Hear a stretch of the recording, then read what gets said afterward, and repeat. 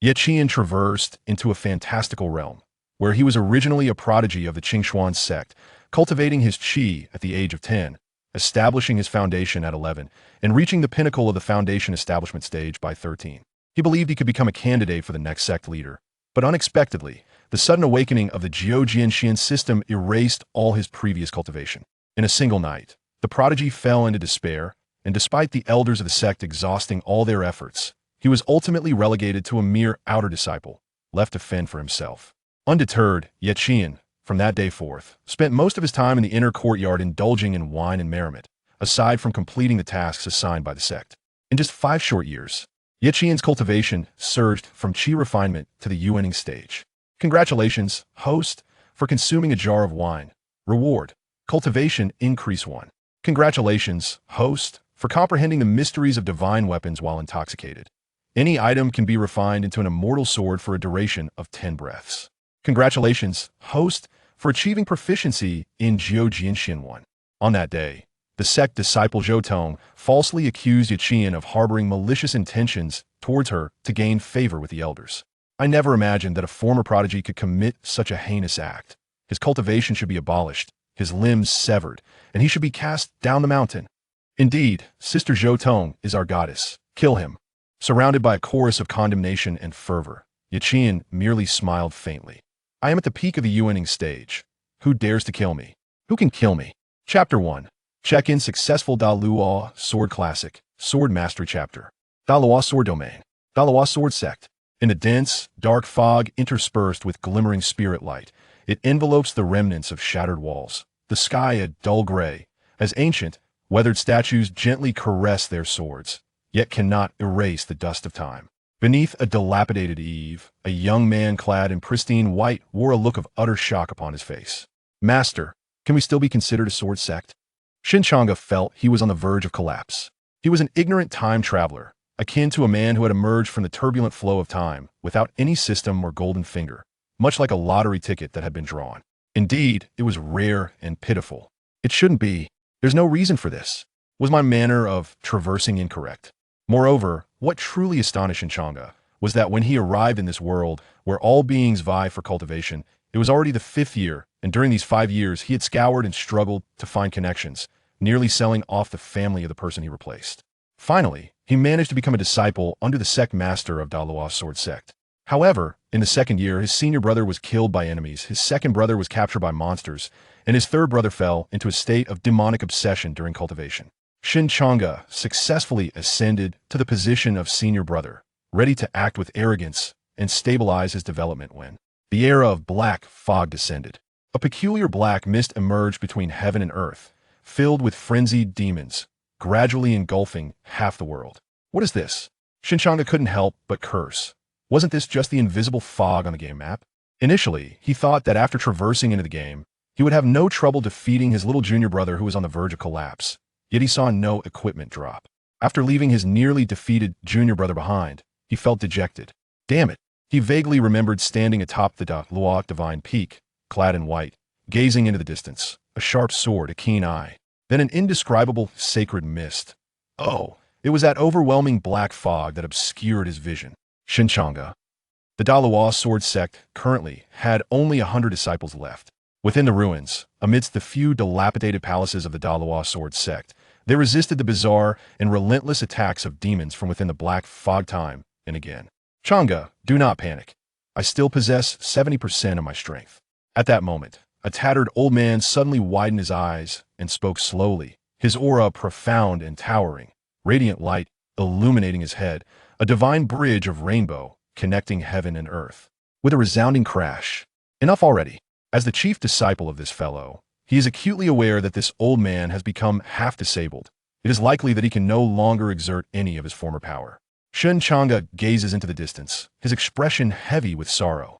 The Da Luo Jianzong is on the brink of destruction. Unreliable little creature. My Da Luo Jianzong was once the foremost sword sect in the eastern continent.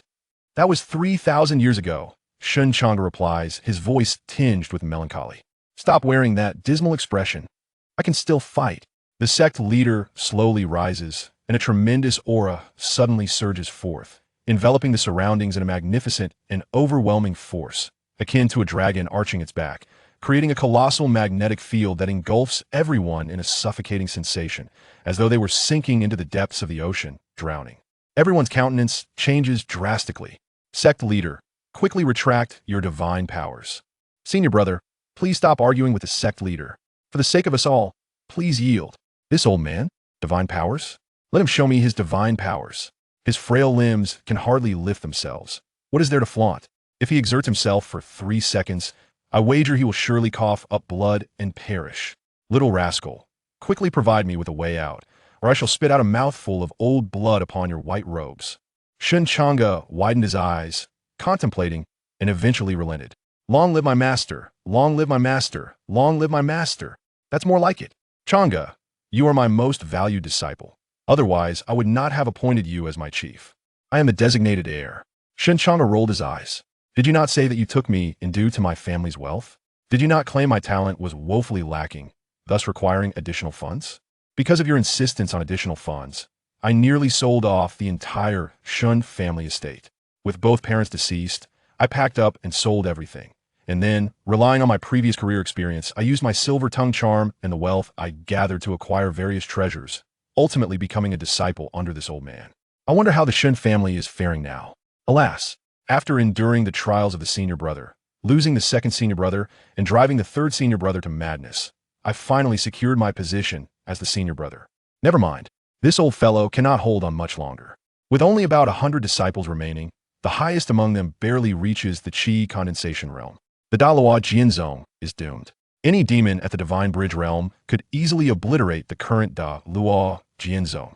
He reluctantly tore off his sleeve, wiping his finger on the ground, then turned away as if inscribing something.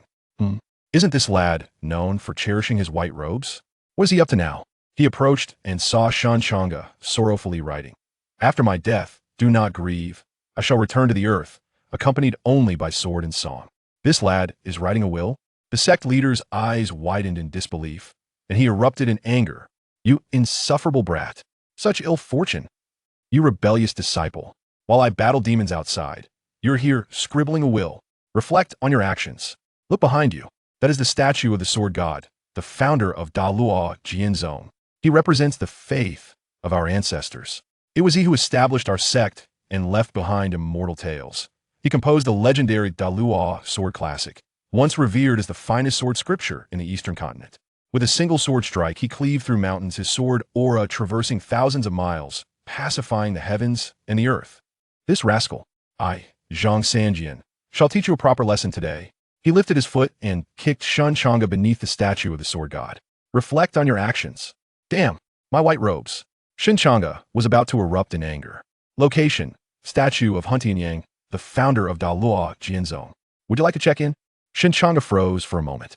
He glanced at the statue, which depicted an incredibly imposing figure, said to have once been the strongest in the eastern continent, renowned throughout the immortal realm, acclaimed as the pinnacle of swordsmanship in this age, having authored immortal scriptures. His eyes contained the essence of all things, and his broad chest radiated warmth. Yet, he often exuded immense pressure, as if carrying boundless authority. Therefore, it is quite common to reflect beneath the sword god statue of Daluo Jianzong. Checking in. Check-in successful. Obtain Daluo Sword Classic, Sword Control Chapter. Checking in. System. Some things arrive quietly when you cease to pursue them fervently. Chapter 2. The Sharp Sword, the Keen Eye. Shen Changge's pupils narrowed slightly. In an instant, a torrent of information surged through his mind, akin to the unfolding of a grand tome, revealing a new gateway to the realm of swordsmanship. The Daluo Sword Canon? The Sword Control Chapter. Shen Changge pondered whether he was ensnared in a dream. It is noteworthy that the Daluo sword sect had fallen into decline a century ago, with seemingly only a single scroll of the Sword Control Chapter remaining in the hands of the then sect master, a fragment.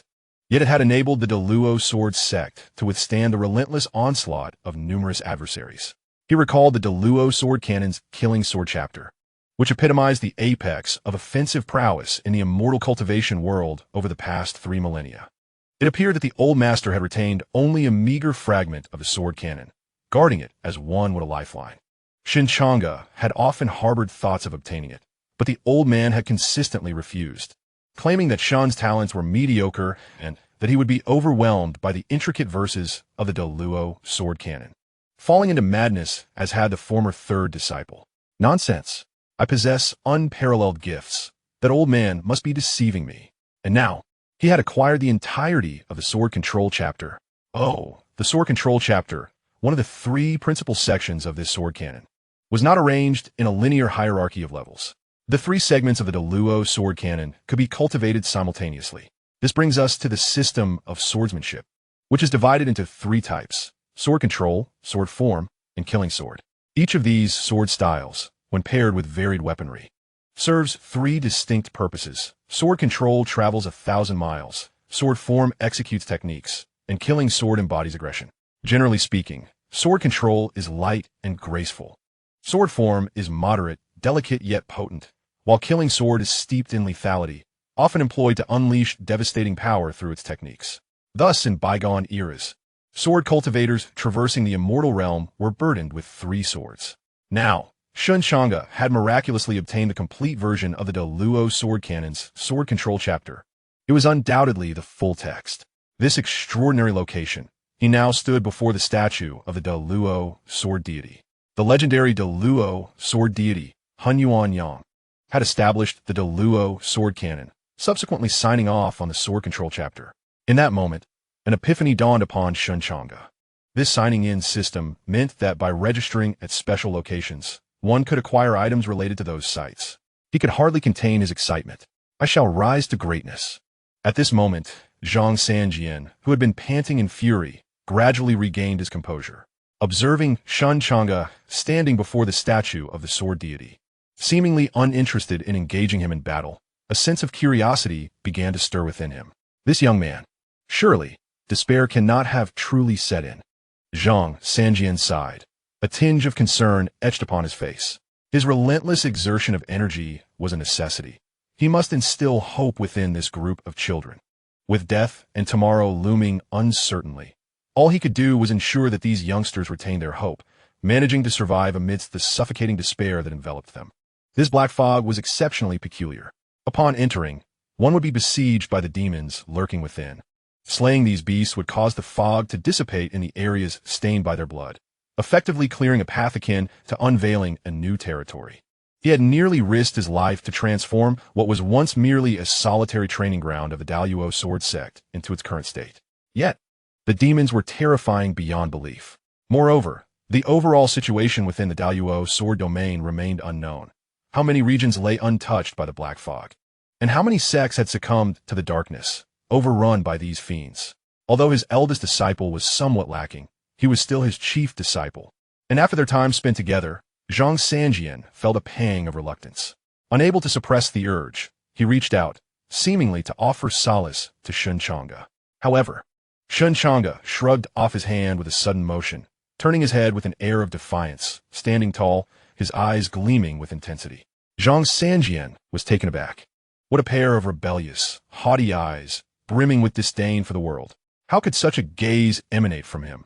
A mere waste of potential at the peak of enlightenment. In that moment, he sensed a subtle change in his disciple, yet the source of that disdainful look remained a mystery. "Do not touch me," Shen Changge replied coldly, casting a fleeting glance at him, as if murmuring something about a sharp sword and keen eyes, before striding away with an air of audacity and defiance, leaving Xianxia in astonishment. Had this boy lost his senses? Orphaned, having sold his car and house, awakening a system. His intellect unmatched. Was he truly a transcendent being of SSR caliber, unstoppable in his ascent? Shen Changge stood tall and solitary atop the Deluo divine peak. His piercing gaze reminiscent of the moment he first ascended to his position 3 years prior, cutting through clouds and mist. His visage was striking, with angular features and sharp brows, a high nose lending an air of both severity and elegance. From this vantage point, he surveyed the entirety of the Deluo sword sect. Thanks to Xianxia's relentless efforts, the sect had managed to establish a modest training ground, a Deluo divine peak.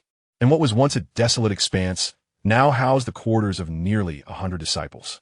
Once, there were numerous renowned relics of the great Luo sword sect, now entirely buried beneath that unnerving black mist.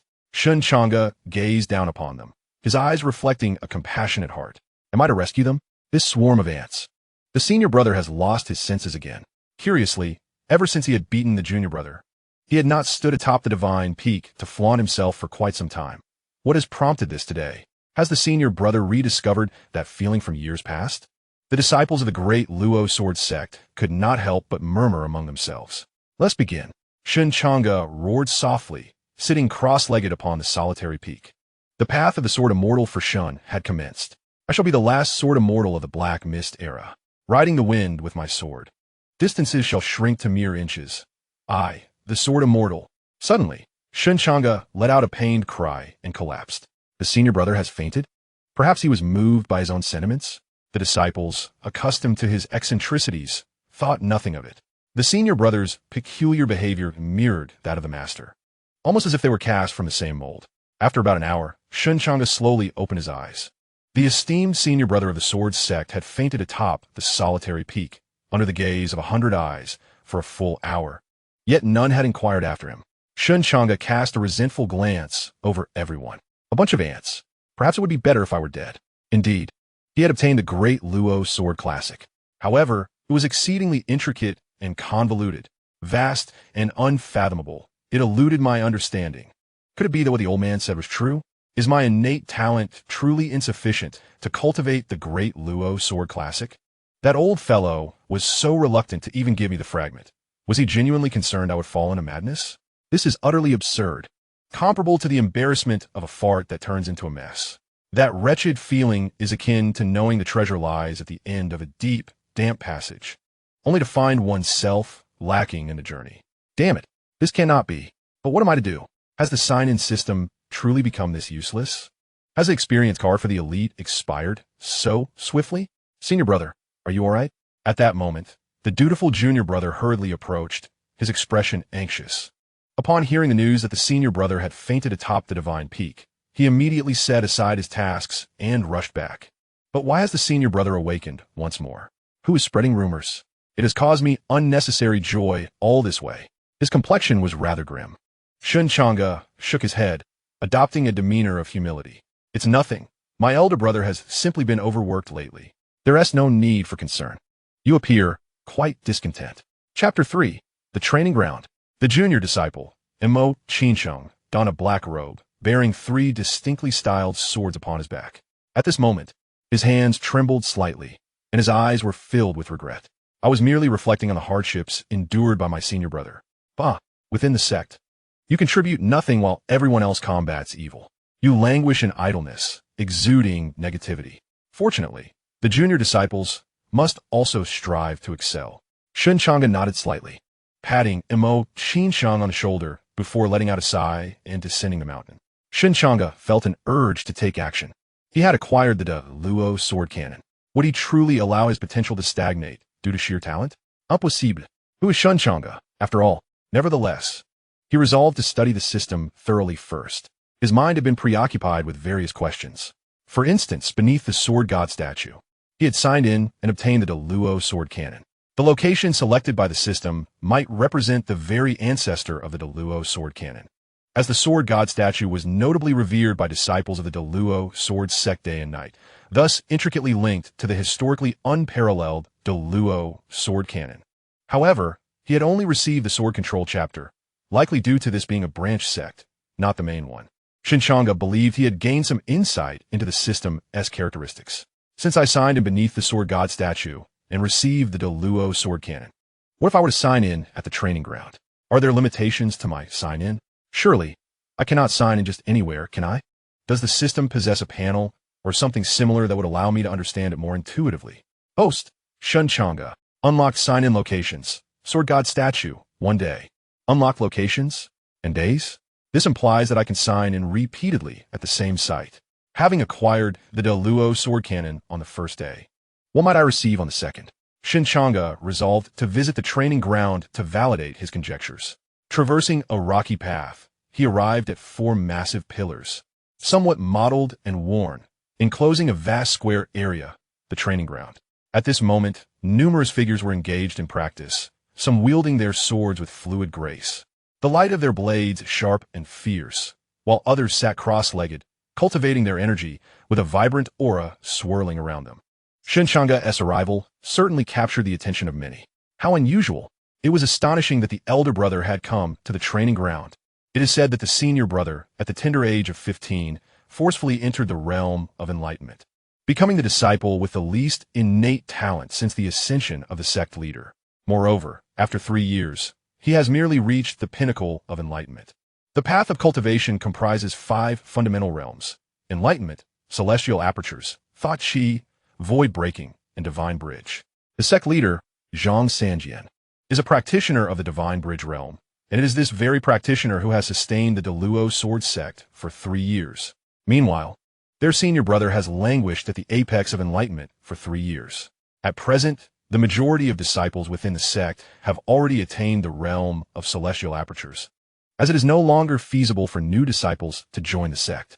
The senior brother has nearly reached the bottom of the sect's hierarchy. Yet today, Shen Changge has unexpectedly arrived at the training ground.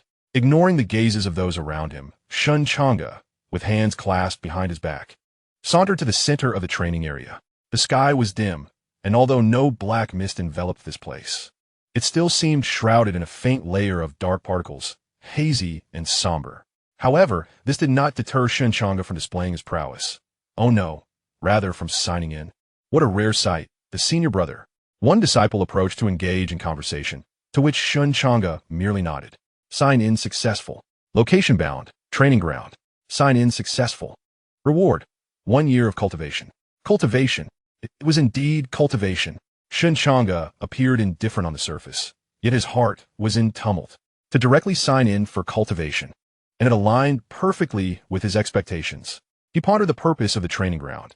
It was meant for these disciples to practice. Thus, what could one obtain from signing in? He never anticipated such an audacious reward. 1 full year of cultivation. Shen Changge cast a glance at the disciples on the training ground, each laboring diligently, drenched in sweat, murmuring incantations of exertion. Ah, insignificantants. Senior brother, the training ground will need to be cleared shortly. Some disciples are on the verge of entering the realm of celestial apertures. At that moment, a disciple with a noticeably displeased expression approached slowly. Indeed, Shen Changge's reputation within the sect could only be described as mediocre. In a place where everyone fought tooth and nail for survival, he had persistently adopted a lethargic disposition, awaiting his demise. Many had long harbored grievances against him. Shen Changge regarded them with curiosity. Was it truly necessary to clear the area for a breakthrough to the celestial apertures? At his words, the individual could not help but emit a cold chuckle. Regarding the realm of the heavenly aperture, it is evident that the senior brother possesses no comprehension of the profound intricacies of such a state. After all, he has been ensnared in the enlightenment stage for an extended period, oblivious to the moment of awakening when the apertures within his body would tremble violently. It is imperative for someone to be present to assist in suppressing the awakening apertures. Otherwise, he risks succumbing to madness or experiencing an incomplete opening, which would impair his strength. The disciple's words were evidently laced with sarcasm directed at Shen Changge's peculiar demeanor. How could such a disappointing senior brother possibly grasp these matters? Shen Changge's eyelids twitched slightly. Is that so? Then I shall put it to the test. A chorus of suppressed laughter erupted among the group. He claims he will test it. Wait, what exactly is he testing? At that moment, an extraordinarily pure force surged within Shen Changge's body, manifesting as if from thin air, instantaneously flooding his limbs and bones with a warm torrent, a cleansing wave coursing through him. All eyes widened in astonishment. The so-called useless senior brother was now resonating with the harmonious vibrations of his apertures, a continuous reverberation. This was a sign of impending breakthrough into the heavenly aperture realm. The sound of apertures resonating, opening and closing in a dazzling display, resembled a multitude of radiant blossoms competing to unfurl. How could this be? The senior brother had entered the heavenly aperture realm, and his apertures were opening with such fluidity. It was as if a mighty river had suddenly burst forth, unblocking all his apertures in an instant. Boom! Shen Changge's entire being quaked violently, producing a thunderous sound, and then his apertures flung wide open, resonating in unison. The heavenly aperture, achieved. Shen Changge understood their mockery well. After all, had he found himself among those disciples, immersed in their fervent desire for survival, he too would likely scorn a mere idle fish like himself. However, Since they had ridiculed him, they surely would not mind his audacious display of confidence. Would they? Shen Changge clasped his hands behind his back, sighed deeply. Indeed, I have just attempted to step into the heavenly aperture realm, and it is fraught with peril and difficulty. If one's talent is mediocre, the opening of the apertures may not be entirely perfect. Keep striving, my junior brothers. He patted the shoulders of several disciples and then strode away with an upright posture, as they beheld the solitary figure of the adept fading into the distance. The group of disciples felt a surge of frustration swelling within their chests. This fellow, has he truly attained the heavenly aperture? Meanwhile, Shen Changge, traversing the path ahead, bore a grim expression. For a year of cultivation, does it merely signify that I have progressed at the pace of my innate talents? Damn it. Such pure cultivation yielded merely a breakthrough into the heavenly aperture, and not a step further? My talent, is it truly that dire? It has been far too long since I practiced. I'm almost on the verge of forgetting that I am but a mere mediocre. Surely, there must be a solution. He glanced at his status panel. Host, Shen Changge. Unlocked sign-in locations. Sword God statue. 1 day. Training ground. 1 day. Indeed, Shen Changge suddenly felt a flicker of anticipation for the next day's sign-in, curious about the surprises it might unveil. Chapter 4. The Death of the Supporting Character. Throughout the night, Shen Changge sat upright on his bed. He was uncertain how many times he had fainted. His mind felt clouded. Rubbing his head and tousling his disheveled hair, he battled a sharp pain in his trigeminal nerve. Is it truly impossible for me to cultivate the supreme sword scripture? Shen Changge's expression darkened. That night, he only grasped the first 12 characters. To practice this skill, sit facing east with morning dew and evening haze, wielding the blade to self-castrate. Oh no, it was meant to guide the spirit to the palace instead. In truth, the scripture was not excessively lengthy. He merely had 14,988 characters left to comprehend. A crowing rooster signaled morning. Shen Changge washed his chiseled yet refined face and, treating it like a treasure, retrieved a new white robe from his wardrobe, placing the old one into the laundry basket already overflowing with his soiled garments. He couldn't help but murmur, "Where's my junior sister? I should have asked her when my junior brother returned yesterday." He sighed, feeling the weight of camaraderie in this moment, deeply concerned. He pushed open the door, and the morning breeze swirled around him as if welcoming an esteemed guest. Shen Changge set off early towards the sword god statue, wondering what treasures the next sign-in might yield. The morning sunlight struggled to pierce through thick, heavy clouds, casting a hazy, dreamlike glow. By morning, the Daluo sword sect was already bustling with many disciples. Senior brother, am I seeing things? Or has a demon infiltrated our ranks? To encounter the senior brother before the sun has fully risen is indeed strange. Along the way, 2 disciples rubbed their sleepy eyes, regarding Shen Changge with suspicion, as if questioning whether he was a transformed demon. Shen Changge paid no heed to the wary gazes of these mortals, hands clasped behind his back as he strode forward. The 2 individuals he had just encountered were named Li Siyun and Zhao Dashan, names that distinctly mark them as mere cannon fodder. What merit is there in paying them any mind? Yet, Shen Changge had not anticipated that the morning at the Daluo sword sect would be heralded by the crowing of roosters. Perhaps in his previous slumber, he had been oblivious to such sounds. However, now, upon hearing it, he felt a distinct sensation, as if he had returned to that fervent youth, reminiscent of the days before the mists of darkness enveloped everything, a time when he would rise at the call of the rooster, although it bore no direct relation to him. Before his eyes stood a statue, depicting the sword god gently caressing his sword, gazing into the distance, resembling a guardian deity, steadfastly presiding over the Daluo sword sect. Of course, Shen Changge was aware that this figure held no real significance. It merely served as a tool for the old rogue Xianxia to boast and showcase his prowess before others. Signing in. Sign in successful. Obtained 10 years of cultivation in the sword control chapter of the Daluo Sword Classic. Shen Changge's pupils constricted. In an instant, while everything outside appeared normal, the traces of time flashed through his eyes, akin to a decade lost amidst the mountains. Boom! In his mind, it felt as if a heavy door, long knocked upon, had suddenly swung open. A brand new understanding of the Daluo Sword Classic dawned upon him. The following day's sign-in yielded a remarkable result. 10 years of cultivation specifically targeted at the Daluo Sword Classic. This meant that Shen Changge had devoted himself tirelessly, without rest or sustenance, to the practice for a full decade, 10 years of cultivation, and he had only just scratched the surface. Shen Changge's expression darkened profoundly. Indeed, 10 years of practice, and he was merely at the threshold, having only just begun to comprehend the sword control chapter of the Daluo Sword Classic. He sighed deeply. When God opens a door, he must close a window. Nevertheless, he maintained a commendable mindset. He then made his way to the training ground. Has the senior brother lost his mind? Is he back at the training ground again? And, in the morning? Goodness, could it be that demons are evolving? Several disciples discerned the shock reflected in each other's eyes. Yet, Shen Changge paid them no heed, standing beneath the statue of the sword god. Sign in. Training ground, sign in, successful. Obtained 5 years of cultivation. Shen Changge felt a sense of satisfaction within, as his realm ascended directly to the mid-stage of the Enlightenment realm. As expected, the more frequent the sign-ins, the greater the rewards bestowed. The subsequent days' sign-in allowed Shen Changge to solidify his foundational understanding of the Daluo Sword Classic and simultaneously break through to the mid-stage of the Enlightenment realm. How intriguing! Indeed, this was truly fascinating. Ignoring the astonished gazes of others, Shen Changge departed with an air of a transcendent being. The Daluo Sword Classic, the initiation of sword control, marked the commencement of his journey.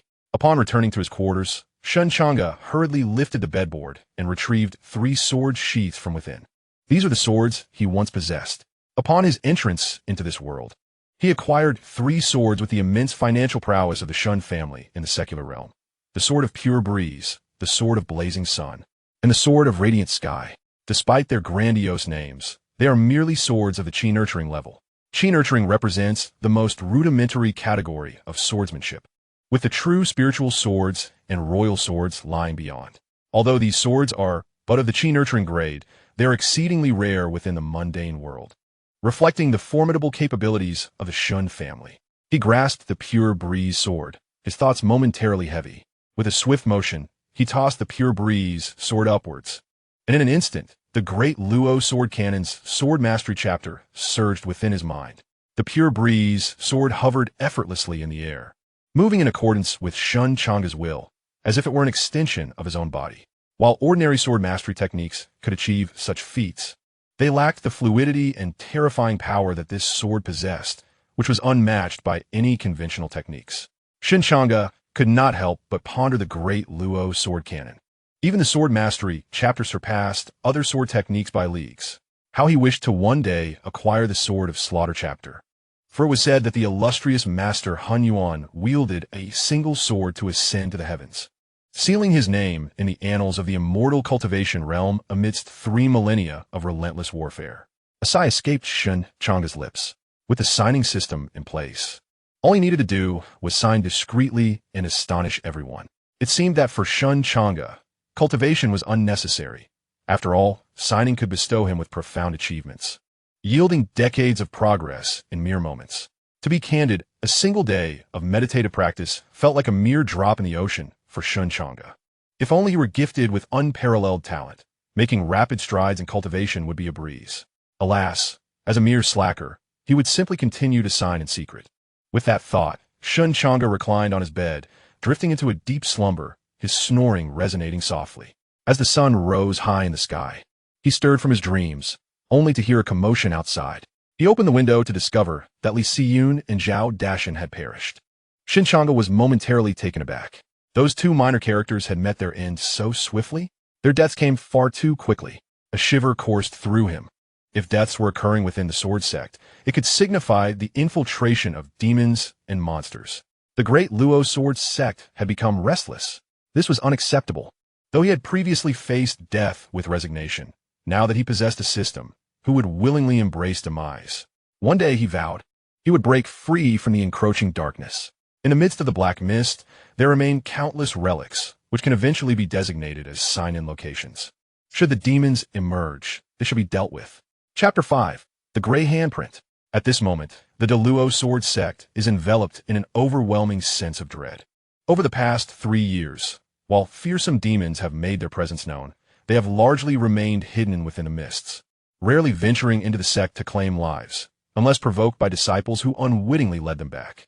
However, this morning, to their horror, 2 corpses of disciples were discovered within the sect. Each bore a small blood hole in their chests, their hearts absent, and their bodies desiccated, resembling mummies as if their very life essence had been drained.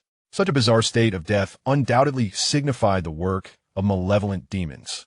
Yet, with the deaths confirmed, the demons remain elusive.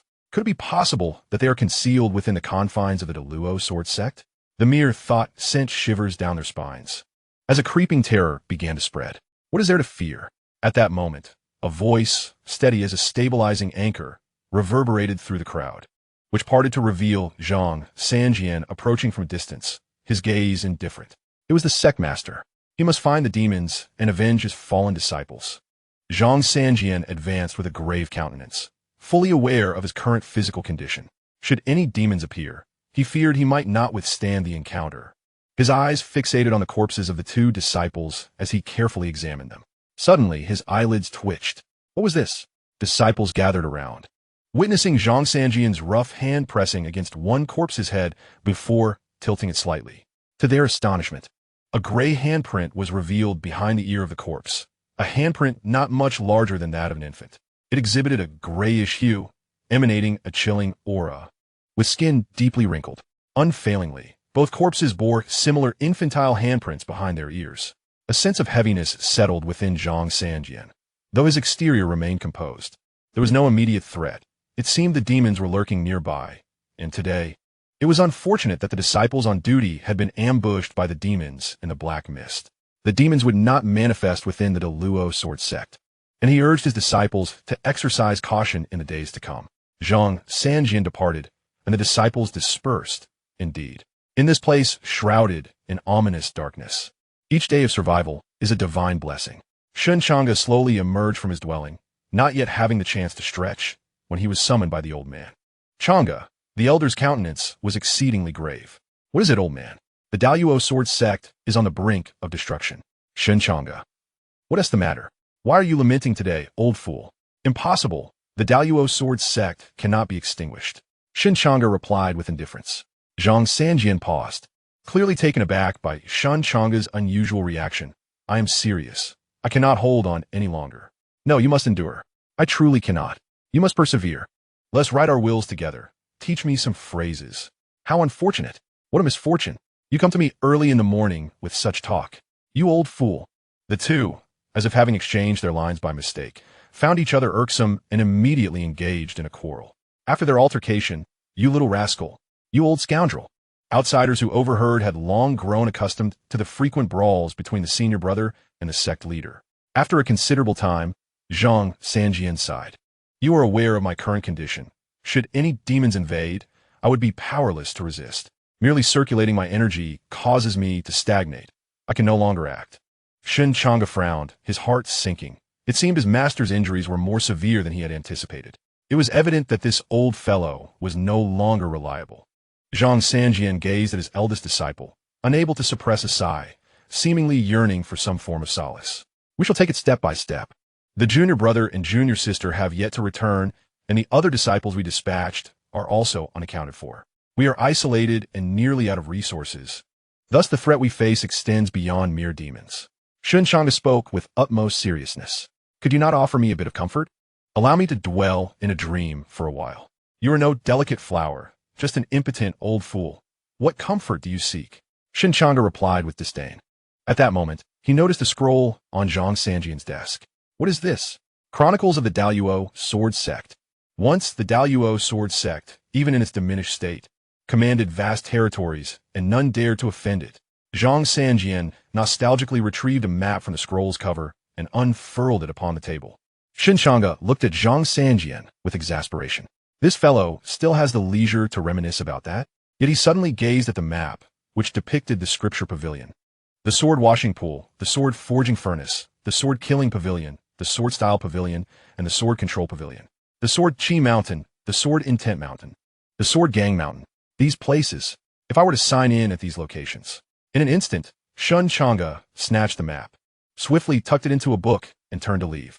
You little rascal, what are you doing? Shen Changge ignored the question and departed without a word. The young lad, Xianxia Changge, sat in place, suddenly bursting into laughter. Ah, Changge, if hope truly eludes us, I would burn my life to carve a path for you. Perhaps we might discover other sects hidden within the black mist.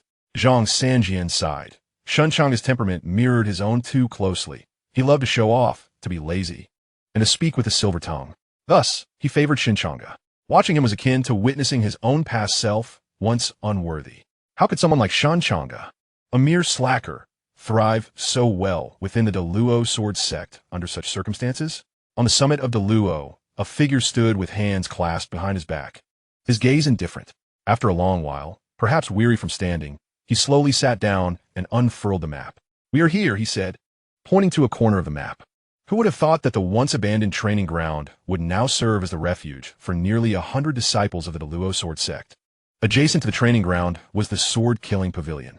However, it was rumored that a fearsome demon dwelled there, one that had nearly claimed the life of their master. Shen Changge silently committed the map's locations to memory. These would be the potential sign-in spots for the future. He stretched slightly and suddenly found himself rubbing his ears, a look of bewilderment crossing his face. Behind his ear, the flesh seemed to take on a grayish hue, resembling a bizarre mark. Shen Changge shivered. The wind today felt particularly cold and eerie. Chapter 6. No Roosters. On the third day, the morning heralded by the crow of a rooster jolted Shen Changge awake from his slumber. Had he been dreaming? That didn't seem right. In the past, nothing could rouse him from the cocoon of his blankets. Shen Changge wore a look of suspicion as he instinctively touched the skin behind his ear, noticing it felt somewhat wrinkled. Curious? He approached the mirror he had deliberately placed by his bed, admiring his handsome visage, and slightly tilted his head, his pupils narrowing. There, on his skin, was a small gray handprint, possibly the size of an infant's, emanating an unsettling aura. A chill ran down his spine. A demon? When? In that fleeting moment, Shen Changge felt as though he had been drenched in icy water, a chill creeping from his knees to the crown of his head. As his mind raced with thoughts, though he had been somewhat lethargic of late, he had frequently heard whispers of demons and monsters. How could it be that he had attracted the attention of such entities? Surely, prior to yesterday, no such occurrence had transpired. Yet yesterday, he merely visited the sword god statue, spent some time at the training grounds, and sought out the old master. Regardless, he must swiftly uncover the root of this predicament. This matter was akin to a soul demanding retribution. He needed to sign in. Shen Changge stepped out of his abode, as he had done the previous day. Perhaps due to the recent demise of 2 disciples, the morning at the Daluo sword sect felt unusually desolate. The path was damp and chilly, and as he traversed the slick, shadowy road, a weight of concern settled upon him. Where had things gone awry? Some might question why. Upon realizing he was being targeted by demons, he still ventured outside. However, as the elder who often associated with those of the Divine Bridge realm and the beloved elder brother to his junior disciple, Shen Changge understood deeply that once marked by such a sigil, hiding would prove futile. They would come, sooner or later. Thus, Shen Changge was compelled to complete his 3rd day of sign-in promptly, in hopes of identifying the source of this trouble. The past 2 days had been utterly ordinary. What extraordinary event could there possibly be? Lost in thought, Shen Changge found himself beneath the sword god statue, which stood resolutely as always. For centuries, it had garnered reverence. Yet had it ever shielded the sect? If it possessed such prowess, why not envelop him in its protection? Shen Changge muttered under his breath. Signing in. Sign in successful. Sword god statue. 3rd day, sign in successful. Reward received. Daluo Sword Classic, Sword Mastery Chapter, 20 years of swordsmanship. Gale. In an instant, Shen Changge's eyes grew profound, as if the seasons themselves were racing through his gaze. The blink of 2 decades of practice had bestowed upon him a new level of mastery in the Daluo Sword Classic's Sword Mastery Chapter. Boom! The winds surged around him. An overwhelming and mysterious force began to rise, as Shen Changge slightly raised his finger, and a sword behind him unsheathed itself, soaring into the clouds. The dark mist was forcefully parted by the radiant blade, thunder crackled, and that sword light was akin to the most brilliant and dazzling lightning above the Daluo sword sect, who was showcasing their sword atop the sect. Suddenly, a voice cried out from afar. Observing this, Shen Changge returned on his sword and swiftly departed. He murmured to himself. The Daluo Sword Classic, Sword Mastery Chapter, had now reached the 2nd stage.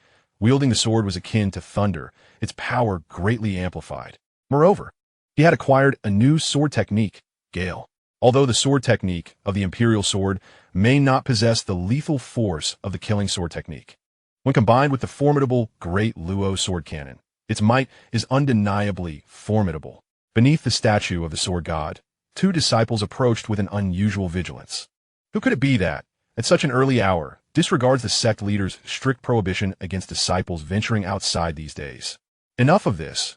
Recent events within the sect have grown increasingly bizarre, and our patrolling tasks have been reduced to merely a single perimeter.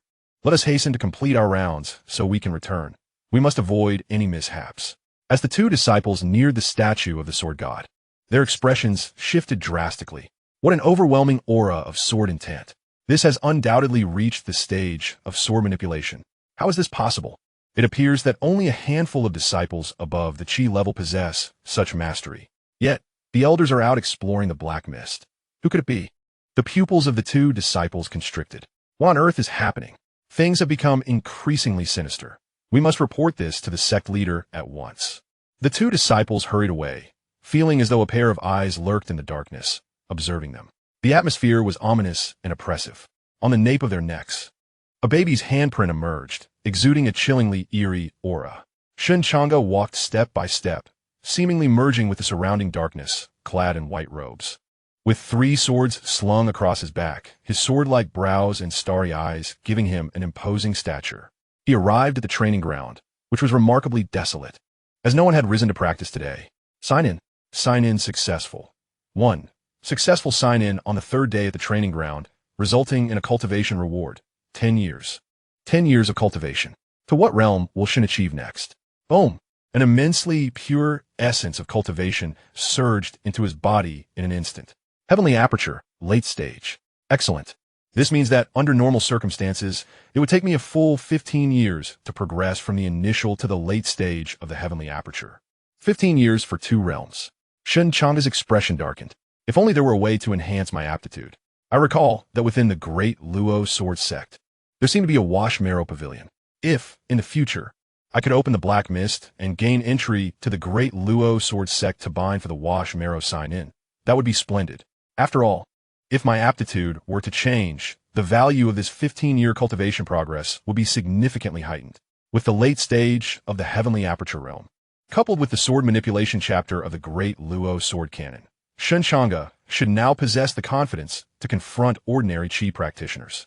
He took a deep breath. One cannot hastily retreat. While the threat has yet to seek me out, I must swiftly investigate whether there truly lurks a malevolent force within the sword sect. Shen Changge took a deep breath and swiftly concealed himself in the shadows. The current expanse of the Luo Sword sect is exceedingly limited, comprising merely a training ground, with a few hastily constructed dwellings nearby the Luo Divine Peak. Before long, after conducting a thorough examination of the entire Luo Sword sect, he stood atop the Luo Divine Peak, his countenance grim. To his astonishment, there was not a single chicken within the sect. A sparse knocking at the door gradually resonated. Xianxia, filled with a hint of ire, strode towards the entrance. Who goes there? He called out, for he was engaged in cultivating and loathed being disturbed. Upon opening the door, his pupils constricted in shock. 2 disciples lay sprawled at his threshold, blood pooling around them, devoid of any signs of life.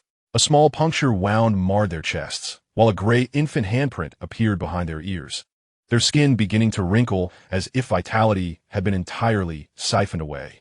Xian Changge's expression darkened to an extreme. 2 disciples had perished at the foot of the sect leader's door, and he had remained utterly oblivious.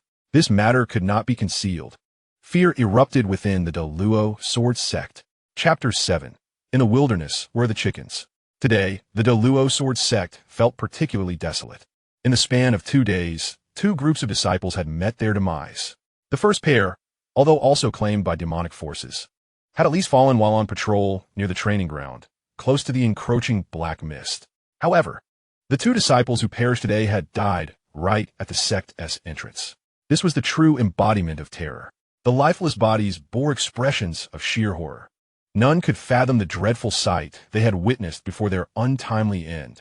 Who would be the next to fall? Where would it occur? Why had they met their fate? In that moment, many disciples hesitated to venture outside for their cultivation. Moreover, the infant handprint struck profound fear into the hearts of many. Before the sun set today, All disciples bearing the handprint behind their ears were summoned to the training ground. At this juncture, Xianxia understood that he could no longer remain passive. He was acutely aware that in such an atmosphere, should panic take root among the Sword Sect's disciples, the sect itself would be doomed. Given his current physical condition, by sacrificing his life force, he should be capable of unleashing combat prowess equivalent to that of the void-breaking realm. The situation was dire. The other elders of the sect had already ventured out, either seeking aid or searching for resources. Now, the Luo Sword sect had but one individual left to bear the weight of this crisis. It was all his fault. Xianxia sat alone in his chamber, his eyes filled with profound regret. He had thought he could endure a while longer, but recently, he had ventured alone into the ominous fog, seeking to vanquish the demons within the sword-killing pavilion and reclaim it. After all, the pavilion housed numerous lethal sword techniques and an array of formidable killing swords. Mastering the sword-killing pavilion would undoubtedly elevate the overall strength of the entire Luo Sword sect. A swordsman proficient in the art of sword killing could effortlessly overpower others of the same realm. Alas, he had underestimated the malevolent entities lurking within the pavilion, resulting in severe injuries. Now, he was left with scarcely a fraction of his power. Even summoning the strength of the void-breaking realm would come at the cost of his life. He sighed deeply. Under no circumstances could these demons be allowed to infiltrate the sword sect. The consequences would be dire, given that 2 disciples perished each morning. He gathered all disciples bearing gray marks behind their ears, keeping a vigilant watch over them.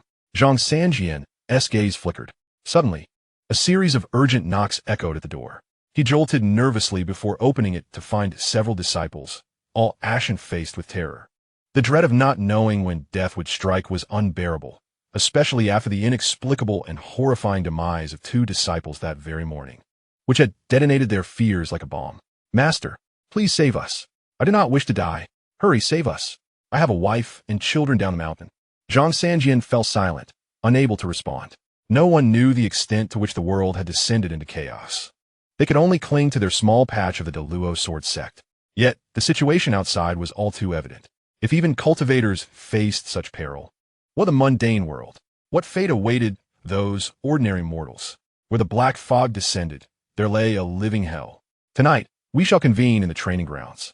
Should the demons appear, I will undoubtedly slay them, Xianxia declared, a chilling resolve emanating from him. In such circumstances, abnormal occurrences must be met with suspicion. Shen Changge had traversed the Luo Sword sect thrice, even being deemed a madman for his inquiries. "Do you have any chickens at home?" "In the desolate wilderness. Where can one find chickens?" "I mean chickens." "Yes, chickens, but where are they?"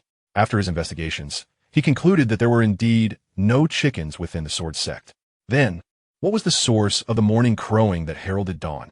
The mere thought of the awakening sensation akin to drowning upon hearing that crowing this morning made him shudder. It was undeniably peculiar. He had also received word that Xianxia's message had spread throughout the entire sword sect. The old man Shen Changge's expression was intricate, for he was acutely aware of Xianxia's intentions. Given Xianxia's current state, even if he were to succeed, it would undoubtedly cost him his life. The old man had been quite generous to me. After all, he had bestowed many gifts upon Xianxia, which was why Shen Changge had chosen to become his disciple. Yet, Xianxia remained tight-lipped about the fact that Shen Changge's position had been effectively purchased. His mentorship towards Shen Changge was no less than that of any other disciple. And frankly speaking, in the present dire circumstances of the great Luo Sword sect, Shen Changge had become somewhat of a burden. Nevertheless, the old man had never contemplated abandoning him.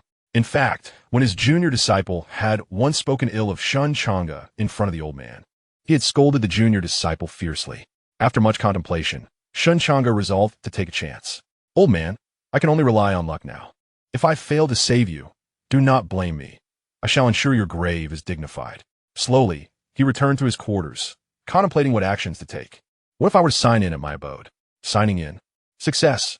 Received a brilliant white garment. This ordinary location permits a single sign-in. Shen Changge paused for a moment, staring blankly at the white garment in his hand. His junior sister must loathe this system. He donned the white garment, only to discover that it seemed even more striking, its fabric of superior quality.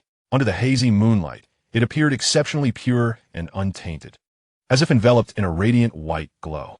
Indeed, the ordinary location allowed only one sign-in, and the rewards yielded were decidedly mundane. As the sun gradually set, 3 Qi disciples sat surrounding a multitude of other disciples marked by seals. In their midst, Xianxia, burdened with 3 swords, sat with a heavy presence. Tonight marked the moment of revelation. Regardless of the circumstances, should that malevolent creature dare to appear, he would summon forth the killing sword. Willing to risk his life to vanquish that demon, Xianxia inhaled deeply. It was likely that the dawn's first light would herald the encounter, though the possibility of the demon appearing earlier could not be dismissed. All would take turns keeping watch, and upon noticing any strange occurrences, they were to awaken their fellow disciples immediately. Remember, there must be no slackening of vigilance. Your lives rest in your own hands. Xianxia's stern gaze swept over the group of disciples. They nodded eagerly in agreement. The sky darkened, growing ever denser, enveloped in swirling black mist. The night swayed, a chill breeze wafting through the air. In the depths of the darkness, the heavens were obscured, and one could not see their own hand before their face. Only the sword beneath the cloak of night, nourished by spiritual energy, glimmered with a fierce radiance. Night had fallen. The door creaked open, revealing a figure clad in a flowing white robe, who slowly secured 3 swords to his back. With a firm tug, the sword stood erect, exuding an aura of lethal intent. In the end, Shen Changge made his decision. He stepped out of his home, gradually vanishing into the embrace of the night. Chapter 8. Heaven did not bestow me Xianxia. A dense black mist enveloped the inky darkness of the night, yet it also revealed a gleam of crystalline clarity. The vast, murky fog shimmered with a mercury-like sheen, undulating at the horizon. Though distant, it instilled a sense of despair. In the training ground, a group of individuals inhaled deeply, standing there in trepidation. The hour was drawing near. Xianxia had not slept a wink throughout the night. His vital energy nourished his entire being, leaving him devoid of weariness, instead invigorating him and elevating his spirit to its zenith. He dared not allow any relaxation, vigilantly scanning his surroundings. The time is upon us. Everyone awaken, he murmured, his hand gently resting on the first sword on his back. Yet, after a moment's hesitation, he resolutely grasped the 3rd sword, the killing sword. At that instant of grasping, the blade trembled slightly, a heavy sense of oppression surged forth, and a grim aura pulsed around him. Shen Changge traversed the grounds of the Daluo sword sect. Reflecting carefully, he pondered where he had first heard the crowing of roosters.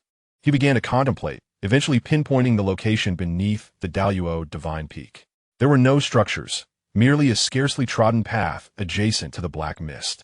With 3 swords upon his back, Shen Changge walked through the darkness, centering his thoughts as the Daluo sword classic quietly circulated within him. As a former underachiever, this was Shen Changge's first attempt to complete a task in such an environment alone. He recalled previous missions where he at least had his junior brother to assist him. Yet this time, he felt remarkably composed, devoid of the panic typically associated with solitary ventures. It was still early. I should first sign in. The stronger my abilities, the more assured I shall be shortly. The hour had passed. The second sign-in should be commencing. Shen Changge hastened to the statue of the sword god. Sign in at the sword god statue successful. Reward obtained. Daluo sword classic cultivation for 10 years. Killing sword technique, Scarlet Thunder. He then proceeded to the training ground for another sign-in. Training ground sign-in successful. Reward obtained.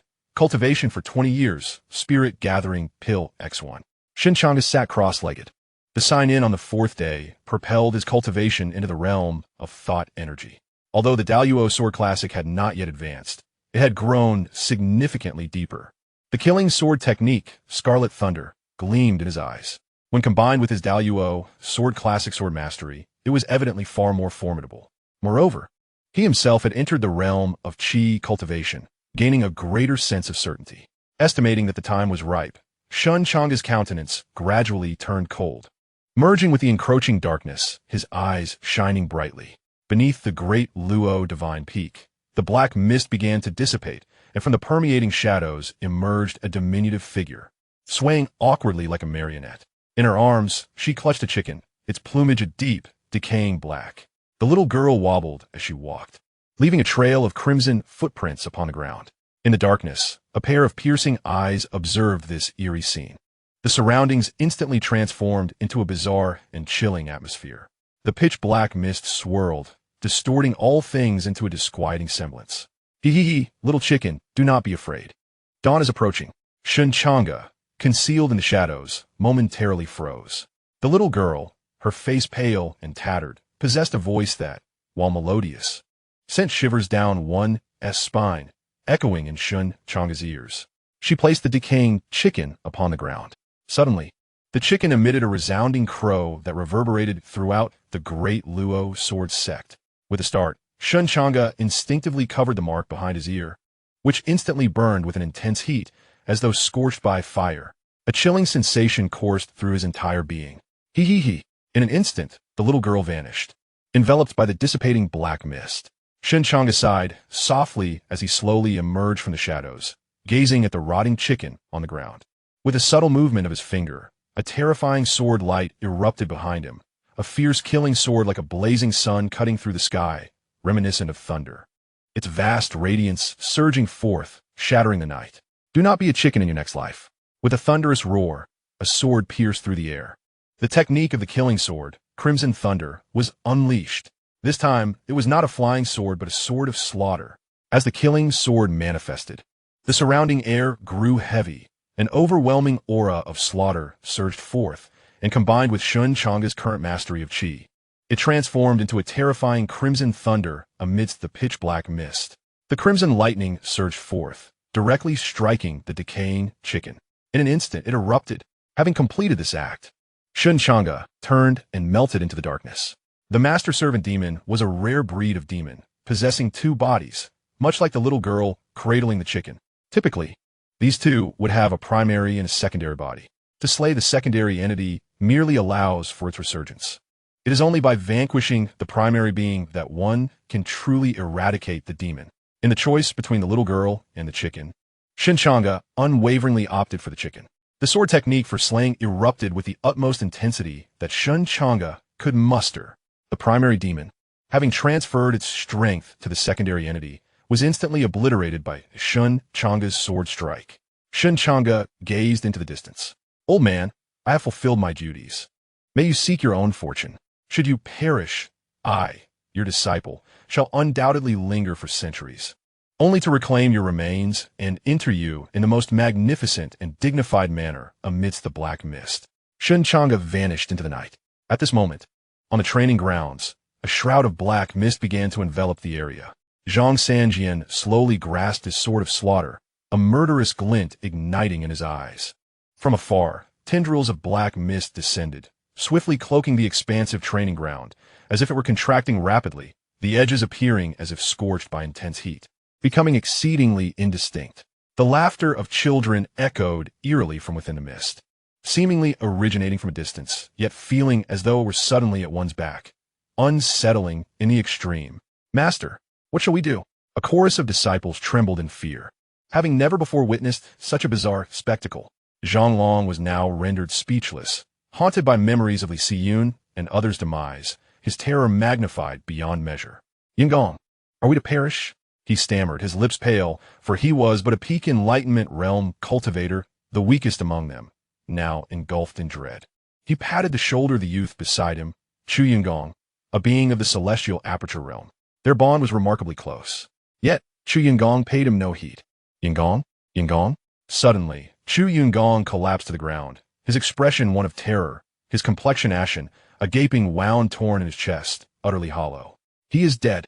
Zhang Long's pupils constricted. At that moment, a small girl was seen perched atop Chu Yingong's body, her pale face turned toward him, grinning eerily, her visage splitting to reveal sharp teeth. He screamed, and chaos erupted in the arena, all disciples hastily drawing their swords, their gazes sharpened with vigilance. Yet, at that instant, Xiang Changge's eyes flickered with determination. You wretched beast, today I, Xiang Changge, shall stake my very life to slay you. Sacrificial sword, slay the evil demon. With a sudden surge, Xiang Changge rose, an immense power coursing through him, as a divine bridge erupted in the heavens, dispelling the raging winds with terrifying force. Though the deadly sword behind him had yet to leave its sheath, an overwhelming pressure erupted, akin to the blazing sun at his back. After this strike, I shall meet my demise, Xianxia mused with a heavy heart. Is it not merely death? It felt as though the very essence of life was about to be crushed by the surging sword aura. To hell with the black mist. With my death, I shall testify to the sword heart of the Grand Luo sword sect. Did not the people of the sect look down upon me? Let them witness today. A surge of noble sentiment welled up within him. The killing sword trembled. The surrounding air pulsated as if poised to unleash an unfathomably terrifying strike. Ha ha ha ha! Heaven did not give birth to me, Xianxia. The path of the sword stretches eternal, like the long night. Killing sword. His resounding voice reverberated throughout the Grand Luo sword sect. Yet, the very next moment, the girl suddenly let out a blood-curdling scream and exploded before him. Xianxia took a step back, hand on the killing sword, his grandiloquent words still unspoken, the bravado lingering on his face. The scene fell into an eerie silence. Chapter 9. The Hidden Scripture Pavilion.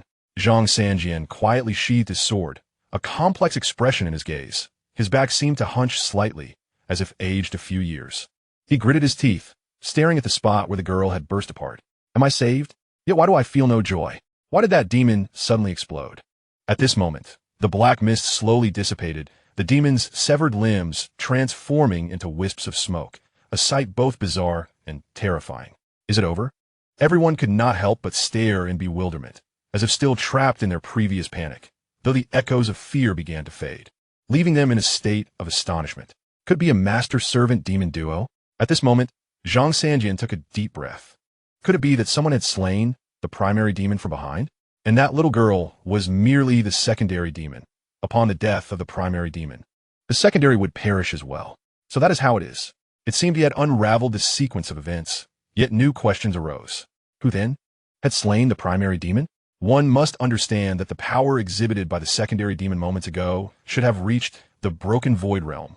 Hence, even if the primary was weaker, it would certainly exist within the thought realm. Yet now, all the disciples of the Grand Luo sword sect were gathered in the training grounds. Who could it be that had vanquished the primary demon? Nevertheless, while the conclusion arrived rather abruptly, at least the demon had been dealt with, and a collective sigh of relief swept through the Grand Luo sword sect. This afternoon, the patrolling disciples discovered the corpse of a primary demon beneath the Luo divine peak. It was the decaying body of a rooster, now so putrid that it had lost all semblance of shape. However, the chilling and eerie aura emanating from it immediately convinced the disciples of its nature, particularly those marked with a seal who instantly recognized the essence. It was undoubtedly the demon responsible for the deaths of their 5 brethren, which had plagued the Luo sword sect.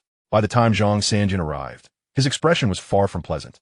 The lingering remnants of murderous intent were palpable, indicating that someone had summoned the sword of slaughter here.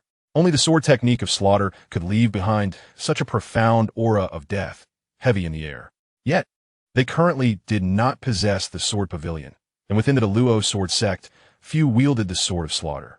Most disciples were equipped merely with a standard sword, and not everyone had the means to control a flying sword.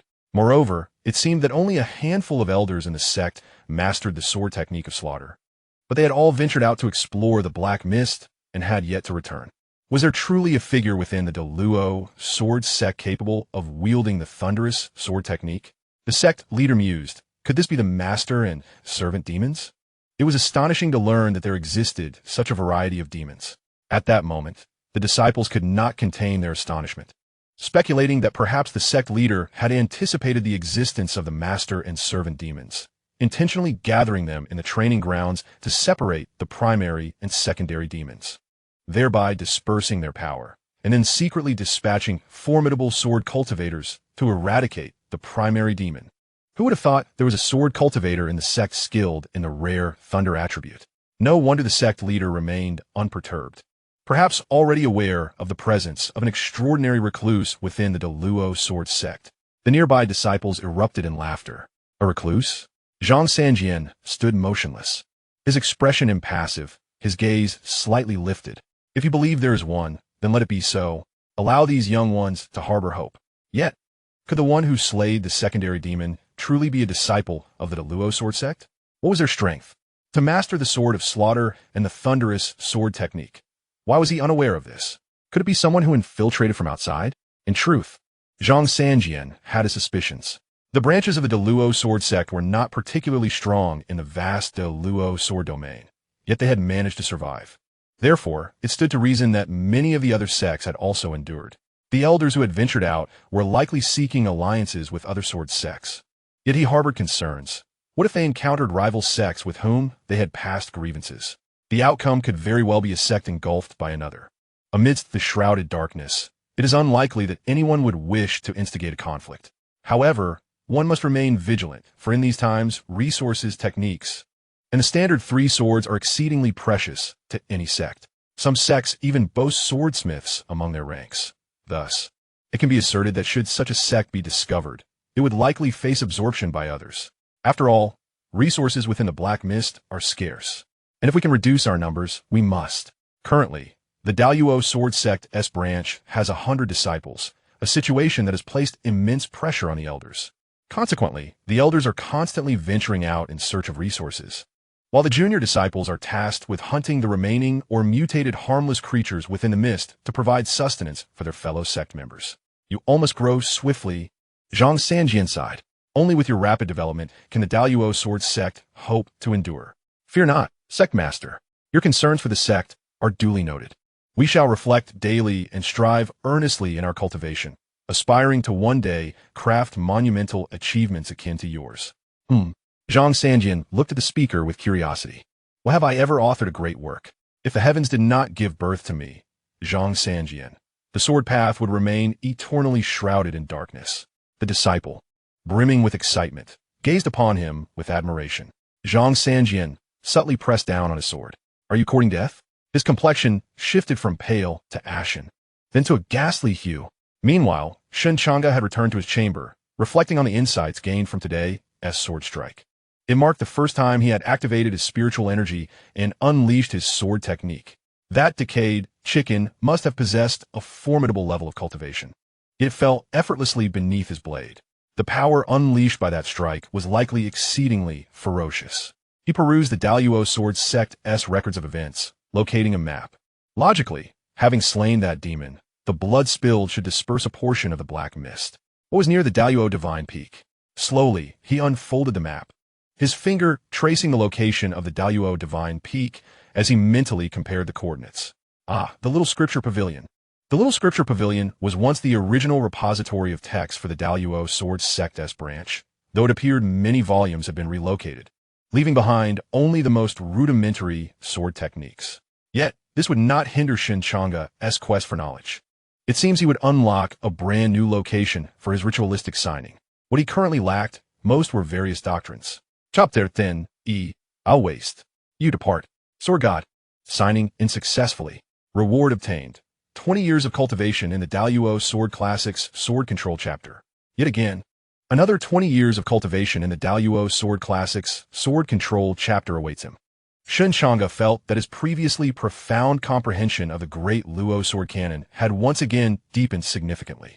Gently closing his eyes, an indescribable force surged around him, gradually converging and becoming increasingly agitated. Suddenly, a crackling sound echoed through the air, sending shivers down one's spine. A tempestuous energy arose, the sound transforming from the rustling of leaves to the rolling of thunder, a magnificent power that swept up fallen leaves which, in an instant, were completely obliterated by the overwhelming force. The third stage of the sword control chapter of the Great Luo Sword Canon had been invoked. In the vast Great Luo Sword Sect, only a few elders and exceptionally gifted junior disciples possessed the ability to initiate such a force. The act of initiation, however, is not exclusive to the Great Luo Sword Canon.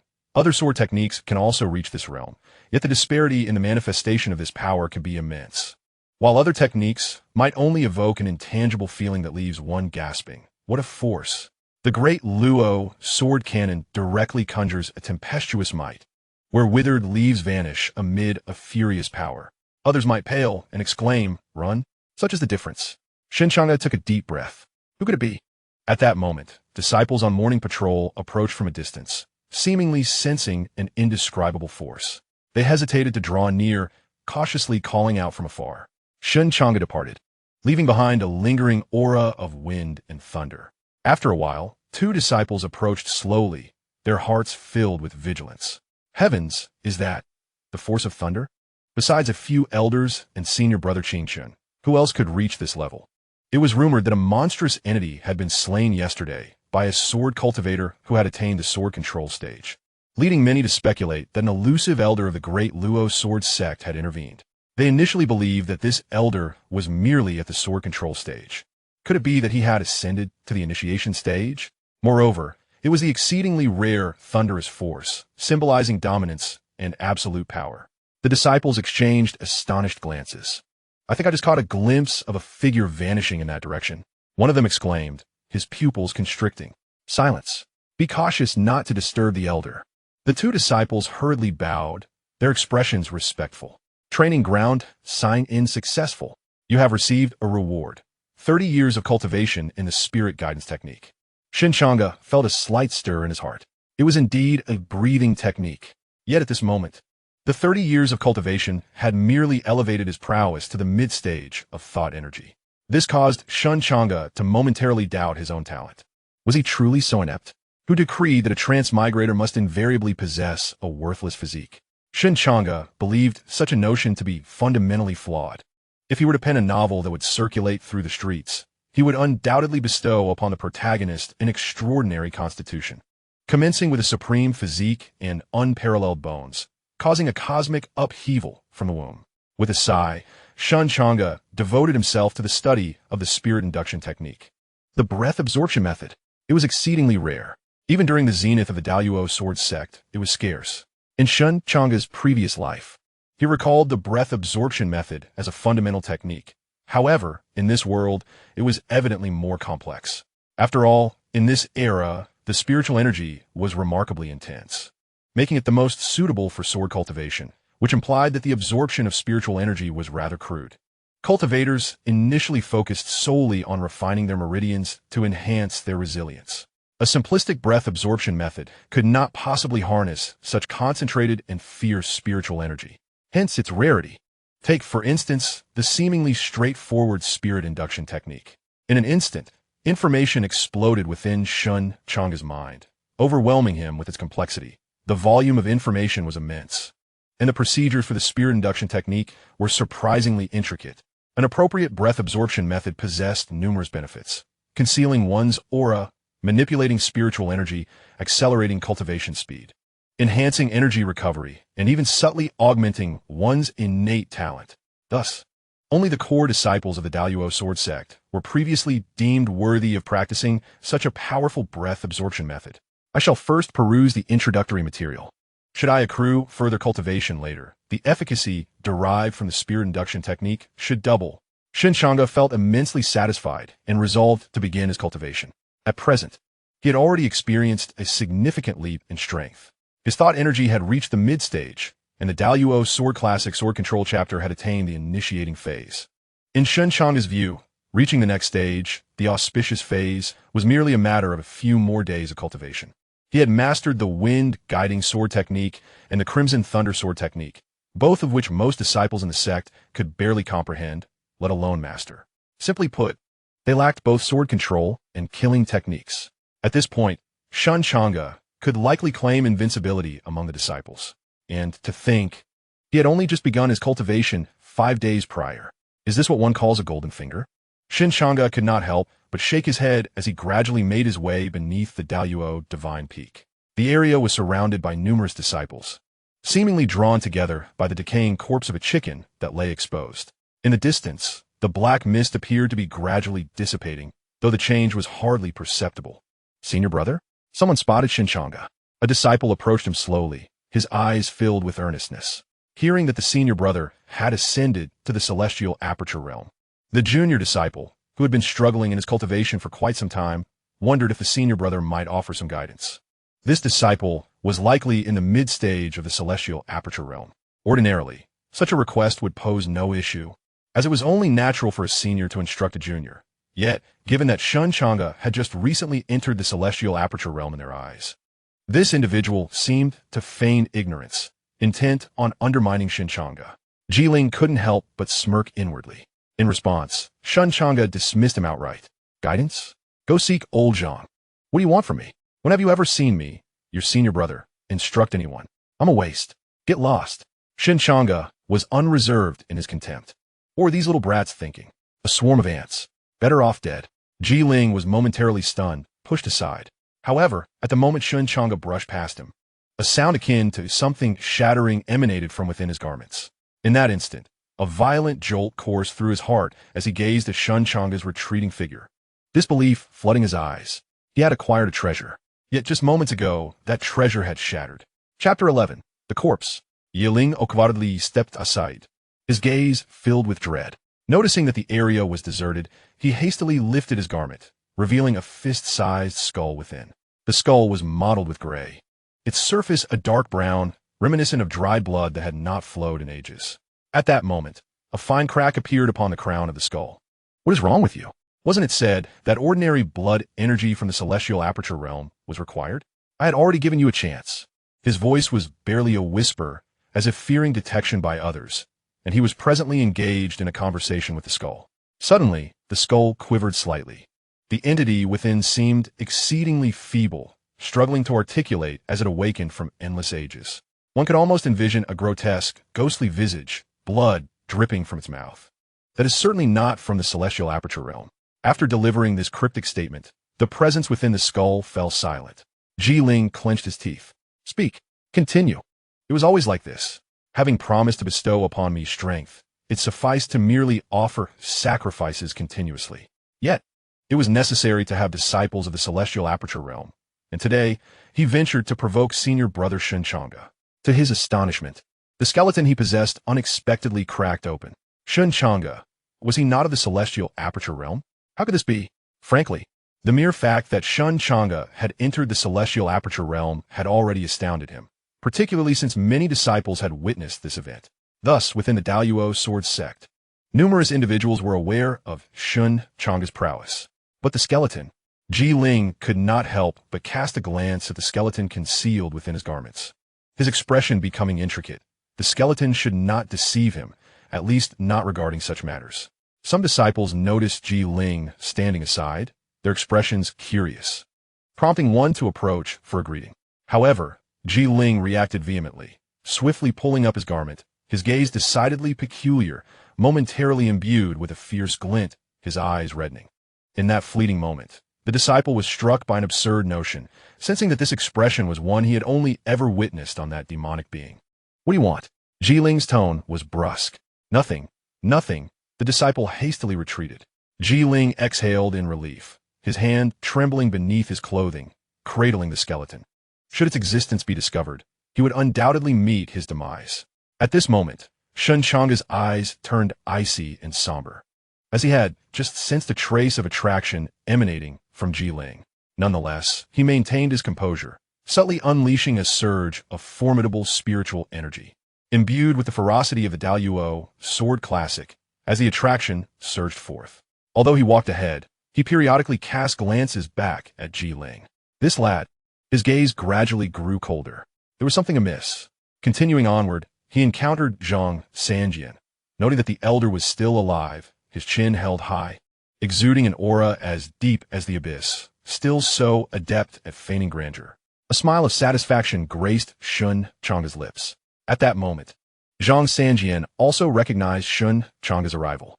For reasons unknown, he felt that Shen Changge appeared to have undergone some transformation. You rascal! Xianxia narrowed his eyes, scrutinizing Shen Changge intently. You are merely a fraction more handsome than I. There is no need for astonishment. Shen Changge remained unfazed. The elder's injuries were severe. His realm diminished. To put it plainly, he could extinguish this old fellow with a single sword strike. Did he still wish to discern my realm? Once I fully comprehend the spirit induction technique, no one shall penetrate my true capabilities. Why can I not see through you? Xianxia's gaze was piercing. Shen Changge smirked, choosing silence, merely lifting his chin slightly, looking down upon Xianxia. Xianxia felt quite uncomfortable under that gaze. This brat truly deserved a beating. The elder's teeth ground in irritation, especially since he is a tad more handsome than I am. He wished to refute this notion, but upon casting a glance at Shen Changge's visage and recalling his own youthful appearance, the words caught in his throat. He released his tightly clenched fists, only to grip them with greater intensity. Damn! Zhang Sanjian sighed. Perhaps I am being overly neurotic. In that fleeting moment, I found myself contemplating whether this lad had slain the main body of the demon. Truly, I am losing my mind. It is said that this boy has broken through to the heavenly aperture realm. Yet, what does that signify? The heavenly aperture realm would be of no avail against that demon's main body. Even the slightest movement from that creature could compel him to surrender in fright. The black mist began to dissipate. Zhang Sanjian spoke slowly. Has it finally started to fade? Shen Changge nodded slightly. We must swiftly seize the minor sutra pavilion and sprinkle the blood of those above the heavenly aperture realm around, utilizing the vitality within human blood to prevent the black mist from re-emerging. Zhang Sanjian stated, after the black mist recedes, it is imperative to use human blood, particularly that of individuals above the heavenly aperture realm, to encircle the area and safeguard against a second invasion by the mist. Of course, this method would prove ineffective if demons were present within the black mist, as the vitality emanating from human blood would incite them to rampage. The black mist gradually dispersed, revealing a multitude of disciples from various sects who had already gathered. All were above the heavenly aperture realm, most of whom were in the later stages. Clearly, the Deluo Sword sect was fervently keen on territorial expansion, although the minor sutra pavilion contained few scriptures. It was deemed exceedingly precious by the current Deluo Sword sect. As the black mist continued to dissolve, disciples began to slice their hands with blades, letting their blood flow. Indeed, the black mist seemed confined to areas beyond the spilled blood, unable to encroach further. Yet, Zhang Sanjian was troubled. While the other disciples speculated that the one who had slain the main body of the demon was a hidden master within the sword sect, as the sect leader, he was acutely aware of the internal circumstances. Such a figure could not possibly exist within the Deluo Sword sect. Otherwise, he would not be exerting himself so desperately. Who could it be?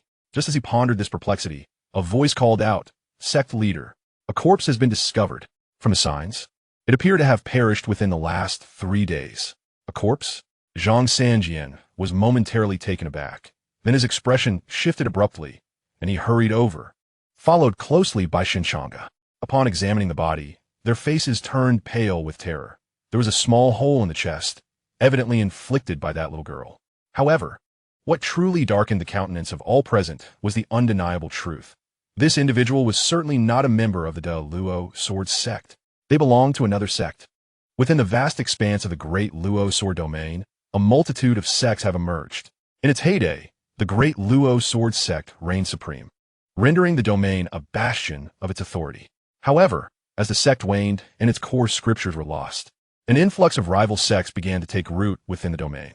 The corpse discovered here evidently belonged to a disciple from one of these sects, who perished during an exploration. Are we on the verge of confrontation with these other sects? Whether this is a portent of doom or an opportunity for coexistence remains to be seen. Will they unite against the encroaching dark mist, or will they turn their blades upon each other in a bid for supremacy? In these times, it is imperative that our disciples remain vigilant and attentive to every circumstance.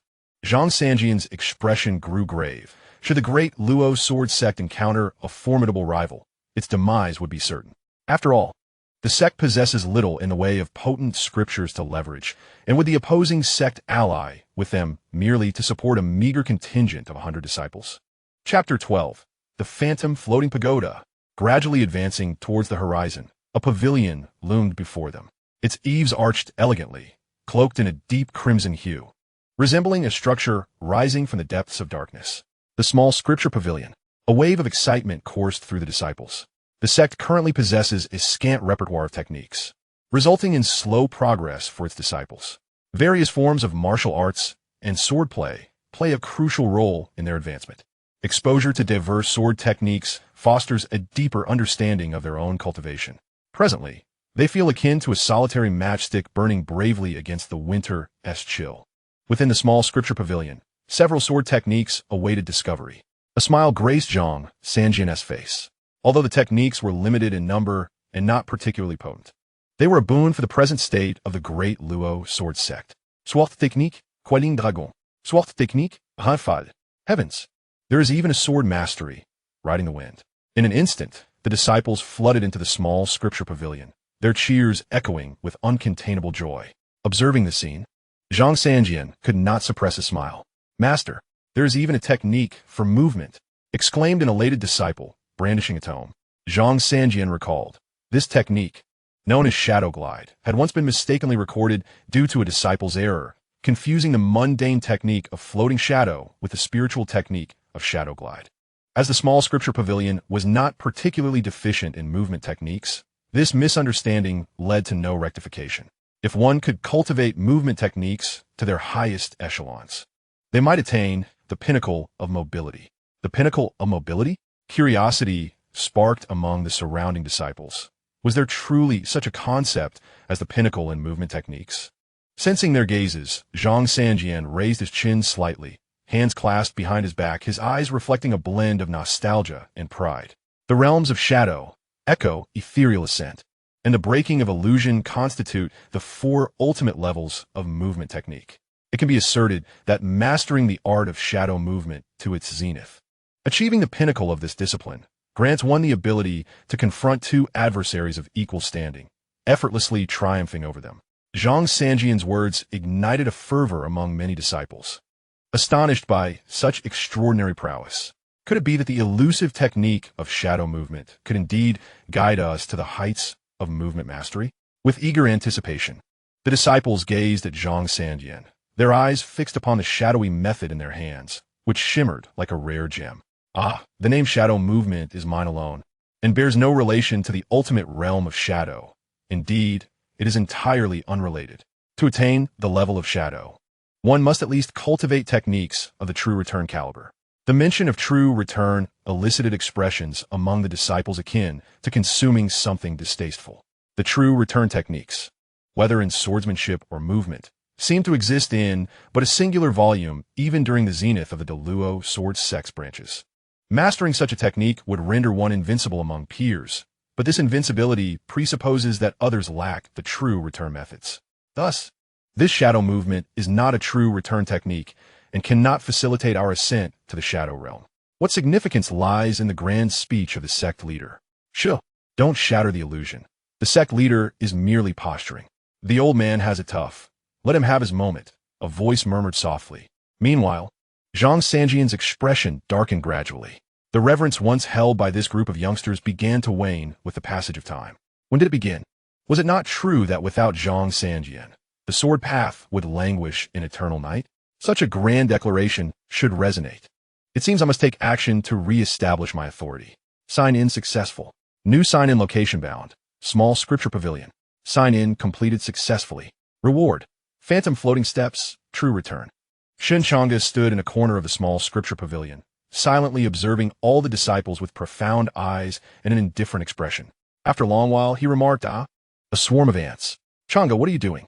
Xianxia's expression soured, feeling overshadowed by Shen Changge's cold gaze upon the gathering. Teaching disciples to starve the master. Reflecting on his own disciples, he noted that his junior, Xianxia, had inherited his sword techniques, while the girl Xianxia had taken up his medical arts. And then there was Changge.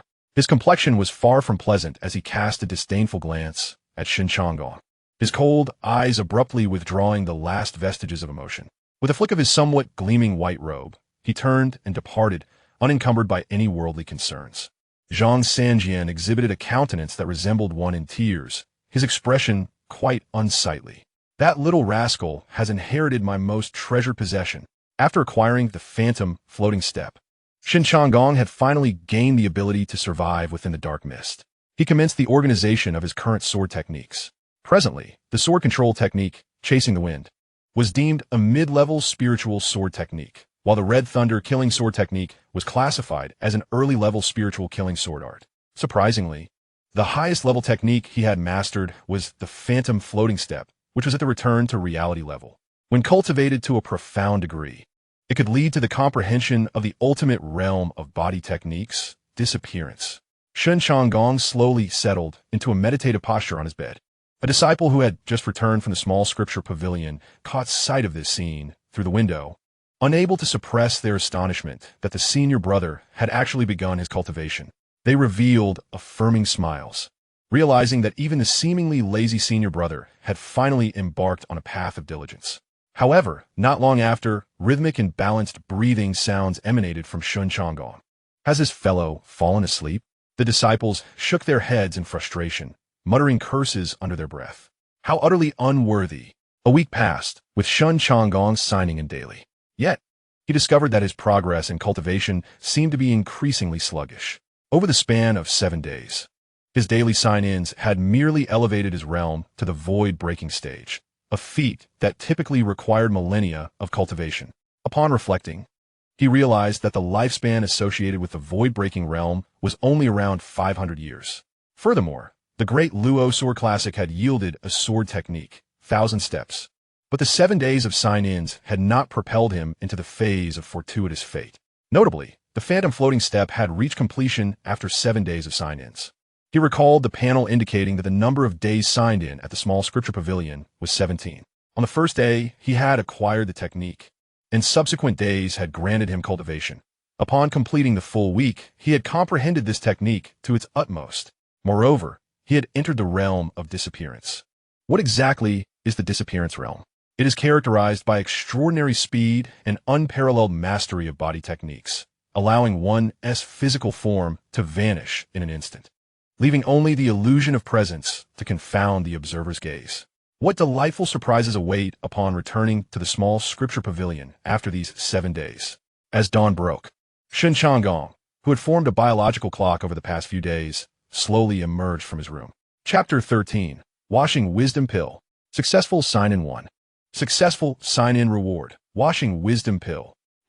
At this moment, Shen Changge felt a stirring within him and almost instinctively raised his arm, opening his hand. To his astonishment, a perfectly round elixir suddenly rolled into his palm, its crystalline surface shimmering with ethereal energy, tendrils of spiritual essence intertwining gracefully. Merely inhaling its fragrance imbued Shen Changge with an overwhelming sense of clarity and exhilaration. This elixir was a catalyst for enlightenment. Undoubtedly, it was the most precious treasure for Shen Changge at this juncture. However, he found it somewhat perplexing that the small scripture pavilion would manifest such a potion. It appeared that the mere presence of cultivation methods did not guarantee the appearance of elixirs, much like how beneath the statue of the sword god, one could find scriptures and techniques related to swordsmanship. It seemed essential to trace back to the fundamental elements, namely, the scriptures associated with the scripture pavilion, which were self-evident and required no further elaboration. Additionally, the time dedicated to cultivating these scriptures and the disciples' innate comprehension played a crucial role. Shen Changge nodded, grasping some of these concepts, yet he chose not to depart from this place. Just then, a shiver coursed through him, as if sensing something amiss. He instantly activated the illusory pagoda step to its utmost limit, vanishing from his original position, surrounded by layers of phantoms. Outside the small scripture pavilion, a shroud of black mist enveloped the area, and Shen Changge discerned the presence of others. Someone was approaching. His mastery of the spirit induction technique had deepened, sharpening his senses considerably. However, he had yet to fully realize the technique's potential, so his innate gifts had not advanced to the extent he had hoped. Nonetheless, this was not a significant concern, as his progress in cultivation had already reached terrifying heights. Concealed in the shadows, Shen Changge's gaze silently scrutinized everything unfolding. The rhythmic sound of droplets echoed, as the black mist mingled with the ground, reminiscent of two substances colliding to produce the sound of falling water. Within the black mist, retreat was no longer an option. Several figures, disheveled and desperate, raced towards the small scripture pavilion. Each bore wounds that oozed dark matter, blackening and rotting. Their faces were pale, and their eyes reflected a flicker of terror. Ahead, an ominous demon loomed, a force not to be trifled with. Not long ago, Senior Brother Zhang Chuan had perished in that vicinity. It was known that Senior Brother Zhang Chuan was a formidable practitioner at the pinnacle of the Qi condensation stage, mere steps away from breaking into the void realm, yet he had fallen there. If they pressed onward, they risked a similar fate. At this moment, several disciples from unknown sects appeared, each one pale and clearly nearing their limits. At that moment, an exceedingly unpleasant sound suddenly echoed behind them. The darkness within the black mist grew even more chilling. It was a tangible, all-consuming substance of pitch blackness, eerie and frigid. Suddenly, the dark matter was torn apart, and a decayed hand emerged from within, oozing repugnant saliva from its rotting flesh, which dripped onto the ground with a hissing sound, corrosive and potent. One after another, more hands extended forth, incessantly groping, creating a cacophony that sent shivers down their spines. They had arrived. The countenance of the youths shifted dramatically. However, the surrounding black mist gradually ensnared them, making their legs feel as though they were encumbered with lead, seemingly shackled by invisible chains. Their faces turned pale, expressions filled with terror, beads of sweat dotting their foreheads as they trembled uncontrollably. Ah, a demon at the early stage of the void-breaking realm? In the shadows, Shen Changge could not help but scrutinize the creature with keen interest. There exists a plethora of demon types, much like the master-servant demons he had encountered previously, possessing dual bodies where the main body is immortal, while the secondary body remains eternally unyielding. And now, before him stood one shrouded in darkness, a domain-type demon. Although merely at the initial stage of void-breaking, should one inadvertently fall into its realm, enveloped by that very dark matter. Even formidable experts at the late stage of void-breaking could meet their demise. Concealed in the shadows, Shen Changge pondered, mentally simulating a battle. If he were to cleave through the demon's domain from the outside with the Scarlet Thunder Sword, then swiftly enter with the illusory Buddha step, utilizing the sword control technique to summon the wind, combined with the sword control technique as 1,000 streams to achieve the fastest explosive speed. Would he be able to pierce the demon's essence with a single strike and eliminate it instantly? Unconsciously licking his lips, Shen Changge's eyes sparkled with interest as he gazed at the demon, momentarily forgetting to conceal his presence. Yet, the demon suddenly seemed to sense some impending danger. Abruptly halting in its tracks, countless hands rooted in the dark matter began to thrash wildly. What's happening? Why is it suddenly frozen? The youths exchanged glances, seemingly wishing to seize this opportunity to flee, but to their dismay, their legs grew weak and they collapsed to the ground. Within the dark matter where the demon resided, a boiling commenced, akin to water reaching a rolling boil. The multitude of hands began to writhe erratically, yet this time they appeared utterly disoriented. Subsequently, the demon inexplicably fled. The darkness churned, the matter boiled, and the hands on the ground coordinated rhythmically before rolling away. The youth's pupils constricted as they stood in stunned silence, watching the fleeing demon. Why? Why did the demon suddenly depart? It seemed to be filled with fear. At that moment, one youth bore an expression of profound seriousness. It is said that demons may consume one another, and their senses are remarkably acute. Should they encounter peril, they will flee, suggesting that something even more terrifying lurks here.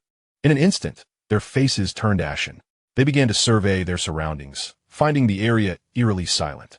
Yet, it was precisely this stillness, coupled with the fleeing demons, that instilled within them a profound sense of dread. In the darkness, Shen Changge sighed. The demon had indeed escaped. Otherwise, he had intended to test his sword. Now having reached the initial stage of breaking through the void, he wished to see how swiftly he could vanquish a domain demon within mere seconds. Armed with the great Luo sword scripture and various lethal techniques. What should we do? A sense of foreboding gnawed at them. The young men could not help but swallow hard, feeling that terror was spreading, as if a malevolent spirit quietly opened its eyes in the darkness, watching them intently. Shen Changge opened his eyes, gazing at the young men who were at the chi condensation stage, and could not suppress a confident smile. Surely, I would not reveal my true capabilities before them. Chapter 14. The Invasion of the Daylight Sword Sect. Why don't we leave? The group of young men hesitated, recalling that a senior brother from their sect had ventured this way just days prior, only to vanish without a trace. As they had journeyed, they had witnessed remnants left by that brother, which abruptly ceased at this very point. We should indeed depart, but we must wait a while until the demons have completely retreated. Otherwise, returning now would be akin to walking into the jaws of a tiger. The young men sighed, gripping the hilts of their swords tightly, as if to ensure they had fully emerged from the recent terror. At that moment, one of them exclaimed, "Wait, why does it seem that the black mist ahead is thinning?" Suddenly, the young man's expression shifted slightly. They found themselves enveloped in a black mist, its obscuring presence oppressive. However, they noticed that as they advanced, the mist seemed to dissipate further. Indeed, they had not previously observed that this area appeared significantly lighter than where they had been before. They exchanged glances, a shared speculation dawning upon them. Could it be? Summoning their courage, they pressed on, and to their astonishment, the black mist ahead was indeed dispelled, revealing a space untouched by the encroaching darkness. Reminiscent of their own sect, trembling, they pondered the implications.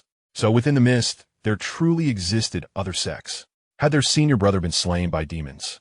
Or had he fallen prey to another sect? Aside from our Daylight Sword sect, other sects still persist. Their expressions grew grave. If it is the former, then it can only be described as resigning to fate. However, if it is the latter that declares war, what then? In this haze of uncertainty, the shedding of blood takes on profound significance. After all, everyone's nerves are stretched to their limits. Let us first gather intelligence about this sect to assess their strength before reporting back to our own. Fengyang, your agility is unmatched. Go and investigate. A slender man nodded slightly. The mention of agility sparked a flicker of confidence in his eyes. He had perfected the Great Sun Step within the Great Sun Sword sect and possessed an exceptional talent for martial agility. Yet, the Great Sun Step is merely at the pinnacle of the spirit level, significantly inferior to the true return technique. His greatest aspiration in life is to attain the utmost realm of agility. He firmly believes he can master the shadowless technique. Whether he succeeds is merely a matter of time. Go forth, he urged. The group of disciples nodded in agreement, concealing themselves while allowing the young man, named Qin Fengyang, to gather information. Stay safe. If you uncover anything, immediately inform us using the Spirit Jade. Qin Fengyang nodded in affirmation. Understood. By the way, do any of you feel something unusual? I have this persistent sense of unease, stronger than when those demons were pursuing us. Is there? Well, it seems there isn't, Qin Fengyang murmured before turning to vanish. In a place unseen, a shadow flitted past. As dawn broke, the newly opened scripture pavilion attracted a large number of disciples, some engaged in sword technique statistics, while others patrol the area. How strange. It feels as if something just darted by. Did you see that? One disciple glanced curiously over his shoulder, instinctively shrinking back. No, you must be mistaken. The surrounding disciples from the Deluo Sword sect looked at him quizzically. Are you losing your mind? I recall our senior brother asking around for chickens last week. I sensed something was amiss. Is there some internal information within the sect that I, Jiang, am unaware of? Speak up. Are you searching for chickens? The disciple's expression turned peculiar. Are you serious about the chickens? Nonsense. Who in their right mind would ask about chickens? A group of disciples laughed and joked. Meanwhile, hidden in the shadows, Qin Fengyang regarded them with a hint of disdain. Most of these disciples were merely at the celestial aperture realm.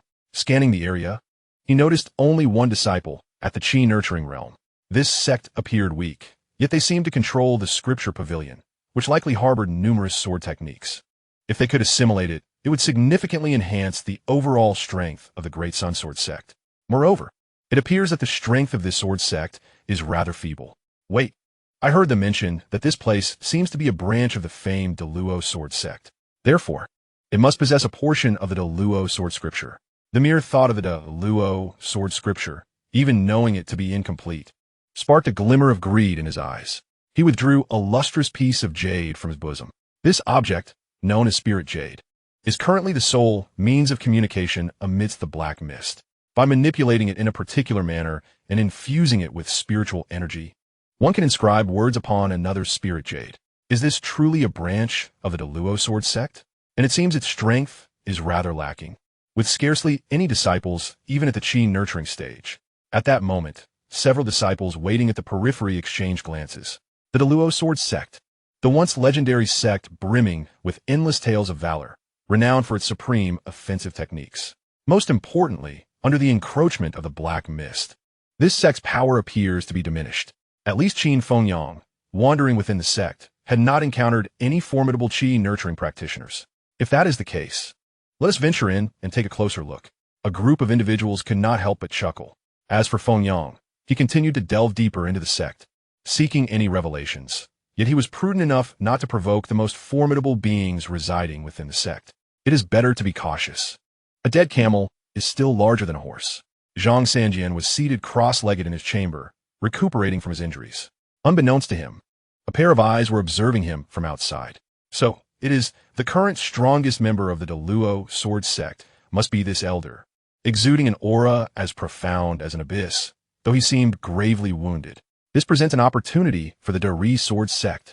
Outside the window, a figure appeared to be concealed within the shadows, seemingly unnoticed.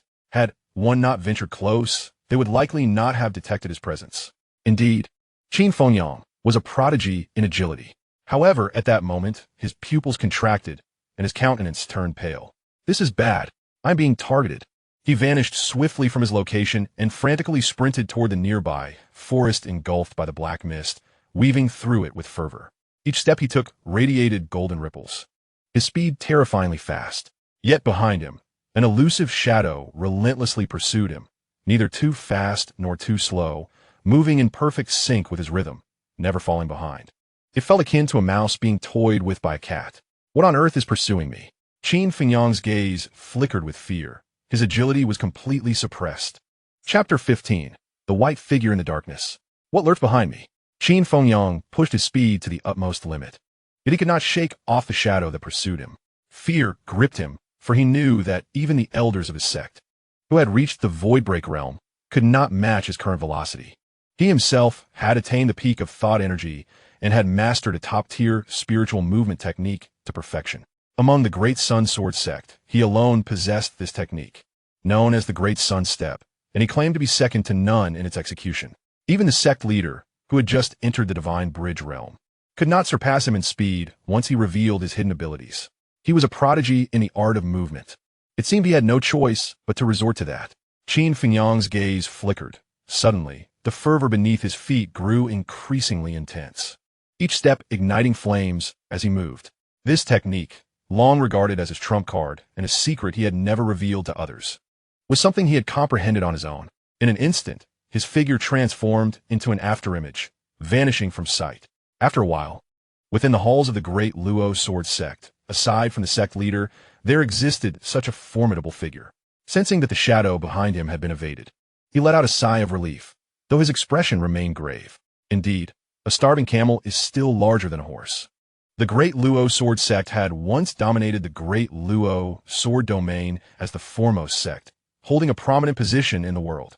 Though this was merely a branch sect now, it still harbored terrifyingly powerful individuals. Fortunately, he had escaped swiftly. Had he not unleashed his hidden ace, concealed for a decade, he would surely have met his end today. Suddenly, a cold wind swept through. He stood frozen, enveloped in an overwhelming aura, as if a colossal hand had seized his throat. Qin Fengyang's eyes widened in disbelief. How could this be possible? Not far away, shrouded in mist, a figure clothed in immaculate white appeared, resembling a celestial being descended from the heavens. With deliberate steps, the figure flickered and shifted, sometimes manifesting before Qin Fengyang, at other times beside him, in a manner most uncanny, profound, astoundingly profound. How could this be? Qin Fengyang felt his worldview shatter, utterly astonished by the terrifying speed and extraordinary movement technique before him. What manner of movement was this? Could it be a technique of the returning to the true level? Such a rare treasure. He turned to flee, urging his cultivation to its zenith. Yet abruptly, an aura akin to a vast river surged forth, engulfing him completely. As though trapped within a celestial prison, he found himself ensnared. His eyes were filled with trepidation as he beheld a figure, seemingly the sole remnant in the vast expanse of existence. Clad in ethereal white, bearing 3 swords, the apparition flickered, stepping lightly as if walking upon the air. Within the Luo Sword sect, such a formidable presence was indeed unexpected. He appeared to wish to speak. However, the figure seemed disinclined to grant him even a fleeting opportunity for discourse. Suddenly, with a resounding crack, all the white-clad figures before Qin Fengyang erupted like fragile bubbles, their forms dissipating into the air as though they had never existed. Yet a sword beam, radiant as thunder, surged forth. A tremendous force swept through the surroundings. The very presence of the blade, nearly overwhelming Qin Fengyang before it had even arrived. With a thunderous roar, it pierced his brow. A once great prodigy of movement, now enveloped in boundless fear, his consciousness began to fade. That was the realm of elusive movement. The ethereal figure, with its dreamlike footfalls, shattered into fleeting shadows. This had been his ultimate aspiration. Qin Fengyang lay lifeless. Shen Changge gradually materialized at the spot. The Daylight Sword sect was proving to be intriguing. A once inconsequential minor sect had surprisingly thrived amidst the encroaching darkness. Shen Changge's eyes sparkled as a smile graced his lips. He then retrieved a piece of smooth jade from Qin Fengyang's grasp. Did the Luo Sword sect lack a means of communication? Was that old man hoarding secrets? His expression darkened, and in the next moment, he vanished into the shadows. We circled the periphery, infiltrating the depths while striving to remain undetected. Should we be discovered, we would silence the witnesses. From our observations, it appeared the remaining members of this Deluo sword sect branch were woefully inadequate. Without elders to discern the true nature of this sect, we could return home and report our findings, a significant achievement indeed. Several youths could not suppress their smiles. Had Fengyang failed to send any news? One disciple expressed a hint of concern. Yet the leader, unable to contain his amusement, reassured, "Do not worry. Even if we were to encounter misfortune, that fellow would remain unscathed. His speed is truly fearsome." Yet even with Fengyang's unmatched speed among the disciples of the Daylight Sword sect, what a true powerhouses.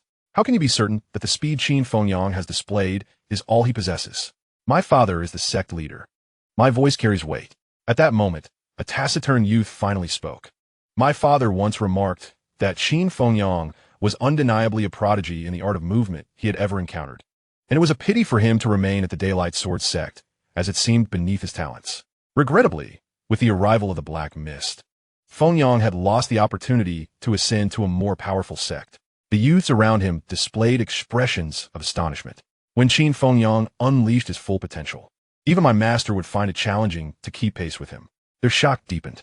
However, the youth named Lin Yueluan, being the progeny of the sect master of the Daylight Sword sect, conveyed this with a compelling authority. Indeed, in this era marked by the encroaching Black Mist, everyone harbored hidden trump cards, and what Qin Fengyang exhibited was already terrifying. Those who specialized in movement, like themselves, were filled with dread, for one could only wonder what hidden abilities lay beneath their swift strides. With this understanding, they felt a sense of reassurance. The sect master of the Daylight Sword sect was a figure of divine bridge caliber. Thus, it was evident that Qin Fengyang had mastered a speed at that level, allowing him to evade almost any opponent unless faced with a being of a significantly higher realm. They relaxed and began to proceed cautiously. Before long, they arrived at a thicket, seemingly on the brink of penetrating the very heart of the Daluo Sword Sect's branch. Their hearts surged with excitement. The Daluo Sword Sutra and the assimilation of other sects were the most vital means of bolstering strength amidst the Black Mist. They anticipated immense benefits, with their standing within the sect poised for a meteoric rise. Suddenly, their expressions shifted. It appeared that a figure lay motionless ahead.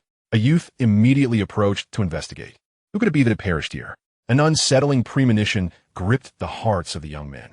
As the inquiring youth discerned the form of the body, his face drained of color, devoid of any semblance of blood, and terror filled his eyes.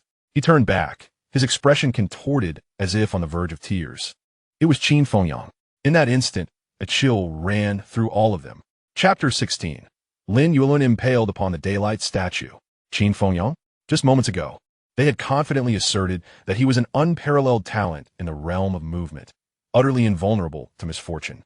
Yet, having only just arrived, they were confronted with the sight of Qin Fengyang's lifeless body. Who had slain him? Lin Yueluan's complexion paled, his face a mask of horror as he approached Qin Fengyang's remains, kneeling beside his leg and gently pressing 2 fingers against it. There were signs of scorching on his calf, still retaining warmth. He had deployed his hidden trump card, yet still met his demise here. His voice trembled. He and Qin Fengyang shared a close bond, and Fengyang had once confided in him that should he unleash his hidden abilities, even Lin Yueluan's father, the sect master of the Daylight Sword sect, would struggle to match his speed. However, the hidden card seemed to inflict significant damage to his calf. The burning aura would sear his calf muscles, causing injury.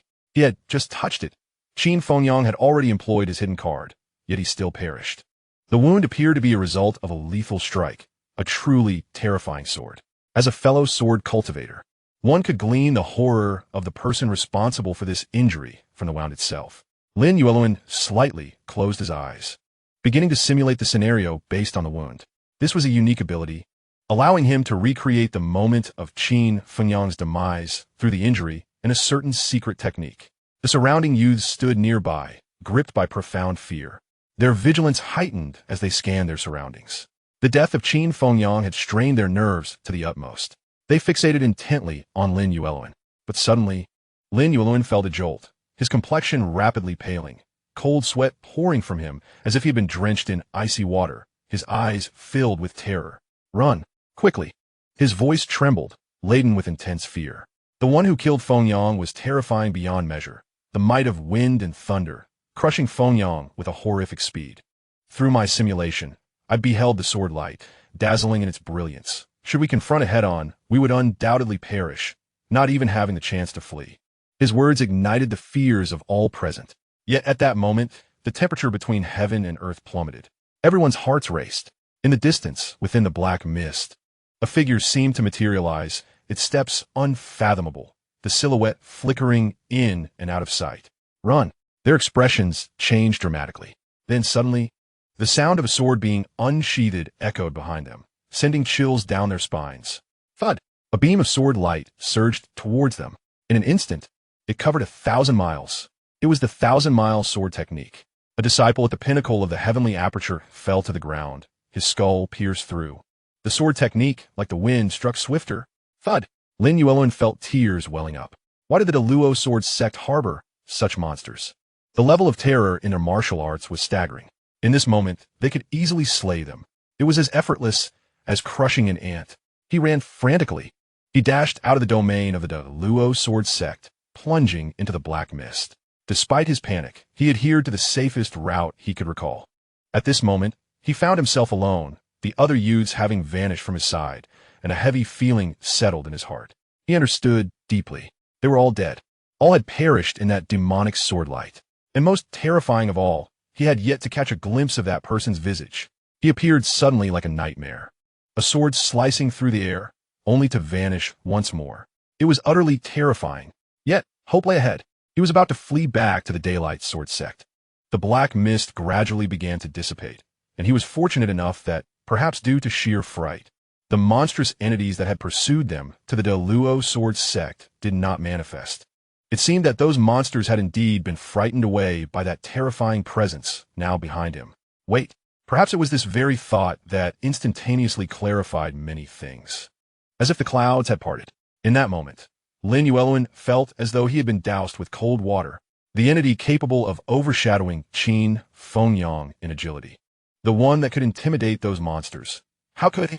Lin Yuelun, merely at the late stage of Qi cultivation, be the only one to escape? Could it be that its objective was the Daylight Sword sect? Lin Yuelun's gaze turned vacant, his body trembling. Yet at that moment, the black mist continued to thin. And in the distance, the Daylight Sword sect, bathed in a faint glow amid the shroud of darkness, gradually came into view. Within the Daylight Sword sect, a voice exclaimed, Yuelun has returned. A robust man suddenly rose to his feet, having been anxiously awaiting, now seemingly sensing Lin Yuelun's aura, filled with unexpected joy. What? The young master is back? Splendid. I knew that fortune favors the brave. Although they were among the first disciples dispatched, they were well equipped. And even if they encountered monsters of the void-breaking level, they had the means to escape. A wave of relief washed over the surrounding elders. Lin Yuelun and his companions were the first group of disciples sent out by the sect to explore. Thus, their hearts had been tightly wounded with concern. Most of those who ventured out were their own disciples, each among the most exceptional within the Daylight Sword sect. What treasures might they have discovered? We, the elders, have ventured out before, merely bringing back resources without encountering other sects, and we are left wondering if they survived amidst the black mist. If they did encounter, eliminating all those above the Qi cultivation level, using the lower-tier young disciples as fresh blood for our sect, first instilling them with our ideology, and then investing resources.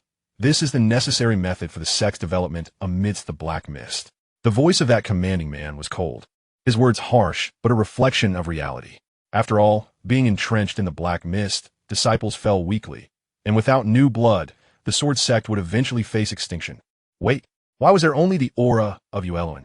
Suddenly, the commanding man's expression shifted, and he swiftly gestured, summoning 3 swords from a nearby table with a surge of power, which instantly appeared behind him. What? Could something have gone awry? In the pursuit of intelligence. Qin Fengyang was present. With Fengyang's remarkable speed, it could be said that even if he encountered a peak-level demon, he would be able to retreat unscathed. Such an impressive configuration was further enhanced by the fact that the young master had mastered the art of psychological profiling. The remaining members were all at the mental energy realm, with the least among them being at the pinnacle of the heavenly aperture, a configuration far more luxurious than our elders' outings. One by one, the elders' expressions changed dramatically as an ominous premonition loomed over them. The imposing figure was none other than Lin Jianghong, the leader of the Daylight Sword sect. At that moment, he hurriedly exited the sect, his speed reaching its apex. As he ascended, he immediately spotted Lin Yuan, who had just emerged from the black mist, yet his face was contorted with terror, as if confronted by something dreadful. In the next instant, Lin Jianghong's complexion turned ashen. A sword, 3 feet of azure peak, surged forth like a tempest, piercing through Lin Yuan's body and carrying him away. Clang! The sword had effectively impaled Lin Yuan at the entrance of the Daylight Sword sect, against the statue that symbolized the sect's identity and status. Blood flowed profusely, and Lin Yuan's face bore the mark of fear upon the statue. Witnessing the death of his own son before his eyes, Lin Jianghong let out a thunderous roar of rage. From the depths of the shadowy forest enveloped in mist, a figure emerged slowly. Chapter 17, Sword Art of Death. The Fall of the Daylight. It was a silhouette clad in immaculate white, with long hair cascading gracefully behind. This person was remarkably youthful, with sharp eyebrows and bright eyes, and a well-proportioned physique. In that moment, there was an extraordinary sharpness about him as he slightly raised his hand. Crack! The sword that had been lodged in the statue began to tremble, then was drawn forth, bringing with it a cloud of bloodied stone dust. Thud! Lin Yuan's corpse gradually slid down, ultimately falling to the ground. Lin Jianghong's eyes turned red, yet he remained vigilant. The distance to the edge of the black mist was considerable, yet this individual could still manipulate the sword with ease. A terrifying mastery of sword control. Despite his youth, Lin Jianghong could not discern the depths of this person's abilities. He must have cultivated some form of breathing technique. However, the pain of losing a son drove him to unsheath 3 swords simultaneously, which danced wildly in the air, radiating a golden brilliance, akin to the sun ascending with unparalleled fervor. Seeking death, he leaped forward, suddenly controlling the sword beneath him, gripping it firmly as Lin Jianghong charged toward Shen Changge. The killing sword loomed above his head like a blazing sun, emitting continuous ringing sounds and exuding murderous intent. Meanwhile, a slight smile appeared at the corner of Shen Changge's mouth. In truth, he had already contemplated visiting the Daylight Sword sect since those individuals arrived at the Great Luo Sword sect. This was indeed a brand new location for signing in. Shen Changge gazed upon the master of the Great Sun Sword sect, a formidable being of the Divine Bridge realm. Such a level of prowess. Did you truly believe I would dare to engage in combat with you? A fool's dream. At that moment, Lin Jianghong approached, his sword in hand, exuding an aura of immense power. Yet he suddenly flinched, for he caught sight of the youth's disdainful smile. A jolt ran through his heart. Then, from behind Shen Changge, the sound of a sword sang ominously, erupting with ferocity. The sword of slaughter, red thunder. The sword light glimmered with a crimson hue, surging forth like a tempest, its aura sharp and fierce. The moment this sword was unleashed, a deafening roar of thunder erupted around them. A wave of formidable energy surged, intermingled with terrifying strength. Shen Changge advanced with a single strike. Damn! He began with the sword of slaughter. What of your martial virtue?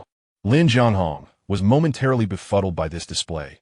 The pain of loss had not compelled him to draw his sword, fearing that Shen Changge, with his inscrutable depths, could indeed be his undoing. Yet, as Shen Changge unleashed this powerful strike, despite its overwhelming energy, he should merely be at the early stage of breaking void. How could he? How dare he? Lin Jianghong bellowed, channeling his sword technique into a rapid succession of strikes, each movement intricately linked, the sword resembling the sun bursting forth. He executed a horizontal slash, building momentum to counter Shen Changge's deadly sword technique. Boom!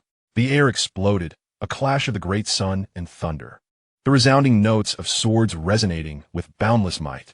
Thankfully, he was only at the early stage of breaking void. To be honest, Shen Changge's sword of slaughter instilled a sense of crisis in Lin Jianghong.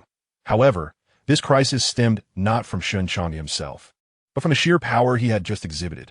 This youth, astonishingly young, symbolized infinite potential, and his combat prowess clearly surpassed that of his peers.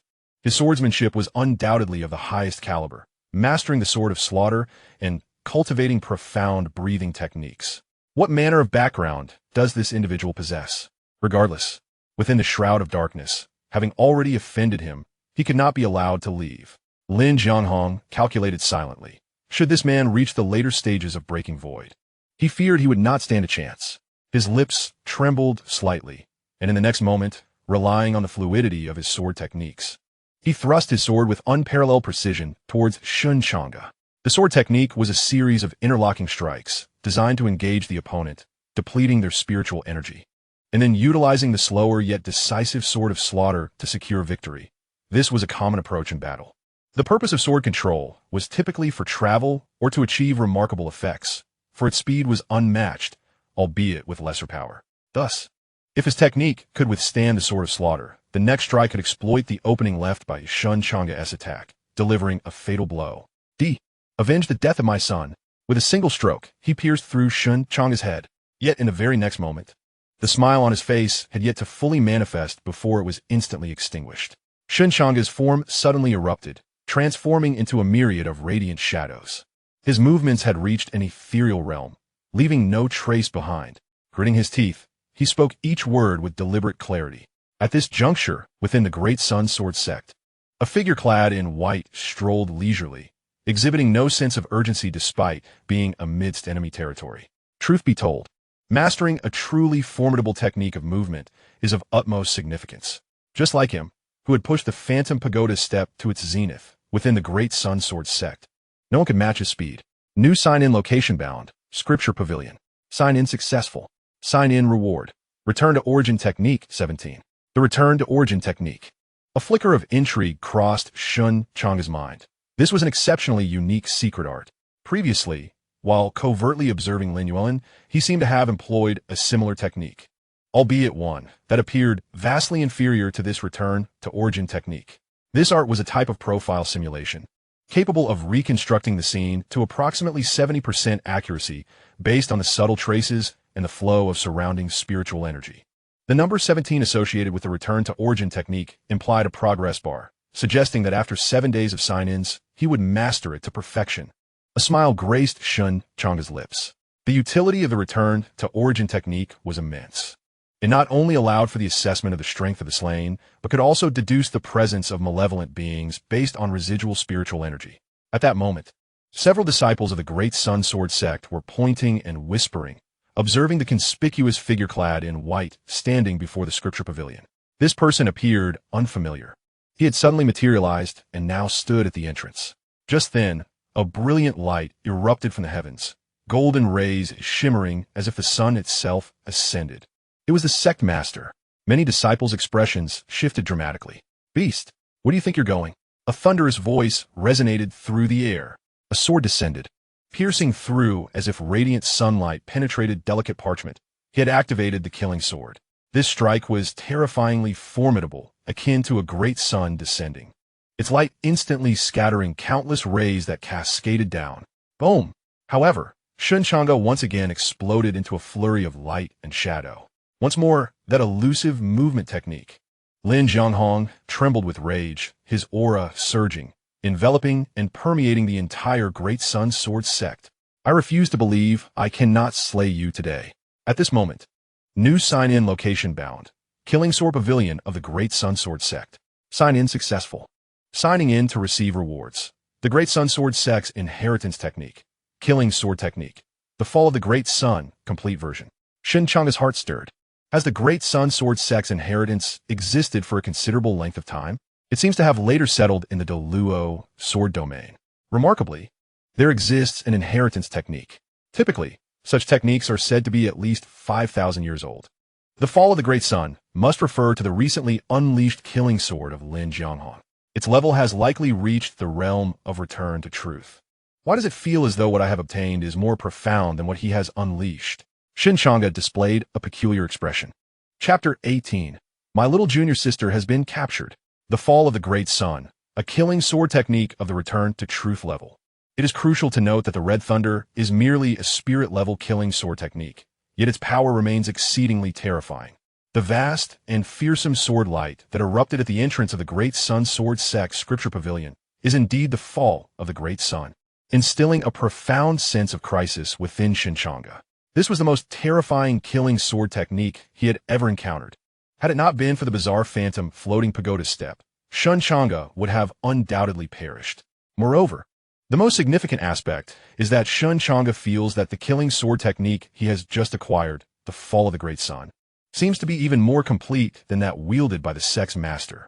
If he were to cultivate it to perfection, the power he could unleash would likely be even more formidable. He could not help but smile. Your time of demise has come. In the heavens, a figure exuded an icy gaze, their expression grave, radiating murderous intent. The fall of the great sun. Thunder rumbled. In an instant, the killing sword in the firmament surged forth like the rising sun, unleashing a tremendous aura that twisted the air in a frenzied upheaval.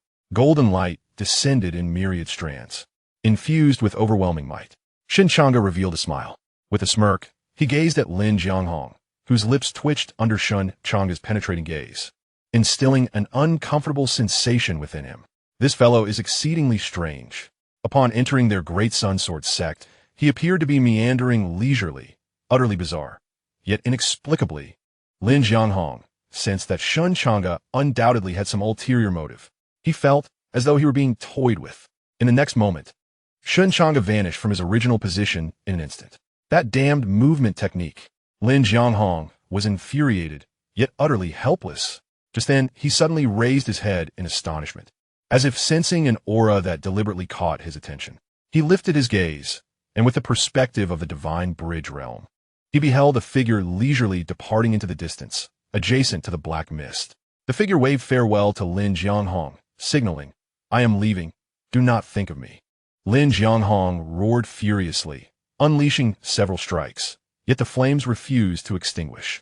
Meanwhile, Shen Changge traversed the dense black mist, his cultivation at the initial stage of void breaking. However, due to the unique nature of the phantom floating pagoda step, even formidable foes of the divine bridge realm found themselves outmatched. It was time to return to the sect. Today had indeed been a bountiful one. Shen Changge felt elated as he walked, sensing the presence of numerous demons and monsters retreating in response to his aura. Master, within the Nightshade Forest, several corpses have been discovered, none of which belong to our Luo sword sect, with the weakest possessing the strength of the heavenly aperture realm. At that moment, within the Luo sword sect, a disciple rushed to report to Xianxia. What? Individuals from other sects found dead in our Nightshade Forest? When did they infiltrate, and when did they perish? Upon receiving the news, Xianxia felt a chill run down his spine, blood streaming from his nose due to the turmoil of spiritual energy within him. We must investigate. Upon arriving at the Nightshade Forest, Xianxia's heart sank at the sight of the disciples, some even at the peak of qi nurturing, all having met their demise without a fight. The phase of initiation. His expression turned grave as he discerned the nature of the wounds. The most powerful form of sword technique, the wind and thunder might. Was there truly such a formidable being within the sect? If his conjecture was correct, these corpses must have infiltrated the Luo sword sect, only to be intercepted and slain one after another by a single sword strike. That terrifying sword. Xianxia placed his hand over the wound, attempting to sense the lingering might of the blade. Even he felt a twinge of fear. For though his perception was not entirely clear, there was an undeniable sensation that the sword that inflicted the wound seemed to have been propelled by the Luo sword sutra's sword control techniques. How could this be? Xianxia trembled, his beard quivering in disbelief. This was utterly impossible. After all, the entire Luo sword sect understood that the Luo sword sutra was exceedingly profound and of great significance. He had only taught it to his junior disciple, Mo Qingchun, for fear that Shen Changge, with his lackluster talent, might suffer a critical setback. Moreover, he sensed within the wound a flavor of the Luo sword sutra that was even more authentic than his own mastery. So who could it be? Xianxia furrowed his brows in deep thought when suddenly a figure strolled leisurely from a distance. It was Shen Changge, with his handsome visage and tall stature. He appeared rather ostentatious. Could it be him? Xianxia, without hesitation, delivered a sharp slap to his own face. In a state of confusion, Shen Changge remained oblivious to the unfolding events. After exchanging greetings with Xianxia, he departed. Meanwhile, the crowd was rife with speculation. Some posited that a hidden master within the sect was silently safeguarding them, while others pondered the possibility of lurking demons, capable of wielding swords and committing murder. Given the myriad of demon kinds that existed, what if one possessed the power to control others? Amidst the swirling rumors and conjectures, Ji Ling found himself intrigued. He rubbed his diminutive skeleton in his embrace, inquiring, "O little skeleton, Who was the strongest within our sect? Who was the one responsible for these killings? Can you enlighten me, even just a hint? Ji Ling's expression darkened as he delivered a light tap to the nearly lifeless skeleton. Your silence is exasperating. Suddenly, the little skeleton began to turn, ultimately directing its gaze toward a figure that Ji Ling could scarcely believe. The figure sauntered away leisurely. It was the senior brother, Shen Changge. How could this be possible? Ji Ling recalled the moment when he contemplated sacrificing his senior brother. The little skeleton had split open at that time. His pupils contracted as he beheld the silhouette, an inexplicable chill coursing through him. Could it be that the senior brother was a master of concealment? Is what you say true? Could the senior brother be even more formidable than the sect leader? Just then, the little skeleton pivoted once more, aligning its front towards Xianxia. Ji Ling was left bewildered. At that moment, the disciples of the Daluo sword sect engaged in fervent discussions. For the emergence of a hidden protector instilled a profound sense of security among them. Meanwhile, Shen Changge had reaped significant rewards, having unlocked the Day Sun Sword sect as a checkpoint, propelling him towards newfound strength. However, on the following day, a disciple arrived at Shen Changge's doorstep. Senior brother, the junior disciple has been captured by demons. Indeed, Shen Changge sighed, feeling sympathy for his junior. Senior brother, the junior sister has also been taken. What? How audacious! Summon the others. We must rescue the junior sister. Shen Changge cast a glance at the basket containing a multitude of clean garments, revealing a somber expression. Chapter 19. Shen Changge enters the black mist. Just when one crisis seemed to settle, another arose. The investigation into the bodies found within the sect remained inconclusive. Yet the junior disciple who had ventured out for resources, along with the junior sister and an elder at the initial stage of breaking void, had been ensnared by demons. Only one disciple managed to return with news, but he was barely clinging to life, having stumbled back to the sect, where he succumbed at the entrance. Xianxia awaken. Hold on. What on earth has transpired? What calamities have befallen the elders at the initial stage of the void-breaking realm? In an instant, the disciples of the Daluo sword sect anxiously channeled their spiritual energy, striving to sustain their fellow disciple's breath. Xianxia lay on the brink of death, his voice faltering, and before completing his sentence, he collapsed, lifeless upon the ground. A chill enveloped the onlookers, a monstrous tree, capable of ensnaring even the elders of the void-breaking realm. The elders had recounted tales of demons that could siphon human essence, growing ever stronger and even manifesting bizarre abilities. We must urgently inform the sect leader. Yet, at that moment, unbeknownst to all, a shadow darted swiftly through the darkness. Amidst the inky black mist, a figure moved with extraordinary speed. It was Shen Changge, whose countenance reflected unease. Upon receiving the news early that morning, he had promptly visited various locations to complete his sign-ins before hastening here. To ensure stability, he had pushed his agility to the utmost, even making a trip to the Great Sun Sword sect. Sign-in successful. The Grandson's falling sword technique. 3 years of cultivation. 3 years of training in the Grandson's falling sword, being an orthodox technique of the return to truth level, would undoubtedly surpass his own Red Thunder sword technique. Whether in movement or swordsmanship, any technique reaching the return to truth level signifies a new, formidable realm. After a day of sign-ins, Shen Changge acquired numerous benefits: 500 years of cultivation, 100 years in the Daluo sword classic, and the ink flow sword technique. Furthermore, his side profile simulation secret method, the return to beginning technique, had also reached the entry level. Notably, Shen Changge had obtained 500 years of cultivation. Under normal circumstances, this would not be considered significant, as breakthroughs become increasingly arduous at the void-breaking level. For Shen Changge, 500 years of training might merely be a fleeting moment in the lengthy journey of cultivation. However, he had previously acquired a wisdom purification pill. Upon learning that his junior sister had been captured, Shen Changge immediately consumed the pill to enhance his aptitude. He remembered extending his finger, a silver thread spreading to the first joint of his middle finger. Silver aptitude. Previously, Shen Changge appeared to possess no connection at all, let alone any color. This time, with the infusion of 500 years of cultivation, his realm ascended directly to the late stage of void breaking. Yes, he had transcended a realm. Thus, he felt assured of success and resolved to rescue his junior sister, whose beauty and kindness were matched only by her gentle demeanor. Most importantly, if she were lost, who would wash my garments? aside from a junior sister, who possesses the patience to wash each piece of clothing until it gleams as if brand new. A flowing white robe and a sword upon the back embody the true essence of the martial world. At this moment, Shen Changge traverses through the black mist, his very presence pressing down upon the demons that roam within, rendering them too fearful to lift their heads. He strides forth like a formidable demon amidst the shadows. Within the inky darkness, 5 individuals wear pale expressions, the surrounding fog thickening ominously, suffocating their breaths with a heavy gloom. They remain vigilant, casting wary glances around them.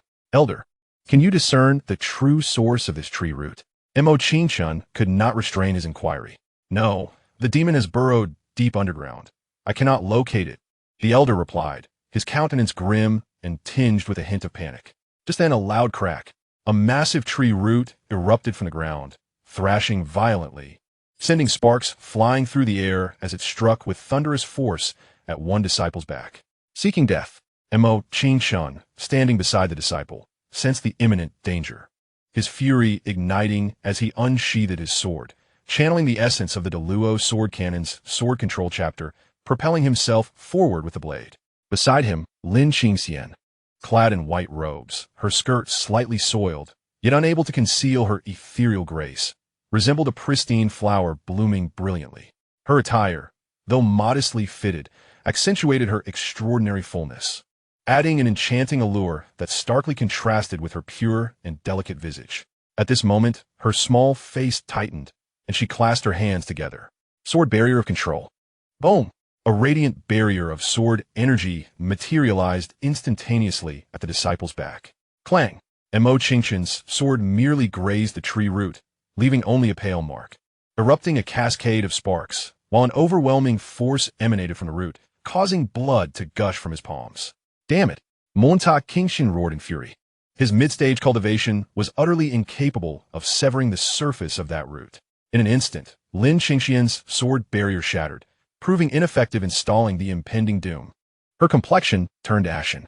The next moment, a piercing scream erupted as the disciple's body was violently torn apart, blood gushing forth, limbs scattered, and he was flung away. The elder erupted in fury, having found the source. With a swift motion, his killing sword was unleashed, erupting with ferocity. The killing sword of Deluo plummeted. This was the introductory technique of the killing sword chapter from the Deluo sword canon, a precious skill of the Goasian level. Regrettably, it remained incomplete, and presently, the Deluo sword sect could only grasp this singular technique belonging to the Deluo sword canon. At this moment, the sword ascended into the heavens, only to plunge back down instantaneously, an overwhelming force swirling within. The concept of the Great Luo embodies the all-encompassing, vast, and expansive. In that moment, the radiance of the sword gave birth to myriad entities, encompassing all, an infinite proliferation, heavily infused into a single sword, which then fell in an instant. He journeyed along the path where the tree roots extended. Boom! Though it was but a single sword, its immense weight directly carved out a colossal pit in the ground. After a long while, four individuals stood there in a daze. The elder's expression was grim.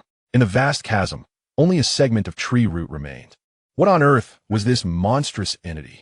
At this moment, the ground was soaked in blood, which was rapidly evaporating amidst the black mist, seemingly engaged in a struggle of mutual annihilation with the dark fog. Soon, nothing was left.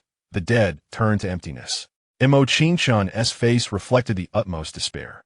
Yet, at that instant, with a rustle, an overwhelming surge of terrifying roots enveloped the surroundings. Xianxia was ensnared by the roots, dragged away. Junior's sister, Xianxia, deeply concerned for his companion, felt his eyes blaze with crimson fury. However, in the next moment, a terrifying branch swiftly struck, and he was powerless to resist. Pulled away. Xianxia. The elder's expression changed dramatically. Xiaochuan, the remaining disciple, Qinshuan, the elder's cherished apprentice, whose cultivation had reached the late stage of thought energy, was also swiftly taken. Only he remained. He hastily departed, seemingly in search of the tree demon's trail. After a while, a figure abruptly appeared, moving with a speed so fearsome it seemed to materialize in an instant. With a light touch, he tapped the ground, glancing at the severed tree root left behind. His brow slightly furrowed. The tree demon's strength was likely at the peak of the void-breaking stage. The root was merely a means of attack. Its true form not present here. Through a branch, the return to origin technique had allowed him to deduce the essence of the tree demon. Fortunately, it had not yet reached the divine bridge realm, merely a peak of the void-breaking stage. Shen Changge refrained from elaborating further. Yet the sharpness in his eyes spoke volumes. He had found it. Chapter 20. The Tree Demon. The Sun Falls. Shen Changge advanced step by step through the dense black mist. Meanwhile, the elder at the early stage of void breaking, his eyes filled with a sanguine hue, frantically wielded his sword within the black fog in search of the tree demon. Yet he could perceive nothing. Just then, he suddenly beheld a figure before him, and his pupils constricted, for that silhouette seemed oddly familiar. The figure appeared somewhat wooden, clad in black, with a pallid complexion and a vacant expression. It was Mo Xianxia. Elder Qing was about to speak, but he suddenly found that Mo Xianxia was gazing directly at him from the darkness, and in that instant, a pair of eyes seemed to shimmer with a ghostly light, sending chills down one's spine. Just then, an enormous shadow loomed behind Mo Xianxia, visibly manifesting as countless roots akin to those of a tree, which in an instant surged forth, sweeping the surroundings with wild abandon. With a deafening crash, the roots advanced towards the elder.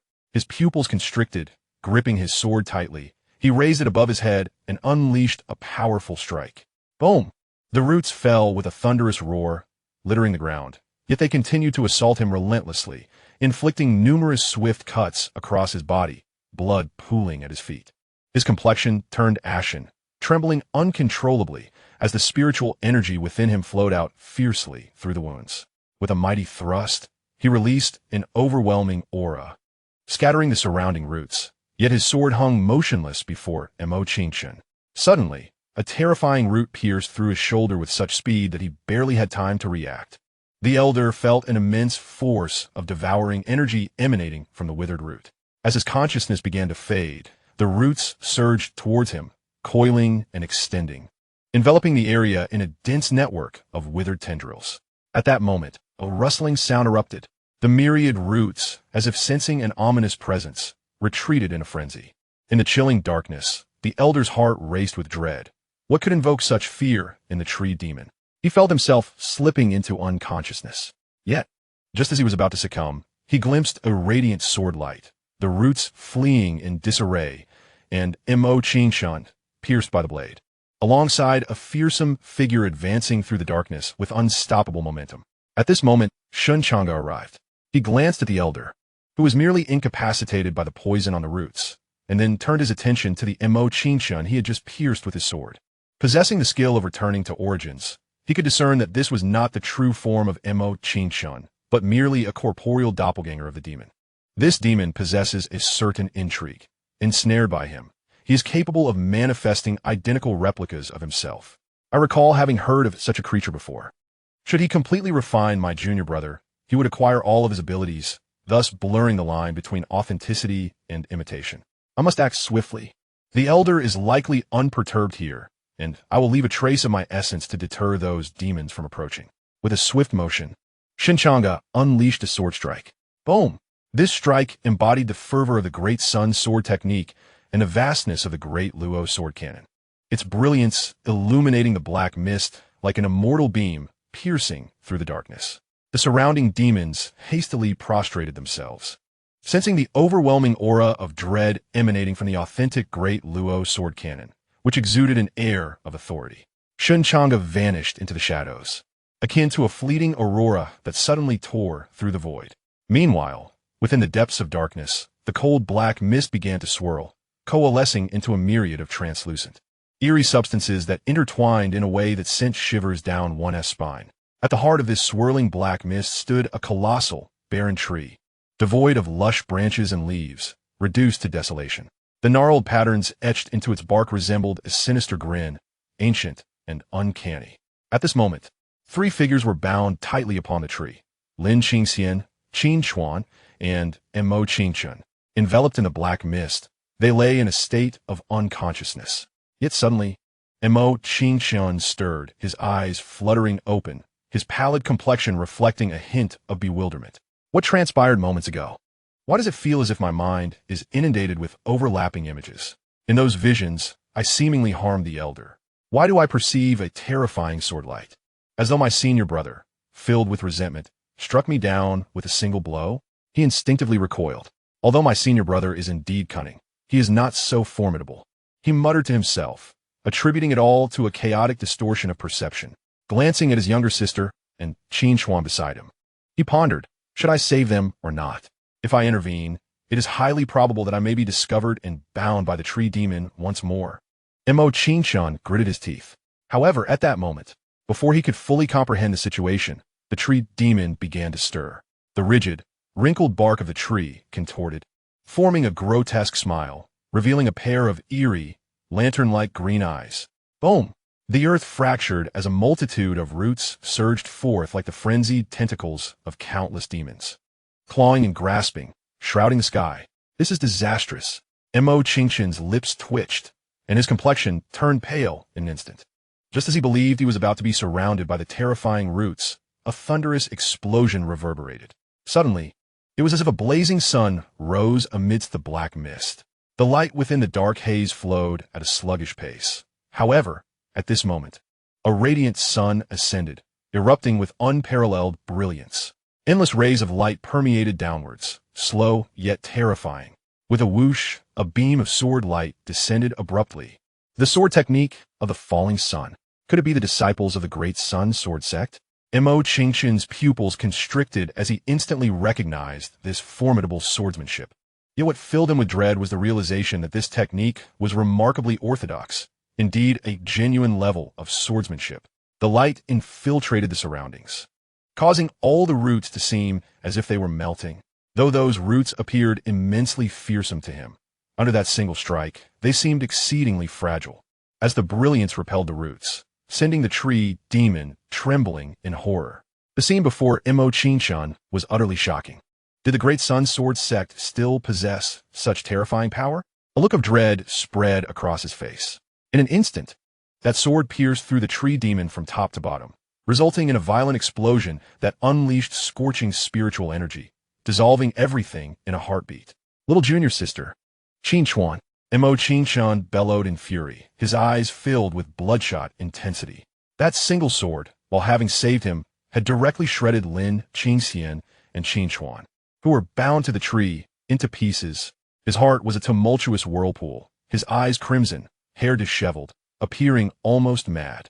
He seemed to envision his innocent little junior sister, as pure as a lily in full summer bloom, and the kind-hearted Xianxia, who treated others with warmth.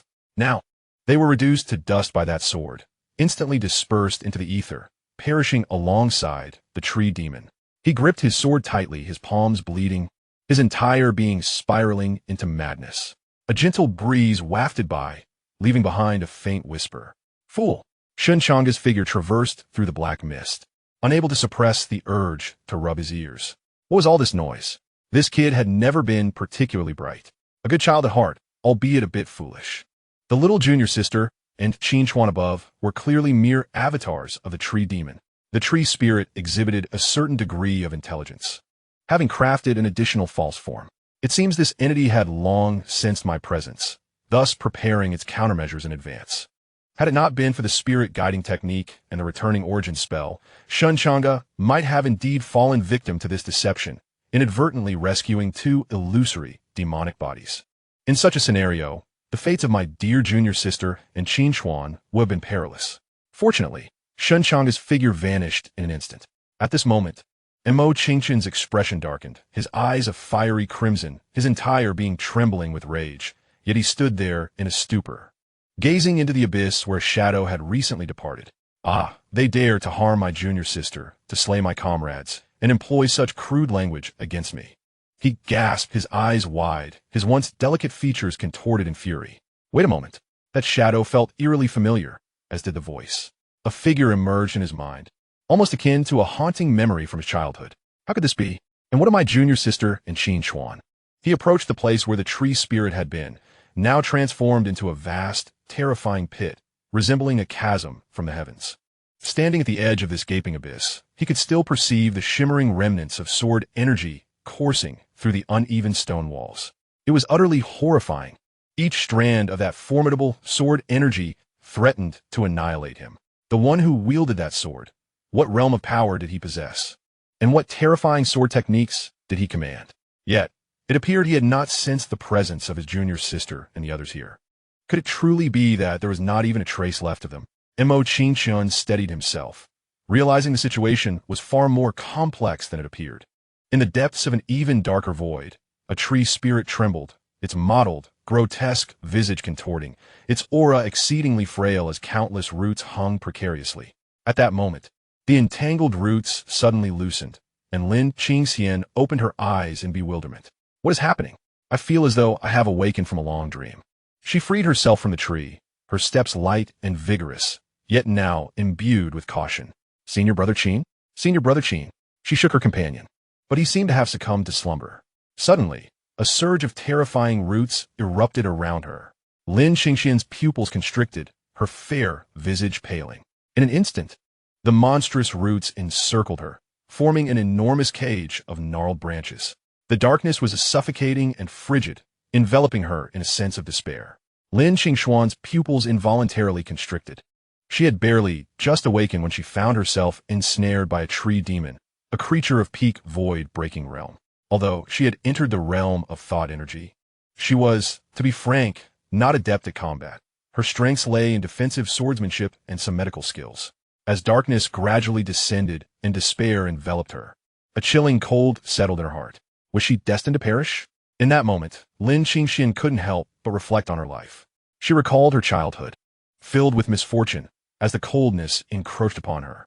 Then, memories of her time at the sword sect surfaced. Her second senior brother, though peculiar and somewhat stubborn, was deeply loyal to his fellow disciples.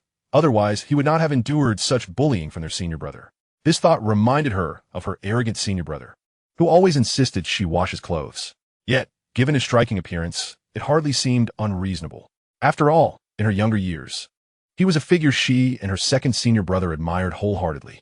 However, now, whenever his name was mentioned, her second senior brother's expression turned sour. Suddenly, the magnetic voice of her senior brother echoed in her ears. Xianxia, do not fear, return home. Xianxia's eyes widened in shock. In that instant, a cacophony of screams erupted outside. The sound of swords clashing resonated, and the ground trembled as if something were collapsing. What was transpiring outside? Was it merely an auditory hallucination? That warm, magnetic voice? It couldn't be real. Yet in the next moment, she felt her body relax as the roots that had ensnared her loosened, revealing a dim light. The roots released her. Xianxia slowly descended to the ground, sitting in a daze as she surveyed the horrifying scene around her. At that moment, the tree demon had collapsed, severed in half, oozing a pitch-black liquid reminiscent of blood. This was a creature of peak void-breaking realm. It was dead. The ground, too, had crumbled and caved in, as if pierced by 1,000 swords. Littered with countless fragmented roots, a scene of utter devastation. What on earth had occurred? Xianxia remained seated, lost in thought. Junior sister, are you all right? At that moment, Xianxia rushed toward her from a distance, filled with worry and elation. Second senior brother Xianxia's expression became complex as she gazed in a certain direction, where a figure had just departed, graceful and ethereal, clad in white, evoking an inexplicable sense of familiarity. Was it her senior brother? But how could that be? Why had senior brother Xianxia not awakened yet? Xianxia did not notice Xianxia's unusual demeanor and could not help but cast a worried glance at Xianxia. After a prolonged moment, Xianxia finally stirred awake. Are you all right, senior brother Qin? I feel as if I have just awakened from an interminable dream. What transpired? Xianxia wondered why Xianxia had taken so long to regain consciousness. As long as he was alive, Xianxia smiled. Yet the identity of that mysterious and formidable figure remained a perplexing enigma. Was it the sword technique of the Daylight Sword sect? But why did that silhouette and voice bear such a striking resemblance to that of the senior brother? Impossible. To confirm her thoughts, Xianxia, under Xianxia's curious gaze, gave herself a sharp slap across the face. At that moment, Xianxia gazed around in confusion. Chapter 22. The most loyal Xianxia. So what exactly had occurred? Who was the figure traversing through the black mist? Would it be? Xianxia's timid voice broke through the tension, met with the near murderous glare of her second senior brother. The senior brother was cunning and treacherous, narrow-minded, and overly ambitious. His temperament mirrored that of their master. If he were to become a powerful figure, lurking in the shadows, then Xianxia would rather eat excrement while standing on her head. Her voice was icy. Lin Xianxia sighed. Her second senior brother was indeed a good person, but he was far too single-minded. She recalled a time, just a little over 3 years ago, when Shen Changge had first arrived at their Deluo sword sect. At that time, the other senior brothers faced various troubles, and Shen Changge had ascended to the position of senior brother. It was then, at the tender age of 12, that Xianxia became aware of the treachery of human hearts. She remembered the day when the senior brother manifested on the mountain, only for the black mist to descend shortly thereafter. Not long after, the senior brother mysteriously sought out Xianxia. Xianxia, help me conduct an experiment, a very important one. If it succeeds, I promise to take you to great heights. Of course, senior brother, I can finally assist you. Xianxia's youthful face flushed with excitement. The arrival of the black mist had put the sect on high alert, and the prospect of being helpful thrilled her immensely. Now I will strike you, and you must not retaliate. This is crucial and pertains to the black mist. Shen Changge had been grave, mysterious, and earnest. Xianxia, in her youthful naivety, believed him wholeheartedly.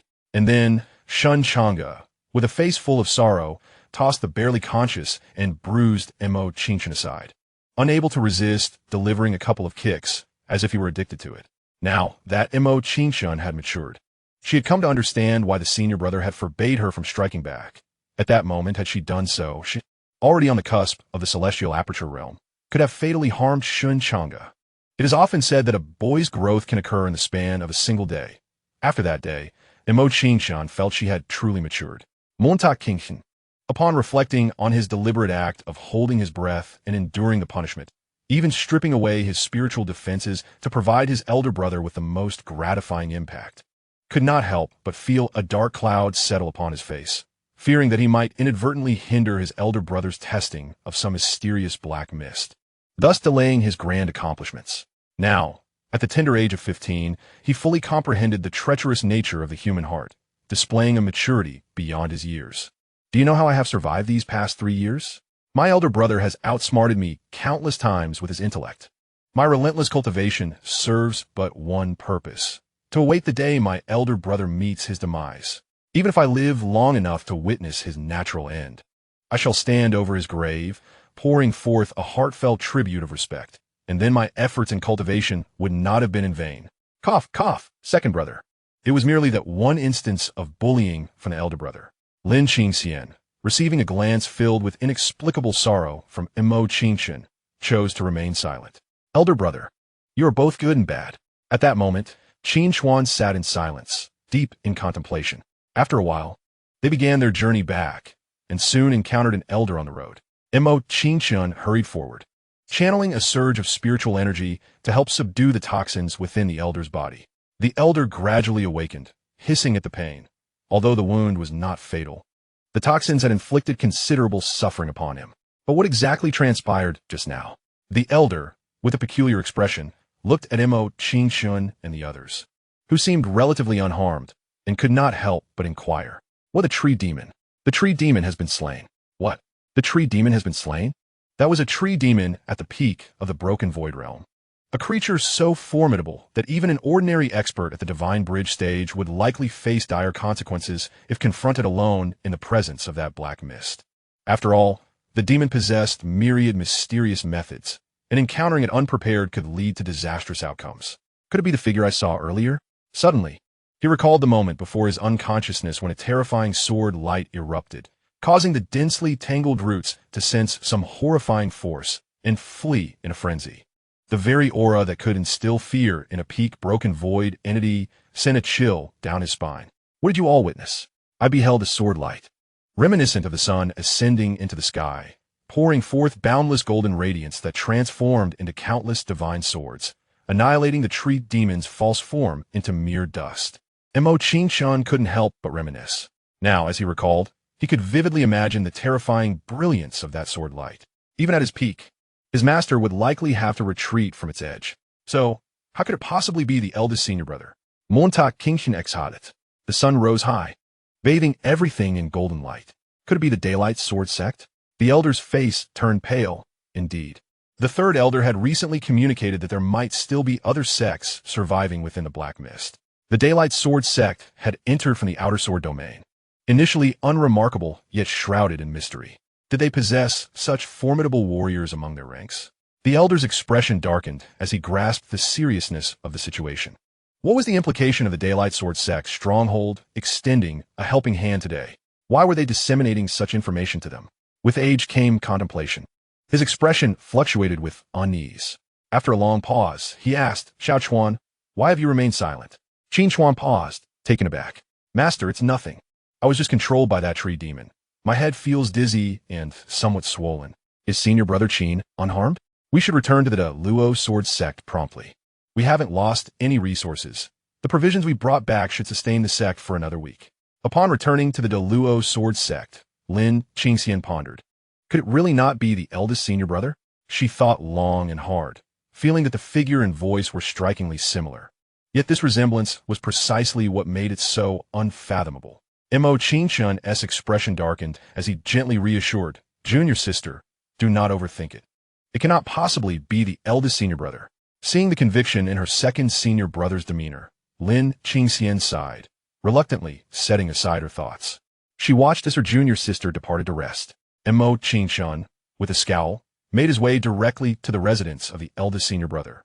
As he approached the door, his stern demeanor instantly softened, and he adjusted his expression to one of warmth and respect.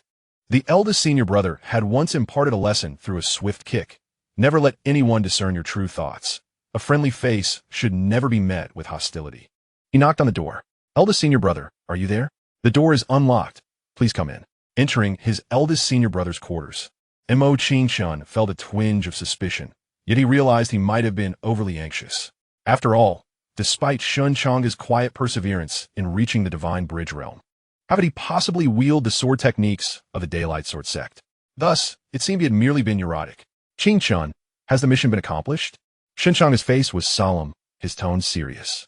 Yes, it has been completed. The resources have been delivered to the sect, and should sustain it for approximately another week. There is no need for concern, eldest senior brother. No, that is not correct. What task should I report to him? He is usually so apathetic, neglecting important matters. What use is there in informing him of these affairs? And what is with that condescending tone of his? Mo Qingxian's expression darkened. Is the junior sister all right? Shen Changge rummaged through a basket of clean white garments beside the bed. Mo Qingxian's expression grew even more grim. The junior sister has exhausted herself throughout the day. She must be tired. However, if she does not wash my clothes, I shall have nothing to wear. I can lend you a piece of clothing. I am a person of integrity, upright in my actions, and I cannot don another's garments. Mo Qingxian's expression soured further. To put it plainly, all my clothes are black, and I cannot indulge in your pretentiousness. Otherwise, if the junior sister is weary, then you may assist your senior brother by washing them. He struggled to maintain his composure. He must exercise restraint. Upon arriving at his senior brother's side, he felt his decorum and patience waning significantly. This person before him is my senior brother. I must not draw my sword. Suddenly, a clatter echoed. Shen Changge stood behind Mo Qingxian, drawing his sword. What the? Monta Qingxian exclaimed. I noticed your hands were fidgeting in indecision. I thought perhaps your sword had rusted. Shen Changge, hands behind his back, regarded Mo Qingxian with an air of provocation. As if to say, do you find me intolerable? Then come strike me. What audacity! Does he possess some hidden strength? The mysterious figure shrouded in black mist loomed in his thoughts. He inhaled deeply, reminding himself of his purpose for being here. Senior brother, where were you just now? Mo Qingxian's gaze flickered, his eyes fixed intently on Shen Changge. Where do you think I went?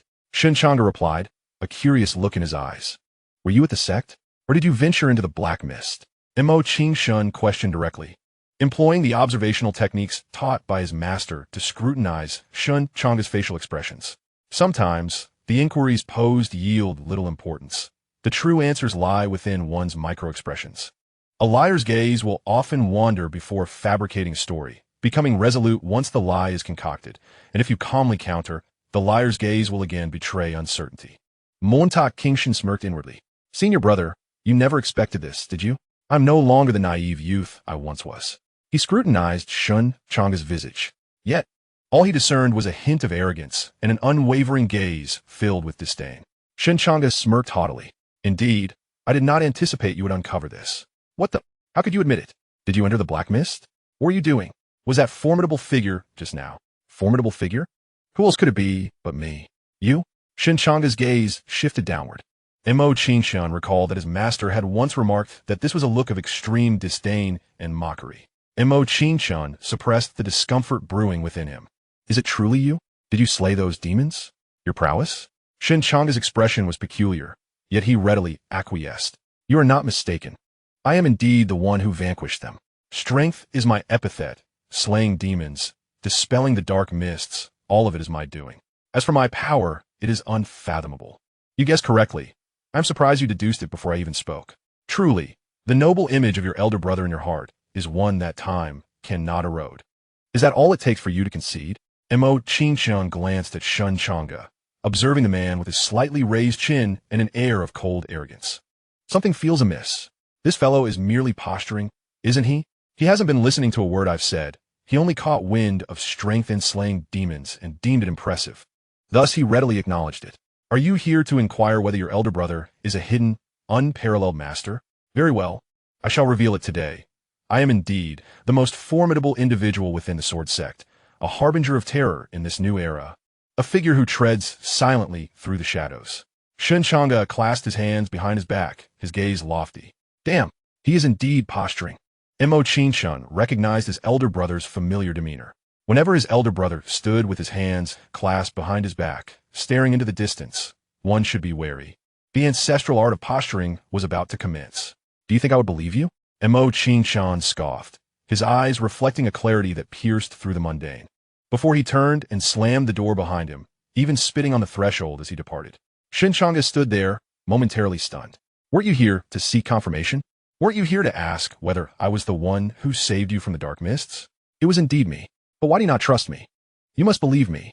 Shen Changge gazed into the distance, sighing, the child is a good one, albeit a tad foolish. On the road, Xianxia wore a grim expression, his eyes brimming with vigilance. His elder brother had surpassed his teachings, rendering everything the master imparted to him pale in comparison. The following morning, Shen Changge commenced his sign-in. Sign-in to the Sword Deity statue, successful. Reward for signing in at the Sword Deity statue, 500 years of cultivation in the Great Luo Sword Canon. Sign in at the training ground, successful. Reward for signing in at the training ground, 500 years of cultivation. Sign in at the Small Scripture Pavilion, successful. Reward for signing in at the Small Scripture Pavilion. Sword Technique, Mo Lu 27. Shen Changge traversed all the current sign-in locations within the Great Luo Sword Sect in one breath. Yet again, he accrued 500 years of cultivation. This time, Shen Changge did not experience a further elevation in his realm, though he felt that he would soon reach the pinnacle of his potential, the Void Peak. It is noteworthy that his Great Luo Sword Scripture, particularly the Sword Control chapter, seems to have undergone significant refinement. Shen Changge gently raised his hand, and with a thunderous roar, the surrounding atmosphere erupted with the sound of swords, resonating with a terrifying intensity. This time, his mastery of the wind and thunder had become exceedingly adept, nearing the ultimate state of the Sword Control chapter. As he raised his hand once more, the three swords vibrated in unison, creating a symphony of sword sounds. My three swords are somewhat lacking in rank, Shen Changge sighed, his gaze drifting far into the distance. It is time to pay a visit to the Daylight Sword Sect. Within the depths of the Black Mist, the inhabitants of a certain sect suddenly felt an unsettling chill. Chapter 24. Preparations at the Daylight Sword Sect. At this moment, the Daylight Sword Sect observed Shen Changge's daily visits with a sense of bewilderment. He seemed to wander the sect as if indulging in a leisurely excursion, arriving with enthusiasm and departing with satisfaction. A group of elders gathered, their expressions grim, harboring the unsettling feeling that the young man regarded them with utter disregard, as if the Daylight Sword Sect were an unguarded realm. I must avenge my son. Lin Jianghong's eyes glinted with a cold light as he slammed his palm onto the table. I believe this individual has a reason for his daily stroll through our sect. However, since he is intent on traversing the Daylight Sword Sect, why not turn his own strategy against him? Suddenly, an elder spoke up, and the room fell silent as all eyes turned toward him. It was Elder Jiangzheng, his gaze dark and laced with an inexplicable malice. For one of the disciples who had perished among their ranks was his own. Elder Jiangzheng, what do you propose? Based on my observations, he appears daily outside the scripture repository and the sword-killing pavilion. Yet, despite this knowledge, eliminating him remains a formidable challenge. I have waited there daily, yet his movements are enigmatic and unpredictable. Even at the Divine Bridge realm, I find it nearly impossible to take his life. His agility likely surpasses that of the Shadowless realm. Even I cannot match his speed. Indeed, what is his background? Such a rare mastery of movement at the true return level is astonishing. He exudes an air of mystery and possesses exaggerated strength. He is merely at the void-breaking stage. If I could capture him, I'm confident I could end his life. Lin Jianghong's expression darkened as he recalled the day Lin Yuelun was impaled upon the daylight statue, his desire for vengeance against Shen Changge intensifying. Elder Jiang Zheng suddenly chuckled. To outthink the unprepared and to strategize against the unsuspecting, surely this is not a difficult task. Slowly rising, he bore a gaze that suggested he held all the reins of control. Old Jiang, what schemes do you harbor? Speak plainly, do not dawdle. At such a moment, why would you still keep secrets? Jiang Zheng chuckled. In my daily management of the scripture pavilion, my understanding of it surpasses yours. And among its treasures lies a fragment of an ancient formation. A formation? Ancient formations are exceedingly rare and often yield astonishing results. Indeed, this formation is the dragon trapping array. In an instant, all present were invigorated. Lin Jianghong's eyes sparkled with excitement. Are you suggesting that we preemptively set up this dragon trapping array in the places the young man in white is likely to pass, such as the scripture pavilion, and then, upon his arrival, trigger the array to ensnare him, as long as he is trapped and unable to utilize his skills? I can charge into the formation. A fish in a barrel. Elder Jiangzheng, when can we set up this array? The elders were all stirred, harboring intense hatred for the individual in question. Elder Jiangzheng sighed, yet his eyes brimmed with undeniable confidence. The array is somewhat damaged, but I've studied it extensively. In recent days, due to the intrusion of this person, I have delved deeper into my research and now possess the capability to confine him. Even a formidable opponent from the Divine Bridge would require time to break free. I can complete the setup within half a day. Thus, early that morning, all disciples of the Grand Sun Sword sect were strictly forbidden from venturing outside. Subsequently, a group of elders, under Elder Jiangzheng's guidance, began to inscribe the ancient formations patterns, even utilizing numerous precious spirit stones to infuse the array with spiritual energy. This formation is indeed feasible. It seems to present an overwhelming binding force. If truly ensnared, escape would be nearly impossible. As the elders inscribed the patterns, they felt the array's viability, and excitement surged among them. If we truly capture that individual, we must flay him alive. The formation was finally completed. You all should withdraw to avoid alarming the prey. I will remain hidden here alone, Lin Jianghong said solemnly, his grip tightening around his killing sword, seemingly envisioning the young man in white being pierced through by his blade. Jiang Zheng's gaze flickered. Allow me to stay. I have also learned techniques for concealing my presence. If I remain hidden, I should not be discovered, especially since I need to activate the array. The elders couldn't help but glance at Jiang Zheng, realizing that he had endured for a long time, having always remained outside the power center of the Grand Sun Sword sect. However, after this event, his status would undoubtedly rise significantly. Who could have anticipated that Jiang Zheng, the keeper of the scripture pavilion, had thoroughly memorized most of the texts within and had even learned much by analogy over the years? You should hide here. My aura is too overwhelming and may attract attention, but I have another plan. The young man is nearly here. Lin Jianghong spoke to Jiang Zheng. Consider the passage of time. The young man in white is soon to arrive. As the sky gradually brightens beneath the shrouded black mist, the entire Great Sun Sword sect exudes an air of desolation and melancholy.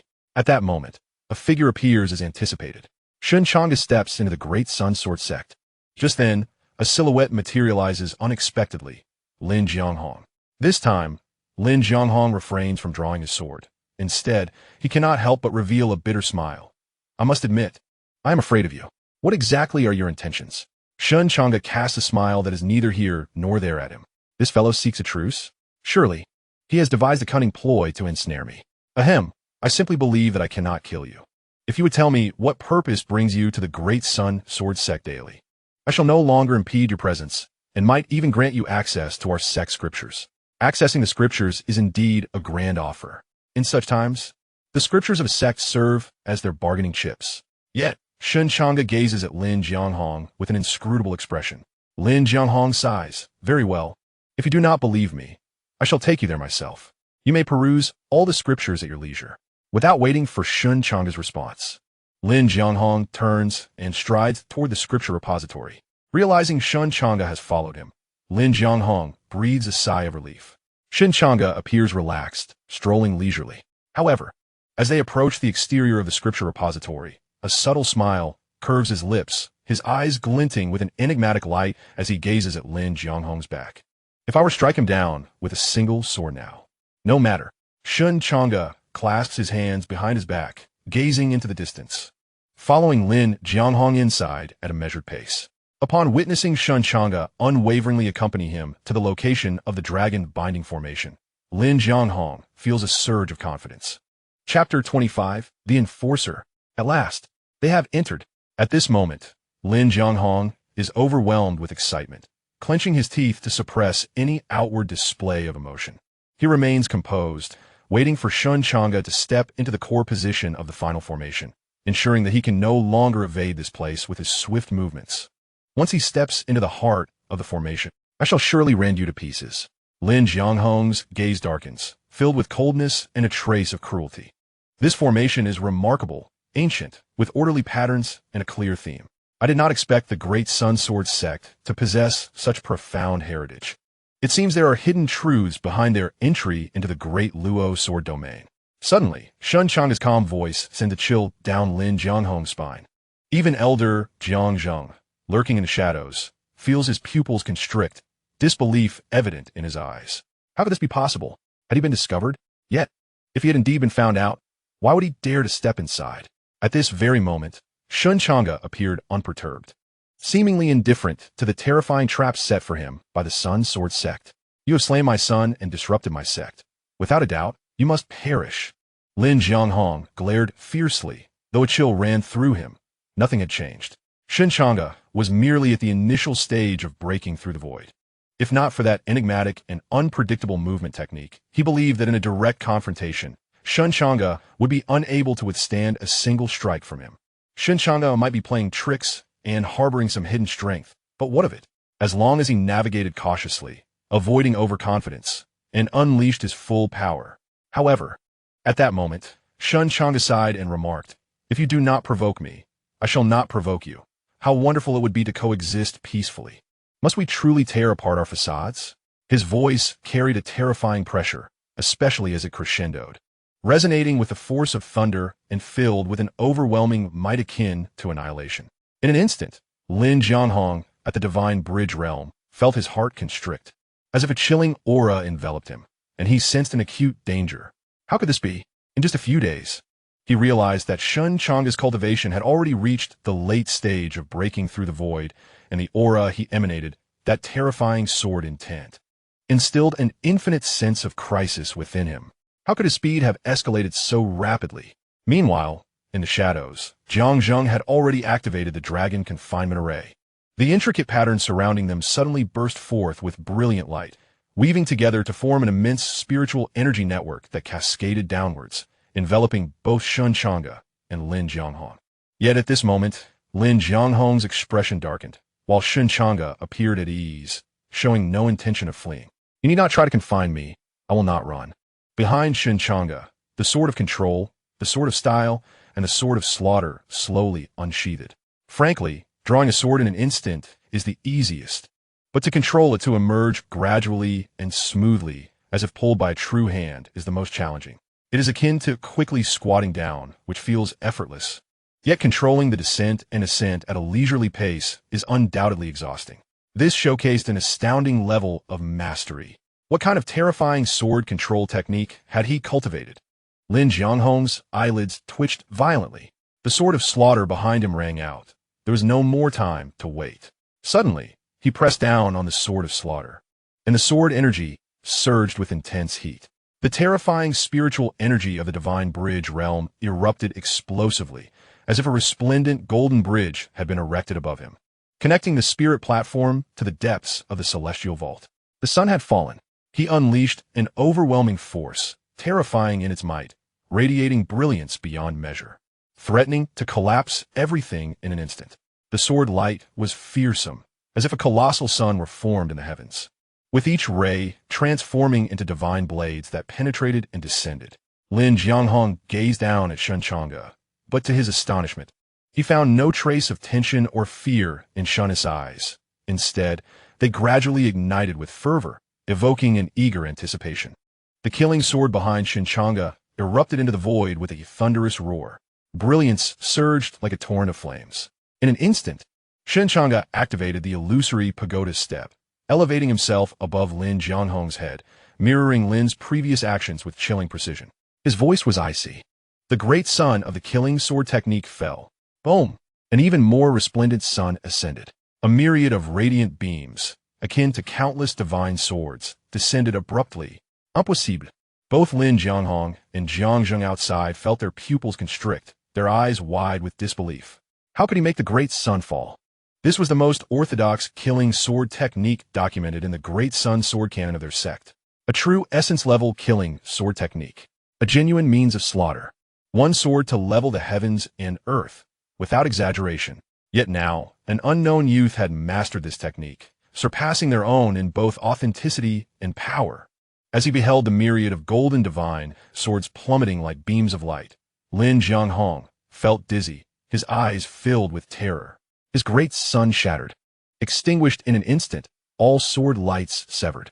In that realm, the figure was sacred and inviolable, akin to an ancient sage. A single sword descending upon the stars and moon, collapsing the resplendent firmament. Boom! You are the enforcer.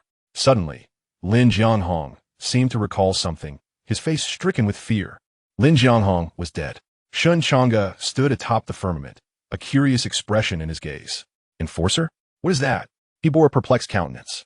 Yet after a long pause, he sighed, his hand clasping the air, and then, with a thunderous sound, a chilling sword aura surged forth, causing a figure to tumble from the void, crashing to the ground in utter disarray. It was this person who had set the formation.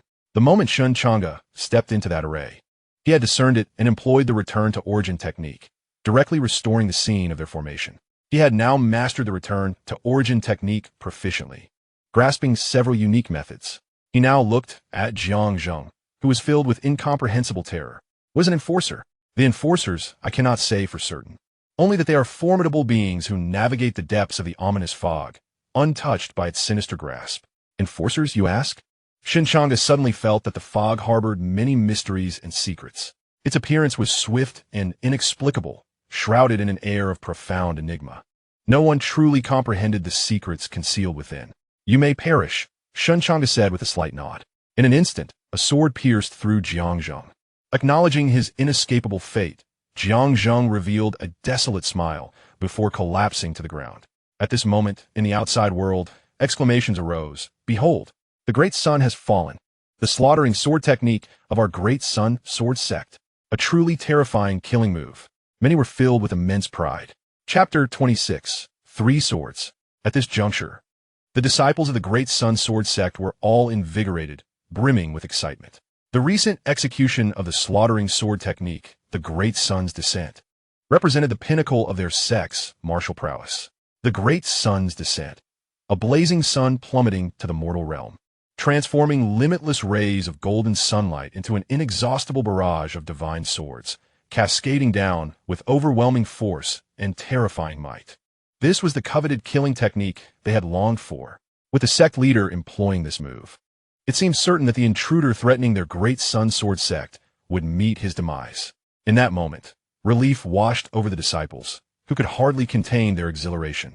Recently, Shen Changge's intrusion had cast a shadow over their hearts, instilling a persistent sense of unease that made them yearn for his swift end.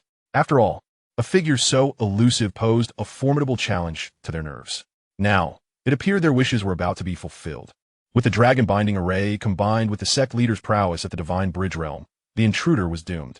Thanks to Elder Jiang Zheng, who had devised this dragon-binding array, even a fierce dragon like that youth would be ensnared and rendered immobile. A gathering of elders exchanged knowing smiles, each brimming with confidence. Meanwhile, the terrifying great sun gradually dimmed, and from its vast, lingering radiance, a figure suddenly plummeted. All the elders widened their eyes, channeling their spiritual energy to sharpen their vision. The figure was Xianxia. As realization struck, their pupils contracted and their hearts raced. Xianxia was dead. Panic surged. Something had gone awry. The elders felt a tightening in their chests. Instantly, they brandished their swords, their sword energy surging forth. These were all elders of the void-breaking realm, 7 figures rushing towards the scene in an instant. Why had Xianxia fallen? What the sect leader? Was that not the fall of the great sun? Under such terrifying swordsmanship, how could anyone possibly survive? This seems inconceivable. Form the sword array, an elder exclaimed suddenly, his voice resonating like thunder. The 7 elders instantly converged, swords in hand, solidifying their hand seals. Most of them were at the initial stage of breaking through the void. Yet through this sword array, they could unleash power equivalent to the pinnacle of breaking through the void. While it may not rival the divine bridge, circumstances have changed. With Xianxia deceased, it is likely that the sect master, trapped within the dragon entangling array, faces grave peril as well.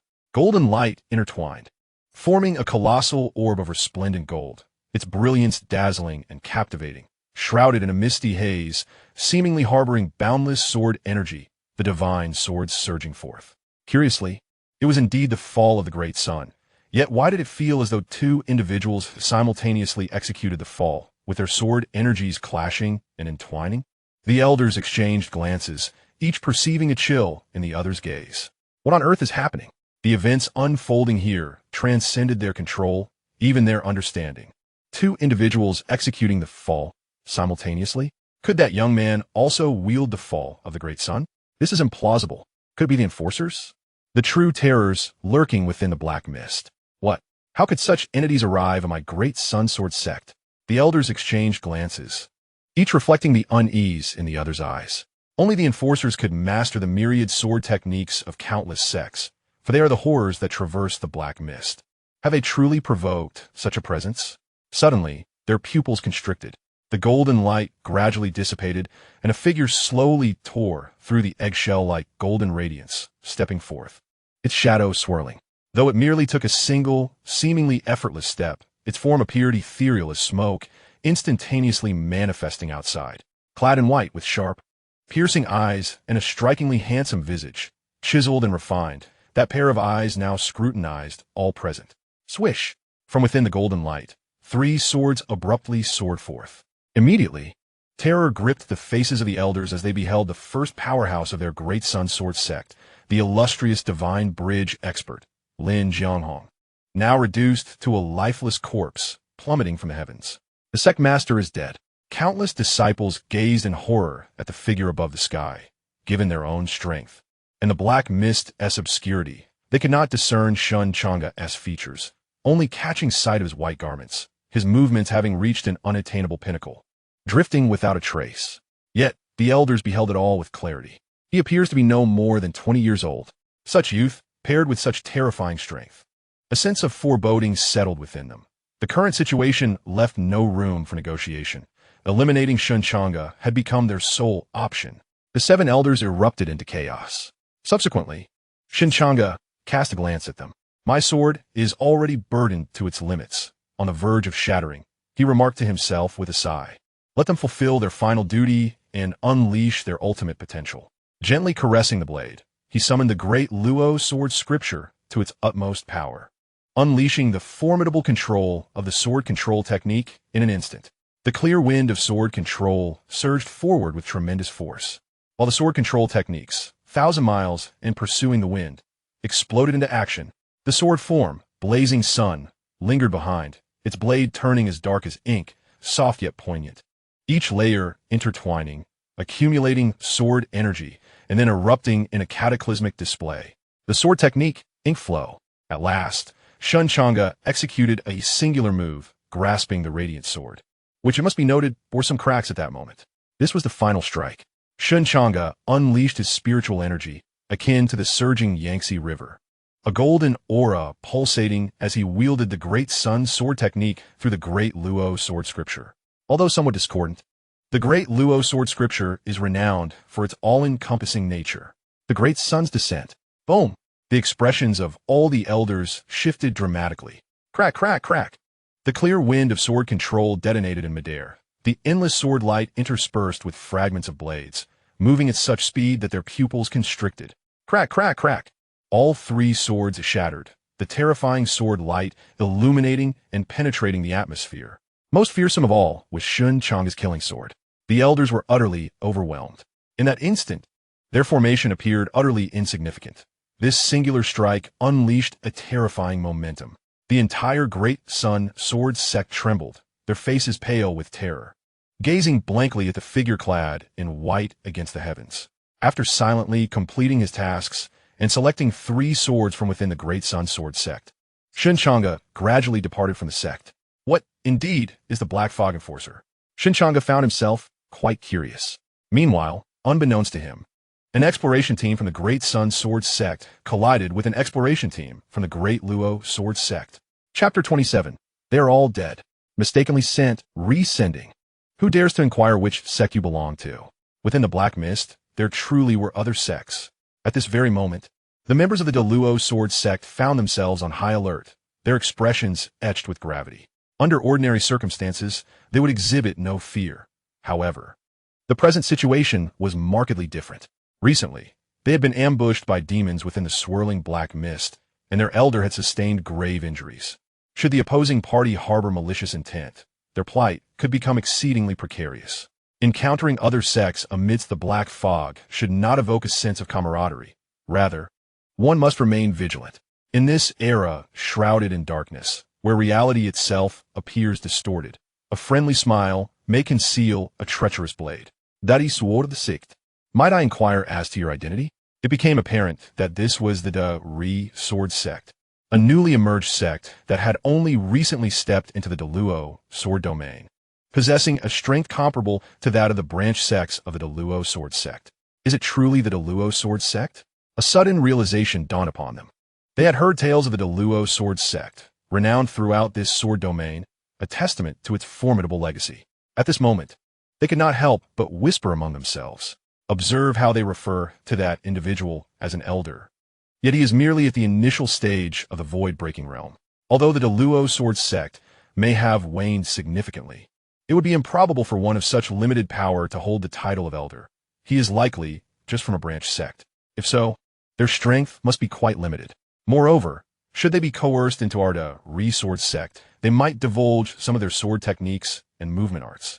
It seems our sect leader has long desired to assimilate other sections. Perhaps even fragments of the Luo sword scriptures could be obtained from this branch. In that moment, the elders and disciples of the sword sect exchanged glances, their minds filled with ill intent. After both parties had introduced themselves, a profound silence enveloped them, as if they had simultaneously resolved to remain on guard. After a considerable interval, an elder from the Luo sword sect could no longer suppress a chuckle. Seemingly eager to diffuse the tension, for he was gravely injured and felt increasingly feeble. Prolonged stalemate could reveal their vulnerabilities. Since you do not welcome us, we shall take our leave. In this black mist, survival is contingent upon one's own abilities. Until we meet again, may our future encounters be less fraught with tension. The elder of the Luo sword sect feigned bravado, sweeping his sleeve with what little strength remained, emanating a fleeting aura of pressure as a warning to the opposing sect. Behind him, his disciple, acutely aware of his master's condition, discreetly supported him, fervently channeling his own spiritual energy into his master to prevent him from immediately coughing up blood. After all, they all understood that if they were to expose their true selves now, their only deterrent force would be lost, rendering them vulnerable to slaughter.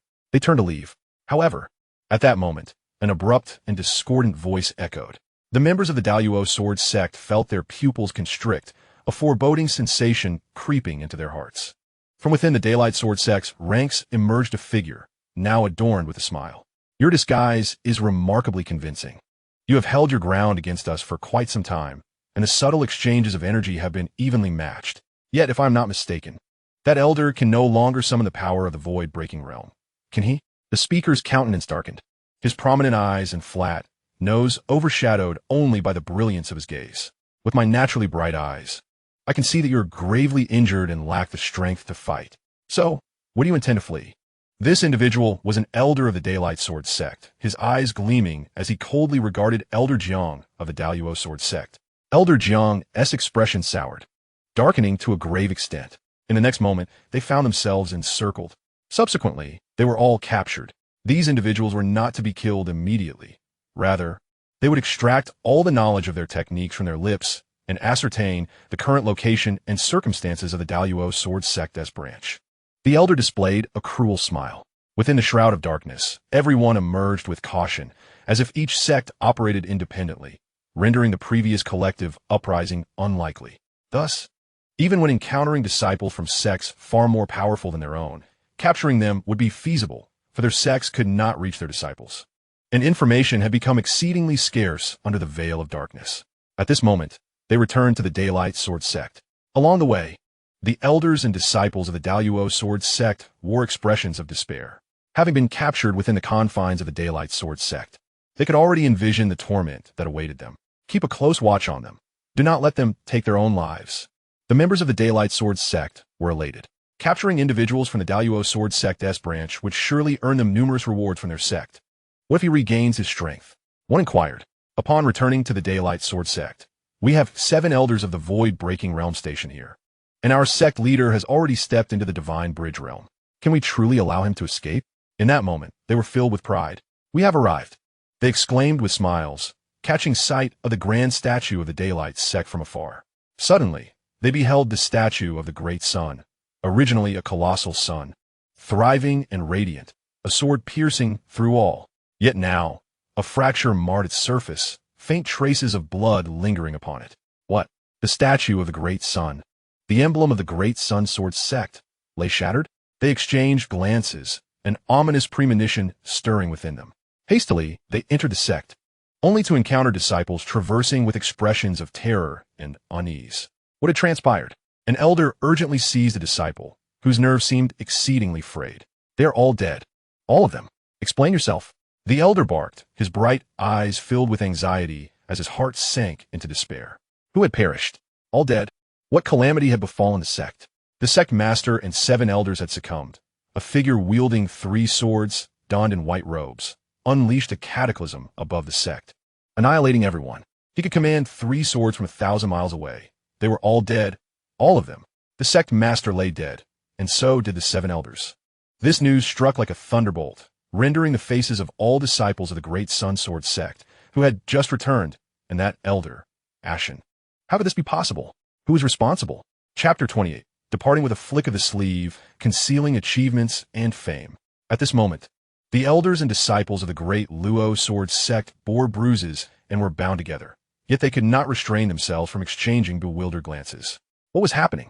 All the powerful figures of the Great Sun Sword Sect were dead? Who could have done such a thing? It is known that the strength of the current Great Sun Sword Sect and the Great Luo Sword Sect's branch should be relatively comparable. In fact, due to the Great Luo Sword Sect dispatching all its elders, the remaining forces within the sect paled in comparison to those of the Great Sun Sword Sect. Yet, who could have imagined that the powerful figures within the Great Sun Sword Sect had all perished? At this moment, they were brought into the Great Sun Sword Sect. Gazing upon the shattered earth, still imbued with the lingering essence of swords, a terrifying aura enveloped them, causing them to tremble uncontrollably. Such fearsome sword energy. Furthermore, they had just heard on their way that the sect master of the Great Sun Sword Sect had entered the realm of the Divine Bridge.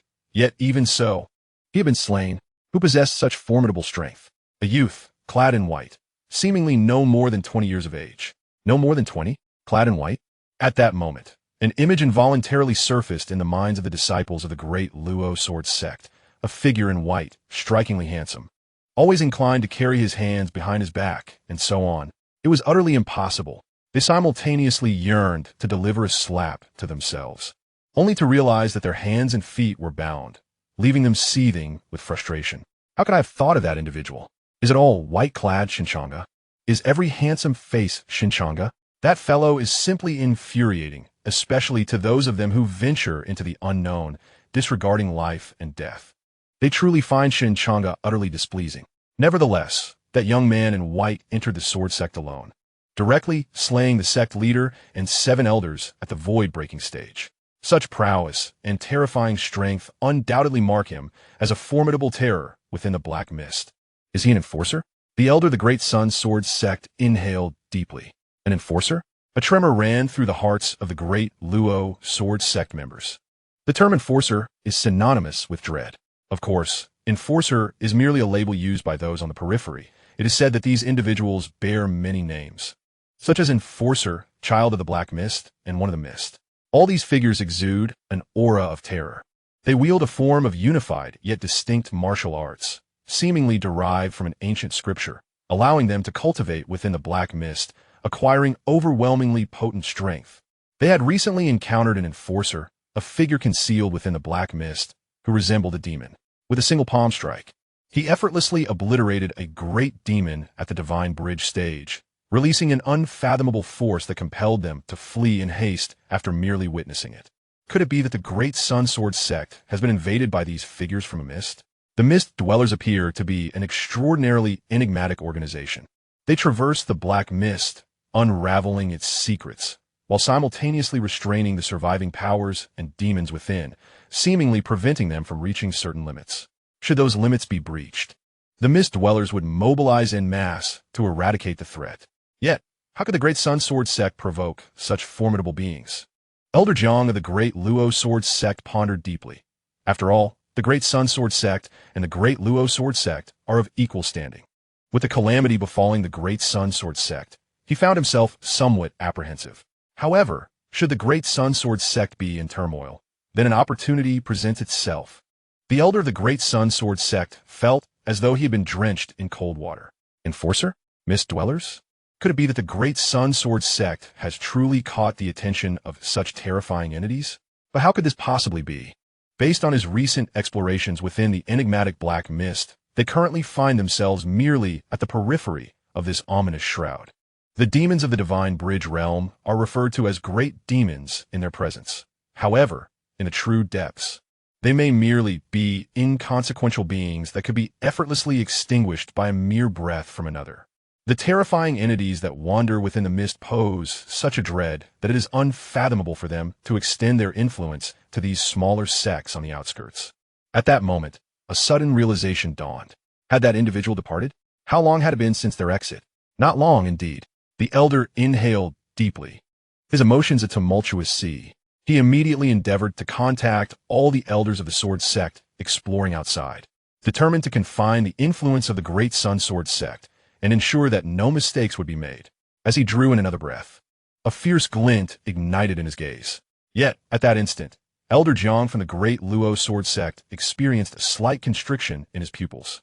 He had, unbeknownst to others, been concealing a spiritual elixir within his grasp, one capable of swiftly alleviating his injuries and allowing him to unleash his peak strength, albeit at the cost of exacerbating his wounds thereafter. However, such considerations were of little import at present. The individual was now vulnerable, their mind adrift, a prime opportunity to strike. Boom! In a flash, he unleashed a devastating sword strike. Indeed, that individual had not anticipated that Elder Xianxia possessed any remaining strength, given the severity of his injuries. Who could have foreseen that he had such a hidden card up his sleeve? The sword erupted with terrifying force, shattering the surrounding terrain. And that single strike pierced through the shoulder of the elder from the broken void realm. He seethed in rage. Yet, it was evident that Elder Xianxia had no intention of continuing the confrontation. The duration for which the elixir could sustain him was fleeting. His immediate priority was to return to the Great Luo Sword sect, summon reinforcements, and ultimately annex the Great Sun Sword sect. Go! Elder Xianxia severed the bindings from all the disciples with a swift stroke of his sword, explosively dispelling the spiritual chains that had recently been imposed upon them. Elder Xianxia was a decisive and ruthless individual, manipulating his sword to pin the formidable foe in place. Capture them. The fierce-eyed warrior of the Great Sun Sword sect glared, his eyes aflame with crimson. Though his injuries were not fatal, they severely hampered his movements. He could only watch helplessly as Elder Xianxia's disciples, bloodied yet protected, made their escape from the depths of the Black Mist. He understood. This was dire. In the current predicament of the Day Sun Sword sect, allowing the enemy to escape would inevitably lead to a catastrophic calamity for the sect. Yet, amidst the perilous Black Mist, where could they possibly seek refuge? At this moment, Shen Changge had returned to the Da Luo Sword sect. Standing atop the Da Luo Divine Peak, he gazed at the elder who had just staggered back, blood pouring forth as if it were of no value, accompanied by a group of disheveled disciples. With his hands clasped behind him, he let out a deep sigh. To depart after the matter is resolved, concealing both merit and fame. What could be more pretentious than this? Chapter 29, News from the Black Mist. At this juncture, Elder Zhang's sudden reappearance startled Xianxia, who promptly rushed over upon hearing the news. After inquiring about the unfolding events, his expression grew solemn. He immediately began contacting the elders who were out on expeditions, urging them to return to the Peerless Sword sect without delay. Within 3 days, all forces must be prepared to launch an assault on the Day Sun Sword sect, should they succeed in seizing it. The Peerless Sword sect might endure for a while longer. The Day Sun Sword sect had initially arrived at the Peerless Sword domain in a most disheveled state. Yet their foundation appeared remarkably robust. Xianxia Sanjian spoke slowly. However, what exactly are these black mist enforcers you refer to as the figures within a mist? They are a truly terrifying group. When demons traverse, they are accompanied by black mist, instilling dread. These individuals, too, cloak their path in darkness, seemingly mastering an enigmatic technique. Their combat prowess greatly surpasses that of ordinary beings, each possessing peculiar temperaments. We witnessed one of the mist figures effortlessly slay a demon of the Divine Bridge realm with a mere gesture. Moreover, they appear capable of absorbing demons to enhance their own strength. Elder Jiang sighed, suppressing his injuries as he reclined on his bed, lost in contemplation. It was the first time Xianxia Sanjian had heard such accounts, and he found it difficult to believe that such terrifying entities existed within the Black Mist. Within 3 days, 5 elders of late-stage void-breaking realm returned to the Peerless Sword sect. It must be said that the foundation of the Peerless Sword sect's branch was indeed formidable. Meanwhile, on the vast platform, several elders could not restrain themselves from speaking. Addressing the infinitely curious disciples below, I have observed that some sects, despite their strength, for reasons unknown, were persistently exploring the Black Mist. Suddenly, they were discovered by powerful demons of the Divine Bridge realm, leading to their invasion and annihilation. After witnessing the obliteration of the great demon's sect, I stood before the statue of that sect for an extended period and suddenly shattered the statue. The Black Mist completely engulfed the surroundings, leading me to believe that each sect statue must possess extraordinary significance, perhaps holding powers unknown to us. Within the mist, I perceived an individual, a terrifying powerhouse at the pinnacle of the Divine Bridge realm. I beheld him tear apart another formidable demon of the same level and devour it, subsequently breaking through to an even more formidable realm. I was detected, yet to such an entity, I was akin to a mere ant. He cast a glance my way, and I felt as though I had plunged into an icy abyss before he vanished into the Black Mist. I noticed that some super sects had a row of youths seated outside, each seemingly yearning to extract something from the mist. However, some suddenly bled from their orifices, while others went mad, howling like demons. Then, individuals emerged from the sect, each wielding a sword, mercilessly slaying those who had succumbed to madness. The methods were gruesome, and the Black Mist seemed to conceal certain secrets, which I suspected were inextricably linked to the figure within the fog. Several elders gathered, unable to resist sharing their findings from their explorations within the Black Mist. A collective sigh echoed among them. Undoubtedly, the Black Mist harbored secrets, yet it was perilously dangerous. Without sufficient strength, we could not hope to comprehend it. If my conjectures were correct, the deeper one ventured into the mist, the more terrifying the sects became, holding greater knowledge. Alas, in this era, all we can strive for is relentless development, with the hope that one day we may unravel the secrets of the Black Mist. Elder, is there anyone who can emerge from the Black Mist? I miss my wife down the mountain, someone suddenly called out, plunging the gathering into silence. Many harbored concerns for their loved ones below. Now shrouded by the Black Mist, they were uncertain whether their families still lived, and they could not help but lower their heads. There will always be hope, the elder chuckled, offering comfort. At that moment, a youth gracefully traversed the crowd, donned in white attire, strikingly handsome and eye-catching. Shen Changge, having diligently signed in over the past few days, had successfully reached the pinnacle of the void-breaking realm and was on the verge of entering the Divine Bridge realm. His great son Descend had attained a state of perfection. He was now capable of unleashing power nearly equivalent to that of the great sun ancestor at the same level. This was the essence of perfection. Moreover, Shen Changge's great Luo sword classic, specifically the Sword Mastery chapter, had reached its 5th stage, Een of the 5 elements. His wind and thunder momentum had transformed into Yin thunder, evolving from the ethereal to the tangible existence of the elemental thunder. Now, whenever Shen Changge invoked the sword mastery technique, a terrifying and unparalleled dark thunder would surge forth from the sword's body, representing an extraordinarily profound and exquisite realm of swordsmanship. Thunder roared like a colossal hand, assisting Shen Changge in wielding his sword from 1,000 miles away. His return technique was exquisite. Now, he merely needed to grasp a thread of a clue to instantly restore the scene of the past. Of course, should the elements involved be particularly terrifying, Shen Changge might have to pay a hefty price. Currently, he mastered the ink flow swordplay, the wind-chasing sword technique across vast distances, and the lethal sword art of the sun's fall and red thunder. His movement technique was the ultimate mastery of the phantom floating pagoda step. It can be said that Shen Changge's combat prowess was formidable, although he had yet to step onto the Divine Bridge.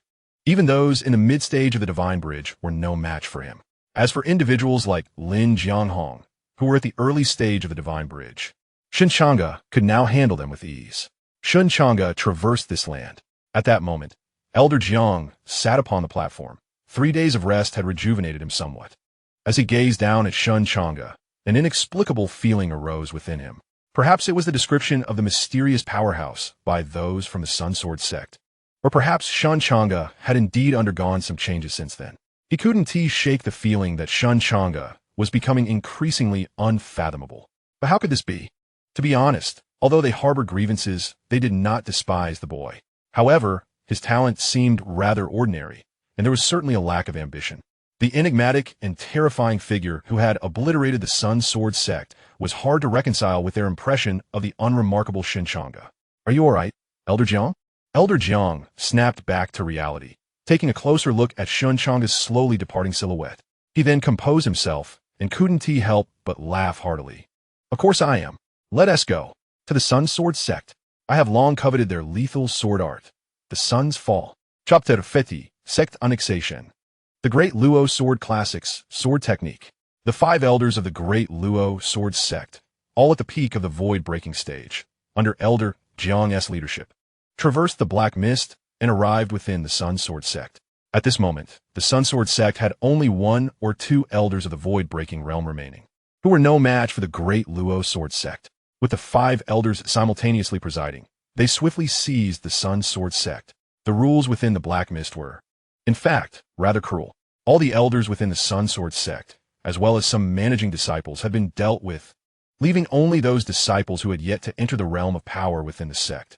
Essentially those who, even if harboring dissent, could not incite any significant upheaval. These individuals would be evaluated in secret and potentially integrated into the Great Luo Sword Sect as new blood. At this moment, several elders stood before the statue of the Great Sun, a colossal representation of the sun itself, pierced by a divine sword, exuding an air of majesty. Suddenly, Elder Jiang could not suppress his curiosity and spoke aloud. What is it, Elder Jiang? The surrounding elders turned their attention toward him. I distinctly recall that when I arrived here 3 days ago, there was a noticeable gap in this statue, as if it had been cleaved open by a sword. Yet now, it appears to have vanished. Can this statue truly possess the ability to restore itself? Elder Jiang's expression was one of perplexity. He could not possibly be mistaken. It was said that the gap had been created by that enigmatic young man in white who had annihilated all the formidable members of the Great Sun Sword sect. But how could it have disappeared so suddenly? What? It's gone? In a flurry of disbelief, the elders confirmed again and again. Convinced that Elder Jiang would not deceive them about such a matter, their brows furrowing in concern, they stood before the statue. I have witnessed that when the statues of certain sects are destroyed, the surrounding dark mist immediately invades, as if it were the very foundation of the sect. Should the statue collapse, the sect would be directly consumed by the dark mist. The statue dispels the mist. The blood of demons drives it away, while the blood of living beings expands territory. There lies a monumental secret within the statue. The elders could not help but begin their analysis. How can we master both statues? Wait, I believe I have an insight. The main lineage must shed blood. The sect leader's lineage must perform a bloodletting. Quick, let's try. The elders were filled with excitement, sensing they had stumbled upon some secret hidden within the dark mist. The truth is, being enveloped by the dark mist is most terrifying because of the unknown. They felt as though they were blindfolded, aimlessly stumbling in a place teeming with demonic and malevolent entities. The main lineage. A glimmer sparked in Elder Zhang's eyes. If that were the case, he had certain matters he wished to explore thoroughly. He raised his hand slightly, a profound light emanating from it, while the figure concealed within Elder Zhang's sleeve trembled incessantly, clearly straining to wield this mysterious art. What have you done? Release me. What sort of method is this? Am I not dead? At that moment, a voice of sheer terror echoed in Elder Zhang's ears, one that only he could hear. What is happening? Release me. It was a remnant soul, belonging to a high-ranking disciple of the Great Sun Sword sect, whose strength was not insignificant, having reached the initial stage of void breaking, and should possess considerable knowledge. Silence. Elder Zhang's expression was cold and stern. This was merely a method of soul interrogation. This individual had likely encountered that mysterious powerhouse, leaving behind a fragment of his soul to validate certain matters. Though he found it hard to believe, an odd sensation continuously urged him from deep within. And, at this moment, Shen Changge, as the chief of the main vein, was merely a listless individual, idling away his days, and thus found himself summoned. Esteemed elders, may I inquire the purpose of calling Changge here today? Shen Changge slightly bowed, his voice measured and resonant, complemented by his striking visage. Indeed, it compelled the elders to cast him intrigued glances. This young man, why does he seem to have undergone a transformation? There's an air of composure about him that is rather pleasing. Perhaps their previous biases against Shen Changge were unwarranted. After all, individuals mature with time. And Shen Changge may have indeed blossomed into a more refined version of himself. The elders, stroking their beards, nodded in approval. Are you willing to contribute to the sect? Naturally, I will be delighted. Although Changge held the position of chief, he had yet to make any substantial contributions to the sect, which weighed heavily on his conscience. If given the opportunity, he would not hesitate to risk his life. Shen Changge placed a hand upon his chest. The elders, filled with satisfaction, clapped him on the shoulder. We hope you can offer a drop of your blood. Blood? Shen Changge paused for a moment, then, perceiving the elders' dazed expressions, he seized the hand that was reassuringly resting on his shoulder and cast it aside with indifference.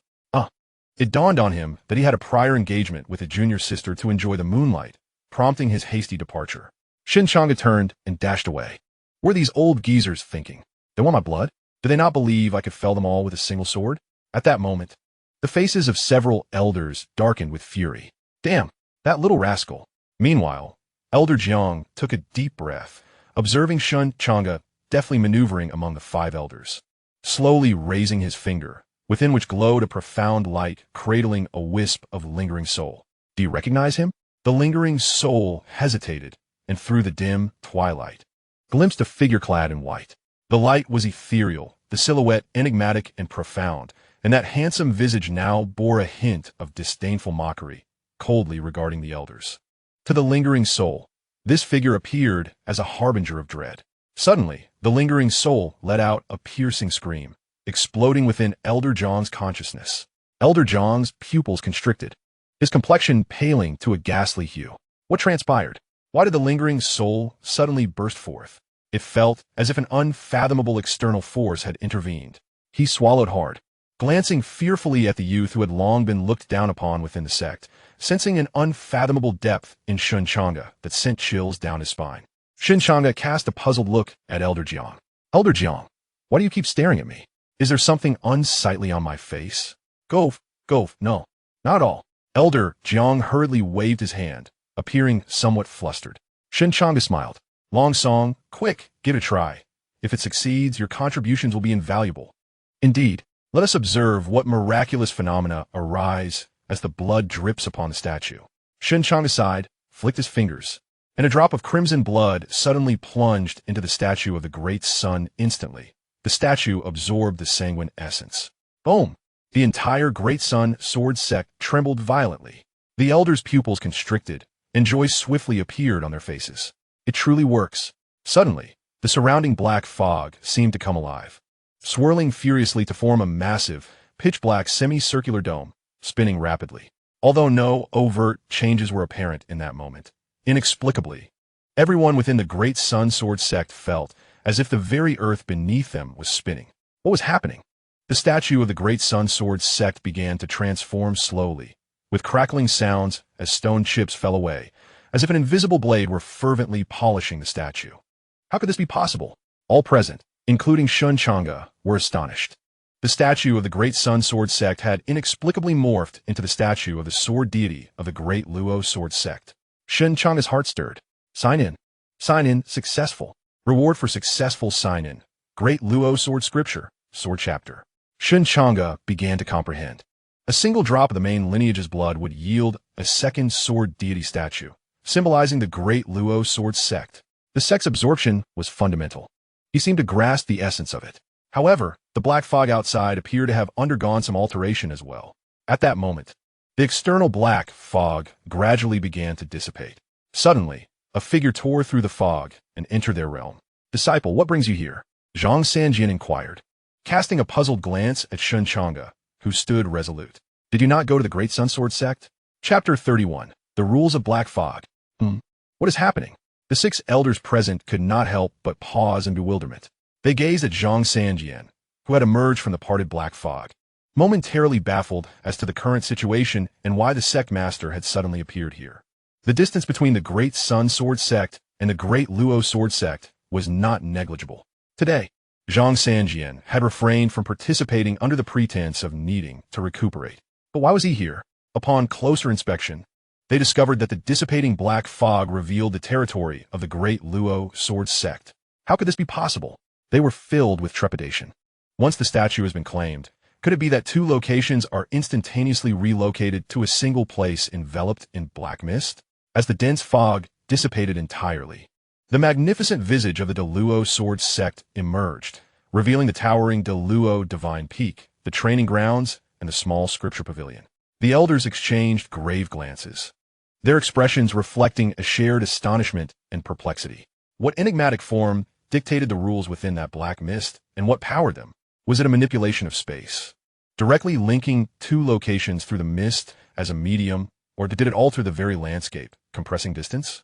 The great sun statue was mysteriously transformed into the sword god statue by an unfathomable force. Merely a drop of blood from the main lineage could instantaneously invoke the sect's annexation. Was the architect of such rules a sentient being or a manifestation of the natural order? If it were indeed a sentient entity, a chill would run down the spine of all present. The implications were terrifying. Disciple, what on earth has transpired? Why are these old fellows speaking in riddles? Xianxia was bewildered by their cryptic discourse. Shen Changge cast him a disdainful glance before turning to leave. Xianxia thought, what is with this insolent brat? Why does he seem to regard me with increasing disdain? Though he was once impudent, there was always a profound respect in his gaze. Yet now, that air of contempt makes me wish to tear that smirk from his face. Meanwhile, Shen Changge felt a stir of unease within. After the statue was bled upon, it was inexplicably moved near the location of the main statue through some arcane spatial means. This was indeed preposterous. The blood of the main lineage. It struck him suddenly that the Luo sword sect, along with all the sects ensnared by the black mist, appear to have formed a diminutive collective delineated by the sword god statue of the Luo sword sect. At that moment, a disciple from the distant Great Sun Sword sect felt a wave of dizziness wash over him, as if he were unwell. You must bleed upon the sword god statue. One elder's eyes glimmered with realization. Once the disciples bled, their discomfort vanished. Bloodletting. He suddenly recalled that there had indeed been an initiation ceremony upon entering the Luo sword sect, involving bloodshed upon the statue, with Shen Changge, as the sect's direct heir, having poured an entire bowl of blood onto it. As a result, Shen Changge had endured a week of dizziness and weakness. Yet, he always felt that the old man had led him into a trap that day. In other words, the grand statue of the sun has officially become the second statue of the sword deity for the Luo sword sect, which now possesses 2 such divine effigies. One wonders if the sect's rank might be determined by the number of representative statues it holds. However, the Luo sword sect does have a central sect, and all members utilize the same type of sword deity statue. Shen Changge could not help but let out a sigh. At this moment, the entire Luo sword sect was filled with curiosity about the sudden appearance of the killing sword pavilion adjacent to their domain. Heavens! It is said that there lies a killing sword within. If I could acquire the killing sword, my strength would undergo a monumental enhancement. Additionally, there exists a larger training ground and a smaller scripture repository. I wonder if the Great Sun Sword Cannon of the Great Sun Sword sect is housed within. It is rumored that the techniques contained therein are at the true return level. In an instant, the disciples were overwhelmed with excitement. Within the sect, two disciples patrolling began to discuss the peculiarities of the changes occurring throughout the sect. Indeed, it is quite strange. The black mist possesses such capabilities. Is this a mere spatial shift, or a transformation of the terrain itself? They expressed their astonishment at the bizarre occurrences. The black mist, the statue, and whispers of a mysterious figure enveloped in fog. Regardless, it is evident that the sect is continuously growing stronger and thriving, which is a positive development for us all. The two disciples beamed with smiles, feeling increasingly secure in the burgeoning strength of their sect. Suddenly, one disciple's eyes widened in alarm. Hey, in the sect's Lin Dao, it is prohibited to relieve oneself indiscriminately. What a disgrace. The two were furious at such blatant disregard for decorum. At that moment, a figure stood facing the woods. Obscured from view, only the billowing, loose robes could be seen fluttering in the wind. The individual appeared oblivious to their presence, engaged in actions that were both natural yet disgraceful. The two disciples strode over, one of them delivering a sharp slap to the stranger's shoulder. Bang! The figure, resembling a scarecrow, was so insubstantial that the force of the blow caused their shoulder to cave in, releasing a cloud of misty dust that left the disciples gasping for breath. What on earth? Wait! Suddenly, a chill ran down their spines. He is none other than Zhang Tong, a junior who had just recently entered the Heavenly Aperture realm. I assisted him in breaking through just days ago. What could have transpired? This individual, known as Zhang Tong, was familiar to them, a youth of considerable talent who had only just recently stepped into the Heavenly Aperture realm. Yet, now he is lifeless? The manner of death was exceedingly bizarre, as if all vitality had been drained away, rendering the body a desiccated corpse, thus resulting in the crushing of the shoulder with a single blow. Demons? Only demons would enact such a peculiar and chilling slaughter. Could there truly be demons within the sect? No, time is of the essence. I must report this to the sect master. The two hurriedly departed from the scene. Once they had left, a figure slowly emerged from the shadows, unable to suppress a sigh of relief. At this moment, his countenance was twisted with malevolence, beads of cold sweat glistening on his brow, and his eyes seemed to glow a faint crimson. Upon closer inspection, one could discern minute, pinhole-like apertures within. An exceedingly eerie sight. He clutched his sleeve tightly, yet gradually, his facial expression shifted to one of exhilaration. A surge of terrifying power began to manifest, pulsating with a crimson intensity. At this juncture, his aura had unmistakably ascended to the pinnacle of chi manipulation. His expression transformed from anguish and torment to one of excitement and yearning. He licked his lips. Yilim smiled. Chapter 32. The Little Junior Sister Under Watch. Today, Shen Changge was seated comfortably in his abode, preparing to indulge in a delightful slumber. Suddenly, there was a series of knocks. Gumin, senior brother. Upon opening the door, he beheld his junior sister, Lin Xianxia, standing there with an enchanting visage, radiating youthful innocence, albeit her figure was strikingly exaggerated, prompting Shen Changge to muse that some attributes are indeed innate. Lin Xianxia looked at Shen Changge and smiled sweetly. Having returned from the outside, she felt utterly fatigued. Traversing through the black mist required one to remain perpetually vigilant. Typically, beings dwelling in such obscurity would experience discomfort, and prolonged exposure could lead to the influence of peculiar entities on one's thoughts, even inciting madness. Thus, she was truly exhausted. After resting for 2 days, she had intended to seek out her senior brother, but he had been preoccupied, which delayed her visit until today. Have you rested well? Yes. Shen Changge replied with a relaxed smile, treating Lin Xianxia with a certain kindness, as she was indeed the only one who genuinely regarded him with sincerity. Lin Xianxia nodded, casting a glance at Shen Changge's handsome face, her gaze momentarily faltering before she composed herself and entered with a calm smile. Senior brother, have you ventured out of the black mist in recent days? Lin Xianxia could not help but inquire. To speak candidly, ever since Lin Xianxia escaped from the clutches of that tree demon, she has been unable to shake off the recollection of the person who rescued her from the depths of the dark mist. The radiant sword light, as vast as the snow, and the ethereal aura that spanned the horizon, coupled with the profoundly impressionable silhouette that remained etched in her memory. It is often said that a young girl's dreams are gradually constructed over time. That day, she merely caught a fleeting glimpse of that figure. Yet the sentiments of youth have magnified it into something grand, mysterious, and undeniably imposing. Why are you and the junior disciple asking the same questions? Shen Changge could not help but chuckle. These two little ones are indeed amusing. Did the second senior brother inquire as well? Upon recalling Mo Qingxian's unwavering confidence from that day, Lin Xianxia felt a wave of mirth wash over her at the thought of him secretly investigating their elder brother's affairs. Elder brother must be quite formidable. Wouldn't you agree? Lin Xianxia inquired with a smile that danced on the edge of her lips. She had always sensed that her elder brother was extraordinary. After all, how could a man of such striking handsomeness be anything but remarkable? Shen Changge gently ruffled Lin Xianxia's hair, causing the little girl to squint her eyes in delight. Her delicate lips, reminiscent of cherry blossoms, formed a subtle curve. This little one is quite perceptive. With a clatter, Shen Changge skillfully placed a laundry basket before Lin Xianxia. Didn't you say last time would be the final occasion? Lin Xianxia's expression darkened as she recalled the promise her elder brother made during her last laundry session. The young girl glared at Shen Changge in indignation. Do you not understand me yet? Shen Changge sighed. These garments are my treasures. They have accompanied me through battles and a long journey of cultivation. Who else could I trust with them? Would you be willing to safeguard my treasures? He placed the basket in Lin Xianxia's hands, pressing down gently to quell her resistance. Although her fair hands struggled, Shen Changge's firm grip rendered her powerless to resist. Shameless elder brother, you want me to wash your clothes again? How infuriating. Lin Xianxia clenched her small white teeth. Yet she did not protest excessively. I understand the principles. I am an independent woman of the dark mist era, and I should not be bullied by my elder brother. But how can I resist? Elder brother is just too handsome.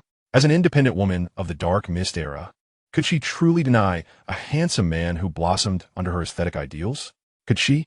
She took the laundry basket, stealing a glance at Shen Changge's chiseled features, her cheeks blooming with a rosy hue. Shen Changge could not help but smile. However, he suddenly froze, abruptly pulling Lin Xianxia closer. Senior brother, what are you doing? Lin Xianxia exclaimed in surprise. Shen Changge tugged at her collar, his expression turning grave. Senior brother. Lin Xianxia panicked, questioning what was wrong with him. What should I do? If senior brother loses control, should I submit? She stole a glance at his handsome face, more striking in its seriousness. Should I submit? Have you encountered anything peculiar today? Shen Changge's countenance was solemn, for he had discerned a mysterious mark imprinted on Lin Xianxia's nape, seemingly appearing from nowhere. If he was not mistaken, it was a tracking mark. Little junior sister has been targeted. Zomating strange. Lin Xianxia looked at Shen Changge in confusion, but upon seeing his grave demeanor, she began to recollect. I haven't encountered anything odd. She was still puzzled as to why her senior brother was acting so strangely. Who did you meet today? Let me think. I saw second senior brother and master, as well as the patrolling disciples outside the sect. All right. A corpse was discovered within the sect today. Quite frightening. I also encountered, that disciple. What was his name? Oh yes, Ji Ling, and I also met. Shen Changge's gaze flickered, his eyes deep and frigid as a bottomless abyss. Yi Ling. He had sensed something amiss with Ji Ling that day and had discreetly warned him, believing that a fragment of his unleashed spiritual energy would shatter whatever strange entity he possessed. To his dismay, Ji Ling had extended his hand towards his little junior sister. Senior brother? At that moment, Lin Xianxia caught sight of a skeletal mark on her nape in the mirror beside Shen Changge's bed, glowing a blood-red hue. The skin around it appeared affected, punctured with tiny holes, rhythmically pulsating as if breathing. What is this? How could Lin Xianxia be unaware? Had she truly been targeted? Her delicate face paled, her large eyes reflecting a hint of terror. A demon? But when had this happened? The same demon that had turned a disciple into a dried corpse within the sect had now set its sights on her. Shen Changge glanced at Lin Xianxia and reassured her, Fear not, little junior sister. You need not worry. Just return home tonight and wash my clothes with a tranquil heart. But Lin Xianxia wanted to say something, yet she was met with Shen Changge's deep, icy gaze, akin to a pool of cold water. At this moment, the senior brother had undergone a tremendous transformation in her perception, becoming exceedingly imposing. Chapter 33, Demons, Ji Ling. As Lin Xianxia nervously carried Shen Changge's soiled garments away from his dormitory, the atmosphere shifted dramatically.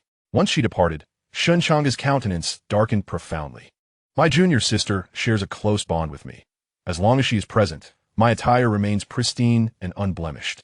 She treats me as family. Anyone who dares to harm her would be challenging me. Shen Changge. The mere thought of losing my junior sister caused his expression to fluctuate between shadows and light, envisioning himself traversing the martial world in tattered black garments, as if defaced by mischievous children. With a slight motion of his hand, 3 swords suddenly soared from beneath the bed. These blades were acquired during his time at the Daylight Sword sect. The Sword of Divine Wind, the Sword of Time Dial, and the Sword of Lethal Radiance. All 3 were classified as true spirit-level swords, with the hierarchy of sword artifacts encompassing Spirit Gathering, True Spirit, and King level. To Shen Changge's knowledge, these swords ranked among the upper echelon of true spirit swords, rendering them extraordinarily formidable compared to the spirit-gathering swords he was accustomed to wielding. As the sky outside grew increasingly dim, Shen Changge stepped out into the enveloping darkness. Within the Daylight Sword sect, every disciple shuddered in unison. Peculiar occurrences had escalated within the sect, with Zhang Tong inexplicably reduced to a mere desiccated corpse. Indeed, within the black mist, life appeared alarmingly fragile. At this moment, we found ourselves engulfed in the obscurity, with no knowledge of how many cold, eerie eyes lurked within the shadows, observing us unseen. Today, disciples hesitated to venture outside. With a corpse manifested within the sect and the culprit still at large, uncertainty loomed as to who might be the next victim. Anxiety rippled through the hearts of all. Reminiscent of the initial encounter with that little girl demon, one could only wonder when another life might be extinguished. Junior sister, may I stay at your home for a night? Merely to enter the room, not to intrude upon your personal space. Get lost. I have invited 2 senior sisters to stay in my home. What a pity. You will miss witnessing your senior brother unsheath his silver sword. Ahem, junior sister. Do not draw your sword. Let us discuss this amicably. Leave. Numerous disciples began to band together, forming small groups to reside in proximity, denying the lurking demons any opportunity to strike. After all, safety in numbers was paramount. In such precarious circumstances, being alone could prove exceedingly perilous. Yet at this moment, a voice echoed, "Wretched disciple, what have you done? How could you have become like this?" In a dimly lit chamber, Elder Mo's eyes brimmed with fury and disbelief. He had just concluded matters concerning the integration of the Daylight Sword sect, and was on his way to visit his beloved disciple. However, upon arriving at Ji Ling's abode, he was met with a harrowing sight. His once promising apprentice, Ji Ling, sat on the ground before a lifeless body, a disciple of the Daylight Sword sect, now seemingly drained of vitality, gradually withering away. This was the work of a malevolent force. Elder Mo felt dizzy, the weight of this revelation overwhelming him. How could his most cherished disciple have devolved into a demon? This was inconceivable. At that moment, Ji Ling's expression shifted dramatically, oscillating between torment, terror, and guilt, before ultimately settling into a chilling indifference. Clad in a black robe that enveloped his form, faint glimpses of blood-red skeletal markings could be discerned upon his exposed skin, densely covering him. "Master," his voice trembled with fear, yet emerged as a hoarse whisper, scarcely resembling that of a human. "You ungrateful disciple. Why? For what reason? Are you unaware of the consequences of your actions?" Elder Mo's heart ached, struggling to accept this grim reality. Ji Ling had transformed into a grotesque entity, neither human nor demon. "To survive," Ji Ling suddenly proclaimed, his voice rising. Elder Mo was momentarily taken aback. The black mist descends, heralding a new era. "Only demons can endure. You are all destined to perish. The existence of living beings stands in opposition to the black mist. Only those within it can thrive. Are not the beings of the mist embodiments of this truth? They have embraced the black mist and have grown powerful." Ji Ling's countenance twisted with rage. He had long resisted this fate, delaying the pact with the small skeleton until the elders of the Deluo sword sect spoke of the beings within the mist, causing his worldview to shatter. Those within the black mist, are they not demons? Humans have become demons. Thus, a barrier within Ji Ling's heart was breached. And amidst the chaos between the Daylight Sword sect and the Deluo sword sect, he had offered countless lives to the skeleton. "They are not like this." Elder Mo's expression was one of anguish. "I care not. I seek power. I will survive. You shall all perish in due time." Yeling's suffering gradually dissipated, giving way to a cold, sinister demeanor. "Abomination! Abomination! witnessing Elingus monstras transformation, elder moes fury erupted. He raised his hand, a terrifying force brewing within. Our master-disciple bond ends today. I shall cleanse the sect. In an instant, Elder Mo unleashed his palm, a cataclysmic force surging forth like a mountain crashing down, causing the surrounding structures to collapse. You dare, Yi Ling cried. Ji Ling let out a cold laugh, his body instantaneously transforming into a streak of crimson light, evading Elder Mo's palm with an eerie grace. Unbeknownst to all, he had already stepped into the mid-stage of the void-breaking realm. In a flash, Ji Ling's hand morphed, flesh dissolving to reveal only stark white bones. The skeletal hand emanated a sinister glow, its aura tinged with a chilling coldness. Killing him would only render him stronger. At that moment, atop Ji Ling's bony hand, a small skull suddenly sprang forth, trembling and radiating an otherworldly brilliance, power surging from it. With a resounding thud, Ji Ling's palm struck Elder Mo's chest. Boom! The room erupted in chaos. Elder Montag, surrounding elders had sensed an anomaly. Their expressions shifted dramatically as they beheld Elder Mo being flung backward, and the ghastly visage of Ji Ling emerged, startling everyone. What on earth? That person is Ji Ling. How did he transform into such a ghastly form? Ji Ling roared, and his body exploded into a mass of crimson light, vanishing into the depths of darkness. Elder Montag, what transpired? Quickly, inform the sect leader that Ji Ling has succumbed to the control of a malevolent force. What? Everyone's faces paled, a chill coursing through their hearts. They glanced at the lifeless body of a former disciple of the Great Sun Sword sect, now a desiccated corpse, signifying that a void-breaking realm Ji Ling was lurking within the Great Luo Sword sect, relentlessly seeking flesh to consume. Chapter 34. The Scarlet Eyes in the Darkness.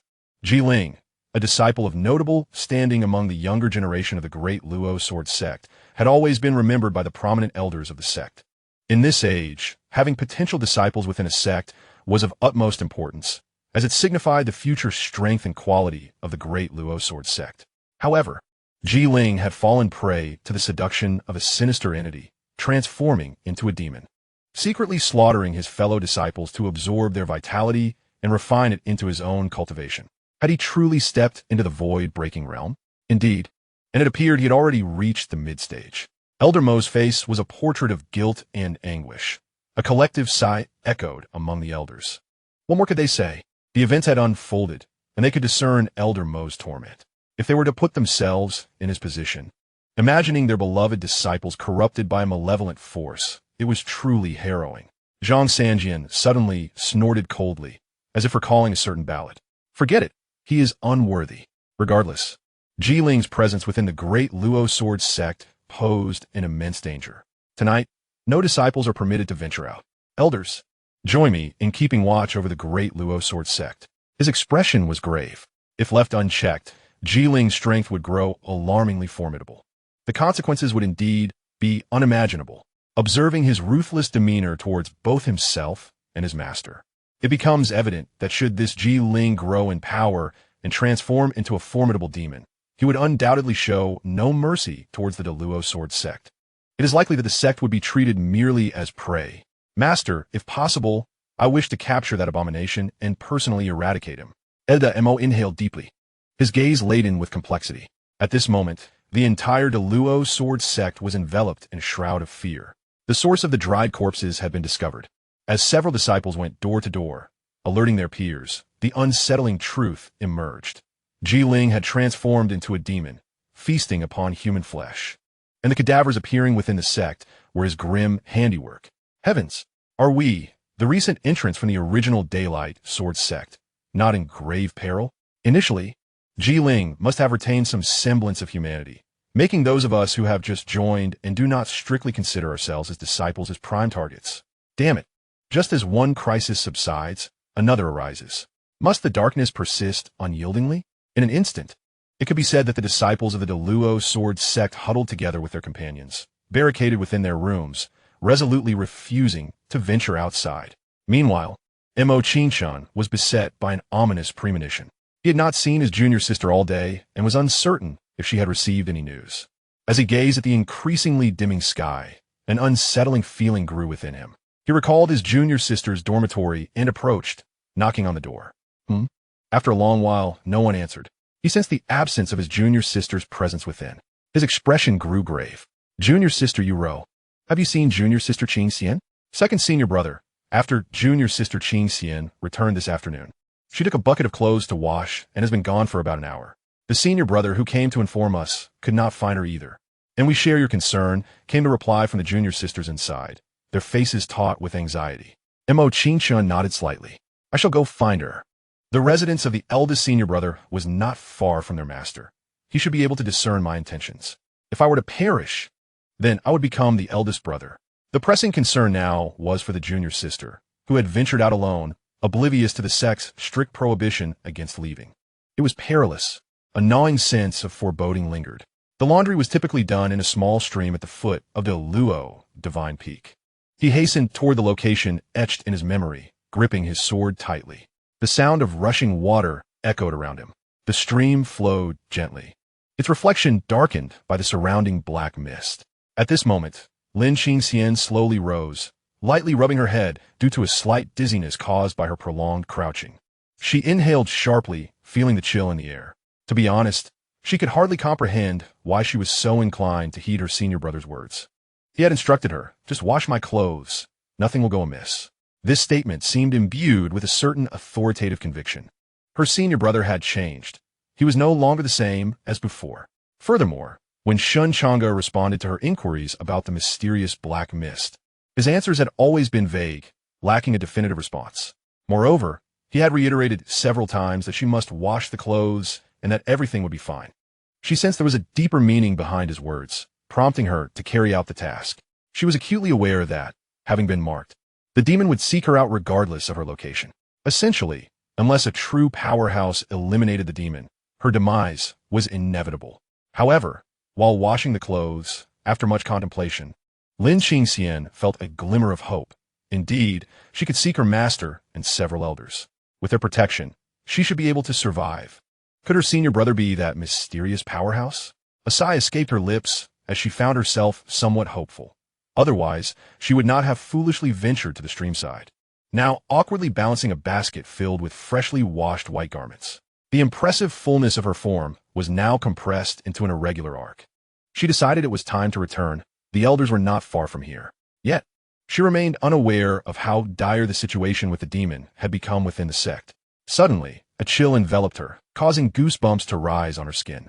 A brisk wind swept through, stirring the stream into knife-edged ripples. Something was amiss. Lin Xianxia sensed danger and quickly took flight, her beautiful eyes reflecting a hint of panic. As if a pair of cold, watchful eyes lurked in the darkness, fixated upon her. What ghastly creature was this? In the shadows, a figure loomed, akin to a demon, closely trailing Lin Xianxia. The icy aura spread, as if countless spirits were converging, and the surroundings gradually darkened, the black mist thickening. In the depths of the darkness, a pair of crimson eyes glowed like lanterns. Sword barrier of the sword technique. Clang! A massive barrier suddenly materialized behind Lin Xianxia, forged from the accumulation of sword energy. It was unyieldingly solid. Boom! Yet in the next moment, despair consumed Lin Xianxia as a hand, neither human nor ghost, adorned with skeletal markings, suddenly tore through that barrier. The sword energy proved fragile, collapsing into ruin in an instant. Chapter 35. Standing with hands behind his back, Shen Changge. Is this the end? Amidst the pitch-black mist, a figure approached with a grotesque expression. It was Ji Ling. Lin Xianxia recognized him instantly. She should address him as senior brother according to their hierarchy. How had he transformed into this ghastly form? Ji Ling advanced step by step, the black mist behind him glimmering with a crimson hue. Half of his face had melted away, leaving behind a nightmarish visage. His skull, pale and smeared with traces of blood, was exceedingly terrifying. Suddenly, a small skull leaped from his cranium, glowing red and pulsating violently, resonating with a rhythm akin to drumming, its sound bewitching and unsettling. Kill, kill, devour, devour, grow stronger, grow stronger. The voice, accompanied by the unsettling clatter of bones, stirred anxiety within. Ji Ling seemed to have lost all semblance of his former self, his body nearly transforming into a skeleton, radiating an eerie crimson light as he gazed at Lin Xianxia. His movements were swift and agile, a speed unmatched. A blight. A roar erupted from the depths of the forest. It was an elder, charging forth with thunderous intensity. His aura exploded, indicating the peak of the void-breaking stage. Xianxia, step back. I shall slay this abomination. How could the Deluo sword sect produce such a scourge as you? The elder bellowed, drawing his sword with fervor. Lin Xianxia exhaled in relief, yet an inexplicable unease lingered in her heart. Elder, be cautious. But in the next instant, Ji Ling struck with a palm, colliding with the elder's sword. Boom! The ground shattered, fissures spreading like a spider's web, the black mist quaking violently. Yet in the following moment, a horrific scream escaped the elder's lips as he fell heavily to the ground. You have reached the peak of the void-breaking stage. In but a short while, Ji Ling has ascended to the peak of the void-breaking stage, his strength incomprehensibly vast, a terror that chilled the elder's heart. He was directly struck down, gravely injured. With a rush, the surrounding black mist surged forth, enveloping him and pinning him to the ground, rendering him immobile. This is dire. If I am devoured by him, what level of power will Ji Ling attain?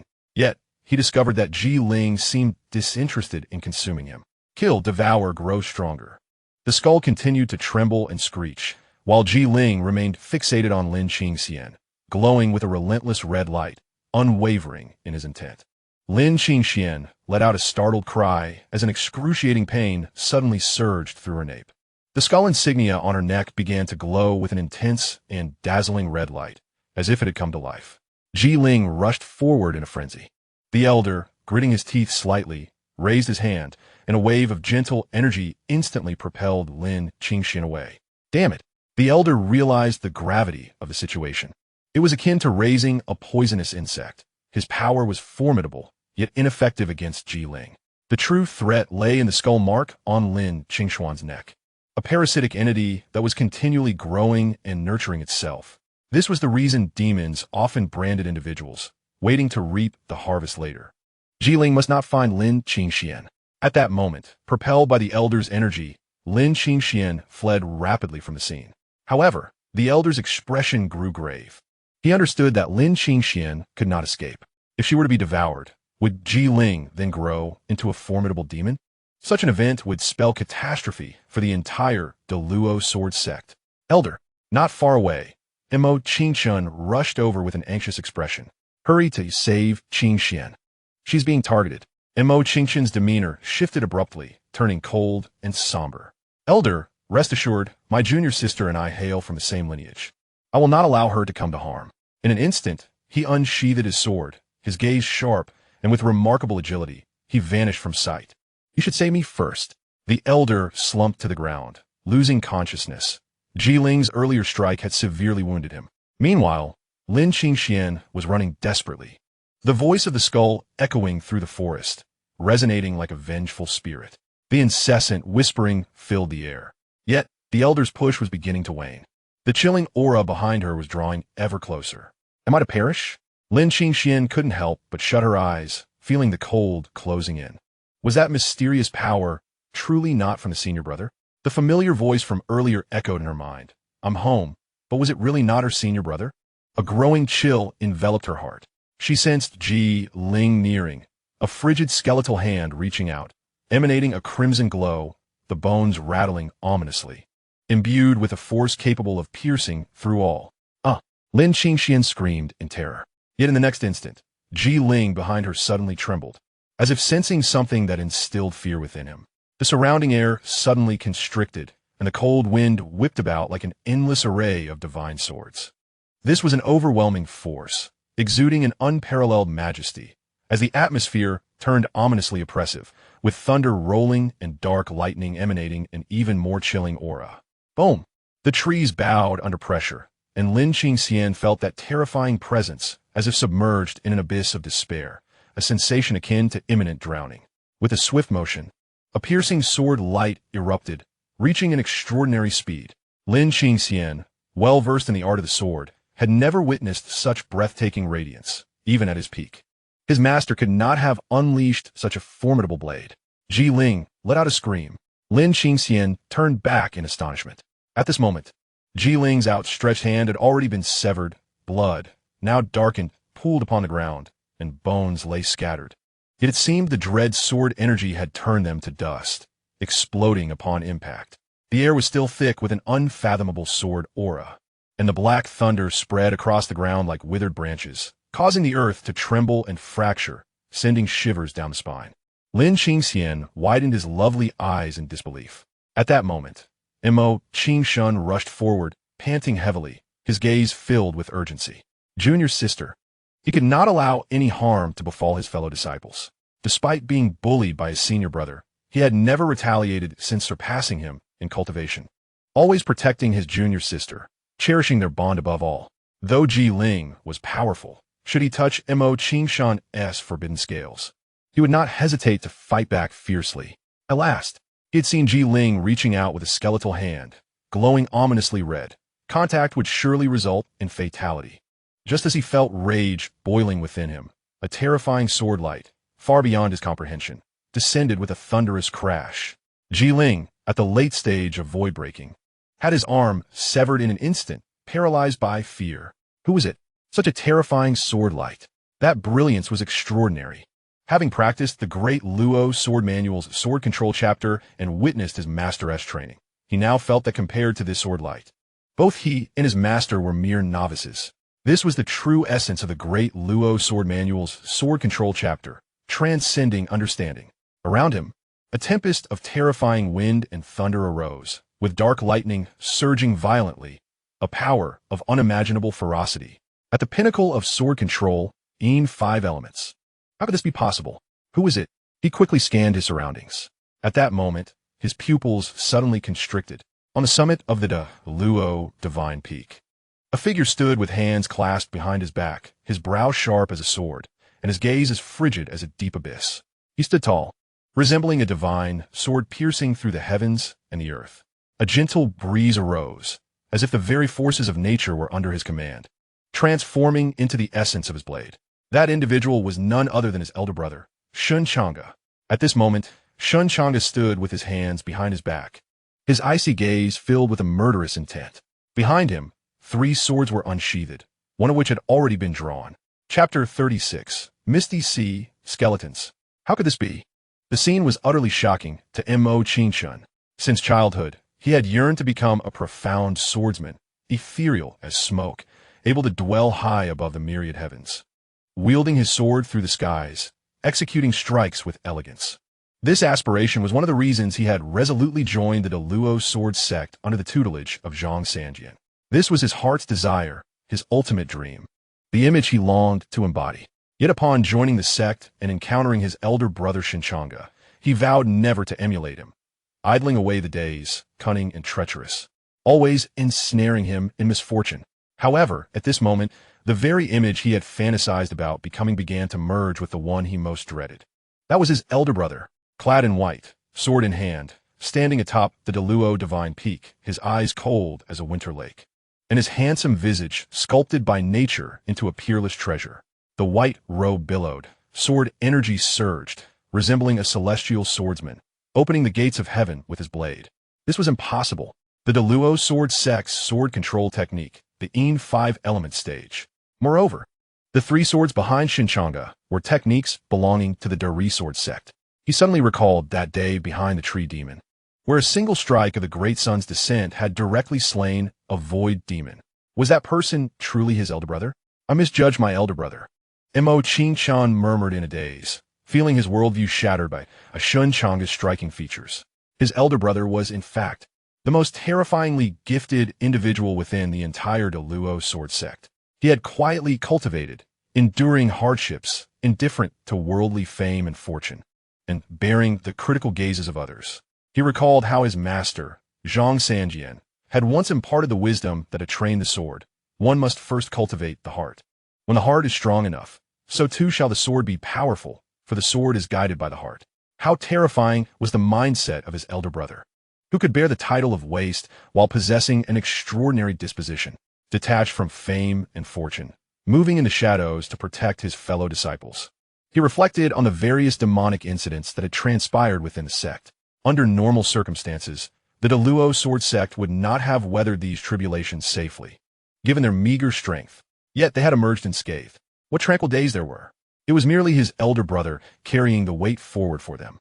Everyone claims that Mo Qingshan values the bonds of brotherhood above all. Yet he suddenly realizes that his senior brother is the one who truly cherishes such ties. A person's flaws, once overshadowed by a transformative moment, can reveal a multitude of virtues. His senior brother shall forever remain an idol in his heart. Suddenly, a voice filled with disdain reverberates through the heavens and earth. Mo Qingshan rubs his eyes in disbelief. Shen Changge atop the Deluo Divine peak has vanished. What an astounding display of agility. In the blink of an eye, the faint black mist that enveloped the area erupted as Shen Changge's sudden disappearance caused the surrounding fog to explode into a myriad of swirling shapes. At this moment, Ji Ling, gripped by excruciating pain, finds clarity flickering in his eyes. The skeleton had just manipulated him, yet he can sense some occurrences around him, and terror rises within his gaze. Who could it be? He is already at the pinnacle of the void-breaking stage, and even under the influence of the skeleton, he should be more than a match for any typical opponent at this level. Yet, someone has so easily severed his grasp.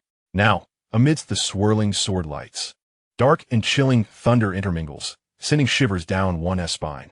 Run, run, run. Suddenly, the skeleton in his hand begins to thrash violently, trembling as if it fears something dreadful is drawing near.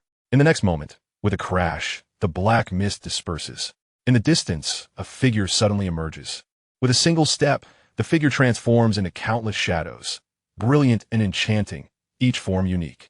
In an instant, the figure stands before him, icy eyes fixed upon him. Ji Ling's eyes widen in disbelief, his throat constricting as if he has encountered something utterly inconceivable. It is none other than his senior brother. How is this possible? He feels as though he's been doused with a bucket of cold water.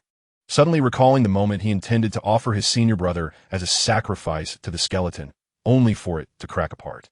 Indeed, he now realizes that if the skeleton had hastened his ascension to the void-breaking stage, then the skeleton itself must possess unfathomable mysteries. If his senior brother were not terrifying, how could the skeleton have shattered so easily? Yet, his senior brother seems to evoke memories of the despised, lackluster figure he once was, and he finds it impossible to reconcile this terrifying powerhouse, who steps forth and embodies a myriad of forms, blurring the lines between reality and illusion. In the next heartbeat, the surrounding sword energy suddenly solidifies. Although there are no swords present, it feels as if countless divine blades stand erect, encircling him. Shen Changge now stands before him. Lin Qingxian parted her lips, gazing at the figure receding into the distance. Draped in a luminous white robe, the swords at his back had inexplicably been drawn, 3 blades floating gracefully in the air, as if this place had been submerged by the sea. Such was the might of Shen Changge. She had witnessed her master's aura before, yet the power radiating from Shen Changge at this moment was incomparable. Her master had once remarked that the more formidable one's innate talent, the deeper the understanding of the sword scriptures, resulting in an aura that is more robust and formidable. She had often envisioned a scene like this, an unparalleled powerhouse, bearing 3 swords, spanning 1,000 miles, standing before her. At this moment, it had come to fruition.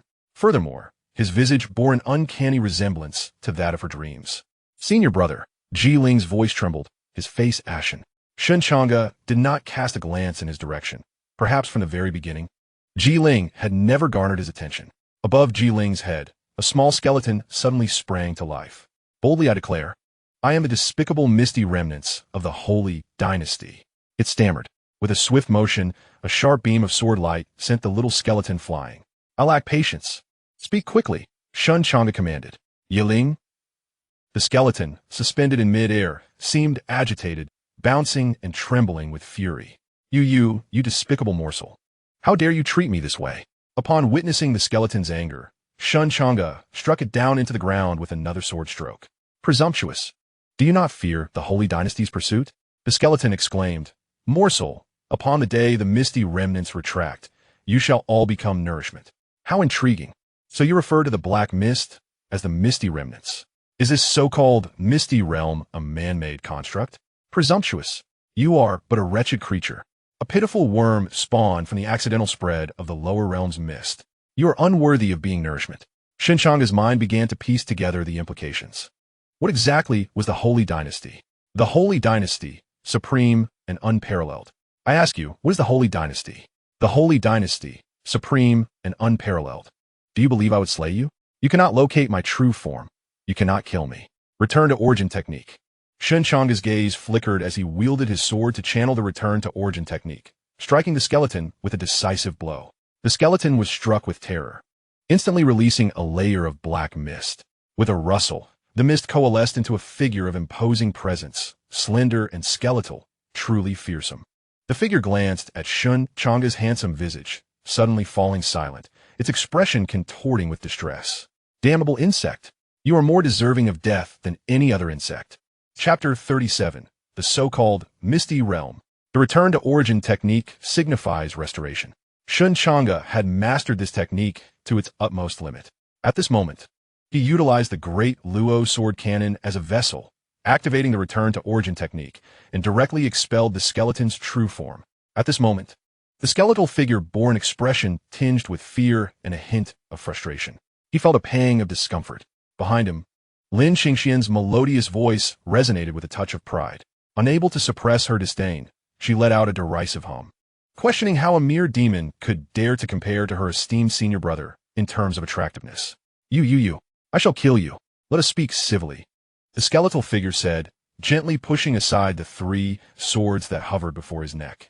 What exactly is the Holy Dynasty? The Holy Dynasty, the supreme authority. Cough. Do not unsheath your sword. The Holy Dynasty resides at the heart of the Misty Sea, representing unparalleled supremacy.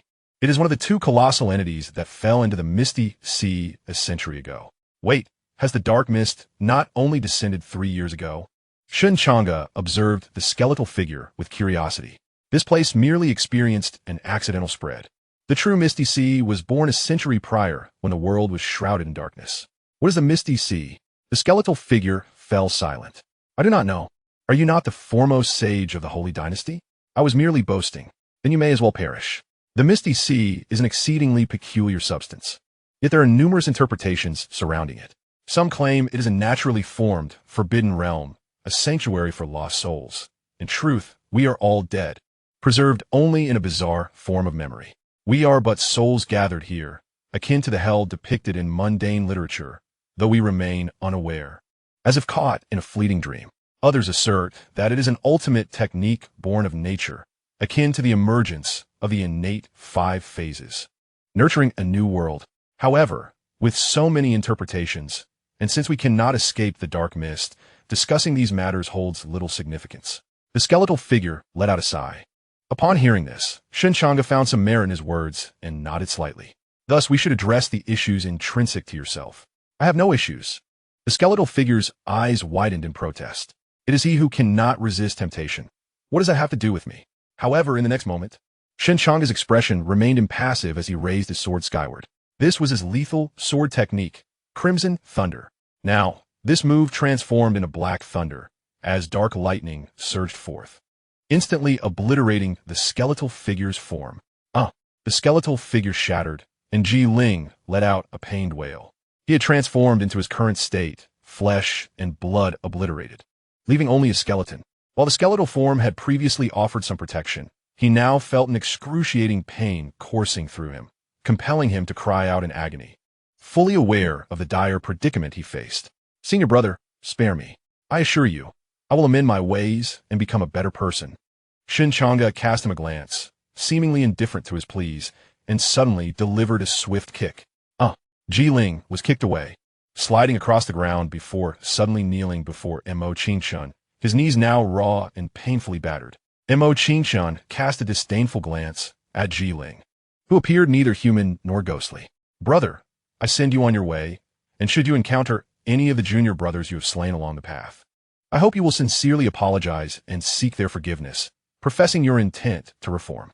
With that, he thrust his sword directly through Ji Ling's brow. He then slowly sheathed his blade and dutifully stepped behind Shen Changge. "Little junior sister, are you unhurt?" he inquired. "Second senior brother, when did you arrive?" She replied. Mo Qingxuan thought, "I have been here all along. You have been watching elder brother, Haven to you? Is his charm truly that significant?" Yet, little junior sister disregarded his silent protest, her adorable eyes fixated on Shen Changge as handsome profile. He glanced over, then averted his gaze, his expression darkening with a hint of defeat. Shen Changge stood with his hands clasped behind his back, exuding an aura reminiscent of a revered master. "Let us proceed," he commanded, embodying the essence of authority. Once again, he was putting on airs, yet this time Xianxia did not perceive any fault in his elder brother. He understood the rationale. However, the elder brother was undeniably formidable. If he was not mistaken, Shen Changge could easily overpower their master, yet he had never truly humiliated him. Shen Changge revered and respected their master, serving as a paragon for their generation. "What has transformed me?" Montak Kingshin Pondut. "Elder brother, if you are so powerful, why do you always conceal it?" he inquired curiously. Shen Changge returned his gaze with a puzzled look. "When have I ever concealed anything?" As he strode ahead, hands behind his back, his garments billowed with an impressive demeanor. Indeed, Shen Changge had never hidden his abilities. He had always been this way, and Xianxia realized he had misjudged him. Perhaps he was not merely idle, but possessed a serene disposition, a state of indifference. He had never concealed his strength. Rather, no one had warranted his intervention, and none had recognized the extent of his prowess. If Shen Changge wished to hide, he could have simply remained at home and ended Ji Ling's life with a single stroke. Thus, Shen Changge had always remained the same. It was merely their perceptions of him that differed. Was it my error? It seems the fault lies with me. Xianxia gazed at his elder brother's elegant silhouette, suddenly feeling a pang of guilt. However, in an instant, Shen Changge's expression shifted, his eyes turning icy cold. "Elder brother, what troubles you?" Xianxia asked. "That skeleton is quite intriguing. It's a case of a golden cicada shedding its shell, not yet fully dead," Shen Changge murmured, and as he spoke, his white garments billowed dramatically, his figure vanishing as if engulfed by shadows, leaving no trace behind. The agility displayed was so dazzling and enigmatic that it left one utterly speechless. Not only did the senior brother wield a formidable sword technique, but his nimbleness also revealed an extraordinary talent. Could it be that what we just witnessed was the realm of shadowless motion? Yet, how could this be possible? The realm of shadowless motion necessitates a mastery of movement at the level of return to true. Montak Kingshin was somewhat astonished. He exchanged thoughts with his junior sister. The realm of shadowless motion is simply magnificent. Montak Kingshin, are we discussing the same thing? My focus is on how the senior brother could possibly have mastered movement techniques at the return to true level. Moreover, mastering such techniques to their utmost perfection is something that, within their understanding and perception, seems utterly unattainable. The senior brother is truly unfathomable. Yet, he has always been within the Daluo sword sect. Could it be that he has gleaned such knowledge from the depths of the Black Mist? Suddenly recalling the words of the skeletal figure behind Ji Ling, regarding the sea of mist and other matters, alongside Xianxia's own observations from the outside. Could it be that the senior brother is one of those exceptionally unique individuals? It is said that those who can comprehend techniques within the Black Mist may attract mysterious figures to their sect, thereby integrating it into the realm of the Black Mist, becoming part of the great terror that resides therein. If the senior brother truly is such a person, then it is indeed possible. However, why do I feel as if I have forgotten something? Oh no, the elder. Quickly, Xianxia, return with me and see how the elder is faring. Xianxia smacked his forehead, realizing he had been so preoccupied with his junior sister that he had entirely overlooked the elder still lying there. Chapter 38. The innately kind-hearted junior brother. He has finally emerged. Outside the Daluo sword sect, stepping into the Black Mist, a broken little skeleton rolled incessantly upon the ground, faintly shrouded in a black-red haze that illuminated the gaunt features of a dark skeletal figure. His cultivation was not particularly formidable, yet he possessed a mastery of a sword scripture of considerable rank, wielding it with exceptional proficiency. Even among those in the mist, few could command such a level of the Yin 5 elements. Thus, the power he unleashed was extraordinarily terrifying. Based on my observations, when he breaks through to the Divine Bridge realm, he is likely to be inscribed upon the Black Divine Steel. Each iteration of the Black Divine Steel is akin to nurturing a goo, but if one successfully emerges from it, they may draw the attention of the Black Cloaks and those within the mist. Should he be recruited by either the Black Cloaks or the denizens of the mist, my survival would become exceedingly precarious. The Black Cloaks and the beings of the mist possess a unique nature. Furthermore, with Shen Changge being so young, it is likely that he has vanquished numerous demons and shed his blood upon the steel, prompting a response from the black divine steel, which would then assess his potential. At that moment, the black cloaks and the inhabitants of the mist would likely begin clandestine negotiations one by one. The mere thought of the figure cloaked in black and the enigmatic being within the mist sent a shiver down the spine of the skeleton man. I must act before it is too late. The current state he found himself in was entirely the consequence of a dreadfully formidable entity shrouded in fog. Thanks to the life force that the boy had sacrificed, I am capable of sustaining this condition for an extended period, allowing me to summon reinforcements. In an instant, the skeleton man transformed into a crimson mist. However, at that very moment, his pupils constricted, and his expression shifted dramatically. This is bad. I have been discovered. From the depths of the black fog behind him, as if sensing something, countless silver threads within the darkness quivered violently, pulsating as if they had encountered some unspeakable terror. The skeleton man turned slightly, and in the distance, the black mist suddenly roiled as if an endless array of sword lights were surging forth, swirling in vibrant hues, accompanied by an overwhelming aura that surged towards him. It was difficult for the skeleton man to fathom how such a terrifying presence could emanate from a mere peak of the void-breaking realm. Yet the aura undeniably existed. Like a shark navigating through a furious ocean, the black mist stirred with terrifying waves. Suddenly, a beam of sword light pierced through layers of black fog. Run! The skeleton man felt an acute sense of crisis. The brilliant sword light was tightly gripped by dark, ominous thunder. A pinnacle of sword mastery in the state of Een and the five elements. In truth, he was not a holy master of the sacred dynasty. He had not deceived Shen Changge, for revealing such information bore no consequence for him. His earlier boast was indeed a boast. He had never even laid eyes on the gates of the sacred dynasty. The sacred dynasty, supreme and exalted, was far beyond his reach. Although, in comparison to the outskirts of the Mist Sea, or even its lower realms, he had once been a figure of considerable stature. But now, what sort of monstrosity was that? The sword light behind him, like a parasite, had completely locked onto him. He fled in desperation. The sword light behind him stirring a tempest. In the distance, one could faintly see a figure with hands clasped behind, leisurely following in his wake, moving with an effortless grace, seemingly unhurried and unperturbed.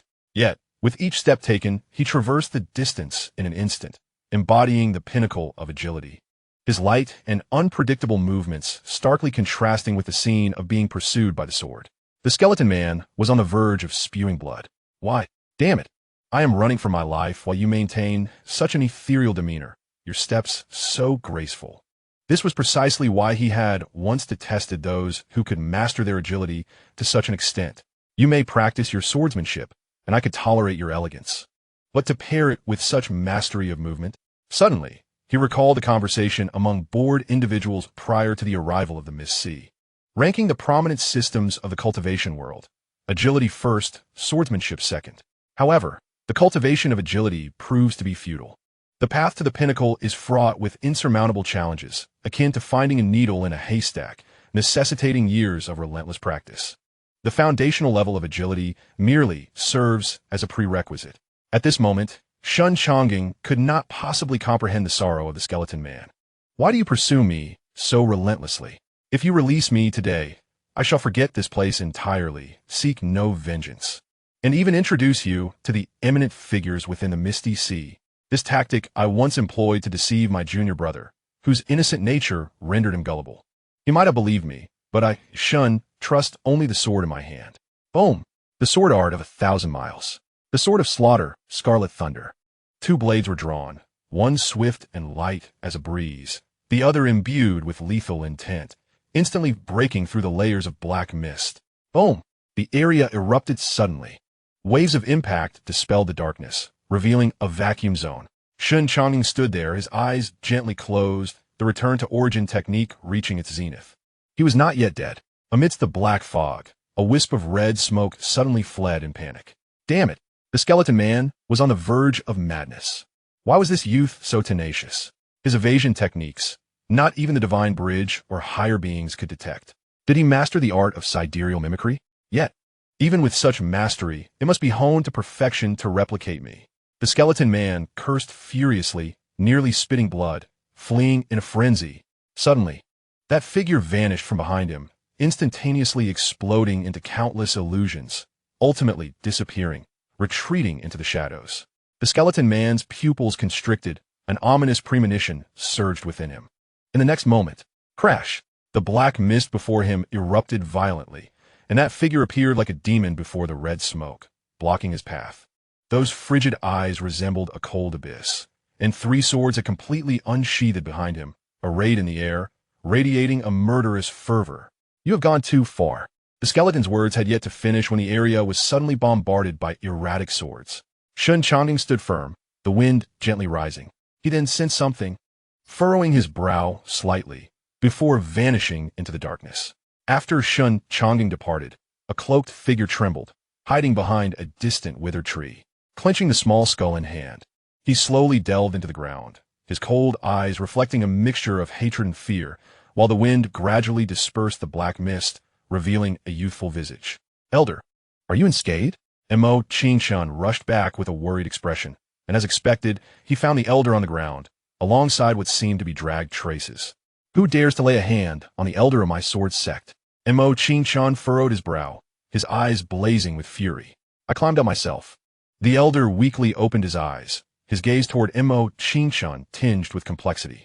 "Elder, are you all right?" Seeing the concern etched on Xianxia's face, the elder sighed. "Your master often speaks of you, saying you possess an inherently kind nature. This quality is indeed commendable, but, Elder, please refrain from praising me. Are you injured?" Upon hearing this, Xianxia could not help but smile, yet he hastily interrupted the elder. "Why praise me at a time like this?" The elder looked bewildered. Chapter 39. Xianxia's Doubts. What on earth has transpired? At this moment, within the Daluo sword sect, all gathered in one place, each wearing expressions of confusion. When we arrived, we merely beheld Ji Ling's corpse. Indeed, I was the one who killed him. Yet, the assembly, including Xianxia, gazed at Xianxia. Their eyes filled with an overwhelming sense of perplexity. What was going on? Ji Ling was capable of severely injuring an elder, indicating his formidable strength.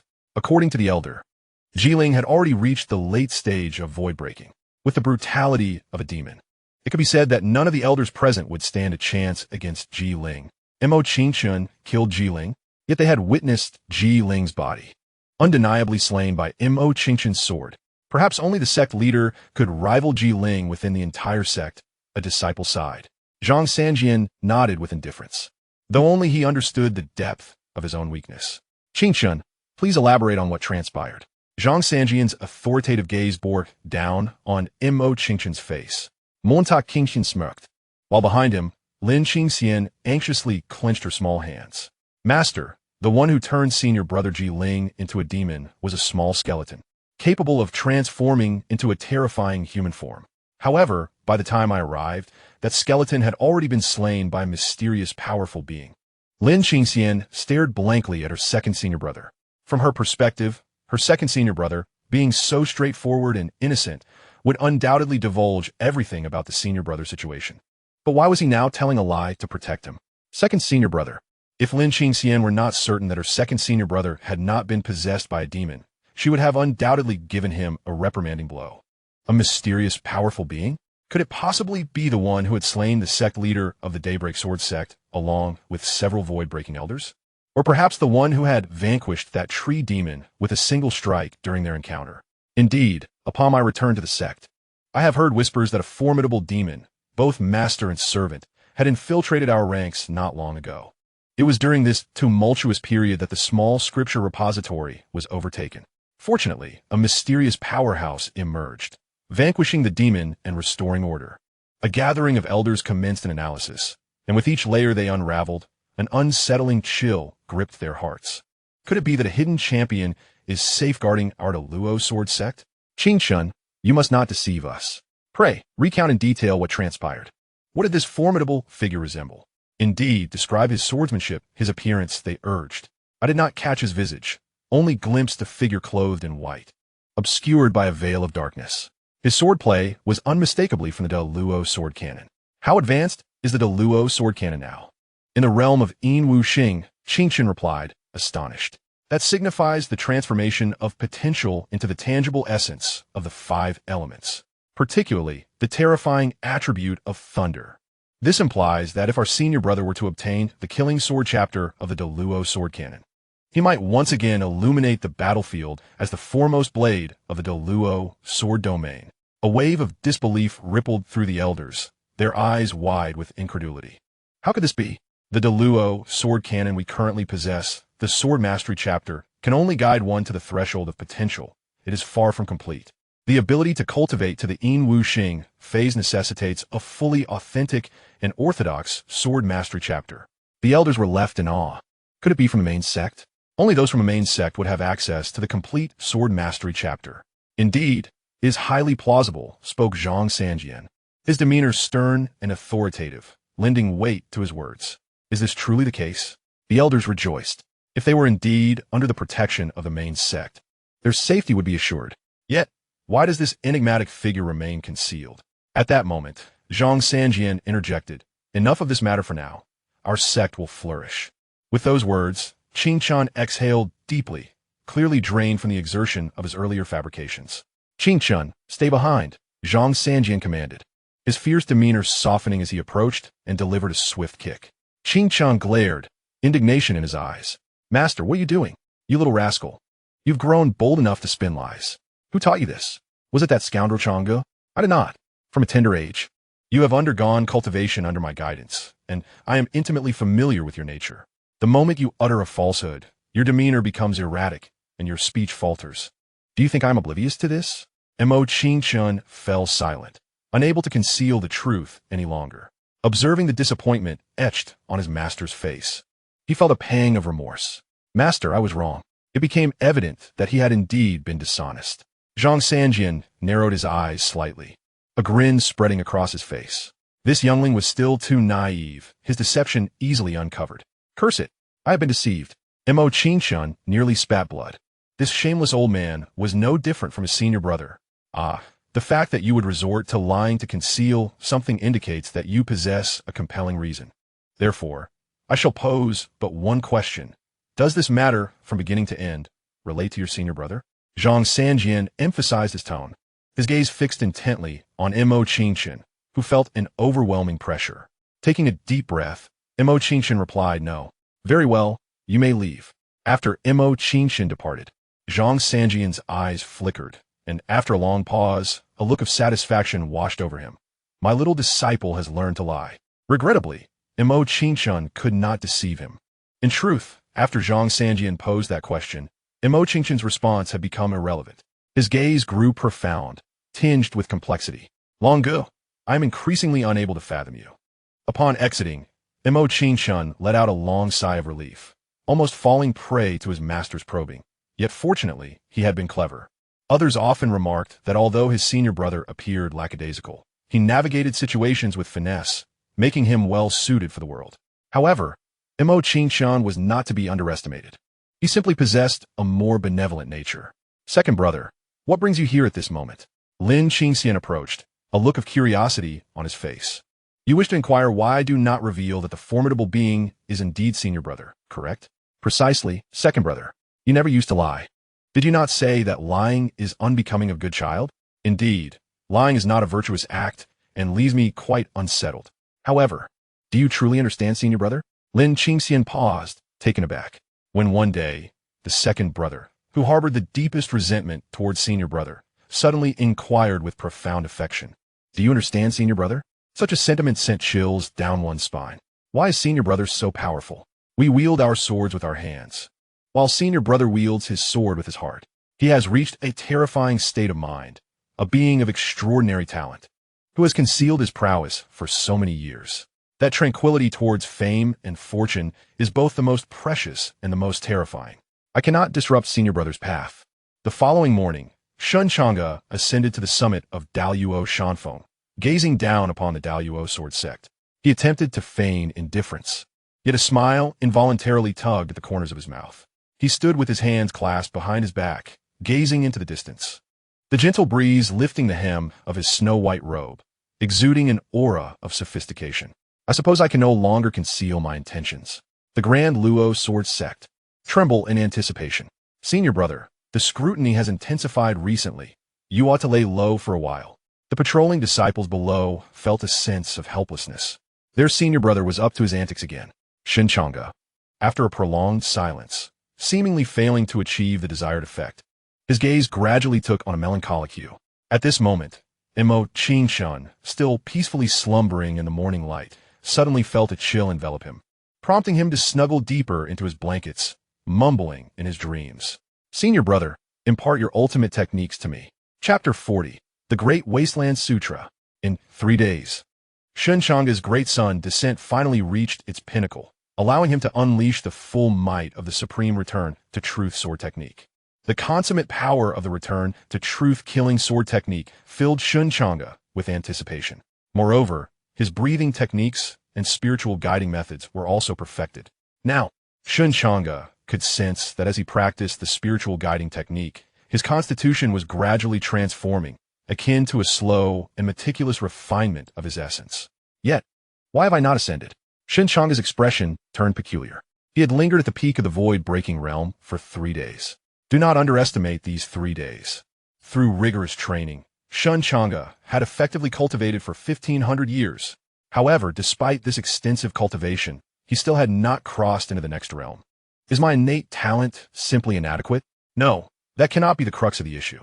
Shen Changge sensed that he had reached a bottleneck. It felt as though the next realm was within his grasp. Yet a strange barrier stood between him and that realm. The Divine Bridge realm. Many have traversed it. The sect master of the Great Sun Sword sect and his own elder were both beings of the Divine Bridge realm. Yet Shen Changge did not perceive anything extraordinary about it. It was rather peculiar. He felt that the Divine Bridge he was about to ascend was markedly different from theirs. At this moment, Shen Changge sat cross-legged atop the grand Luo Divine Peak, closing his eyes and sinking his mind deep within his body. His consciousness traversed the spiritual platform. Sensing his realm, the realm he currently occupied felt as though it had shattered the confines of the internal void, beginning to ascend toward another level. Though he had yet to construct the Divine Bridge, nonetheless, he could still perceive the next realm, the barrier of the forthcoming stage. Suddenly, Shen Changge voiced his confusion. The destination his realm was striving toward was unexpectedly vibrant and resplendent. In a vague sense, it felt as though something was drawing him forward, and it was precisely that ethereal pull that rendered his next realm exceedingly peculiar. That entity was certainly not inherent to his physical form. It must be an external object, an otherworldly presence amidst the black mist. The reversion technique. Shen Changge immediately began to reverse engineer the phenomenon. Suddenly, his entire being trembled violently, and his complexion paled slightly. I had perhaps overstepped. That thing was profoundly terrifying. Yet, I caught a fleeting glimpse of an image, a monument rooted in the black mist, somewhat dilapidated, inscribed with an array of densely packed characters, though I could not discern what they truly conveyed. This realm was steeped in nothingness. As the black mist thickened to a certain extent, all substantial matter in this place gradually became homogenized by the mist, void, desolate, as if the very flow of time had been affected. With a sudden rush, the black mist churned, revealing a fragment of an ancient, enigmatic monument at its slightly thin center. The weathered marks of time etched into this uniquely dark stone lent an air of monumental grandeur and oppressive antiquity. Abruptly, a few figures emerged from the distance, their forms coalescing within the black mist, each breath resonating harmoniously with the dark atmosphere around them. Had the members for this edition of the Black God Monument been determined? Their voices were hoarse, seemingly altered, reverberating with a rumbling quality that caused the very ground to tremble. They scrutinized the names appearing upon the ancient stone, when suddenly, one exclaimed in surprise. Was there truly an individual from the periphery included in the Black God Monument's roster? The periphery? The outer edges of the black mist signified a scarcity of resources, often home to inconspicuous minor sects. Yet they had captured the attention of the Black God Monument. The Black God Monument was closely linked to the sect's divine statues, never erring in its judgment. He was at the tail end of the pinnacle of the void-breaking stage, undoubtedly possessing some talent. However, within the sea of mist, prodigies were in no short supply. Indeed, several individuals began to take notes, and that peripheral disciple, Shen Changge, merely served to remind them of the existence of the mist's outer limits, nothing more. Who would emerge as the Black King this time? Let's not speak too confidently. It had been many years since a Black King had appeared. After the Black God Monument transmitted its teachings, reaching the realm of extradition, what resided within had to take perfect form, and it must gain the recognition of the Black God Monument in terms of rank, a challenging endeavor. Some sighed deeply. Then, their forms suddenly erupted into a vast expanse of black mist, retreating into the distance. At that moment, Shen Changge had successfully signed in for a unique technique. Sign in successful. Reward for sign in, fragmented soul scripture. Shen Changge was intrigued. This soul realm appeared to be a method for cultivating the spirit. Shen Changge let out a sigh, pondering the multitude of cultivation methods he had acquired. Would this plethora of practices ultimately hinder his progress? After all, many practitioners had attempted to master numerous techniques simultaneously, only to falter and blend into the masses. A true cultivator should refine a singular method to its utmost potential to attain profound transformation. Yet, as Shen Changge recalled that his recent sign-ins had automatically elevated his skills to their zenith, he mused, "What relevance does this have to me? Cultivation is not my concern. You are a mature system now, so strive diligently in your practice." Nevertheless, at this moment, Shen Changge felt an urge to explore certain matters. The skeleton had shared much about the misty sea, which sparked his curiosity. What if he were to sign in amidst the black fog? What could he possibly obtain? With determination, Shen Changge stepped into the shroud of black mist. Sign in successful. A surge of excitement coursed through Shen Changge. The black fog was enigmatic and peculiar. What treasures could it yield?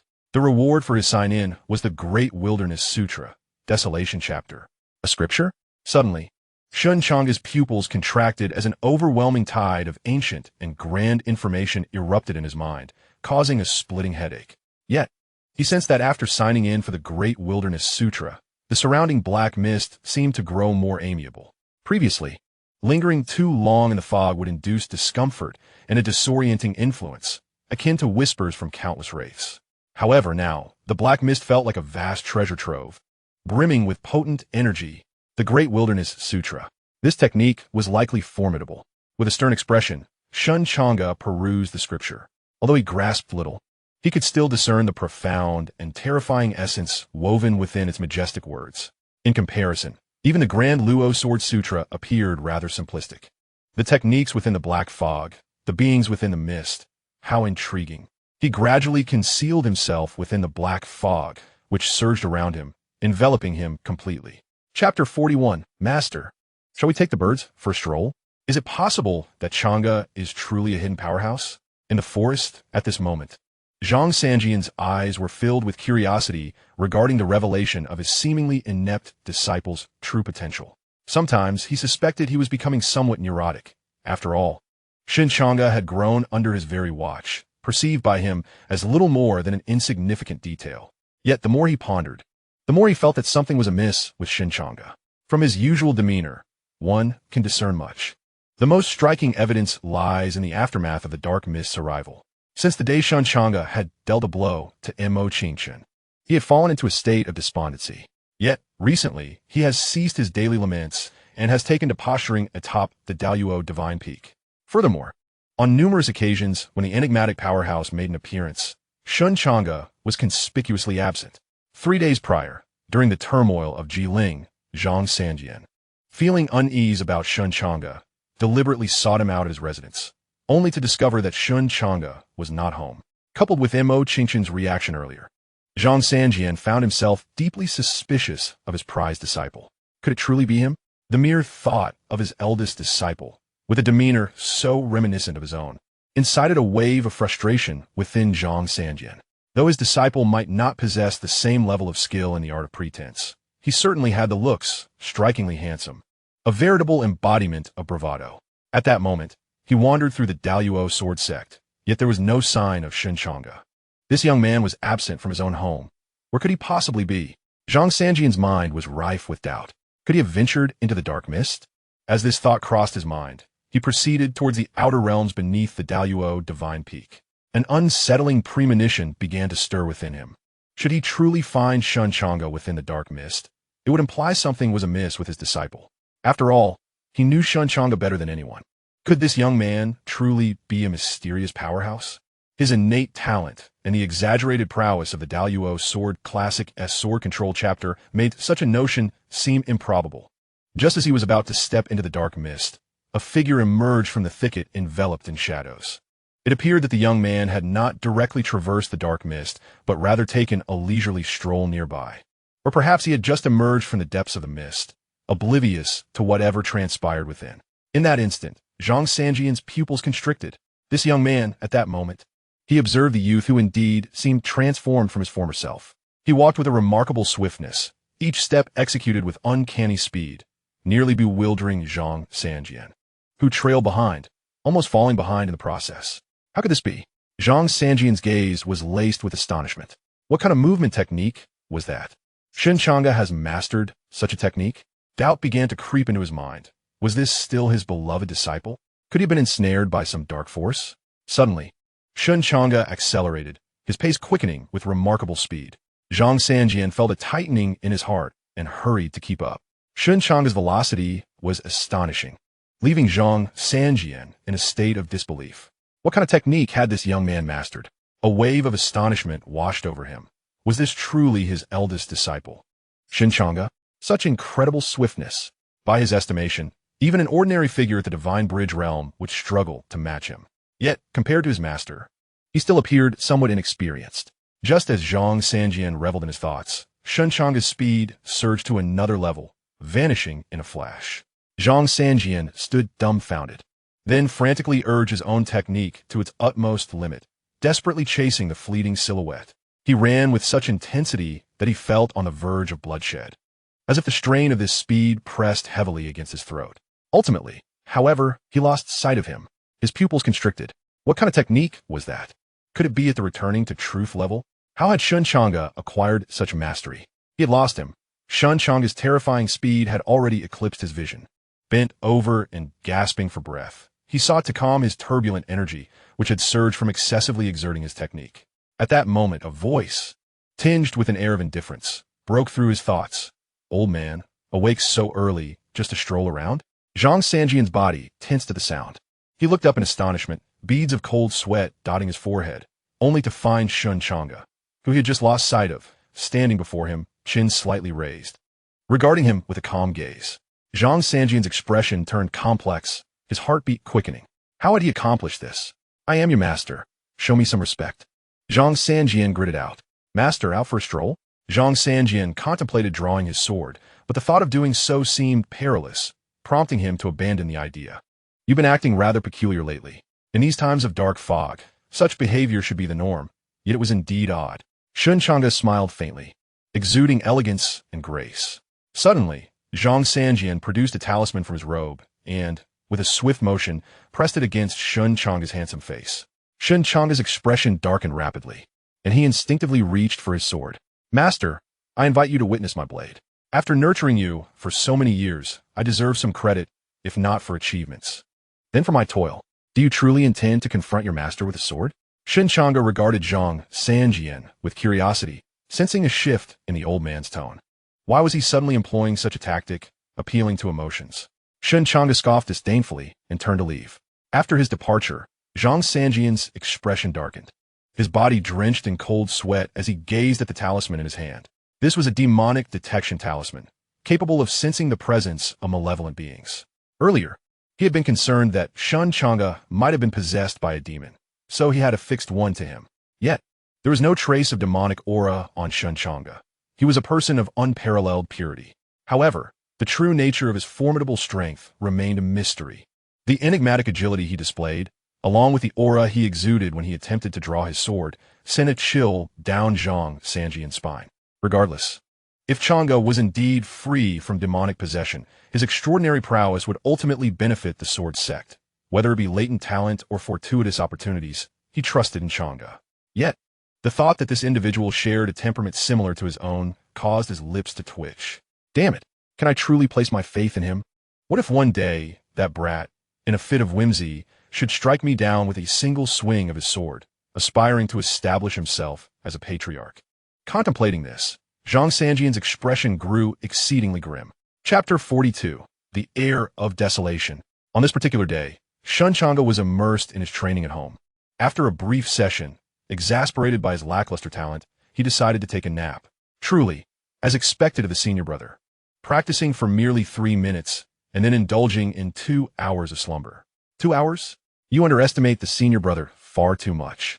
Outside, patrolling disciples passed by Shen Changge's quarters, filled with profound reflections. Thus, an entire day slipped away as he slept, having grown accustomed to the rhythm of his biological clock, sleeping throughout the day and rising at dawn to sign in. As night fell, a dark mist gradually enveloped the surroundings.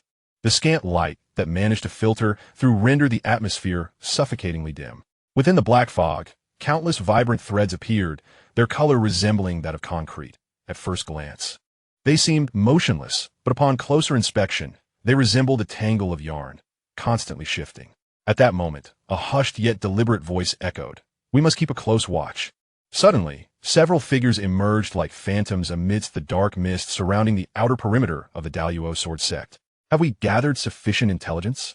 5 elders, all at the late stage of void breaking, were present, though 2 appeared gravely wounded, alongside one at the initial stage of void breaking who was also injured. The sect leader was presumably at the divine bridge level. We dared not probe him further. The figures nodded slightly. Return and report. We must strive to annihilate this sect within 3 days. The decisive battle with the Shen Changge sword sect is imminent, and we must urgently bolster our strength. The voice of the shadowy figure, though low, carried an undeniable air of authority. He is a formidable warrior who has transcended the realm of illusions, serving as the captain of this dispatch team. Captain, what about you? We shall conduct a thorough investigation within the sword sect. I suspect that this sword sect harbors a somewhat enigmatic origin. It possesses 2 divine statues, indicating that it has likely absorbed other sections. Yet, the strength of this sect appears insufficient to annihilate its rivals. To their perspective, the Daluo sword sect seems to be among the weakest in the current Shroud of Darkness. So how could they possibly possess 2 statues? This matter seems far from straightforward. Captain, there is no need to overthink. With the powerful sects looming, this sword sect cannot stir any turbulence. It is prudent to continue our investigation. After the disciple who bore the message departed, the captain, accompanied by a few team members, began preparing to infiltrate the Daluo sword sect. Their aim was to locate a disciple and see if they could extract any information from them. They proceeded with utmost caution, but at that moment, they suddenly spotted a disciple emerging from a building, clad in white robes and habitually clasping his hands behind his back. This disciple's eyes betrayed an inscrutable expression. Follow him. They observed as he approached the statue of the sword god, sitting in meditation for a while, before moving to another statue and repeating the process. Subsequently, he visited the scripture hall and the killing sword pavilion, pausing to meditate at each location.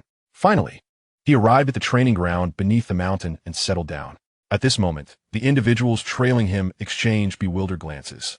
Is he merely strolling about? However, as the disciple sat down in the training ground, an eruption of radiant light enveloped him, shimmering with myriad colors.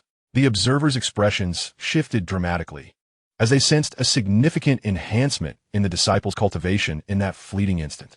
What kind of cultivation technique is this? They felt that the disciple had only been seated in the training ground for a brief moment, yet it seemed as though he had meditated for several hundred years. They exchanged glances, utterly confounded by the inexplicable events unfolding before them. How could a mere moment of sitting in the training ground result in such profound cultivation? Coupled with the fact that this disciple had traversed the entirety of the sword sect earlier that morning, it was implausible to suggest he was merely out for a morning jog. Clearly, there was something amiss. Could it be that the training ground harbors some secret?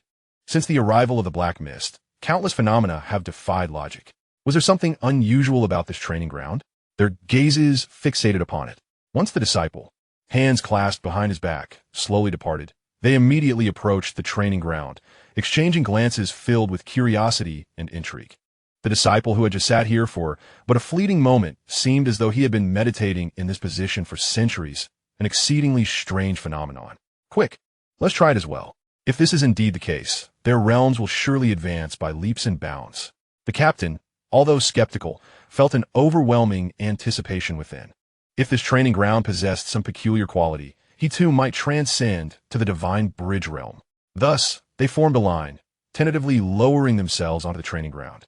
No sensations at all. They found it rather perplexing.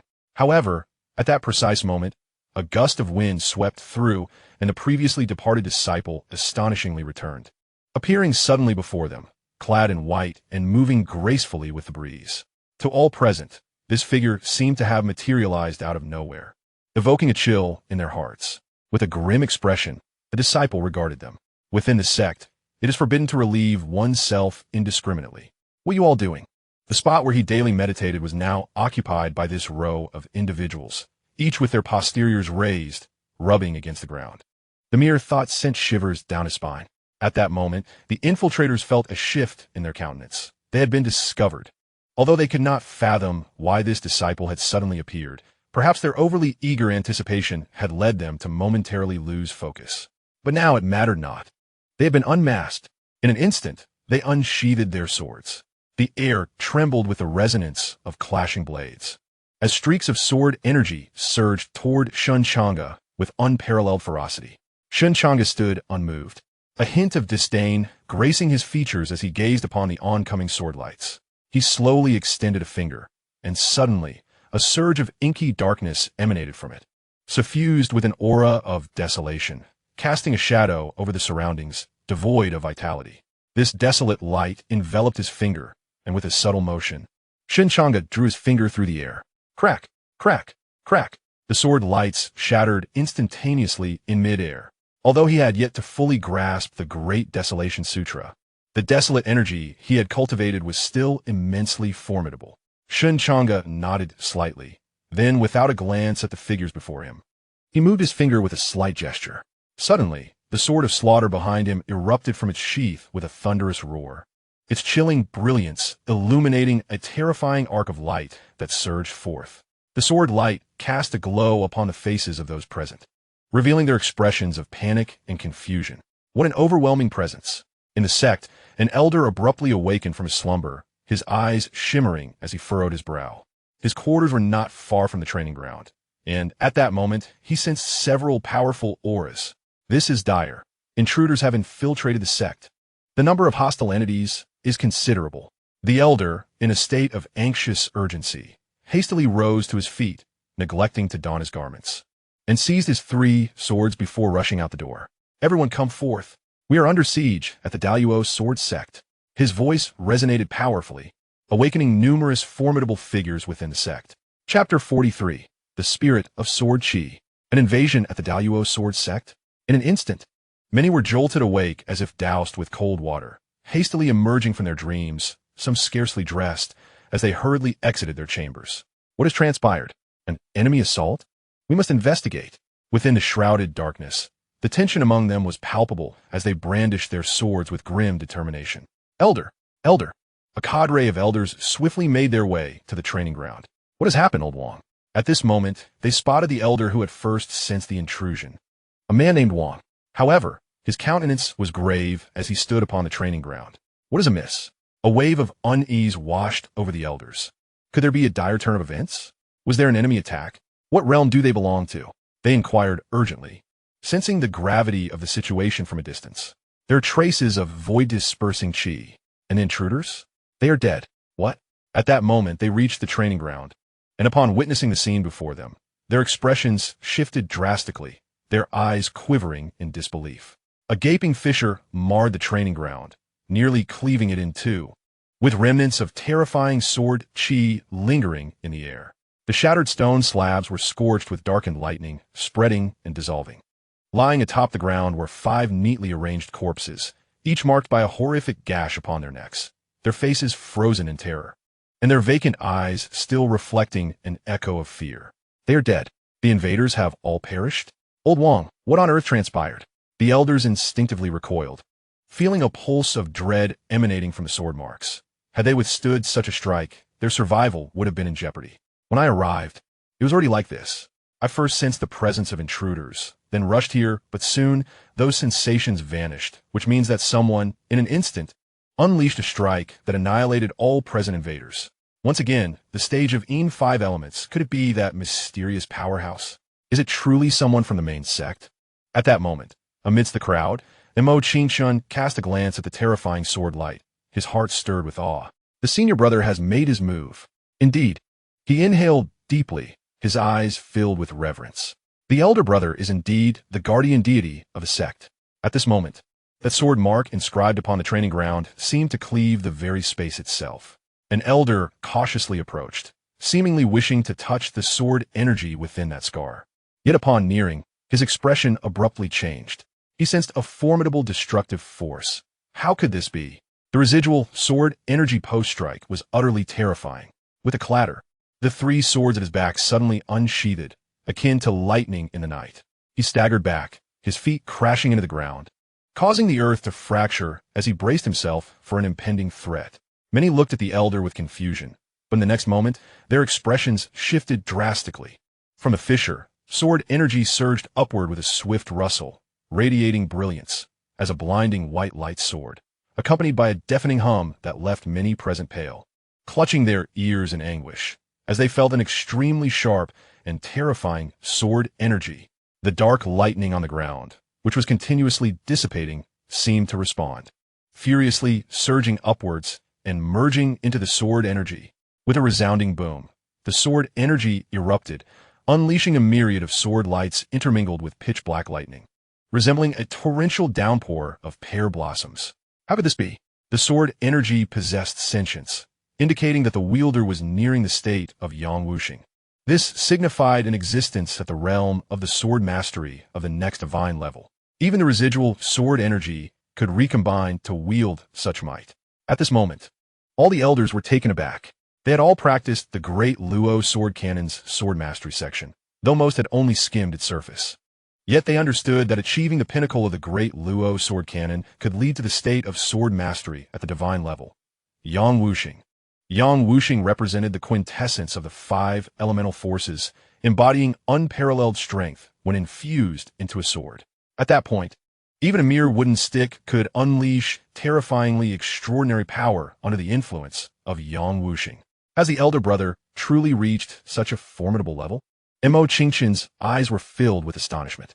Sword mastery is delineated into several stages. Initially, there is the raising the sword stage. And even attaining this fundamental state within the Great Luo Sword sect is a rarity, aside from the intricacies of the sword canon. Many lack the innate talent to reach this initial state. Next is the wielding the sword stage. Seemingly only Elder Wang has achieved this. Subsequently, there is the rising momentum stage, reached solely by the master. Following this is the channeling momentum. Beyond lies the phase of Yin in the five elements, where the dynamic shifts into the substantial essence of Yin qualities. Fire symbolizes searing heat, embodying both speed and strength. Wind epitomizes ultimate velocity. Water signifies gentle tenderness, exhibiting remarkable resilience. Wood represents a force imbued with healing defense. And the final element is not metal, but thunder, embodying unparalleled lethality.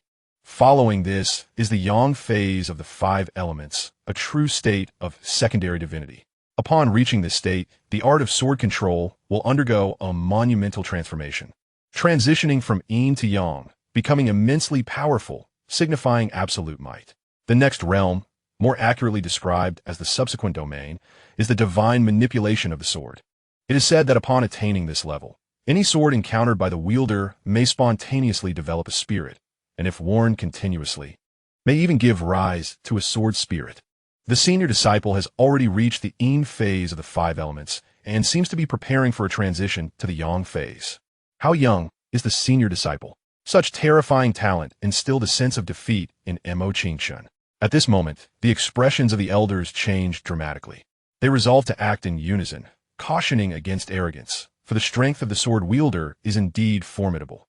Even the residual sword energy can cleave through the void. All disciples' pupils constricted in fear. What? It can cleave through the void. The void-breaking realm is, in fact, the lifelong pursuit of many disciples. Attaining this realm allows one to remain within the sect for an extended time, potentially becoming an elder. Many among them may never even brush the edges of the void-breaking realm throughout their lives. Now, the residual sword energy within a single sword mark is capable of slaying those in the void-breaking realm. The elders drew their swords, each unleashing three blades imbued with terrifying power, clashing wildly against the countless sword lights exploding in the sky like a torrential downpour. The place instantly transformed into an ocean of sword energy. At this moment, Xianxia Sanjian approached, his expression grim, his gaze fixed intently on the sword mark on the ground, from which sword energy continued to seep upwards. He truly can overthrow me with a single sword. Chapter 44. The Transformation of Swordsmanship. Meanwhile, amidst the external turmoil, Shen Changge remained seated within his chamber. At this moment, he was deeply engrossed in comprehending the Great Wilderness Sutra. After signing in for a day, he attained 50 years of cultivation in the Wild Chapter, and he could discern that the Wild Chapter must merely represent the rudimentary stage. However, even at this foundational level, it remains exceedingly formidable. Shen Changge felt that, unlike the Luo Sword Classic, which embodies the orthodox method of cultivation, the Great Wilderness Sutra resembles an entirely different system of law. At this moment, a gray energy meridian, born from the Great Desolation Sutra, coalesced within Shen Changge's body, linking to his dantian and reaching directly to the spirit platform. Shen Changge referred to this as the energy of desolation. Previously, he had enveloped his hand with this energy and effortlessly shattered all sword lights suspended in midair. If he could incorporate this energy of desolation into his swordsmanship, he could easily slay formidable adversaries at the peak of the Divine Bridge realm. A flicker of excitement stirred within Shen Changge. After today's signing, he had accumulated another 500 years of cultivation. Although his realm had yet to transcend the Divine Bridge, he felt significantly stronger, akin to standing at the pinnacle of the void-breaking realm, reaching an ethereal state that many have never ventured into. Now, even a casual strike from him could rival the early stages of the Divine Bridge. Should he employ the killing sword technique and agile movement, he would likely be capable of vanquishing opponents in the late stages of the Divine Bridge. When harnessing the energy of desolation, he could effortlessly slay those at the peak of the Divine Bridge. This was indeed terrifying. The Great Desolation Sutra had elevated Shen Changge's power by an entire level. Furthermore, he sensed that the Great Desolation Sutra was far from simple. The energy of desolation flooding into his dantian seemed to be opening a peculiar space. Recently, he had felt a constant pulsation in his dantian, akin to the rhythm of a heartbeat, exceedingly strange. The Great Desolation Sutra, inscribed amidst the black mist, was inherently mysterious. From his understanding of the signing system, whatever emerged from within that black mist was undoubtedly intertwined with it. The secrets of the Great Desolation Sutra appeared to beckon further exploration. Meanwhile, the Soul Sutra refined his spirit, constantly inundating him with a profoundly pure energy that washed over his soul. Shen Changge took a deep breath. If he wished to continue enhancing his strength, it was time to unlock the Sword Chi Mountain of the Grand Luo Sword Sect. Swort Kui, Swartant, Swartoha. Commanding the sword conjures sword chi. Embodying the sword yields sword intent. And unleashing the killing sword releases sword aura. Each of these was an invaluable treasure. Although the Grand Luo Sword Sect's branch sects housed Sword Chi Mountain, Sword Intent Mountain, and Sword Aura Mountain, it was said that few geniuses could comprehend the complete forms of Sword Chi, or Sword Intent, and Sword Aura. Those who grasped even a fragment of these ascension forms will be meticulously nurtured by the branch sects, while those who could fully embody these attributes were rare gems, likely only existing within the main sect of the Grand Luo Sword Sect. Shen Changge felt a surge of anticipation. At this moment, the figure, breathless from a day of relentless sprinting, finally returned to the sect. Before the entrance stood a stone sword, piercing the heavens and serving as the emblematic statue of the sect. This was the stronghold of those who had invaded the Grand Luo Sword Sect, the Sword God Sect, Heavenly Level Sect. It boasts 7 iconic statues representing its sects. At this moment, a figure named Xianxia took a deep breath, releasing a sigh of relief. To be honest, traversing through the black mist instilled a sense of dread. Just then, a silhouette emerged from within the sect, catching sight of Xianxia. Xianxia, how have you returned? The disciple expressed surprise, and Xianxia sensed a hint of fear in the disciple's gaze. Xianxia responded, puzzled. I have returned to convey a message. We have discovered a sect whose overall strength is not formidable. It should be feasible for us to temporarily assimilate it, thus aligning our statues with that of the Thousand Wounds Sword Sect. The thought excited Xianxia. However, the disciple's eyes remained fixed on him. Then why is it that your entire squad has perished? This statement sent a chill down Xianxia's spine, leaving him shaken. What did you say? Xianxia bellowed, drawing the attention of many. At that moment, a tall figure approached. Xianxia, come with me. Elder, what on earth has happened? Xianxia's face betrayed his fear, his emotions spiraling out of control. The squad, all dead? 3 hours ago, every life token belonging to your squad shattered simultaneously. I suspect they encountered a formidable demon or a powerful being from a heavenly level sect. Thus, you must accompany me now. Several elders are awaiting your account. Where have you been? And what have you encountered? Zhang Yun felt an icy grip on his body. In an instant, the captain, a void-breaking expert, was dead. He could only imagine that had he not returned to report the news, he too would have perished in that moment. What on earth had they experienced? The more he pondered, the more fear enveloped him, until he entered a specially designated secret chamber, where several formidable elders sat with an air of authority. Their expressions grave as they regarded him. Zhang Yun trembled. We ventured to an outer sword sect, but its strength was not formidable. The strongest was likely at the Divine Bridge realm. Although we did not test the resolve of that Divine Bridge expert, the areas we explored were far removed from where they resided, and it seemed that the Divine Bridge expert was injured. As he spoke, Zhang Yun's words became disjointed, his anxiety palpable. The elders, all of Divine Bridge caliber, exchanged glances, unable to suppress their frowns. Does your spiritual jade contain any messages? Suddenly, one elder inquired, unable to contain his curiosity. Upon hearing this, Zhang Yun hastily retrieved a piece of spiritual jade from his bosom. Indeed, in his haste to travel, he had overlooked its significance. It bore a message that had been left behind.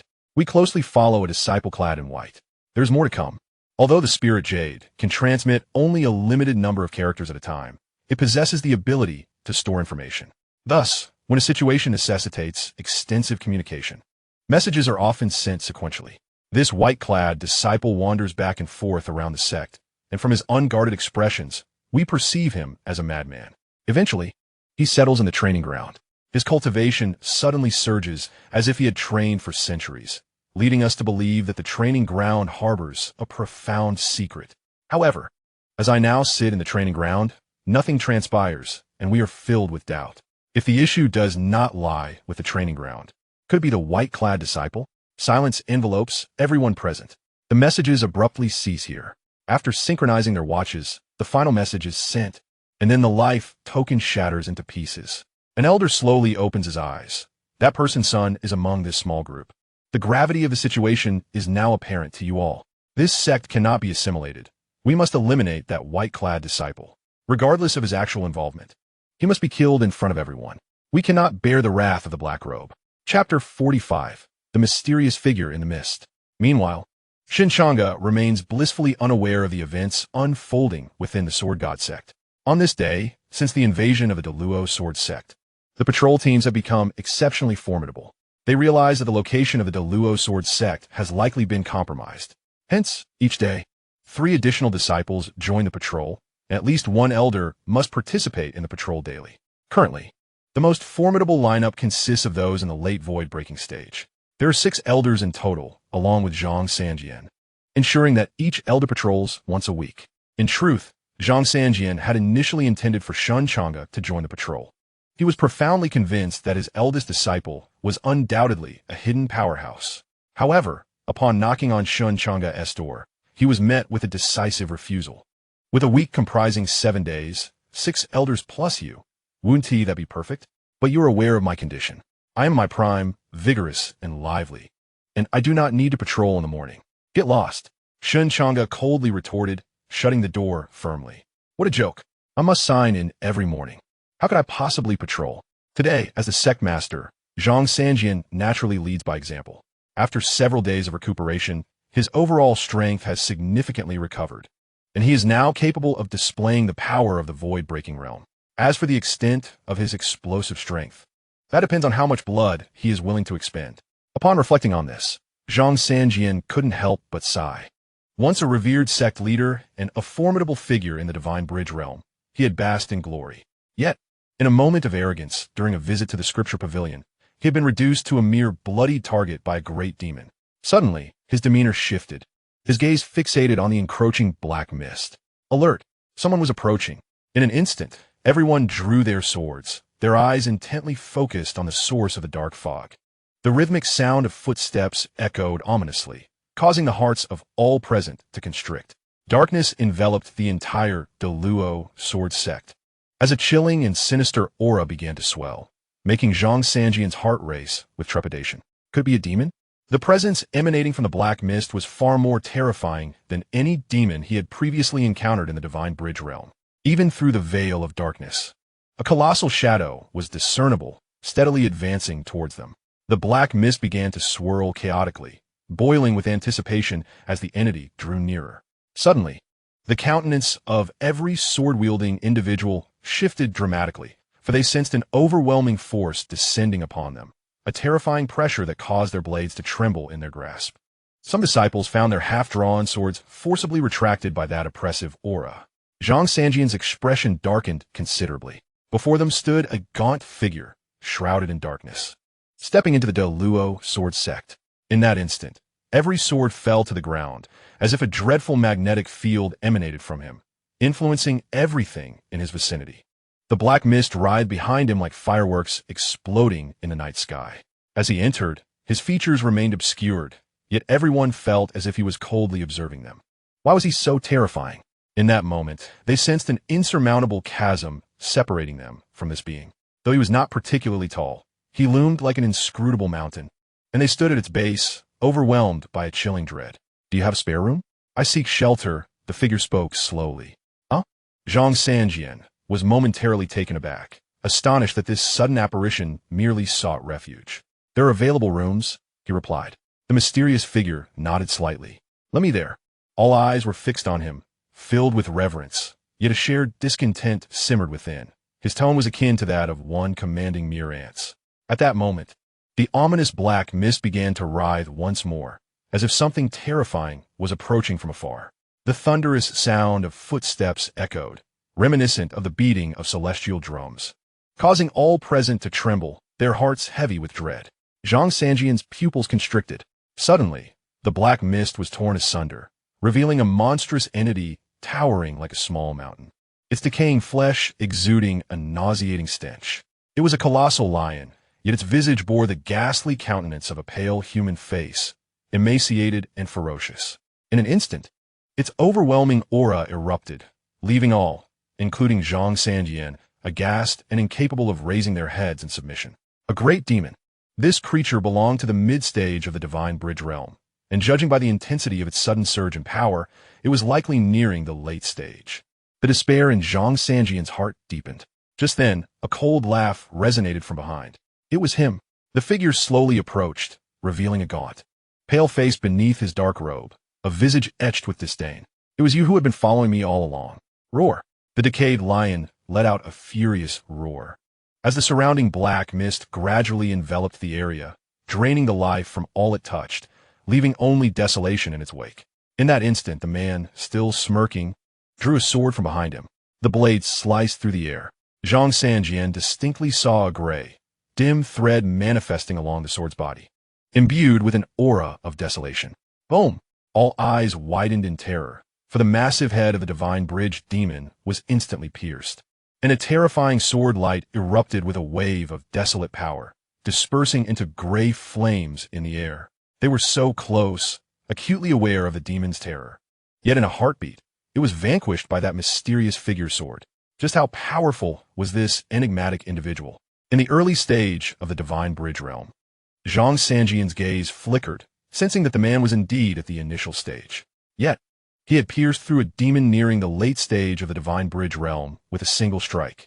Suddenly, dark mist surged from behind the mysterious man, its inky tendrils exuding an aura of mystery, causing the surrounding disciples to retreat in fear. The black fog enveloped the lion on the ground. After a long while, nothing remained of the lion but a skeletal frame oozing green pus. Everyone was horrified. Zhang Sanjian's expression darkened. The figure in the mist, a terrifying existence indeed. Lest apart, the man's gaze flickered momentarily, yet he maintained a composed demeanor as he followed Zhang Sanjian into the Luo sword sect. Throughout their journey, Zhang Sanjian remained silent, for the man exuded an air of aloofness, his expression impassive. It was here that Zhang Sanjian's eyes sparkled with a hint of forced mirth. At that moment, the enigmatic figure nodded slightly, abruptly pausing as he noticed another room adjacent to theirs, seemingly attuned to some unseen sensation. Just then, the door to that room swung open. A figure clad in white emerged, a strikingly handsome youth. The young man, hands clasped behind his back, took a deep breath, caught in a moment of indecision between staying home or venturing out. Abruptly, sensing the gaze upon him, he turned, initially taken aback before breaking into a smile. The mysterious man's frigid expression faltered for an instant, a cold snort escaping his lips as he stepped into the room, beads of sweat forming on his brow. He had just experienced an unsettling flutter of his heart. Chapter 46. The Gathering of Desolation, the Black Cloak, and the Figures Enshrouded in Mist. Upon returning to his chamber, the mysterious man gradually revealed his gaunt, pallid visage, his expression tinged with discomfort. However, it seemed that by closing the door, he had severed a certain pressure, allowing him to exhale deeply. Frowning, he slowly extended his fingers. Buzz, a dark gray thread, akin to a vein, connected straight to his fingertip. The moment this shadowy line appeared, his aura transformed, becoming desolate, barren, and imbued with a chilling quality, reminiscent of the demons obscured in the black mist outside. My desolation has been suppressed. Just moments ago, when the youth had smiled at him, he had felt a surge of fear. The strand of desolation he had labored a decade to cultivate was effortlessly subdued. Desolation, the hallmark of those in black cloaks and the figures cloaked in mist, represented a dramatic surge in combat prowess. It was a terrifying energy distilled from the black fog, akin to a formidable system that emerged atop the original spiritual essence, yet entirely distinct. Desolation, also known as the energy of barren existence, signified extinction, desolation, and emptiness, an overwhelmingly powerful force that transcended spiritual energy. A single strand of desolation could enable him to battle beyond his rank. He had once comprehended the mist sea mantra within the black fog, training for 5 long years to manifest a strand of desolation. This already placed him above his peers, as grasping the mantra in the mist sea was exceedingly rare. Many only managed to comprehend a few words, with some perhaps never able to cultivate desolation throughout their lifetimes. Indeed, there are those formidable figures clad in black robes, or the enigmatic individuals shrouded in mist, who have deciphered incantations from the depths of darkness, enabling them to forge profound mental disciplines. The most exceptional among them can even intuit entire systems of martial arts, though such individuals are as rare as phoenix feathers and unicorn horns, harboring within them unfathomable powers. At this moment, his expression is somewhat grim. Both the black-robed figures and the mist-shrouded beings have dispatched representatives to this location, rumored to be linked to the extraordinary birth of a creature. Yet here appears an exceedingly peculiar and uncanny youth. He is filled with trepidation, sensing that this mission is likely far more complex than it appears. Today, Xianxia remains on high alert throughout the day. Initially, when the mysterious figure entered, he presumed it was merely a chance encounter with the mist-cloaked individuals seeking temporary refuge within their sword sect. However, as the day progressed, 7 or 8 individuals emerged from the black mist, each one exuding an aura of terror and mystery. What perplexed Xianxia was the apparent division among these newcomers into 2 factions. One faction comprises sword-bearers, all enshrouded in black robes and shrouded in secrecy. The other faction, devoid of any strict dress code, consists predominantly of imposing figures, their rough hands instilling a palpable sense of pressure as they move, each possessing formidable strength. Approaching Xianxia, they inquired, "Is there a place we may stay?" Xianxia contemplated responding with a curt dismissal, but he sensed that they were not truly soliciting his permission, merely informing him of their intent. Thus, he relinquished his own accommodations to provide shelter for these enigmatic beings. These mist-shrouded individuals, elusive as dragons, possess unique identities and terrifying powers, now congregating in their midst. According to the elders' reports, their sect, the Deluo Sword Sect, seemingly resides only at the periphery of the black mist. Could it be that some treasure has surfaced nearby? Or perhaps a demon capable of threatening the misty seas? With his thoughts racing, Xianxia approached the door of his eldest disciple. He knocked. "Who is it, and what is your business?" "It is I, your master," came the impatient reply as Shen Changge opened the door. "What is it?" "I have relinquished my room and wish to stay with you for the night." "What say you?" Xianxia expressed, feeling the current dangers surrounding the sect, believing that his eldest disciple's quarters might offer a semblance of safety. Though he was uncertain of Shen Changge's current strength, he was acutely aware that he could not contend with him. "Stay?" Xianxia nodded rapidly, feeling a surge of emotion as he realized that his disciple had finally matured. A glimmer of satisfaction danced in his eyes. Now Shen Changge had surpassed him. A testament to the pride of any master, to witness their disciple transcend their own achievements, to grow into a formidable force capable of safeguarding their mentor.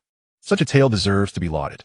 The mere thought of it made him involuntarily stroke his beard and chuckle aloud. Clang! The door was mercilessly slammed shut. Xianxia exclaimed, "What on earth are you doing, you little rascal? Have I nurtured you all this time for nothing? Open the door. Do you truly believe I have nowhere else to go?" Let's converse calmly. Suddenly, he felt that sometimes having a disciple too much like oneself could be problematic. With so many enigmatic figures and cloaked individuals infiltrating the sect, the master felt a pang of fear. Could you truly bear to see your master perish in the cold beneath the Daluo divine peak? You can seek out your junior brother. He is kind-hearted and will not turn you away. His bed is small. Get lost. Zhang Sanjian sighed. After a moment, he gently rapped on Shen Changge's door, his expression turning serious. "Changge, are you aware of the individuals who have come? They are from the Black Mist, their true combat prowess far exceeding appearances, mysterious and terrifying. Their intentions remain unknown, and the survival of our sect hangs in the balance." Silence lingered on the other side of the door for a considerable time. Finally, a voice responded, "Old man, I will take action when the time comes." Upon hearing this, Zhang Sanjian smiled. Since Shen Changge had said so, he must possess confidence. "Changge, I am counting on you.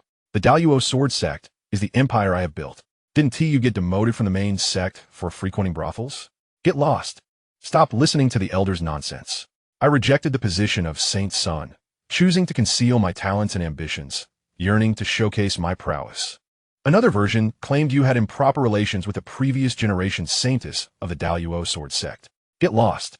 Zhang Sanjian's expression darkened. At that moment, he continued, "Changge, if the opportunity arises, I believe you should consider engaging with them, perhaps joining their organization. Given your strength and talent, they are unlikely to refuse you." Shen Changge remained silent. Joining them might be the only way to truly comprehend the secrets of the Black Mist. In that abyss, the more one knows, the longer one might survive. The most lamentable fate is to perish without understanding. I have some resources here that could serve as bargaining chips. I will assist you in negotiating your potential entry into their ranks, to become one of the Mist Dwellers. Zhang Sanjian departed. Shen Changge sat in his room, unable to suppress a bemused shake of his head. That old fellow. Zhang Sanjian indeed considers everything for others, and although he may appear somewhat unconventional at times, his genuine concern for Shen Changge is akin to that of a devoted parent. What could have transpired near the Daluo Sword Sect that has summoned such a multitude of figures clad in black robes and shrouded in mist? The black-robed individuals and the mists of people represent two opposing factions, as per Shen Changge's observations. Should one join them? The mists of people. Suddenly, Shen Changge recalled the Great Desolation Sutra. An aura of desolation enveloped him, a grayish energy symbolizing barrenness, causing the very air around him to become chaotic in an instant. "I hope you maintain a demeanor of hospitality." His gaze gradually turned frigid, and, in that moment, the unwelcome guest within the Daluo Sword Sect could not help but shiver involuntarily. Chapter 47, The Task Scroll. On the following day, Shen Changge ventured out, as usual, to sign in. Sign in successful. Sign in reward. 500 years of cultivation in the Daluo Sword Sutra's Sword Mastery chapter. Standing beneath the statue of the Sword God, Shen Changge completed his sign-in, and this time with a clang, Shen Changge drew forth his sword. Channeling the Daluo Sword Sutra's Sword Mastery chapter, a surge of thunder roared forth, emanating a chilling, dark energy. However, at that moment, the sound of his sword resonated continuously, its blade becoming searingly hot. The previously cold and dark thunder began to boil, transforming from frigid to fervent, as the dark thunder erupted into a brilliant white, infused with an unyielding power. Sword Mastery, the secondary divine state. Yang 5 elements. The Yang Thunder Sword Mastery signifies the pinnacle of offensive prowess beneath the divine realm. Shen Changge nodded in satisfaction.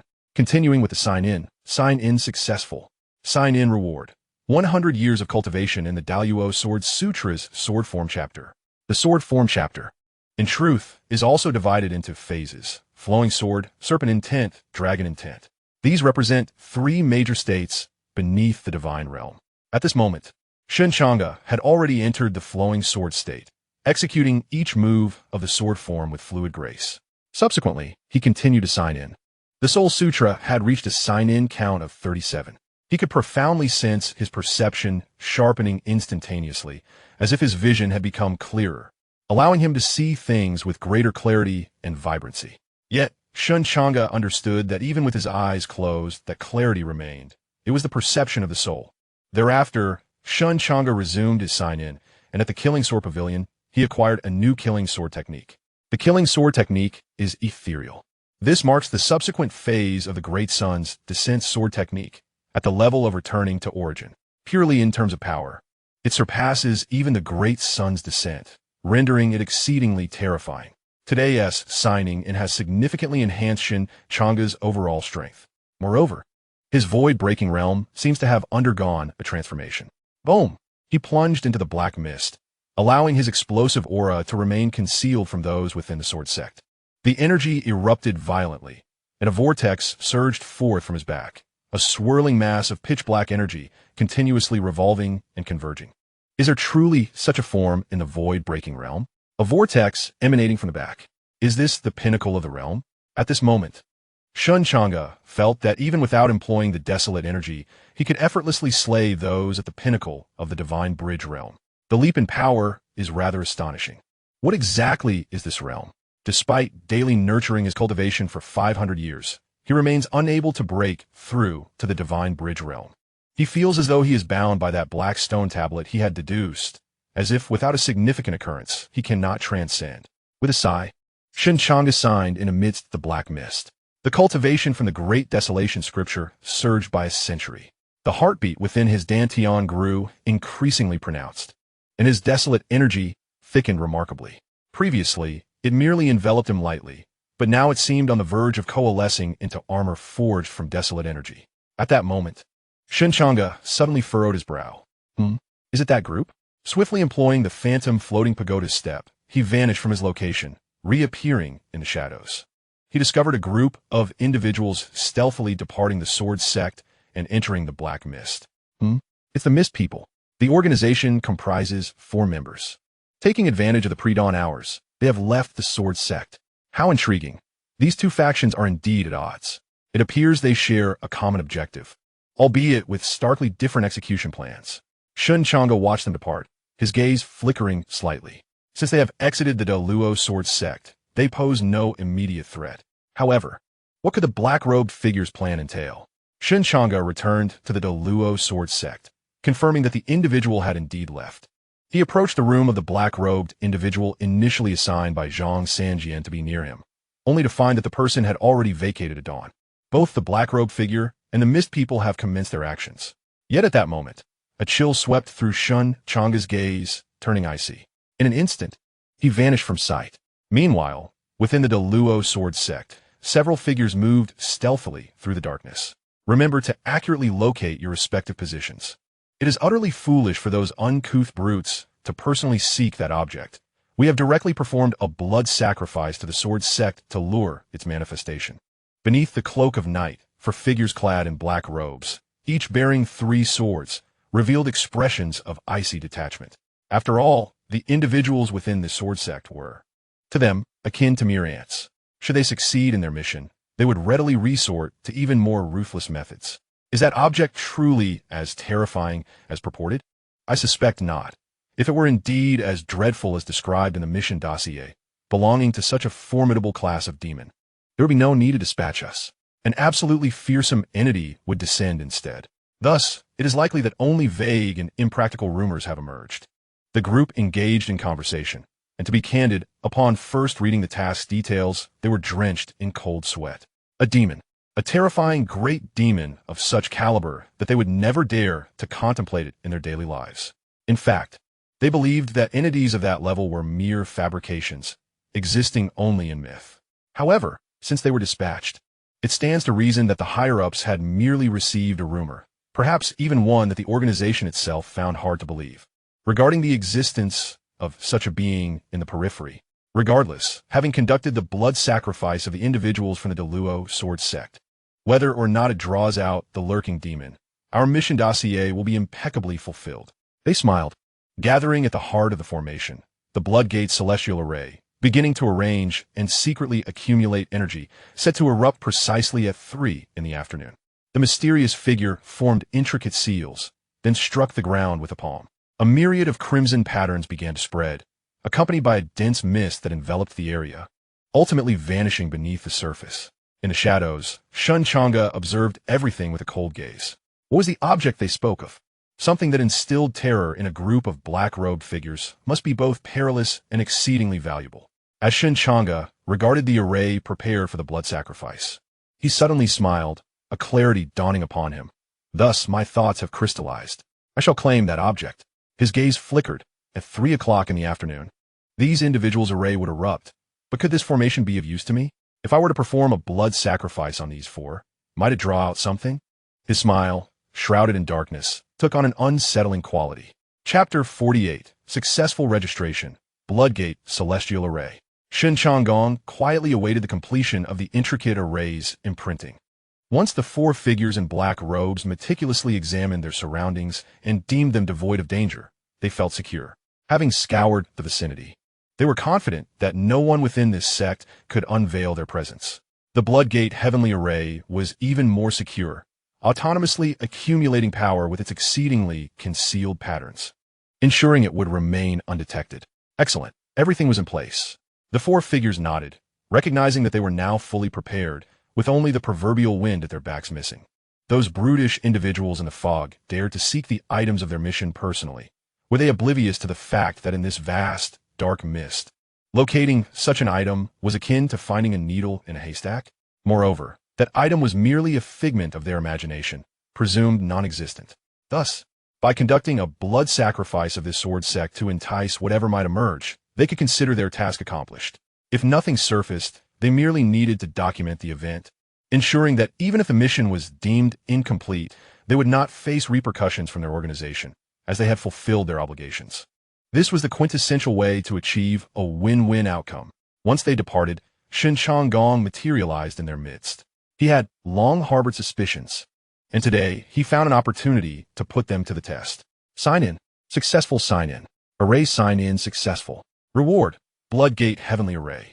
Suddenly, the subtle patterns inscribed on the ground revealed themselves as interwoven lines, radiantly bright, constructed with meticulous order, exuding a symmetrical beauty.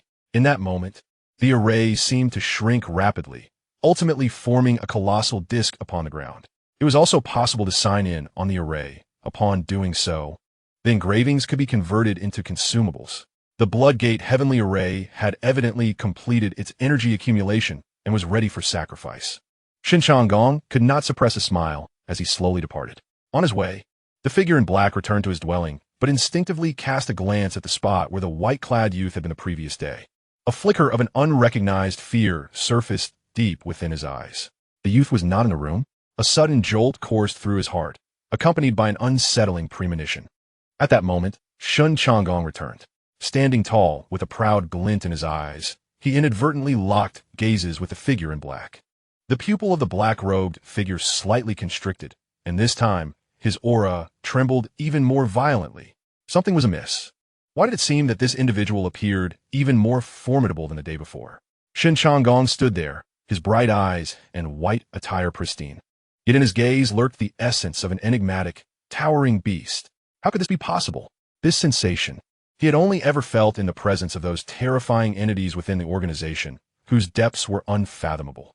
How could a mere disciple from the Outer Sword sect possibly evoke such feelings? The layers of black mist surrounding the periphery were far too insipid to offer any profound insights. After all, this individual had not even been recorded by the two Black Mist organizations. His true identity remained a mystery. A smile emerged on the rigid face of the figure in the black robe, seemingly imbued with a hint of goodwill. Perhaps it was because Shen Changge exuded such an overwhelming aura of terror that he himself did not realize how much he had lowered his own stance. At that moment, he contemplated. Once the Bloodgate's celestial formation erupted, no matter how powerful one might be, as long as they did not reach the realm of extradition, their death would be inevitable. Shen Changge cast a cold glance at him before turning to enter his quarters. Merely a dying man. The expression of the figure in the black robe darkened. This person was insufferably arrogant. At noon, Xianxia was frantically fleeing through the forest. Damn it! His face was a mask of despair as he spat blood while running for his life, though there was no one behind him. Tendrils of black mist were clearly pursuing him at an astonishing speed.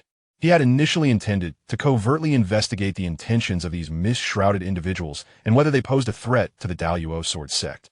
To his astonishment, he discovered that they had only traversed halfway, which offered him a moment of relief. However, he soon realized that the figures in black robes had not departed. Moreover, through the conversation between two of the black-robed individuals, he gleaned some information that made his blood boil with rage. They intended to perform a blood sacrifice on the sword sect. As the sect master, Xianxia was engulfed by fury. Blood surged within him as he yearned to engage them in battle, to perish together. Of course, the aforementioned sentiments existed solely in Xianxia's imagination and the impulsive moment he experienced. The current predicament did not stem from Xianxia drawing his sword, but rather from his inability to conceal his own aura.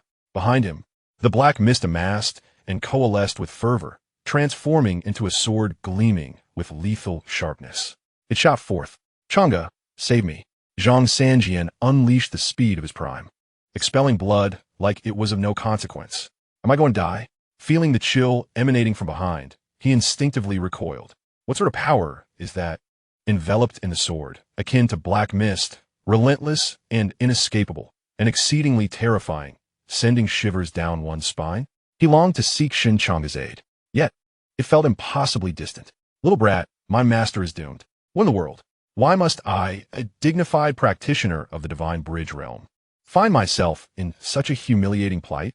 What extraordinary power do they possess, so overwhelmingly formidable? Just that single strike of the sword. Who on earth could possibly withstand it? Xianxia's frustration grew as he pondered this unfairness.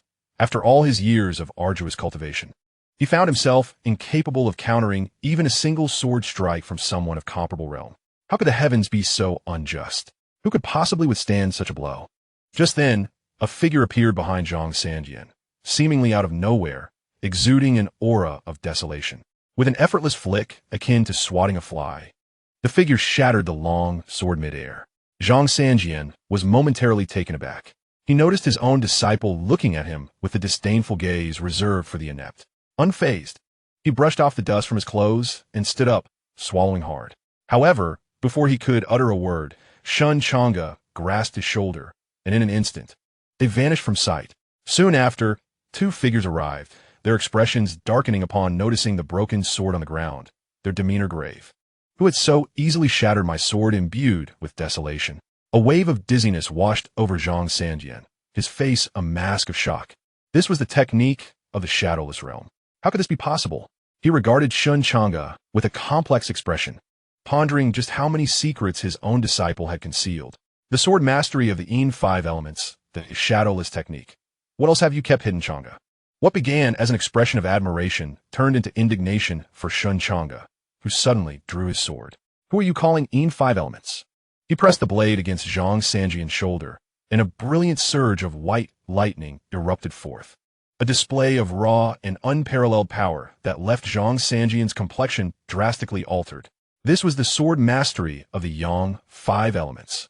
While he was undeniably astounded, his expression grew increasingly grim, for he realized that Shen Changge's ostentatious display had surpassed his own. Even an adept like Xianxia found the demonstration of sheer prowess strikingly sharp. One must see with new eyes after a 3-day separation. Chapter 49. The Terrifying Black Cloak. Xianxia, his expression devoid of emotion, pushed away the sword resting on his shoulder. Yet Shen Changge exhibited restraint, refraining from pressing the blade to his throat, merely allowing it to rest on his shoulder, a clear display of bravado. At that moment, Xianxia's demeanor shifted to one of grave seriousness. Changge, I have something of utmost importance to discuss with you. His tone was laced with urgency, his heart racing with anxiety. Do you not realize that the 4 figures clad in black robes have already set up formations within our Deluo sword sect?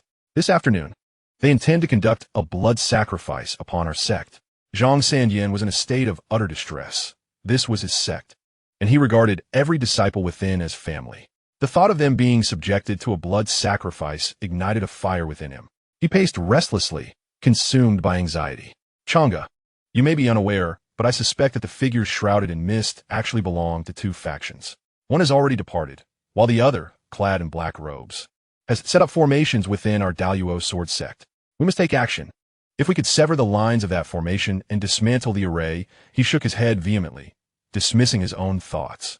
Since they dared to leave so brazenly, they must be thoroughly prepared. It would be futile for us to seek the location of the formation. What if we captured one of them? but that individual possesses unfathomable strength. Changge, our sect stands on the brink of annihilation. We must act. Shen Changge truly wished to deliver him a punch. At that moment, seeing the unperturbed Shen Changge, Xianxia was nearly driven to the brink of fury. This is the information I have painstakingly gathered, risking my life. Kulme, let's discuss how to resolve this. Shen Changge wore a scornful expression. Old fool, you know nothing. His tone was sharp, leaving Xianxia momentarily dumbfounded. Firstly, regarding these two factions, one is known as the Mist Dwellers, likely composed of martial artists who have already departed, while the remaining group within the sword sect consists of sword cultivators, referred to as the Black Robes. As for the formation, you need not concern yourself with it. The disdain in Shen Change's eyes was palpable. Xianxia, feeling the weight of that contempt, suddenly realized that the information he had painstakingly gathered, accompanied by bloodshed, seemed utterly insignificant. A wave of frustration threatened to push him to retch. You ungrateful disciple, do you have any idea what I went through to obtain this information? Mia plotbe. Get lost. Shen Changge calculated the time. It was nearly upon them. Old fool, I intend to orchestrate something grand this time. Perhaps we might uncover something valuable. In an instant, Shen Changge vanished from sight. Plan something grand? Take me with you. Xianxia rushed out of the room. But Shen Changge had already disappeared without a trace. Meanwhile, the four figures in black robes gathered, their expressions grim. My sword has been shattered. There may be unforeseen variables within the sect. The one who easily broke my sword is likely a master of the chaotic energy. At that moment, the first black-robed figure, upon hearing this, was visibly startled. Your sword has been shattered? He seemed to recall the silhouette in white that had appeared within the sect. If that is indeed the case, then he has likely underestimated the young man in white. Regardless, it is imperative to activate the grand formation in advance to prevent any unforeseen changes. If I am not mistaken, within this sect lies an entity that we cannot afford to provoke. The man in the black robe felt a flicker of unease in his heart. They hastened to the location where the formation was to be set up. With eyes gently closed, they prepared to initiate the bloodgate to the heavens formation. After a considerable time, they opened their eyes, their expressions profoundly grim, and exclaimed in terror. I cannot sense the presence of the formation. Where has our formation gone? How can this be possible? Once a formation is established, it cannot simply be moved. Their voices trembled, a wave of unprecedented fear surging within them. Suddenly, a chilling wind swept through, dark and foreboding, as if some terrifying entity was drawing near. The trees around them trembled violently, shedding their dead leaves. An eerie coldness enveloping them from afar. Shadows flickered and swayed, like a nightmare, appearing and disappearing at will. One of the black-robed figures turned ashen, panic-stricken. What is happening? My entity is trembling, as if sensing something immensely terrifying. It is afraid. The expressions of the four black-robed figures changed dramatically. What could instill fear in it? A figure suddenly materialized, not far from them. It was the figure in white. At this moment, that figure bore a blank expression, its eyes gleaming like snow. Three swords behind it radiating a murderous intent. Run. The four black-robed figures made a swift decision, turning to flee. In retrospect, they found it utterly inconceivable. They, in their black robes, were true overlords in the misty sea. Among them, some had birthed entities, while others had given rise to primal energies, distinguishing them from ordinary black-robed figures. It was unthinkable that even in the outer realms, they would be treated with utmost respect, feared like tigers. Yet at this moment, they were fleeing in panic. The figure was simply too terrifying. Where has our formation gone? They plunged into the black mist, feeling as if they had entered water like fish. However, in the next instant, their expressions shifted drastically, for before them, the figure in white had somehow already taken its stand, as if it had been waiting for a long time. Who exactly are you? They trembled. Though they uttered these words, they were secretly gathering their strength. Shen Changge paid them no heed, slowly extending his hand. All the figures in black robes were taken aback as an exquisitely crafted array disc materialized in Shen Change's grasp. It was their Bloodgate Ascension Array. How could this be possible? How did he manage this? Yet, in the next moment, the array abruptly expanded, enveloping the four of them instantaneously. Subsequently, Shen Changge stepped into the formation. The once terrified expressions of the black-robed individuals morphed into something peculiar, and soon they appeared to breathe a sigh of relief, smirking with malevolence. Once you step into the Bloodgate Ascension Array, you can never escape. Hurry and dispel the array, or we shall all perish. Although this young man in white was formidable, it was evident that he had little experience in the world. Shen Changge glanced at the Bloodgate Ascension array beneath his feet. Only those who had reached the Transcendence realm stood a chance of surviving within this formation. And even then, they would emerge gravely injured. Shen Changge sighed, acknowledging the formidable nature of the array. I hope I won't perish. With a sudden motion, a layer of terrifying, shadowy energy enveloped him. The four black-robed individuals were filled with dread, their eyes fixed on the grim aura manifesting around Shen Changge. Disbelief etched across their faces. This was utterly inconceivable. Chapter 50. The Birth of Demons. The four black-robed figures were utterly shaken. How could this be? That was the desolation aura? Yet, as they observed the dense desolation aura enveloping Shen Changge, it enveloped him entirely like a suit of grayish-white armor, suffused with an aura of desolation and decay. They felt as though they had encountered a specter. The desolation aura, cultivating even a wisp of it, was exceedingly challenging. Within the vast black-robed organization, only the elite could manifest such energy. Not to mention, the sheer density of the desolation aura surrounding Shen Changge resembled armor. It truly made them question their existence. Could it be that he had comprehended some unfathomably terrifying technique within the black mist? No, even a technique could not be so defiant.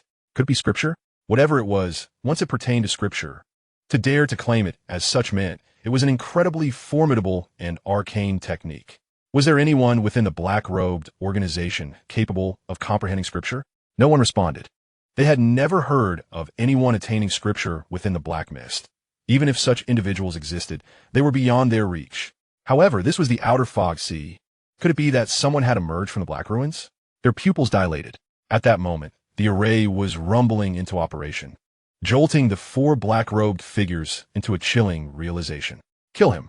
The ability to harness such an immense quantity of chaotic energy is undeniably formidable. The Bloodgate's celestial formation merely prioritizes the absorption of saturated energy before it can cease its function. The chaotic energy permeating the body is sufficient to bring the Bloodgate's celestial formation to a state of energy saturation. Should he be slain, his chaotic energy would be unable to withstand the formation. The four figures in black robes simultaneously exuded their auras. In truth, there was an unspoken sentiment among them, a question they collectively refrained from voicing. Could the four of them truly contend with such a level of chaotic energy? Yet now, with no alternative course of action available, it seemed more prudent to remain silent, burying their thoughts deep within their hearts. Suddenly, swords erupted from their backs with a resounding whoosh. The sound of the killing swords rang out. Among them, one black-robed figure surrounding Shen Changge was filled with a frenzied intensity in his eyes. At this moment, it appeared as though the surrounding formation's rumbling had elevated his sword mastery. Initially, he had merely been at the stage of fortune. Now he had ascended to the realm of Yin's 5 elements. A gust of wind surged, and his killing sword shot forth, propelled by the sword technique. Its speed instantaneously elevated to an entirely new echelon. Amidst the swirling black mist, it resembled a radiant beam cleaving the boundaries between heaven and earth. His heart swelled with ecstasy. Indeed, pressure is mankind's greatest motivator. However, just as a smile began to grace his face, it froze in an instant. For there stood a white-clad youth, enveloped in chaotic energy so potent it inspired despair. With one hand casually resting behind his back, he lightly gestured with the other towards the sky. Crack! The furious thunder erupted, blazing white and imbued with destructive power, as the long sword soared through the air. A colossal force surging forth, overwhelming in its might. The Yang's 5 elements, Yang, thunder, a state of semi-divinity. What manner of terrifying monstrosity were they truly confronting? Crack, crack, crack. All the swords were ruthlessly shattered mid-air. They employed their killing swords to execute their techniques. Some had even reached the Yin's 5-element state in their sword mastery. Yet at this moment, they were uniformly broken without exception. The sword, infused with chaotic energy and Yang thunder, was unprecedentedly powerful, utterly terrifying. It was evident that this was merely a simple wielding of a sword, with no sword techniques invoked. So overwhelming, so despair-inducing. What sort of horrific monster were they facing? Are you not the black-robed ones? Where is the might you so proudly possess? Shen Changge found the situation rather dull. Was it not said that those shrouded in mist were enigmatic and fearsome? Today's encounter revealed them to be nothing extraordinary. At this moment, one of the figures took a deep breath. He trembled and curled inward. Do not shrink away. Come forth. Otherwise, all shall perish. The man's visage twisted into a grimace, his eyes wide with terror. A chilling and eerie aura gradually enveloped him. His countenance swiftly drained of color, his skin grew rigid, and an expression of numbness settled across his features. Something resided within him. Shen Changge exhibited a look of astonishment as he sensed an unusual presence. A demon? It seemed that a malevolent entity dwelled within this individual. Was this the power that could be harnessed by someone who had comprehended certain esoteric principles from the depths of the black mist? Indeed, the man's aura surged dramatically, elevating from the initial stage of the divine bridge to that of a formidable presence at its later phase, his entire being frozen and numbed. A dark mist unfurling behind him, thick and oppressive, interspersed with sharp, hard tendrils reminiscent of numerous glistening swords. How intriguing. Allow me to respond in kind. Shen Changge, exhilarated by the thrill of the hunt, unleashed his slaying sword, its resonant chime echoing forth, the blade gleaming like the teeth of a predator, thin as gossamer, its edge radiating brilliance, the sound resonating like thunder. The slaying sword technique, ethereal. With a tumultuous roar, the once thundering sword vanished into a blinding light, leaving only the overwhelming sound of sword energy reverberating through the air. At this moment, the four figures in black robes widened their eyes in shock. They could not perceive the sword, only the omnipresent black mist, which suddenly split apart, revealing a rapidly expanding chasm of light. In an instant, the four individuals found their necks severed. This man was terrifying, more so than any warrior they had ever encountered. Despite not being of a high realm, who would concern themselves with such trivialities when faced with an entity from the black mist? At this moment, Shen Changge stood, intently observing the corpse of the man who harbored a demon within. He noted the abdomen of the corpse began to swell, emitting sharp and grotesque sounds, before a pair of sinister hands tore through the flesh, blood gushing forth, creating a scene both gruesome and nauseating. The manifestation of a demon from within was curious indeed. It suggested the potential to harness the demon's power, and prior to death, the demoness' influence over the individual was seemingly minimal. Shen Changge found this quite fascinating. Crouching nearby, he scrutinized the spectacle as a child might curiously observe ants on the ground. Once the demon struggled free from the corpse, he offered a slight smile and a greeting before delivering a decisive blow with his sword. As he smiled, the bloodgate to heaven formation began to operate in its entirety, spiritual energy surging forth, while the surrounding black mist erupted violently, channeling energy into the formation, which operated with the frenzy of a meat grinder. Shen Changge stood within the formation, the chaotic energy swirling around him, and he felt a tinge of curiosity. If this formation were to be fully activated, what manner of entities might the surging blood energy attract? Chapter 51. The Murmurs of the Ancient Gods. At this moment, a group of individuals was frantically weaving through the forest. The effeminate figures clad in black robes were nothing more than a band of fools, their information woefully incomplete. Mea palpites wielding souls. Indeed, based on the fragments of knowledge we currently possess, we can undoubtedly locate the creature of descent, albeit it appears to be a mere remnant. Yet, even this fragment is profoundly terrifying. Our sole responsibility is to ascertain its approximate location. The formidable expert tasked with capturing the demons is on their way. Presently, a cadre of burly men traversed the woods, seemingly clutching a peculiar strand of hair. This hair was bizarre, glossy and dark, slender and slightly curled. Upon closer inspection, it appeared almost alive, with many fine fibers writhing incessantly. At that moment, the hair seemed to shift direction, leading them deeper into the forest. They have found it.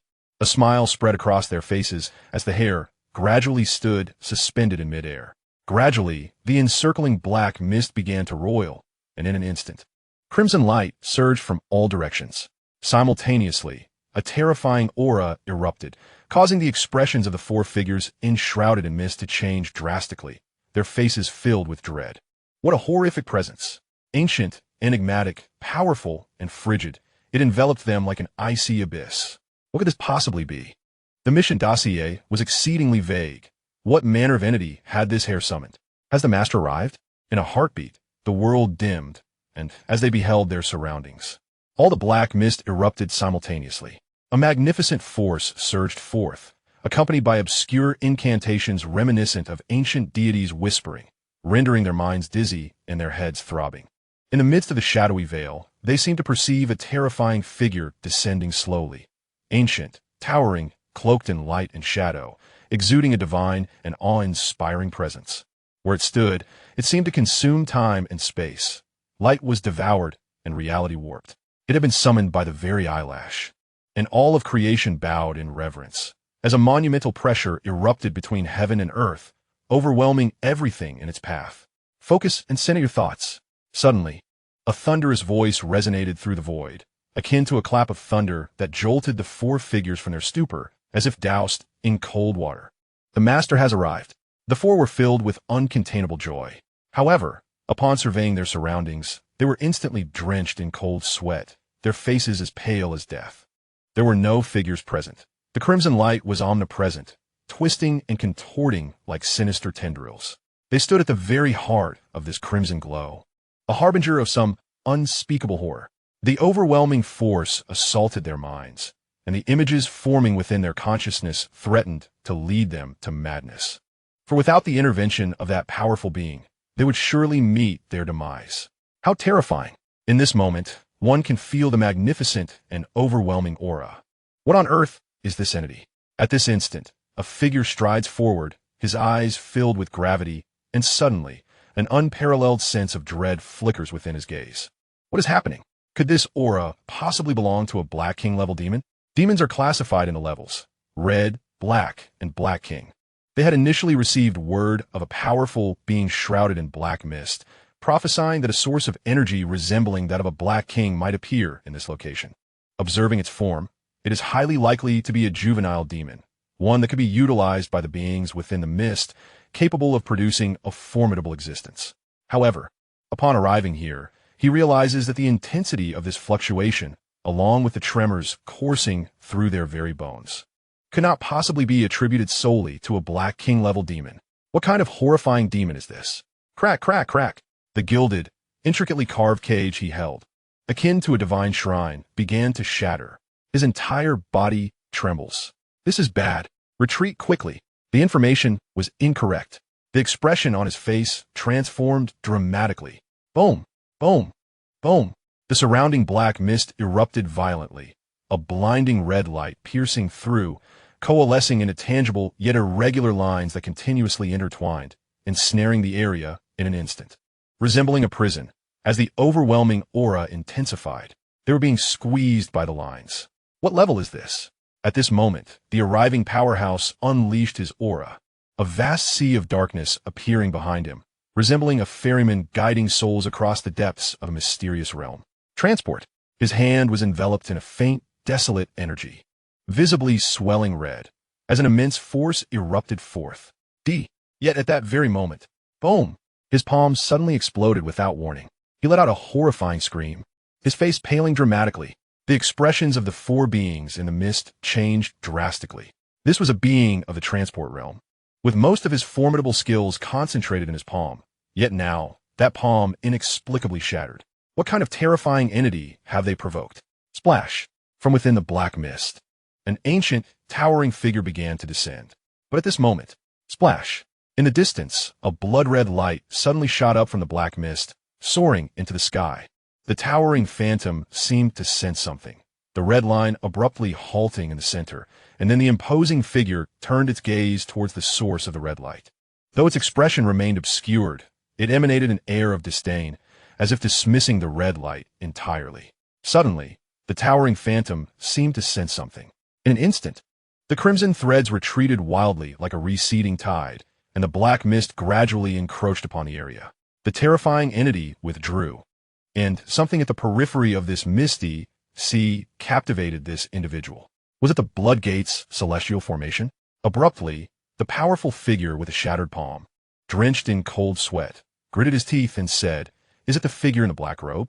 But the Blood Gates celestial formation should not attract an entity above the Black King. I have never heard of such a presence appearing at the periphery. What then could possibly draw it? His face was filled with disbelief. At that moment, He clenched his teeth and declared, "Follow closely. We must not allow the figure in the black robe to obtain it, for it possesses the power to disrupt the balance." They surged madly toward the outskirts. Meanwhile, standing at the edge, Shen Changge's eyes flickered with intense curiosity. Could the Bloodgates, celestial formation, truly attract the entities they spoke of? Yet, he held little hope, for it seemed that the claims of those individuals suggested that such things might not even exist. Sighing, he gazed at the surging crimson light erupting from the black mist. Sitting on the ground, devoid of company, he allowed himself to relax. However, at that moment, it felt as if something had fixed its gaze upon him. Goodness! His eyes widened as he beheld a crimson light surging forth from the black mist at an almost imperceptible speed. It was an eye. Chapter 52. Good Brothers. The eye shot towards him. Even with Shen Changge's current prowess, he could not capture the trajectory of the eye's movement, only vaguely recognizing it as an eyeball. The eyeball trembled violently, the surrounding crimson light spreading through the black mist like countless cold red threads. Suddenly, Shen Changge felt as though he had been struck in the head, his head tilting back dramatically. What on earth was this? His mind spun, a cool sensation enveloping his forehead. He instinctively touched his brow. Nothing but that eyeball. Could it truly be non-existent? Just then, Shen Changge's expression altered. He hurriedly patted his ears, which now seemed to resonate with the buzzing of insects. Upon listening closely, it appeared to be an ancient tongue, echoing obscurely in his ears. Yet, no matter how he moved his hands, he could not dispel the sound. Meanwhile, in the distance, 5 silhouettes raced towards him. Among them, one exuded an aura that even made Shen Changge feel a hint of threat. His palm was split open, revealing stark white bones that appeared exceedingly gruesome and terrifying, suggesting a significant reduction in his overall strength. At this moment, the 5 individuals cast a glance at the young man in white, and their expressions subtly shifted. This youth was remarkably adept at navigating the sea of fog, seemingly untouched by the encroaching black mist, and his fluid movements appeared even more natural than their own. This person had undoubtedly mastered some extraordinary technique pertaining to the fog sea. Otherwise, it would be impossible to attain such a level of proficiency. However, the young man currently wore an expression of curiosity as he observed them, seemingly deep in thought. Shen Changge regarded these 5 individuals. 4 of them were likely the same 4 figures from the Deluo sword sect, while the one with the shattered palm was presumably a formidable being of the transcendence realm. At this moment, Shen Changge fixated on him, pondering, could I defeat him with a single sword strike? Meanwhile, the 5 figures shrouded in mist harbored doubts, speculating whether he might be the enigmatic figure in the black robe. In the fog sea, anyone who comprehended the fog sea scriptures, techniques, or even its texts would typically join one of the 2 major organizations, the Mist People and the Black Robes. Such occurrences were hardly surprising. After all, disciples from each sect would shed blood upon the idol, and thereafter, the blood's information would be transmitted to the depths of the fog sea. Those with exceptional talents would be recorded by the Black God Steel, and through guidance and a uniquely significant Black God Steel Grand Market, nearly every year, individuals from the Mist People would emerge from the Black God Steel. The number of those who could become Mist People without guidance or the Black God Steel Grand Market was exceedingly rare, truly a case of finding a phoenix among chickens. Typically, those powerful enough would be sensed by the idol, prompting the descent of formidable beings to guide them. As for this individual, be cautious. This youth instills a sense of threat within me, whispered the Transcendence being. At that moment, they were filled with suspicion. Just moments ago, he had clearly shot forth, and they had followed closely. Yet why had he vanished without a trace upon reaching this point? Thus, they caught sight of this figure. Moreover, the most critical aspect was that he had instilled a sense of threat in a Transcendence realm-mist person. Just then, a silhouette surged from the distance. This individual bore 3 swords upon their back, enveloped in a shroud of black mist, clad in a black robe, their eyes shadowed with gravity and a grim expression. Xianxia, the mist person of the Transcendence realm, remarked, their gaze flickering, seemingly recognizing the approaching figure in black.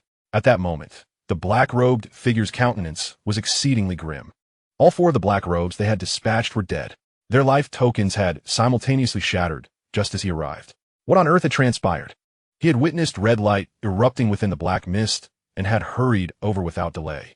Xianxia, have you ever encountered the 4 members of my black robe? His expression was grim. I have not seen them. The figures veiled in mist remained silent, perhaps due to their discord with the mist dwellers. Even if they had encountered those four, they would not speak of it at this moment. The black robe sighed, utterly perplexed. The recent eruption of crimson light must have been the Bloodgate's celestial formation. Yet why were there no remnants to be found now? At that juncture, he noticed Shen Changge. Upon seeing Shen Changge, his eyes sparkled with intensity. A sword cultivator? Moreover, he had evidently grasped remarkable techniques of the Mist Sea. Such an entity was unprecedented. He could not possibly belong to their ranks, nor to the Mist Dwellers organization. Have you ever considered joining the Mist Sea organization? He could not resist inquiring. If such a remarkable individual were to join their ranks, he, as the introducer, would reap boundless benefits. The earlier deaths of the four Mist Dwellers were swiftly suppressed from his mind. Meanwhile, the Mist Dweller, Xianxia, regarded Shen Changge with flickering eyes. This person was not one of the Black Robe Dwellers? Did this imply that they, the Mist Dwellers, also had a chance? He began to suspect that the disappearance of the entity might be connected to this young man. Shen Changge shook his head. Young man, would you be interested in joining the Mist Dwellers? The Black Robe Xianxia. He cast a bewildered glance at Xianxia, utterly perplexed. What was this fellow thinking? Wasn't the Mist Dwellers organization averse to sword cultivators?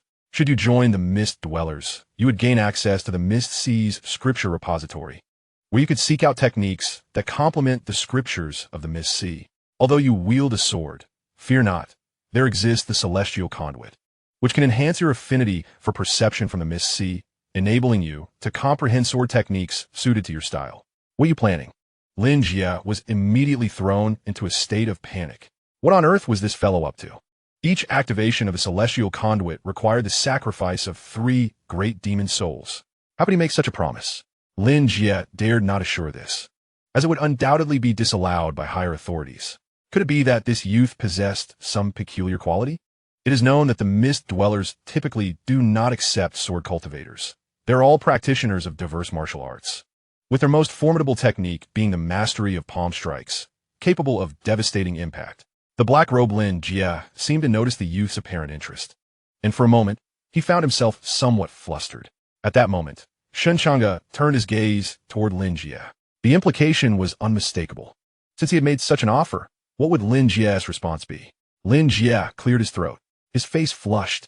He stammered for quite some time without articulating his thoughts.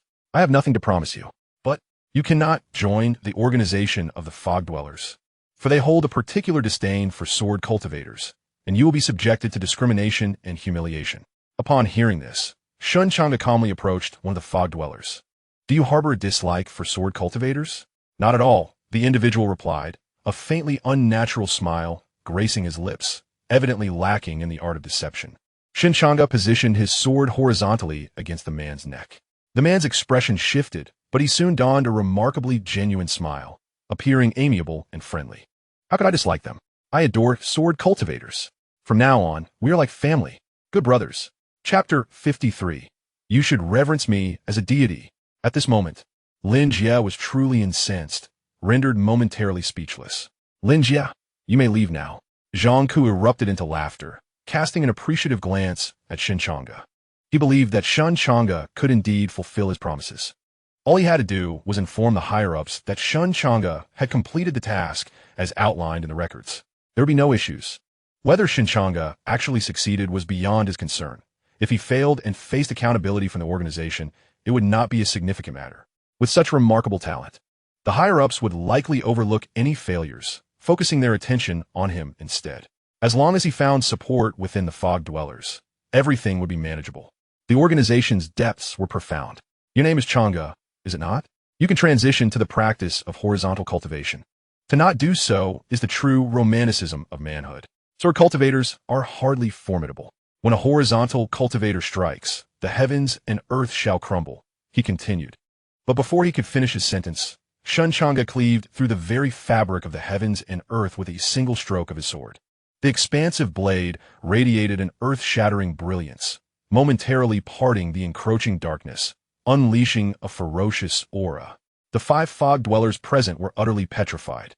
They had never witnessed such a terrifying sword cultivator. The sword light, though wielded with apparent ease, possessed a power capable of decimating the 4 God-Bridge Fog Dwellers present. If he unleashed his full potential, supplemented by an array of uncertain trump cards, Even Xianxia, a fog dweller of the transmigration realm, felt an involuntary shiver run down his spine. At this moment, with his palms shattered, he knew he stood no chance against him.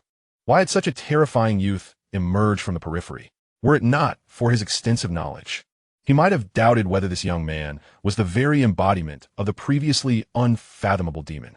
I find sword cultivators quite admirable, Shen Changge remarked with a smile. Indeed. Indeed, several nodded in agreement, akin to chicks pecking at grain. Initially, Lin Jie had contemplated turning against Shen Changge upon his decision to join the Fog Dwellers. But now he stared blankly at the youth who had unleashed that terrifying sword light, attempting to compose himself as he prepared to adopt a more acerbic demeanor. Beads of cold sweat dotted his forehead. This fellow, the sword is truly terrifying, wielding an incomprehensible mastery of swordsmanship. Lin Jie cast a fierce glance at Shen Changge, who looked back at him with curiosity. Lin Jie cleared his throat and offered a refined smile. Since you have made your choice, I shall not impose my will upon you. Our paths have crossed in this vast world. He bowed slightly before turning away, disappearing into the enveloping darkness. Xianxia let out a hearty laugh, seemingly relishing the misfortune of his old rival. Feeling a sense of satisfaction despite the pain in his arm that caused beads of cold sweat to form on his forehead. Soon, I shall send someone to assess your talents, but first, I must inquire about something. At that moment, Xianxia's gaze flickered with intrigue.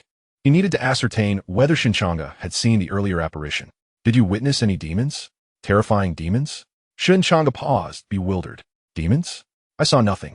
In truth, he had only glimpsed an eye, which hardly constituted a demon. Yet, the incessant murmuring of that eye within his mind was proving to be quite bothersome.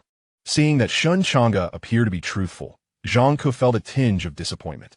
It seemed he had overthought the matter. Nevertheless, this young man's potential was indeed formidable, even if he stood merely at the pinnacle of the void-breaking realm. Do you sense that the void-breaking stage perpetually eludes the bridge to the divine realm? Shen Changge nodded. Do you understand why this is so? Xianxia mused quietly, then remarked, I knew that your strength would surely attract the attention of the Black God Steel. The Black God Steel? Shen Changge echoed. The Black God Steel is a uniquely extraordinary entity, existing in its own realm known as the Great Ruins.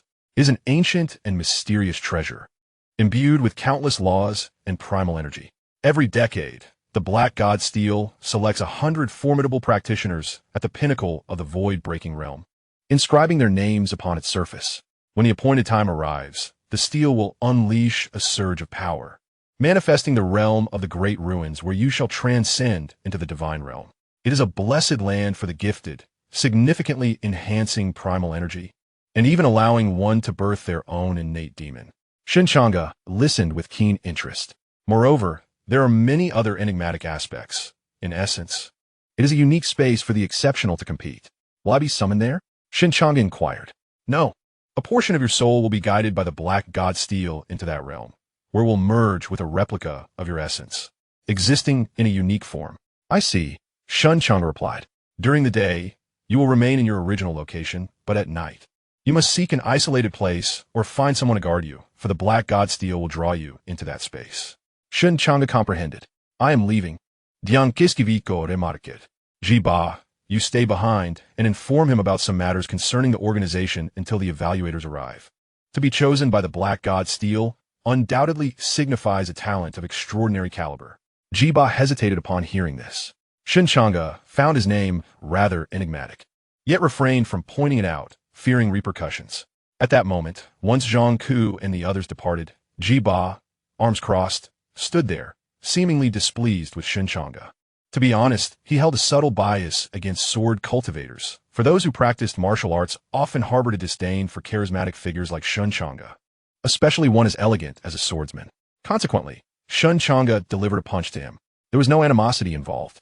He merely felt that this young man ought to show him a modicum of respect. Jiba erupted in fury. Instantly, 3 swords encircled him, and Jiba became as docile as a kitten, displaying a simple and affable smile. Look at you. Sword bearers value benevolence and righteousness, seldom resorting to their blades. Thus, I apologize for the offense. Shen Changge sheathed his 3 swords. Jiba let out a sigh of relief, suddenly realizing that he would likely have to serve this individual for some time. Yet, he wondered why this man was so formidable. After all, He had merely reached the pinnacle of the void-breaking stage. Nevertheless, those selected by the Black God Steel were all monstrous entities. At that moment, Shen Changge's gaze flickered slightly, as if something was shifting within his mind. Suddenly, like a tempest, a wave of realization washed over him. He frowned, for the whispering voice in his mind grew increasingly distinct. You should revere me as a deity and fear me as an immortal. Shen Changge's eyes glimmered momentarily, and his pupils contracted as he seemed to behold an imposing figure, not physically present before him, but vividly manifested in his consciousness. An ancient, towering form, majestic and formidable, with eyes that shone brightly and deeply, transcending the eons. You ought to serve. A thunderous voice resonated in his ears, and in an instant, Shen Changge felt an overwhelming crimson light spreading through his mind, constraining his spirit. His consciousness became momentarily chaotic, the Soul Sutra. He clenched his teeth slightly as the surrounding black mist surged and proliferated. Ji Ba's expression shifted dramatically. He sensed that something was amiss with Shen Changge. An overwhelming dread washing over him, that ancient, authoritative aura compelling him to kneel. The black mist enveloped the area, obscuring his view of what transpired with Shen Changge. Just an eye, yet you should revere me as a deity. The soul scripture surged with an unstoppable momentum, and in an instant, the great desolation scripture also began to operate. The surrounding black mist swirled in a terrifying manner, coalescing into a colossal vortex of darkness. Chapter 54, Ancient Majestic. Thunderous roars echoed as Shen Changge's entire being surged with an unparalleled force.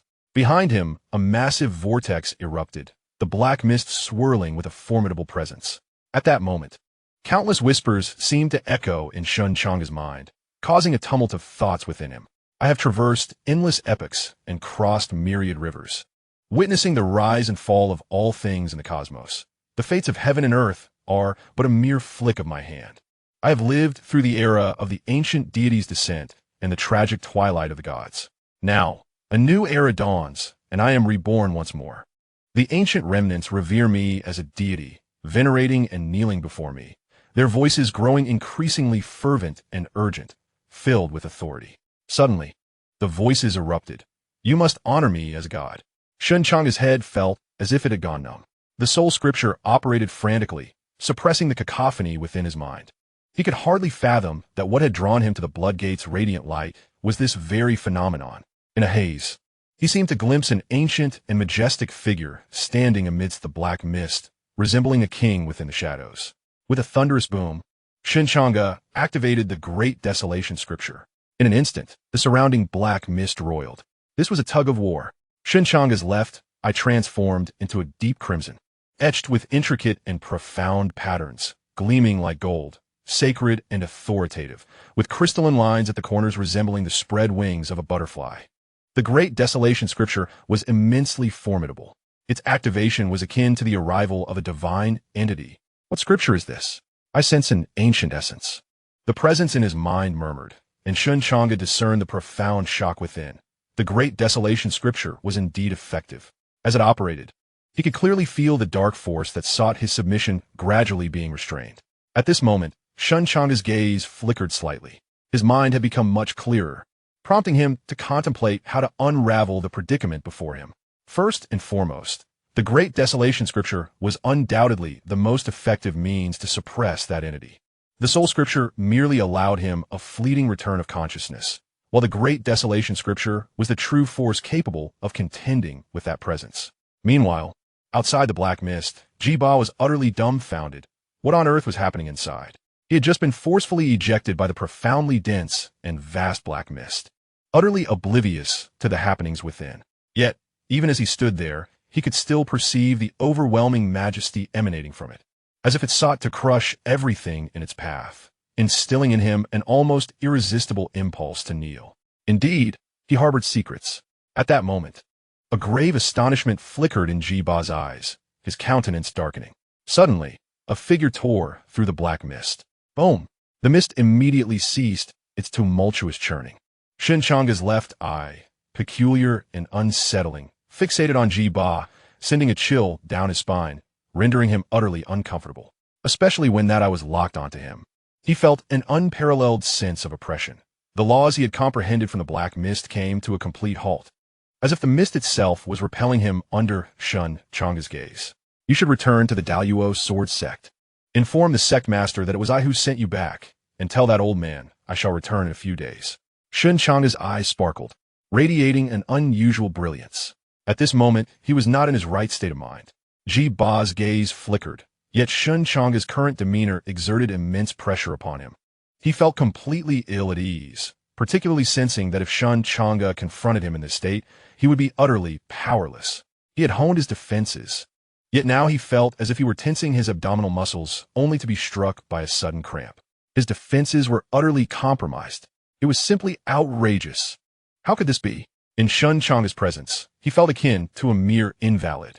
Engaging him as an adversary was out of the question. Otherwise, certain death awaited. Ji Ba had resolved that no matter what transpired in the future, he must never become an enemy of Shen Changge. This individual was undoubtedly a profound terror beyond his comprehension. Understood, but what about you? Yet Shen Changge paid him no heed, turning away. The black mist dissipated in his wake, his silhouette growing increasingly dim, resembling a malevolent demon swaying within the mist, a king upon the dark ruins. It was terrifying. Once Shen Changge departed, Ji Ba exhaled a sigh of relief, wiping the cold sweat from his brow. It was truly frightening. It seemed he bore no ill intentions towards the organization within the mist, and he would undoubtedly garner attention from above. With this thought, Ji Ba's eyes brightened. This was a significant opportunity. He was filled with excitement. Meanwhile, Shen Changge was merely entangled and temporarily suppressing the eye with the use of the Great Desolation Sutra. He sat cross-legged within the dark mist, reciting the Great Wilderness Sutra. What exactly are you? Shen Changge pondered deep within. A deity came a voice, dripping with disdain and exuding immense authority. To be truthful, I am a god. You ought to revere me as such. I possess means to deal with you. Shen Changge felt that this entity, much like himself, was adept at posturing, and he was determined to find a way to eliminate this arrogance. He had always held disdain for such hubris, especially in a realm where he excelled. The eye remained imperturbably scornful. Do you not believe? A smile flickered across Shen Changge's face. Clearly, the presence within him did not harbor any belief. To it, Shen Changge was merely an insignificant insect. Without the formidable scripture, he could not possibly maintain the current state of equilibrium. Yet, this young man exuded an aura of extreme danger. It seemed that he had recently realized something, thus exhibiting a confidence that was perplexing in its origin. At this moment, the eye had developed a consciousness of its own, residing within Shen Changge's left eye, observing the world while engaging in its own calm contemplation. Shen Changge, akin to an ant, regardless of the myriad of strategies at his disposal, lacked the strength to pose any real threat. Merely a slave. However, come the following morning, Shen Changge stood amidst the black mist. Sign in. Sign in successful. Sign in reward. 500 years of cultivation in the Great Wilderness Sutra. Boom! Within Shen Changge's left eye, the eye was filled with astonishment. In that instant, he felt a pulse of alarming power erupt from the scripture that had maintained equilibrium with him. The delicate balance shattered. Chapter 55. The Power of Celestial Beings and Demon Control. How is this possible? The eye, in terror, realized that in a fleeting moment, Shen Changge's mastery over the scripture seemed to have grown exponentially, as though he had instantaneously accumulated 500 years of cultivation experience. The power unleashed by the scripture surged dramatically, akin to a stream transforming into a mighty river. Strange. For something that had existed for an unfathomable span of time, to feel such strangeness was indeed remarkable. This was sufficient to underscore the incredibility of the events unfolding at that moment. In truth, the scripture was profoundly intricate, so much so that it had likely touched upon the primordial forces of the dark mist, a truth the eye was aware of. Moreover, the scripture effectively countered it. However, it relied on Shen Changge's relatively shallow comprehension of the scripture to withstand that suppression and maintain balance. Yet just moments ago, Shen Changge's control over the scripture had surged dramatically. How can this be possible? In an instant, Shen Changge had practiced for centuries. What secrets does this young man possess? The occurrence was too sudden, too astonishing. Boom! Behind Shen Changge, the swirling black mist became increasingly solid, resonating with thunderous sounds akin to a tempest erupting within dark clouds. An inexhaustible energy surging towards him, enveloping him entirely in a chaotic aura, subsequently shrouding his sword. Shen Changge felt that the sword now, if unleashed, could yield a terrifying force. Previously, he could indeed wrap the sword in chaotic energy, but it was merely a slight detachment. Now, the most primal and powerful chaotic energy enveloped the sword, augmenting its might. At this moment, he believed he could effortlessly slay an ordinary individual at the peak of the divine bridge realm, without the need for swordsmanship. Alas, when confronting those formidable beings emerging from the mist, he still required his sword techniques to overcome them. He was still not strong enough. Shen Changge pondered this, even as he suppressed the large eyeball. However, he did not relent, for he had merely restrained the eye. Should he slacken even slightly in his focus on the operation of the Great Wilderness Sutra, the eye would surely break free from his grasp. This entity was ancient and mysterious, potentially harboring some formidable maneuver. Shen Changge valued his life dearly. Thus he resolved to eliminate the large eyeball first. His gaze flickered. In truth, he had already conceived a notion, or rather a suspicion. To make full use of resources, he decided to leverage the signing-in system.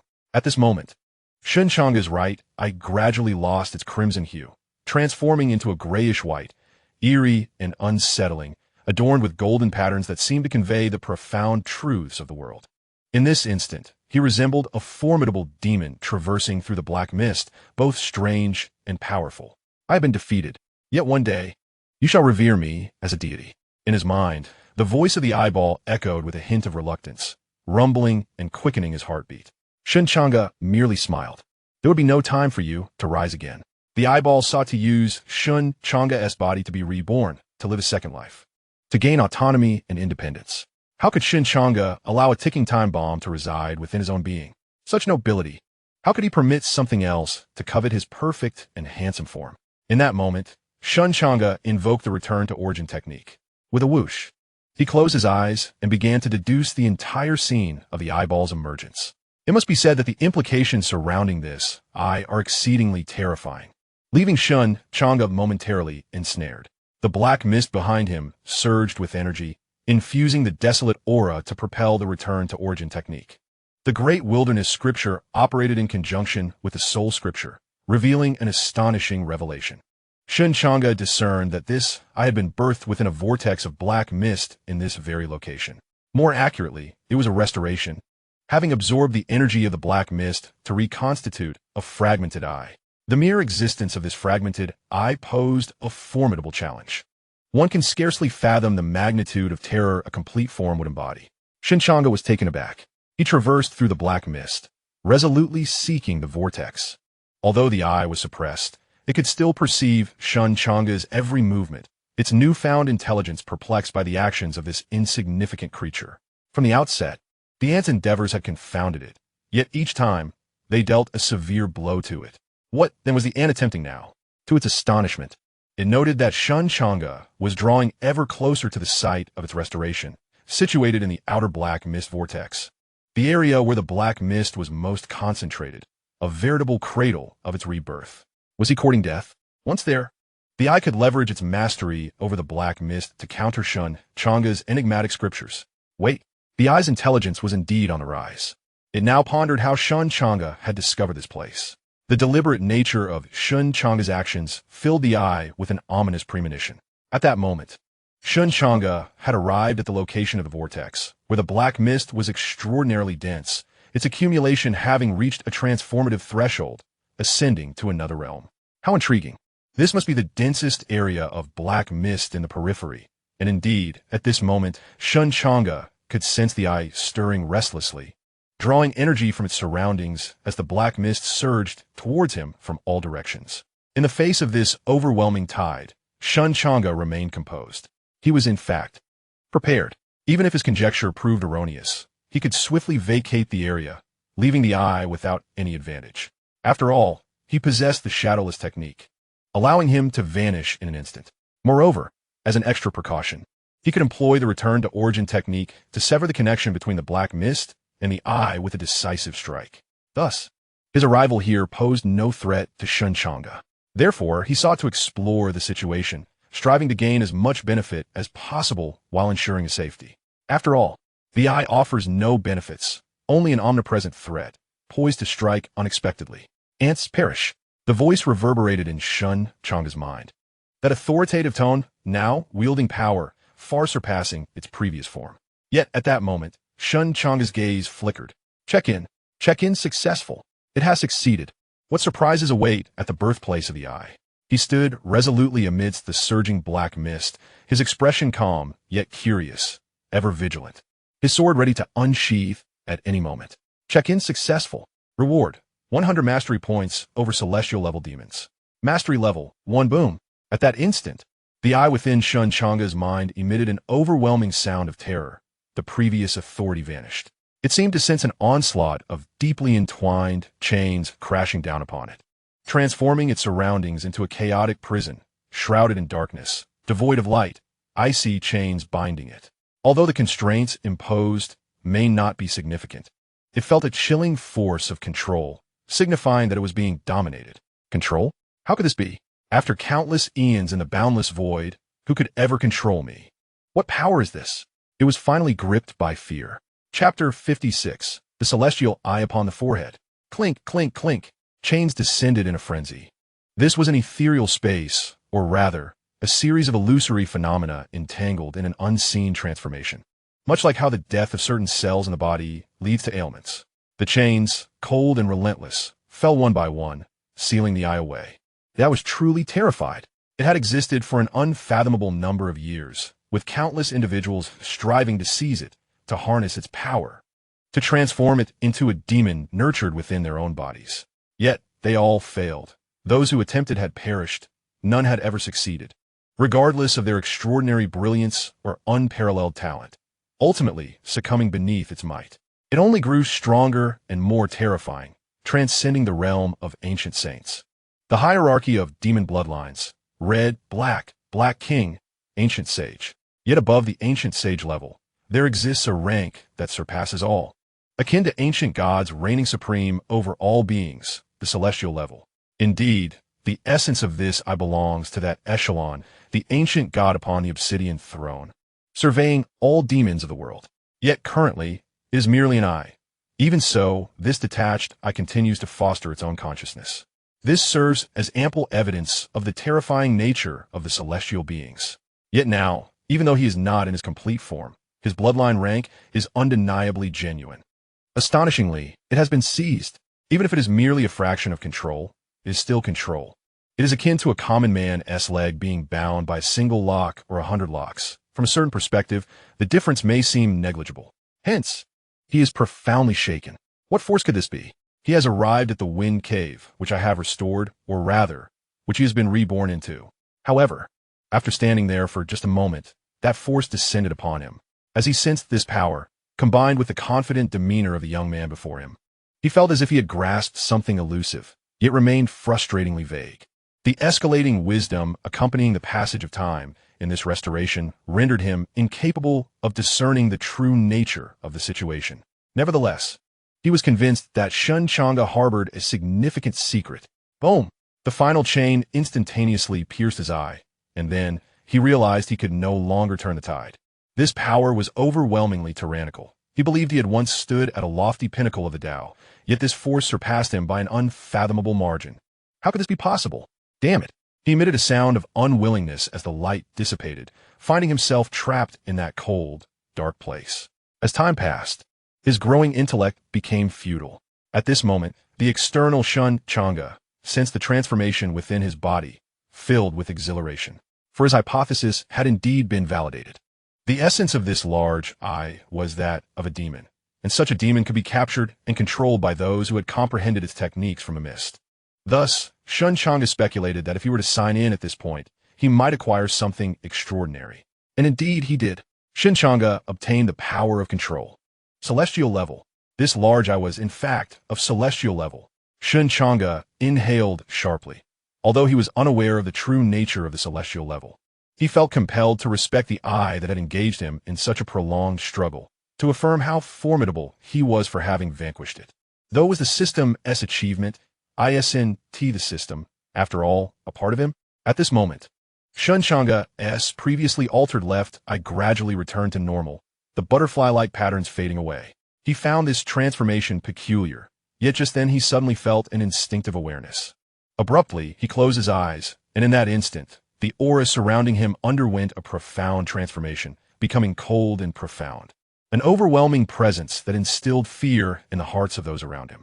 In an instant, in the vicinity of dozens of miles, the surrounding demons seemed to sense something extraordinary. They trembled and huddled together on the ground, as if in a state of reverent submission. Suddenly, a fissure appeared on Shen Changge's forehead, the edges shimmering with butterfly-like patterns, resplendent and sacred, yet strangely unsettling, sending chills down one's spine. With a resounding crack, the fissure widened entirely, revealing a perfectly round eyeball, pitch black except for a golden center, encased in a layer of grayish white, exuding an aura of unparalleled divinity and immense power, radiating an incomprehensible terror. In that moment, Shen Changge felt an overwhelming sense of command over the swirling black mist surrounding him, as if it were his subordinate. A terrifying energy surged from his eye, rapidly expanding outward. All the demons in the vicinity suddenly sensed the awakening of something dreadfully powerful. However, soon enough, 1, 2, 3, 4, 5. Shen Changge's complexion turned pale, cold sweat dripping from his brow, panting heavily, while the eye on his forehead appeared fatigued, quickly retracting and ultimately closing. Though the power unleashed in those 5 seconds was formidable, it was regrettably a fleeting moment. The divine-level demons, I was undeniably potent, yet at this moment, Shen Changge's cultivation was still insufficient. He could only maintain this state for 5 seconds. After that, the eye would no longer sustain itself and must close, or else he would be utterly drained by its overwhelming force. 5 seconds. That would suffice, Shen Changge reassured himself. In that brief moment of power, he might be able to challenge those who transcended the bridge of divinity. Yet, at this moment, he was merely a practitioner at the pinnacle of the Void Realm. To share this with others would undoubtedly be astonishing. Now, Shen Changge began to make his way back to the sect. Meanwhile, within the Daluo Sword sect, a figure stood arrogantly beneath the statue of the Sword God, casting a disdainful gaze upon the gathered disciples of the sect. How infuriating. Don't act rashly. The sect leader mentioned that this individual could easily overturn those of the Void Realm. Can he truly only overturn the Void Realm? His presence is so terrifying. Even those at the Divine Bridge seem inferior, yet his gaze is so uncomfortable, it reeks of discrimination. Ji-Ba sneered as he listened to the murmurs around him. Huh. A mere group of sword cultivators. They, the figures shrouded in mist, were all robust men of considerable stature. The most intolerable among them were those flamboyant sword cultivators, each bearing 3 swords and striking multiple poses with every move, showcasing an ostentatious flair. These mist-dwelling men, trained in the art of physical prowess, held a deep disdain for these delicate, sword-bearing dandy men. The chances of the mist-dwellers finding romance were a mere 3%.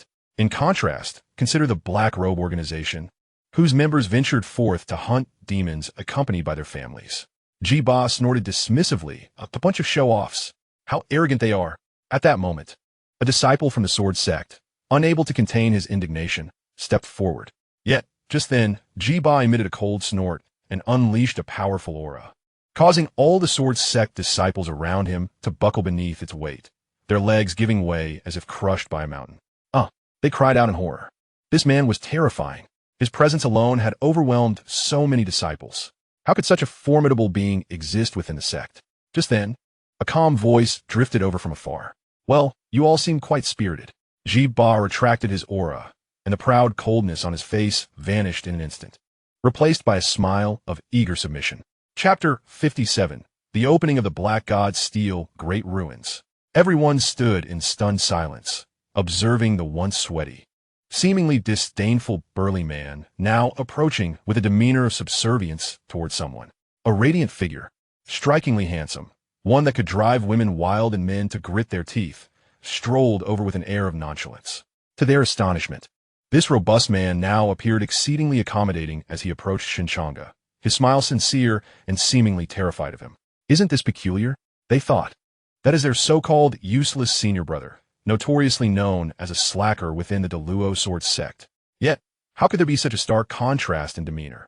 As they looked at Shen Changge, they realized he was markedly different from the senior brother they had previously known. What's happening? They sensed an unsettling intensity in Shen Changge's gaze, which seemed to dim the very space around him. casting an eerie light that stirred unease in their hearts. At this moment, Mo Qingchun, amidst the crowd, felt a wave of trepidation wash over her. The senior brother has become increasingly formidable. Now simply standing there, he evoked a profound sense of anxiety in others. Just how powerful had he become? At least, the imposing figure who, in Mo Qingchun's eyes, could effortlessly overturn his own master with a mere swipe, was presently behaving like an obsequious sycophant toward his elder brother, exuding an air of ingratiation. Indeed, he was the elder brother. Meanwhile, Shen Changge chuckled lightly, disregarding the fearful expressions of the disciples around him, and turned to leave, making his way back to his quarters. Had he truly stayed up all night just for a single eyeball? Life was exceedingly arduous. The large eyeball. Changge.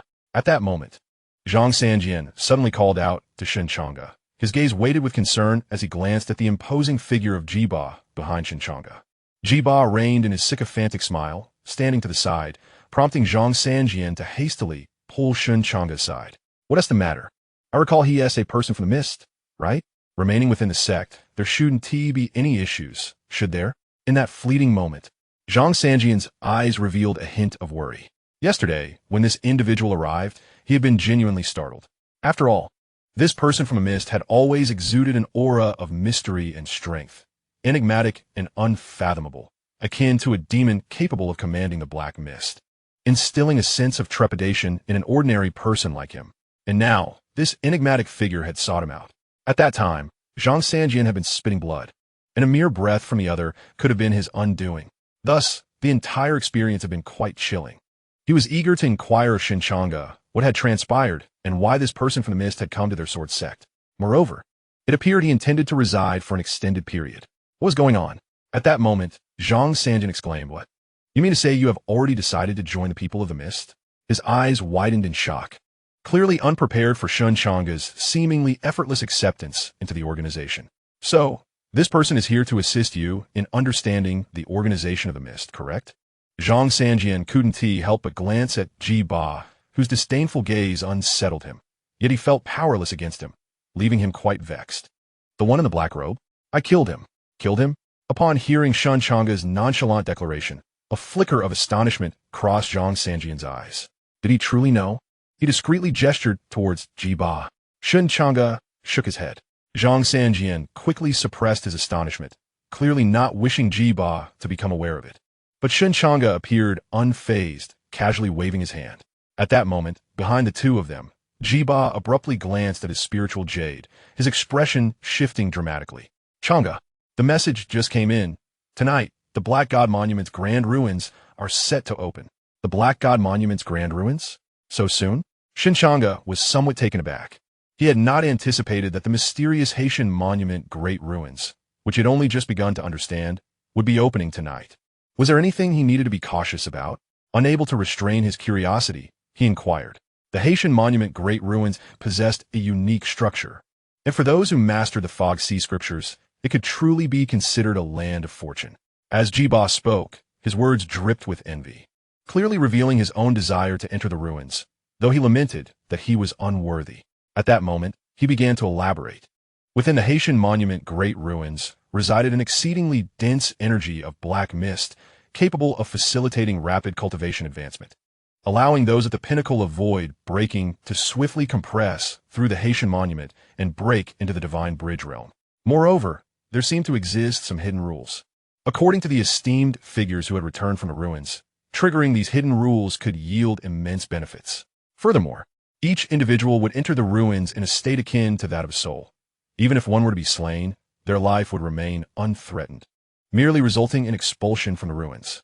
It was said that those who persevered until the end each year would be granted the teachings of the Haitian monument. What teachings might those be? Shen Changge inquired with keen interest. The teachings appeared to vary from person to person. Specifics eluded him. But he did know that each individual who reached the conclusion would be bestowed with the title of Honored One.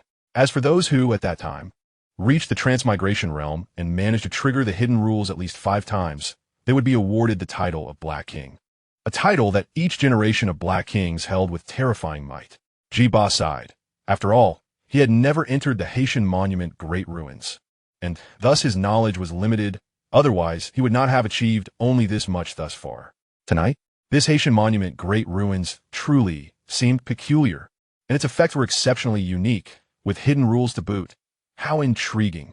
When the time came, I shall enlist Xianxia and the others to protect you. Although Shen Changge was somewhat bewildered by the conversation, he vaguely speculated that this might be a significant opportunity for his own disciple. As night fell, Shen Changge sat cross-legged in his chamber, while Ji Ba maintained a distance, and Mo Qingshan and Lin Qingxian sat nearby, with Shen Changge in position between them. Shen Changge was not solely focused on Shen Changge. He was also keeping an eye on Ji Ba. If this enigmatic figure harbored ill intentions, he would risk everything he had accumulated over the years. Could he not contend with a mere youth? It began. Ji Ba glanced at the message that had arrived through the spirit jade, his gaze flickering slightly. At that moment, Shen Changge suddenly sensed an overwhelming presence descending from afar. As Shen Changge's soul was partially absorbed, his senses became enshrouded in ethereal mist, as though traversing boundless realms. Surrounding him was a shroud of darkness. Intertwining with an enigmatic allure, a mysterious force surged forth, constructing a grand and magnificent world. Does this world truly exist? This query invites profound contemplation. It seemingly resides within the recesses of the mind, yet it also interacts with reality. Shen Changge faintly beheld a pitch-black stele, resolutely anchored in the depths of an inky void.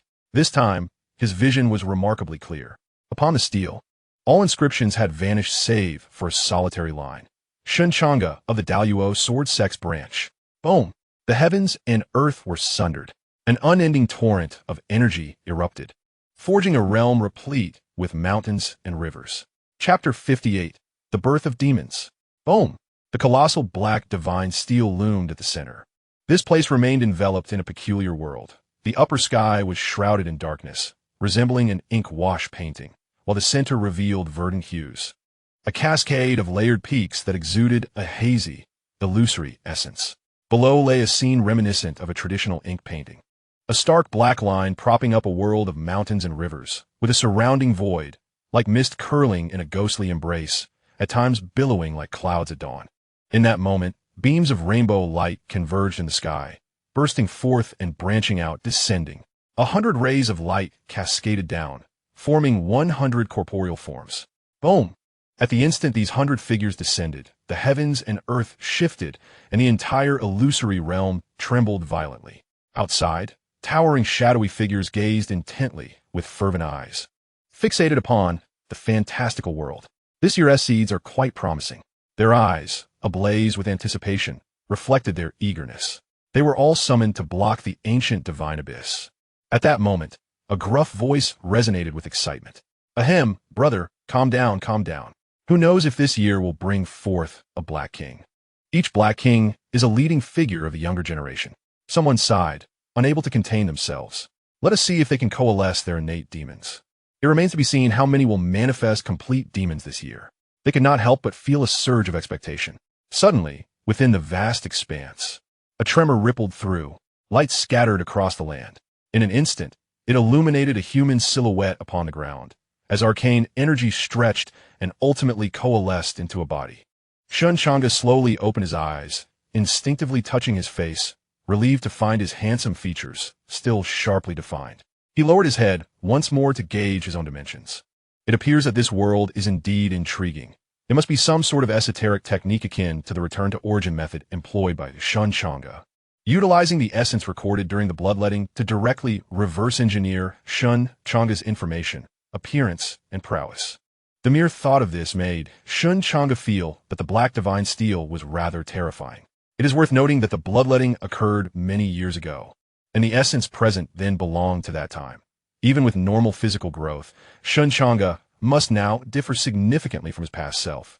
Every individual undergoes growth, and at their current age, such development is akin to ascending a rocket. Each day brings forth something new. Yet, the black divine stele is capable of deducing the present state of everyone based solely on their essence. The return to origin method can only restore certain scenes, tracing back to the past, limited to a span of less than a day, whereas the black divine stele has seemingly ascended to the level of causality. The origins of this black divine stele are indeed substantial. At this moment, countless individuals stepped into this world, their astonishment palpable, overwhelming them with excitement. However, just then, a thunderous roar erupted. A tremendous essence surged across the vast expanse, accompanied by a grand and ancient voice, devoid of emotion, resonating coldly and commanding attention. The voice enveloped the entire area, causing many to alter their expressions. 3 times in the Dan Palace, nurturing demons, the abyss is vacant, and the evil spirits awaken. Boom! Everyone could feel an inexplicable pull within their bodies, and in an instant, the scriptures they had comprehended began to operate autonomously. A shadowy hue involuntarily surged into their dantian, seemingly drawn by some unseen force. At this moment, Shen Changge's heart stirred. Beside him stood several figures, equally shaken.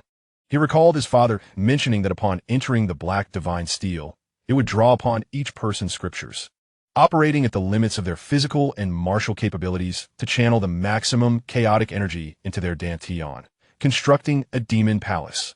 Those with exceptional talent could nurture demons.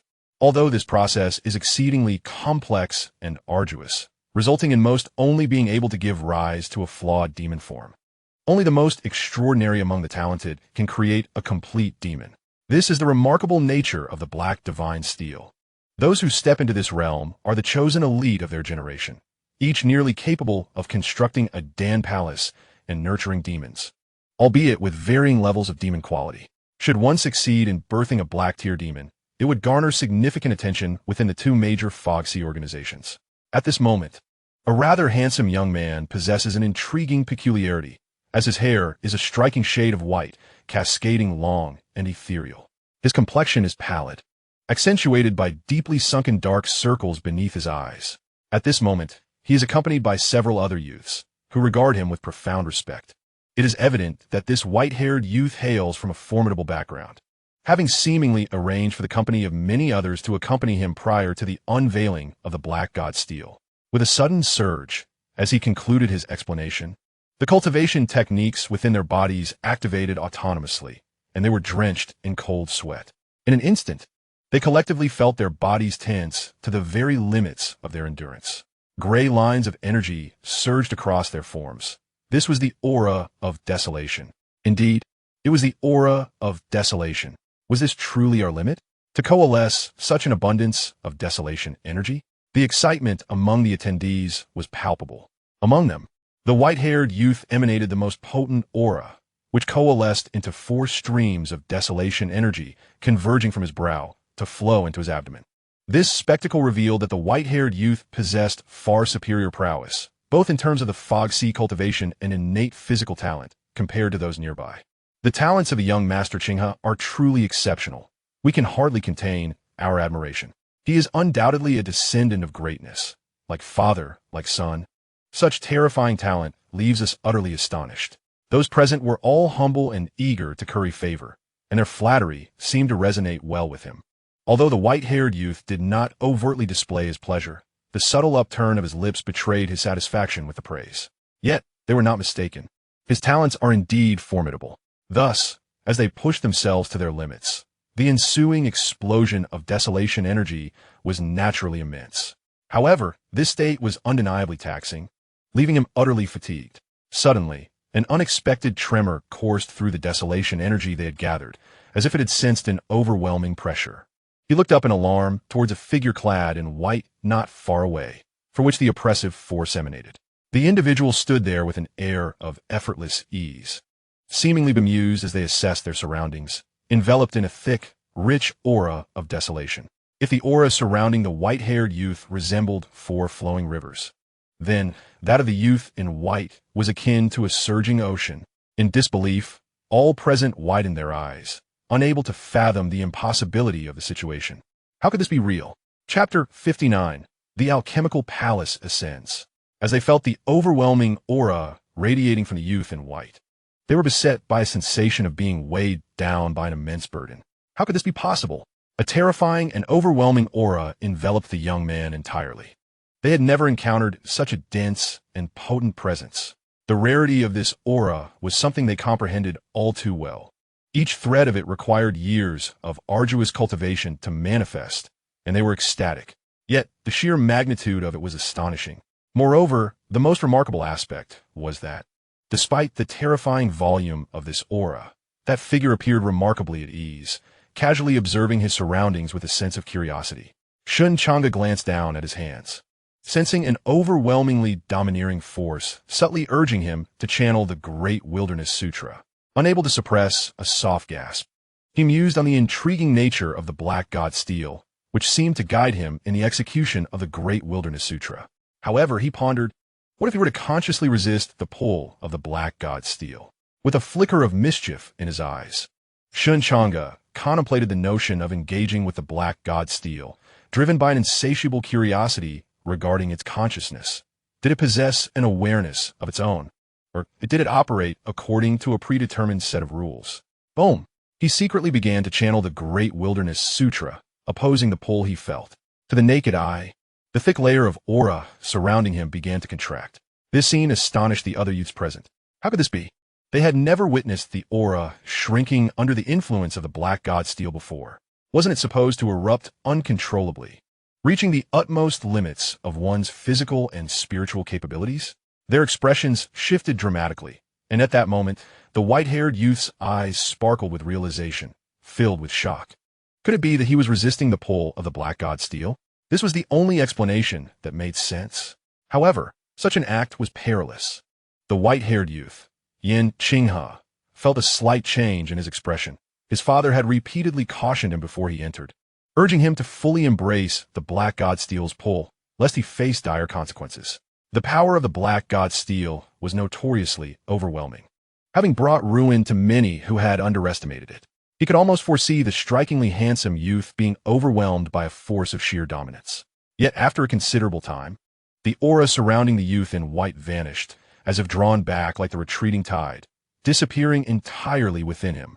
Shen Changge appeared untroubled, and even from a distance, they could sense the volatile and terrifying energy he harbored within, as if two forces were entwined in a fierce struggle. Indeed, he was resisting the pull of the Black God Steel.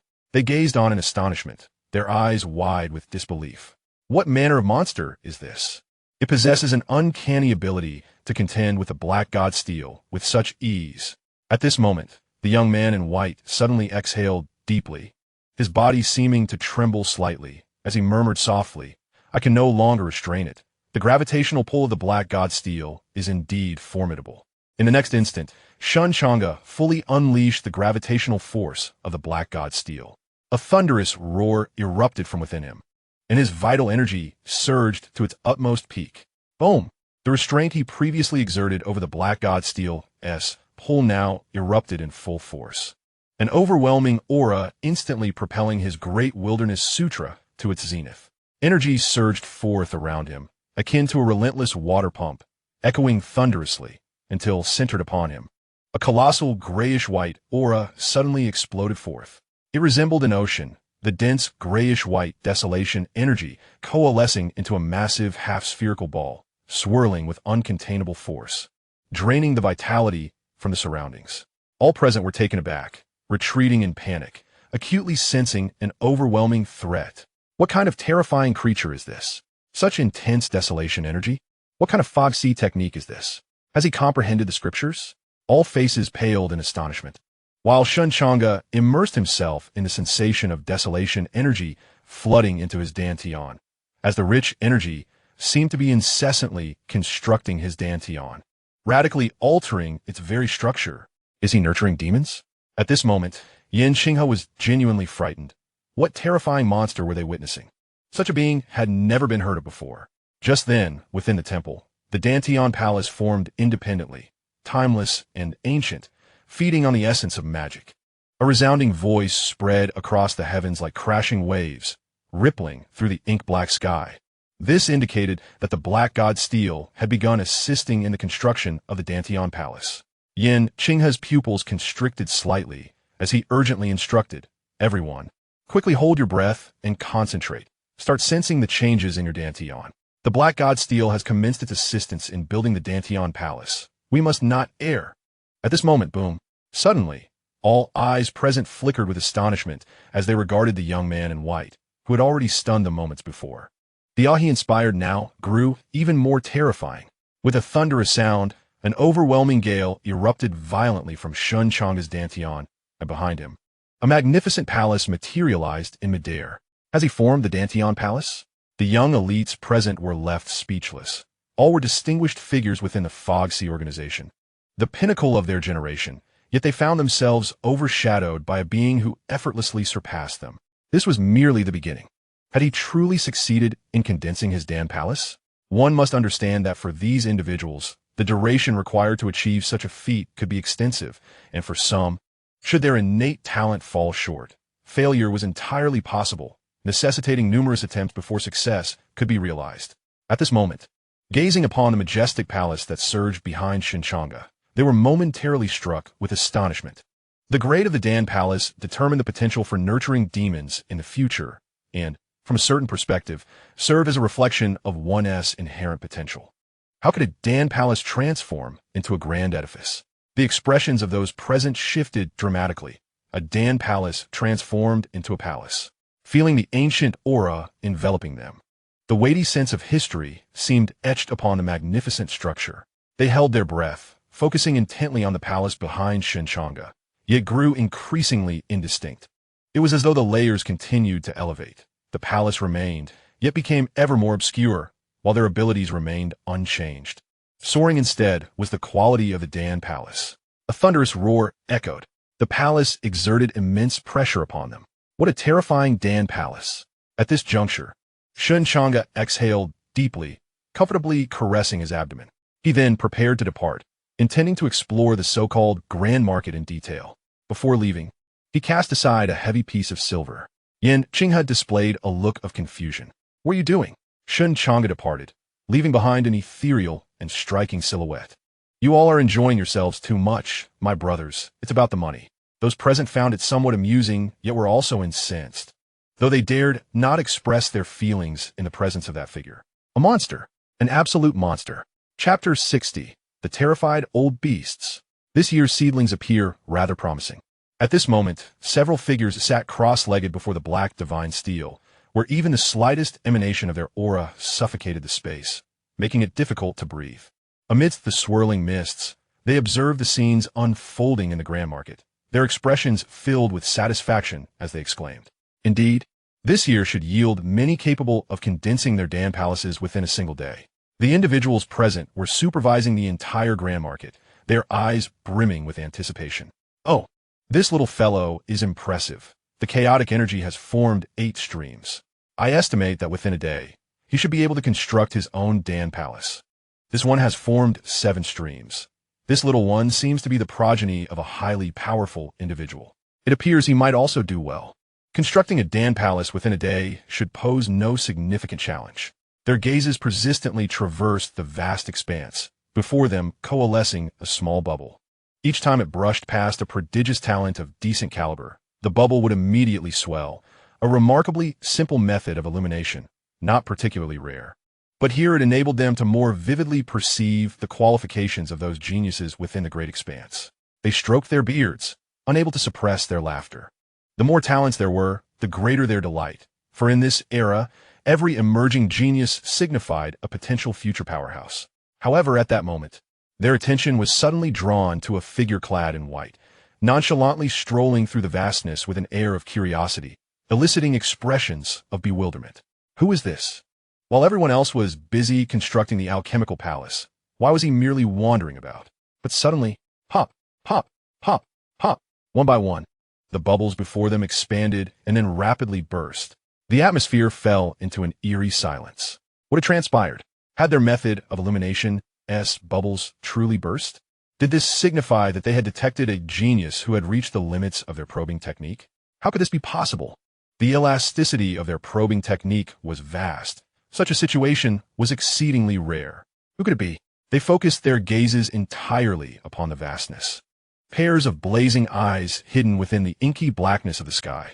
Suddenly, there stood a young man in white, remarkably handsome, strolling leisurely, glancing left and right, curiously exploring as if the vast expanse fascinated him. He had already solidified his alchemical palace. Someone suddenly seemed to sense something and exclaimed in shock. What? The Black Divine Monument had just begun aiding in the construction of the alchemical palace, and this youth had already succeeded? How could this be possible?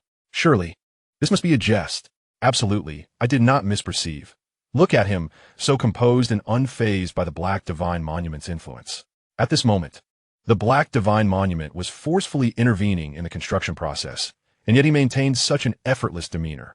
The only plausible explanation is that he had already completed the alchemical palace. Several formidable beings, terrifyingly powerful, were now thoroughly astonished.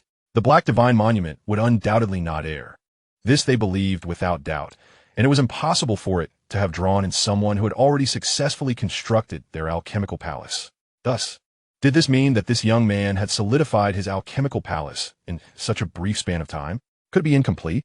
It seems rather implausible that, should he construct a dilapidated Dan palace, he would inevitably sustain damage and thus lack such vigor. This youth, why are you all hesitating? Why not simply observe what kind of Dan palace he has actually built? I possess a more advanced profiling simulation technique that can directly simulate his Dan palace. If this young man truly is a prodigy, I shall drag him into the abyss of the ancient gods. At this moment, a person exhibiting evident impatience let out a cold snort. Indeed, Xianxia, ascertain what kind of Dan palace he has condensed. At such speed, he surely cannot have formed an extraordinary palace. What a pity it would be if his talent were genuinely exceptional, resulting in the emergence of an extraordinary palace that would provoke celestial phenomena. That would indeed signify a true genius. An extraordinary palace. When constructing a Dan palace, should an extraordinary palace manifest, it could invoke celestial phenomena. There have been instances where, upon the condensation of a Dan palace, a tumultuous sea erupted, with the palace rooting beneath the vast ocean, resembling a deep-sea dragon palace that dominated the marine expanse. In other instances, a starry sky would emerge, with stars rising from the Dan palace, illuminating the universe in resplendent brilliance, divine radiance piercing through the heavens. It is said that there exist exceedingly terrifying Dan palaces, rooted in chaos, vibrating slightly and splattering chaotic energy, heavy and enigmatic. The monsters birthed from these extraordinary palaces are equally fearsome. Essentially, each extraordinary palace's emergence typically gives rise to a terrifying creature documented in the record of extraordinary demons. What manner of palace has this young man condensed with such remarkable speed? I shall commence. The individual who spoke earlier, named Xianxia, suddenly widened his eyes, forming a hand seal. Boom! En exceedingly profonde aura abruptly descended. However, Xianxia's gaze soon shifted slightly. This youth, his tone carried a hint of astonishment. At this moment, within their line of sight, they observed the young man abruptly cease his actions, casting a glance in their direction. The corners of the mouths of those present twitched. They had been discovered. None present were anything but formidable beings who had shocked countless individuals upon their emergence. Yet they now felt an unsettling chill.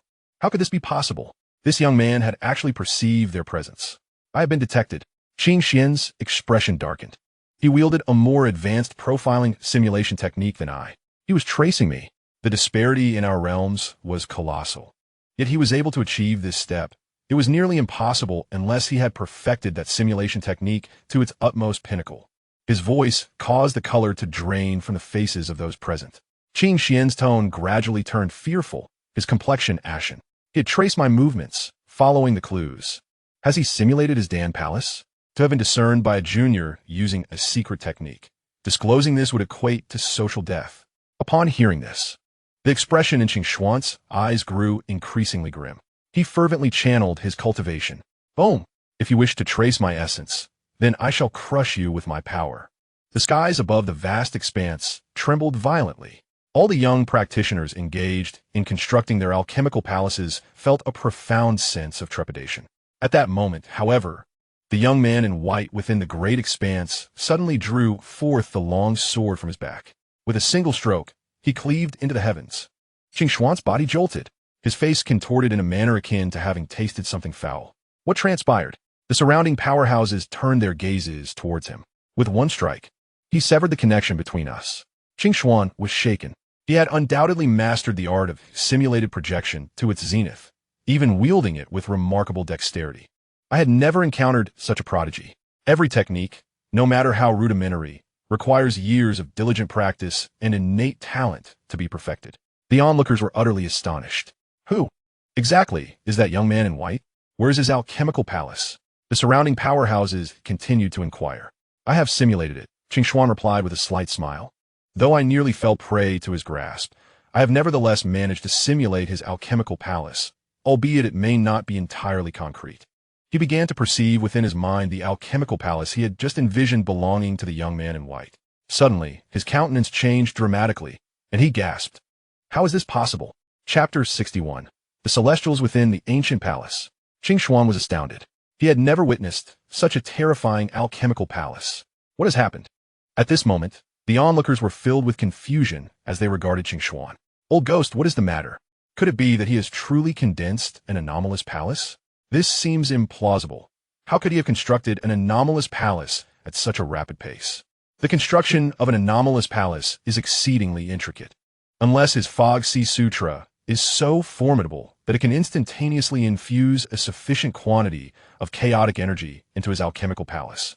If this young man has indeed succeeded in constructing an anomalous palace, it would be immensely terrifying.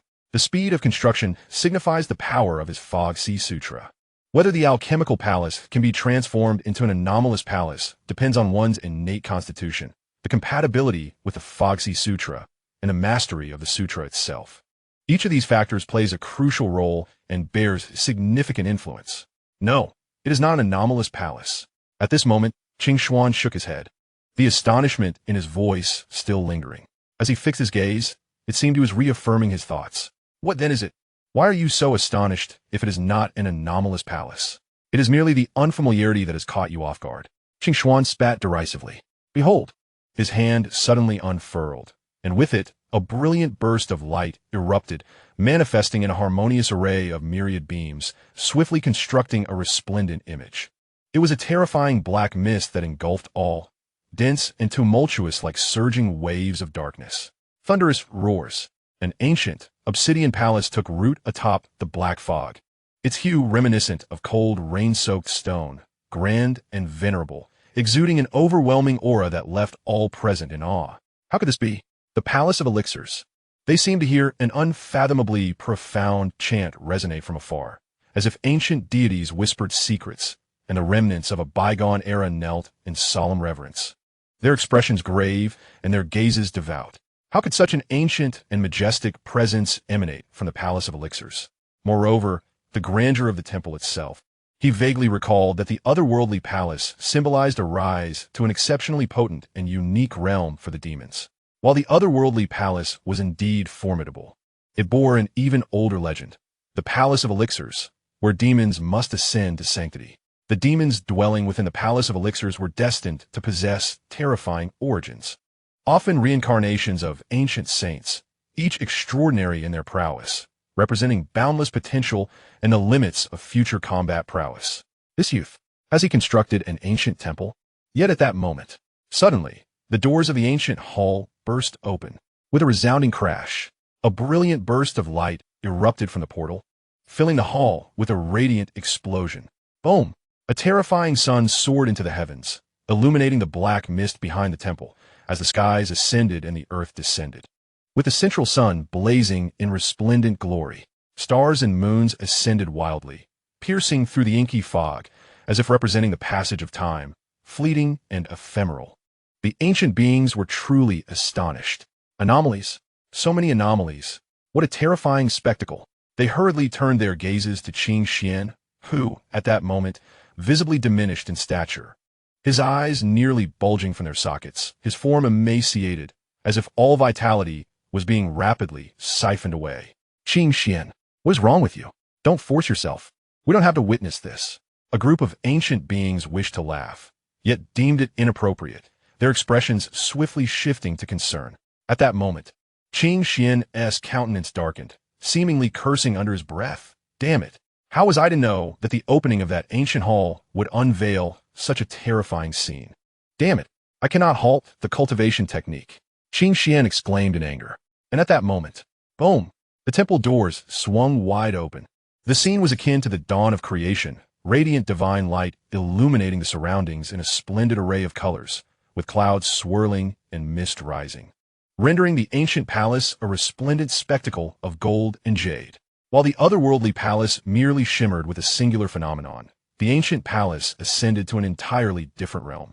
Reflecting the sun, moon, and stars as its wonders, embodying the very essence of heaven and earth. A group of ancient beings trembled in awe. At this moment, Xianxia gritted his teeth. I care not for his so-called ancient palace. I demand he fill the ancient divine abyss. Suddenly, a look of terror washed over Xianxia's face, his form seeming to wither, reduced to little more than skin and bones. What is this? With a thunderous sound, the doors of the ancient palace swung wide open, a torrent of brilliance surging forth in all directions, illuminating the entire world.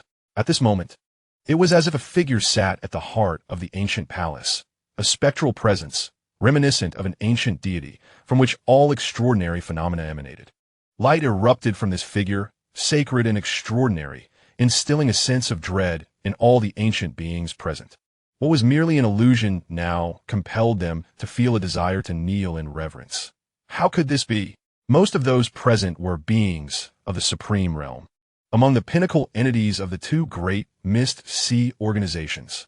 The figure remained seated, exuding a piercing gaze, legs crossed, the left eye dazzling with brilliance akin to a butterfly, radiating a transcendent light that split the chaos, distorting space, compelling submission. On this ethereal visage, a smirk seemed to play, aloof and disdainful, looking down upon all, as if proclaiming, "You should revere me as a deity." In the unseen shadows, cold chains penetrated the back of this spectral figure's head.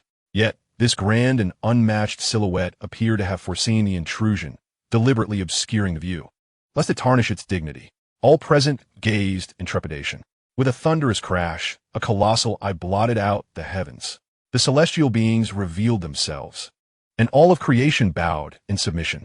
Until the phenomenon dissipated, Xianxia had already closed his eyes. Xianxia, are you all right? A once mighty being of supreme realm. Utterly drained, what could have done this? Xianxia lay lifeless, resembling nothing more than a skeleton, silence enveloping the atmosphere, heavy with disbelief.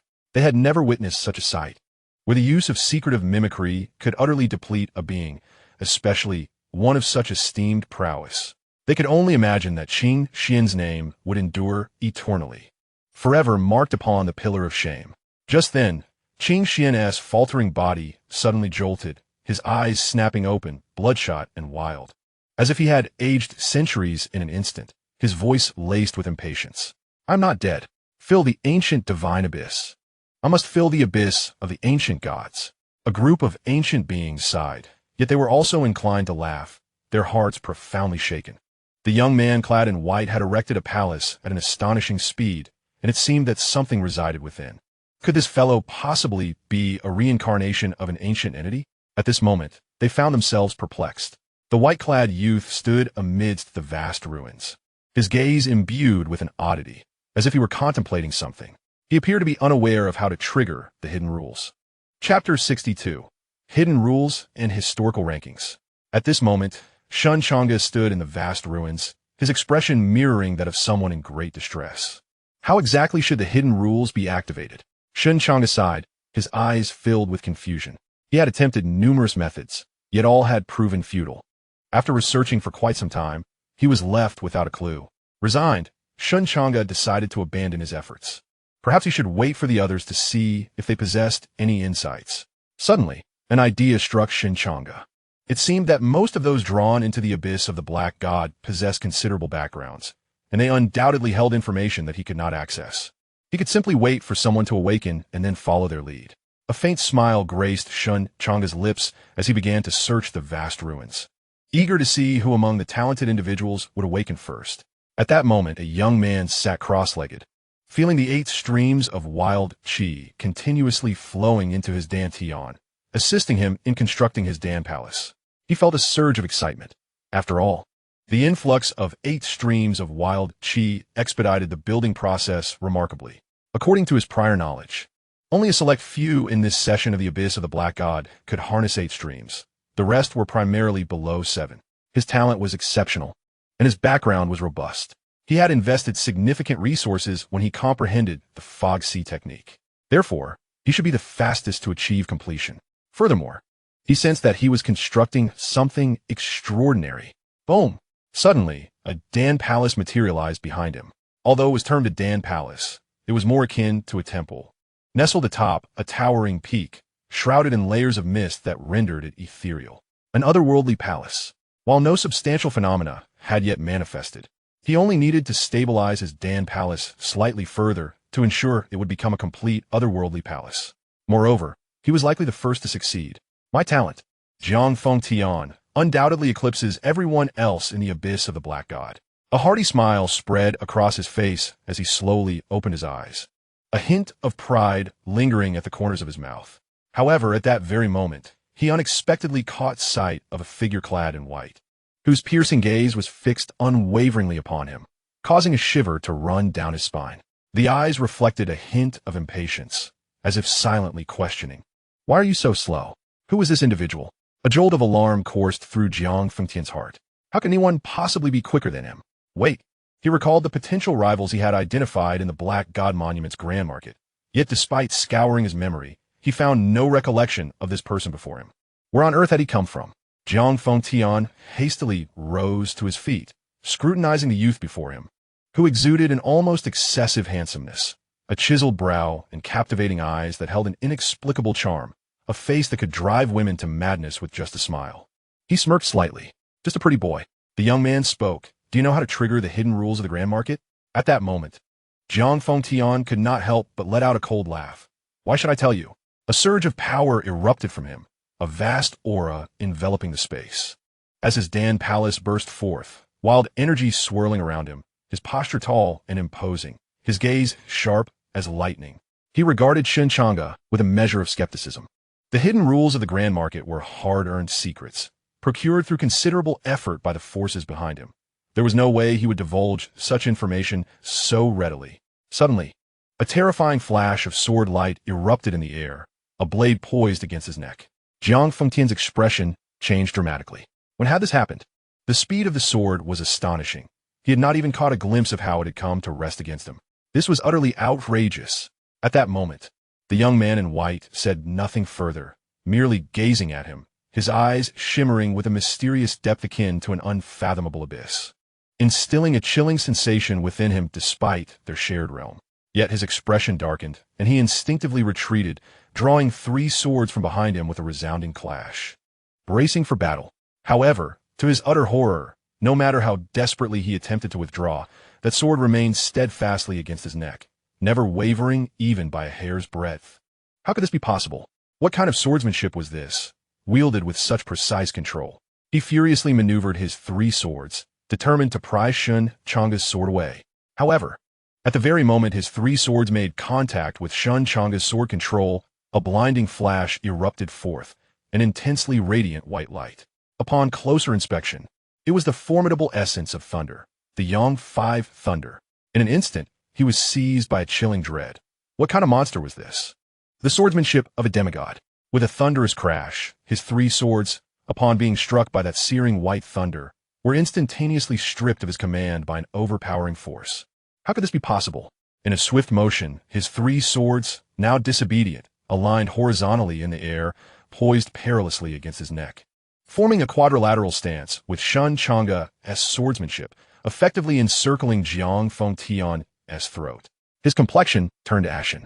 In the clash of sword cultivators, he had lost in an instant, and throughout the encounter, that figure in white merely stood there, hands clasped behind his back, his posture upright, showing no sign of movement, save for a gentle breeze that stirred his garments, carrying an aura of lethal intent. The sword control technique in the Yang 5 Thunder state was not to be underestimated. He bore no resentment in his defeat. Triggering hidden rules was no simple feat. The vast expanse of the Great Ruins space resembled a testing apparatus. Each stroke of sword light left a trace in the air, contrasting with all the sword lights that had previously lingered in the Great Ruins. Likewise, the strength of one single arm could invoke a historical comparison that activated hidden conditions. The rankings within history would elicit these concealed rules. Yet, such endeavors were overwhelmingly challenging. Over countless ages, countless prodigies had traversed the Great Ruins, each possessing their unique brilliance, making it nearly impossible to stand out among these exceptional talents. Shen Changge nodded slightly in acknowledgement. At this moment, although Jiang Fengtian felt threatened, he could not suppress a cold smirk within. He had yet to reveal his most crucial point. In terms of attack, speed, and a myriad of other factors, they had no chance of victory. In the bygone era, when ancient gods emerged, the strength was unprecedented, and they could never achieve the historical pinnacle. Thus, many had sought alternative paths. For instance, in the previous session, someone had triggered the hidden rule for the fastest inverted running speed, acquiring a secret technique for cultivating their arms. In their current age, many began employing metrics, such as the number of one-handed push-ups or the speed of one-handed push-ups, to activate some of the strongest historical rules, thus obtaining specialized techniques for enhancing the strength and speed of their right arms. Though somewhat embarrassing, the resulting techniques proved to be quite effective. Shen Changge nodded slightly once more. With a single stroke, he tore through the heavens. Boom! The firmament above rippled with layers of waves. With a flourish, the sword light ascended like a soaring dragon, as Shen Changge's strike was imbued with a dense aura of desolation. At this moment, Jiang Fengtian gazed at the rippling waves upon the celestial dome, his eyes filled with astonishment and his pupils wildly contracting. Chapter 63. I shall test this sword. Above the heavens, centered around Shen Changge's sword light, waves began to surge with fervor. Jiang Fengtian's pupils contracted in sheer disbelief as he realized that Shen Changge's strike was enveloped in a thick shroud of primal energy. The sword light roared like a dragon across the sky, and in an instant, the heavens quaked and the ground trembled, with the mightiest of thunder surging forth. He had never witnessed such an exaggerated display of primal energy before. For those like him who wielded swords, infusing a mere thread of primal energy into their technique could unleash a terrifying enhancement in power. Yet, this strikingly handsome young man in white had executed a blow that was entirely enveloped in primal energy. Moreover, he watched in horror as the sword light above echoed with a thunderous resonance, causing his entire being to tremble. His father had once mentioned that if a sword light lingered in the celestial dome, creating ripples, it indicated the activation of a historical ranking. Boom! The heavens trembled. At that moment, the ancient beings present fell into a profound silence, their eyes wide as they fixated on the scene unfolding before them. The historical ranking had been stirred, signifying that this young man in white had achieved a level of swordsmanship that ranked among the top 100 since the inception of the Black God Steel, encompassing countless prodigies. Even those from the ancient divine era. They could hardly believe their eyes, and instinctively, they rubbed their eyes for clarity. Indeed, it was among the top 100. In nearly a century, no one had reached such heights in swordsmanship. After all, the era of the ancient gods had seen sword techniques pushed to an extreme that descendants could scarcely surpass. They were astounded. This young man had triggered ripples within the historical ranking. His recent strike had ascended to a level within the top 100. At this moment, Xianxia could not help but smile wryly. This strike of his, shrouded in a dense layer of primal energy, was unlike anything he had seen before. No one had been able to attach the source of primal energy prior to the transcendence. This individual was undoubtedly a monster. The five thunder of the sun, the source of primal energy, had completely enveloped his sword. A true aberration. The source of primal energy referred to the ability to wrap one's sword in primal energy while executing a technique, rather than merely having primal energy circulate within oneself and then infusing it into the sword during its operation. These two methods represented a fundamentally significant difference. At this moment, they were in awe, and above the celestial dome, a shadow began to slowly emerge. Above the shimmering and radiant firmament, a figure reminiscent of an extraordinary talent from an unknown historical epoch within the Black God Steel's great ruins emerges.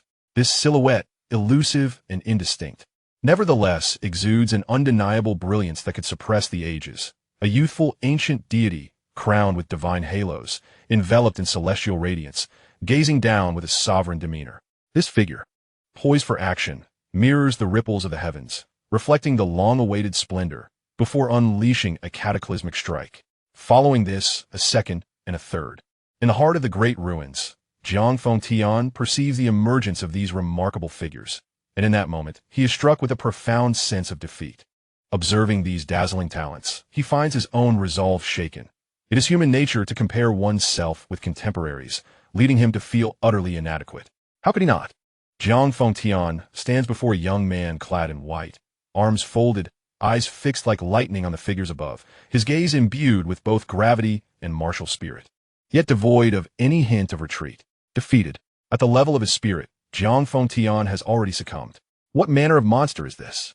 The mists of time reveal historical ruptures. The era of ancient deities has long been reduced to ashes, a time of resplendent evolution and unparalleled strength. Countless contemporary powerhouses aspire to the prowess of the ancient gods, but in truth, they exist on a different plane of existence. This individual stands undaunted before the youthful ancient deity. Feeling the impact of that recent strike, Zhang Fengtian is nearly driven to madness. He once believed himself to be a prodigy of his generation. Yet today, he has suffered a crushing blow, his vision dimming as complex emotions swirl within him. Boom! Boom! Boom!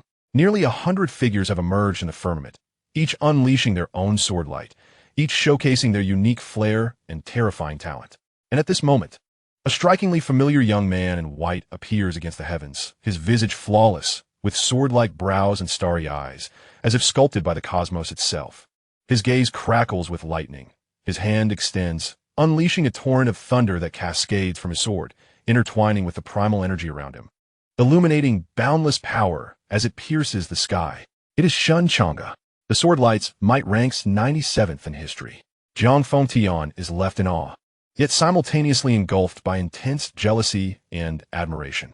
As a young man of his generation, who among them does not yearn to leave their mark upon the Black God Steel's great ruins, to etch their name for eternity, allowing future generations to witness their prowess as they cleave the heavens with a single strike? He has achieved this. Zhang Fengtian's eyes nearly blaze with envy. However, at this moment, Shen Changge suddenly sheathes his sword. Boom! The mark above the sky suddenly vanished, and all anomalies ceased, returning everything to tranquility. The historical ranking inscription was halted by Shen Changge. What did he be planning? At this moment, not only Zhang Fengtian, but also the hidden old monsters were experiencing an unsettling twitch in their eyelids. What was he doing? Why did he not continue the engravings? If he persisted, he could undoubtedly acquire a formidable sword technique. If he obtained a powerful killing sword art, his strength would soar to unprecedented heights. The old monsters could hardly suppress their urge to spew blood. What on earth was this fellow up to? Meanwhile, Zhang Fengtian felt as if his heart were bleeding. The historical ranking inscription was a moment of unparalleled brilliance. Why had he abruptly brought it to a halt? It had been a century since anyone had inscribed the power of swordsmanship. Just moments ago, he had truly felt the glory and boldness of that honor. And now he was struck by an absurd sensation as if his own engraving had been abruptly interrupted. "What are you doing?" he demanded. Shen Changge glanced at him curiously, lightly flicking his sword, producing a crisp resonance. "I'm simply testing the sword. Just a casual trial. Why are you so agitated?" Zhang Fengtian. "The old monsters? Testing the sword? You merely wish to test it?" Indeed, a genius might first execute a strike to gauge the sensation and then build momentum to unleash their utmost. Yet you, in your casual trial, have inadvertently activated the historical ranking. Zhang Fengtian felt a surge of blood rising in his throat. Chapter 64. Historical Ranking 11th. At this moment, Zhang Fengtian suddenly realized that awakening so early had been a grave mistake. His eyes filled with resentment. "If I am guilty, let the enforcers punish me, rather than allowing this inhuman entity to undermine and provoke me, madly challenging my heart." A mere casual sword test triggered the hidden rules of the historical top 100. If he were to take this seriously, to what level would he ascend? Though it seemed almost unbelievable. The demeanor of the young man in white suggested he was not jesting. Just as Zhang Fengtian pondered this, he suddenly sensed a transformation in the aura of the young man before him. What had been a relaxed demeanor now turned ominous, his entire presence radiating a chilling, murderous intent, as if an indescribable malice surged around him. Moments ago, Shen Changge had merely wielded his sword. Now, he was about to unleash his killing sword. With a thunderous roar, the great wilderness scripture surged forth, and a dense, almost tangible aura of desolation coalesced around Shen Changge, enveloping him like a heavy suit of armor, sending chills down the spine. What terrifying scripture of the Misty Sea had this monster mastered? For a moment, Zhang Fengtian truly fell on the brink of collapse from fear. He suddenly recalled the earlier moments when he had reveled in his own absurd arrogance. However, his limitations were far inferior to the natural prowess of others. No, it was not merely a matter of inadequacy. It was a fundamental disparity in realms. Was this still humanity? He remembered the chaotic energy enveloping him, a unique trait of the Transcendence realm, and only the most exceptional among them could achieve such a state. And this fellow, damn! At this moment, Shen Changge exuded an overwhelming aura, his murderous intent surging forth. Behind him, the sound of swords clashing resonated, seemingly nurturing an extraordinarily potent martial technique of annihilation. Boom! Shen Changge's gaze sharpened abruptly.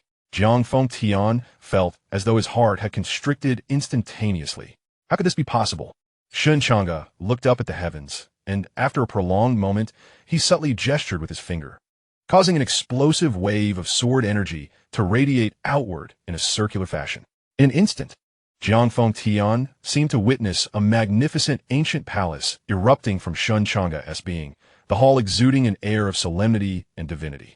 The doors gradually opened, revealing an ethereal figure resembling an ancient deity seated at the center, now reluctantly following Shen Changge's movements with a slight nod, sending forth the sword energy. The technique of annihilation. Whoosh! Shen Changge's sword energy abruptly vanished into the void, leaving only circles of sword energy wildly expanding. After a fleeting silence, akin to death itself, the heavens erupted with a deafening roar. At this moment, many individuals who had successfully condensed their Dan Palace appeared in the great ruins.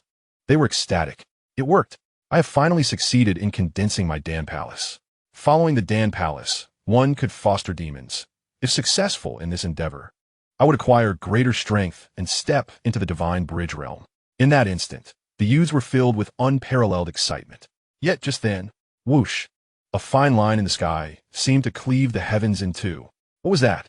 Everyone felt a surge of trepidation. This sword, though ethereal, threatened to shatter the very firmament. Even more terrifying ripples surged forth, the sky resembling boiling water. Boom! Boom!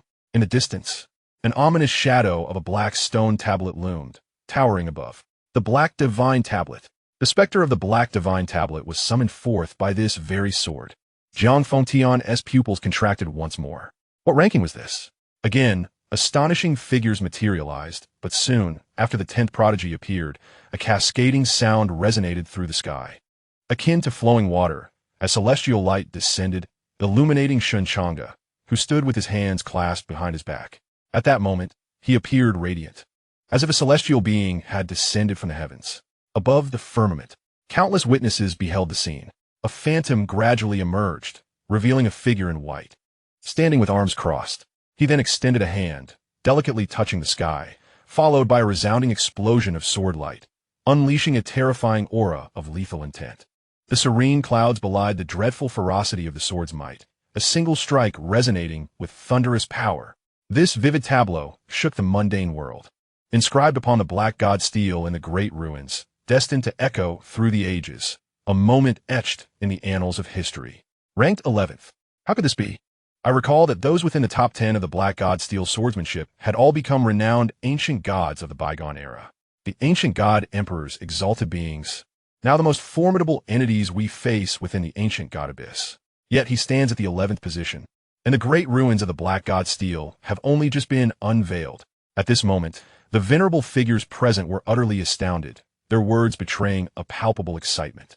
An existence of such caliber, rivaling the ancient gods, has emerged. Ha ha, someone has indeed filled the ancient god abyss with those wretched old beings. It is time for someone to bury them. Xianxia gasped heavily, resembling a skeletal figure, laughing loudly, yet appearing exceedingly fearsome, his voice sharp and hoarse. The ancient god abyss, a peculiar entity that currently vexes even the depths of the misty sea, the root of calamity for an era. At this moment, a number of youthful individuals successfully formed their Dan palaces and slowly approached, their eyes wide with astonishment and dread, resembling ancient subjects on a pilgrimage. As the radiance from above illuminated them, they beheld the center of that luminescence. There stood the figure in white, arms crossed, exuding an ineffable grace and tranquility. The prowess of his swordsmanship, ranked 11th in history, manifested directly from the black god stele. How is this possible? Such a being could not exist in the contemporary world. Historical rankings within the first 1,000 are all ancient gods, and the top 100 represent the finest from the ancient god era, a collection of elites from every epoch. The top 10 signify an unparalleled and terrifying echelon, suppressing the ages. Who? Then, is he to occupy the 11th position? Countless spectators gazed in horror at the figure. While Shen Changge reveled in the attention, he, steeped in the pursuit of profundity, understood that it was time for him to depart. Thus, he turned away, leaving behind a silhouette shrouded in enigma and elegance. He walked away, the powerful and mysterious youth in white, an existence difficult to fathom. Countless onlookers stood in stunned silence, watching Shen Changge's graceful form recede into the distance, feeling an inexplicable weight pressing upon them. From his aura to his serene demeanor, they could not help but bow in reverence. This individual, how terrifying. Chapter 65. The Sword Technique of Calamity, the Sword of Slaughter ascends. Shen Changge slowly departed from that place. Moments ago, a beam of light descended from the black divine monument, entering his mind, an immense influx of information. Upon digesting this knowledge, Shen Changge realized that it pertained to a sword technique, a technique so ancient that even merely sensing the luminous orb of information allowed one to perceive its profound depth. The sword technique of slaughter ascends to calamity level. Even Shen Changge felt a tremor within his heart. This swordsmanship, at its essence, was of calamity level. The slaughter sword technique at the transcendence level was already extraordinarily fearsome. In the realms he had encountered, such as the great Luo sword sect and others, even in their former glory, the transcendence level sword techniques they possessed were merely rudimentary and incomplete. Take for instance the Great Sun Sword sect's Great Sun's Fall. That was a transcendence level slaughter sword technique. Yet, even the sect master of the Great Sun Sword sect wielded it in a severely diminished form. On the very first day Shen Changge signed in, the Great Sun's Fall he executed surpassed their sect master's prowess. Now he had directly acquired a calamity-level slaughter sword technique. Moreover, this technique seemed remarkably ancient and was likely to astonish Shen Changge with its power. One could only say that the Black Divine Monument truly lived up to its reputation. It must be acknowledged that Shen Changge's visit to this great expanse of the Black Divine Monument was indeed fruitful. Most importantly, he had found himself a home. With a sense of comfort, Shen Changge touched his forehead, where it seemed a mysterious eye would open at any moment. At this moment, within his mind, there echoed an imposing ancient voice, filled with grace and magnetism, warmly greeting the ancestors of Shen Changge. Naturally, with his indifferent demeanor, he would not dwell on such matters and promptly muted the voice. Now, as Shen Changge observed this peculiar land, a faint smile crept upon his face. Sign in successful. Sign in reward. Ancient soul beast raising scripture. This was a scripture for nurturing demons. Indeed, the Black Divine Monument could facilitate the rapid cultivation and mastery of demons. By signing in here, Shen Changge had truly uncovered a scripture regarding the rearing of demons. The ability to create a scripture of such profound mystery is undoubtedly a testament to its esoteric nature. You are but a wretched beast, unworthy of being a child, serving as a maid or a slave for generations. Your sins are unforgivable, deserving of 1,000 cuts, and it would not be an exaggeration. Today you are imprisoned, and tomorrow your 9 clans shall be exterminated.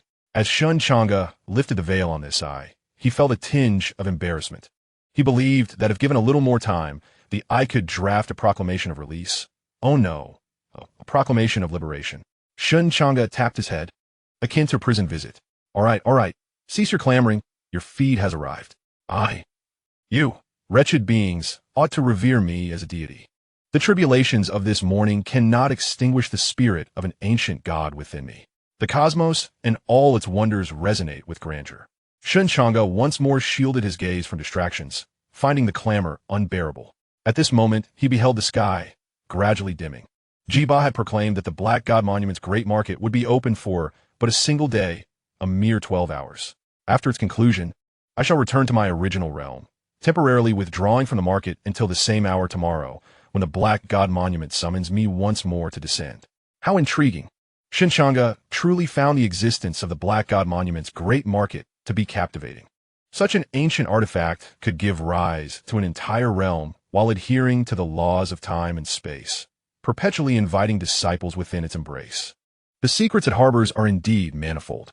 The ink-like sky began to fade, transitioning from a deep, inky black to a blank expanse, reminiscent of an ink wash painting being doused with clear water. Shen Changge's consciousness began to sink.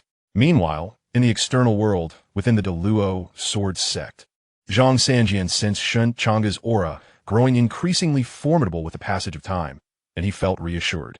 Throughout the night, Ba had been regaling the others with tales of the Black God Monument, captivating the listeners while displaying his own excitement and anticipation. Calculating the time, it seemed Shen Changge was soon to awaken.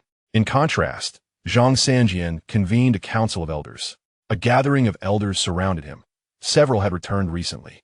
Most of the elders were in the late stages of the void-breaking realm, totaling 9, standing behind Xianxia. They could likely surmise the purpose of this assembly.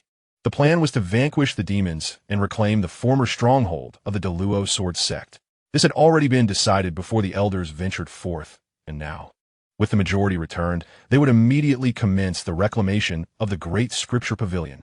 They would eradicate the demons within and dispel the ominous black mist enveloping it. Is the time finally upon us? At this moment, Xianxia spoke with an air of mystery. The black mist has shrouded vast swathes of our Deluo Sword sect's land, hindering the disciples' true potential for being realized. In the same realm, their prowess pales in comparison to the past. Without the sword of slaughter, without the means to hone their sword intent and energy, we now possess only a tenuous understanding of the black mist. Yet, the majority of us have ascended to the late stages of the void-breaking realm. It is time for us, as seasoned elders, to take action for our disciples. Even those elders, seasoned by countless trials, found themselves stirred with excitement in the face of the black mist. Thus, we commence our selection of the Sword Chi Mountain. A group of elders shared a hearty laugh. Yet suddenly, their expressions shifted, and they fixed Xianxia with skeptical gazes, as if questioning his statement. Sword Chi Mountain? Is it not the scripture pavilion we were to endorse? They had indeed planned to support the scripture pavilion. Sword Chi Mountain. They had previously dispatched disciples to covertly investigate. Even from a considerable distance, the disciples sensed an overwhelmingly fierce aura that deterred them from advancing further. Merely based on that aura, they could ascertain it belonged to a formidable great demon at the pinnacle of the divine bridge. Has Xianxia lost his mind? He is but at the early stages of the divine bridge, and not long ago he had sustained injuries. Is it even possible for him to unleash the strength of the initial divine bridge? To vanquish a great demon at the peak of the divine bridge? Surely a dream. Yet at this moment, a mysterious smile graced Xianxia's face. The matter is settled. Having spoken thus, I must possess my own confidence.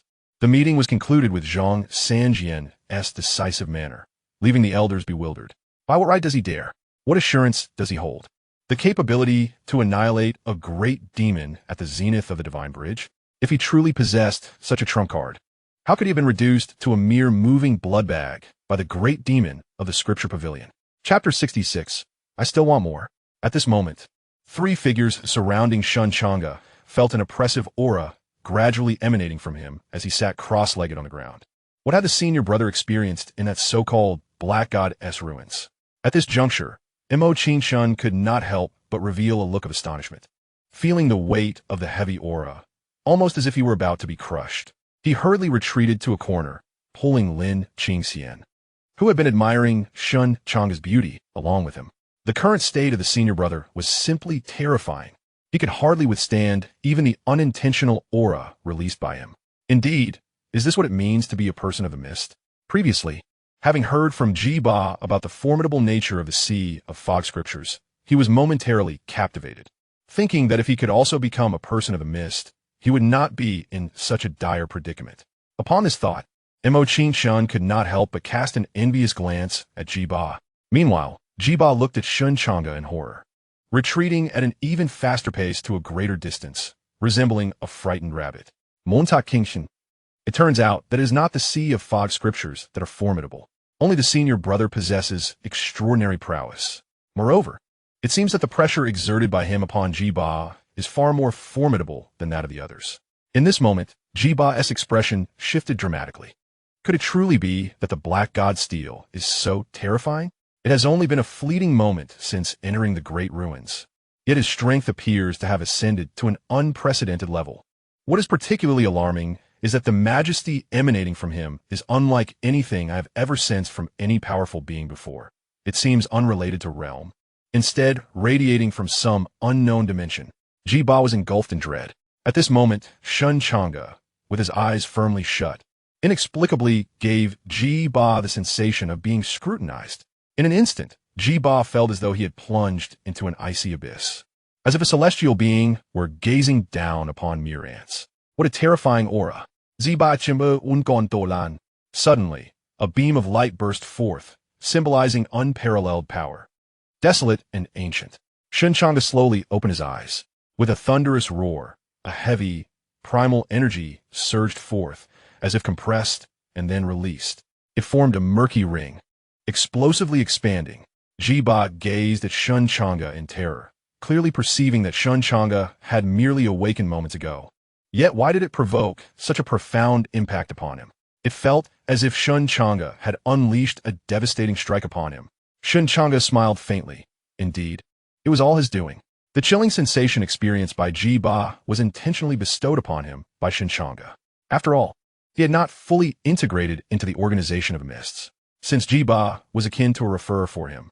Regardless of his intentions, whether good or ill, Shen Changge decided to assert his authority. Observing Ji Ba's demeanor becoming increasingly humble, Shen Changge felt that his objective had been achieved. At this moment, his true strength could no longer be gauged merely by superficial realms. After consolidating the ancient palace's alchemical essence, Shen Changge's power had grown weightier, akin to a raging dragon in a torrent. Utilizing his sword techniques, he felt confident that he could vanquish the so-called Transcendence Realm with a single strike. Even against the mist members of the Transcendence Realm, Shen Changge believed he could slay them with a single blow.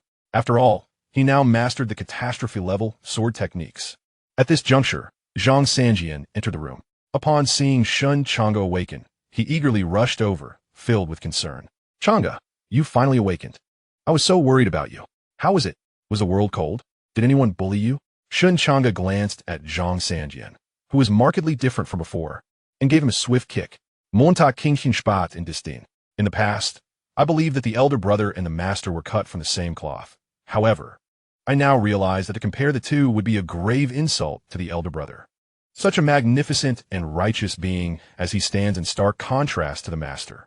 One must ponder the virtues the master accrued in his previous life to have gained the elder brother as a disciple. At this moment, Lin Qingxian was gazing blankly at Shen Changge. Powerful, composed, and handsome, Mo Qingqian glanced at the junior sister and couldn't help but sigh. The sect's prospects seemed bleak. Only the elder brother could carry the banner forward. Xianxia rubbed his hands together. So, Changge, what do you think of Sword Chi Mountain? How about I build you a luxurious residence there? Shen Changge's eyes brightened at the thought. In the small room, the sound of their palms meeting resonated crisply. Xianxia felt a surge of pride within. Even as you grow stronger, I still understand what you truly desire, merely to showcase your prowess before others, isn't it? If Sword Chi Mountain were to be felled, a residence for the sword god could be erected at its peak. The more Xianxia contemplated, the more fervent his thoughts became. A twinge of regret struck him. Perhaps I should have promised this lad something else. What if I end up residing in the house atop Sword Chi Mountain? A miscalculation, indeed. Upon returning to his quarters, Shen Changge began to study the ancient soul demon feeding scripture. So this is how it is. This scripture elucidates the nurturing of the demons within and offers a more convenient means to harness their power. It must be acknowledged that for Shen Changge at this juncture, it proved exceedingly beneficial. After all, he had developed a keen interest in the power of that orb. A single eye slowly opened in the center of his brow, emanating a mysterious and ancient aura.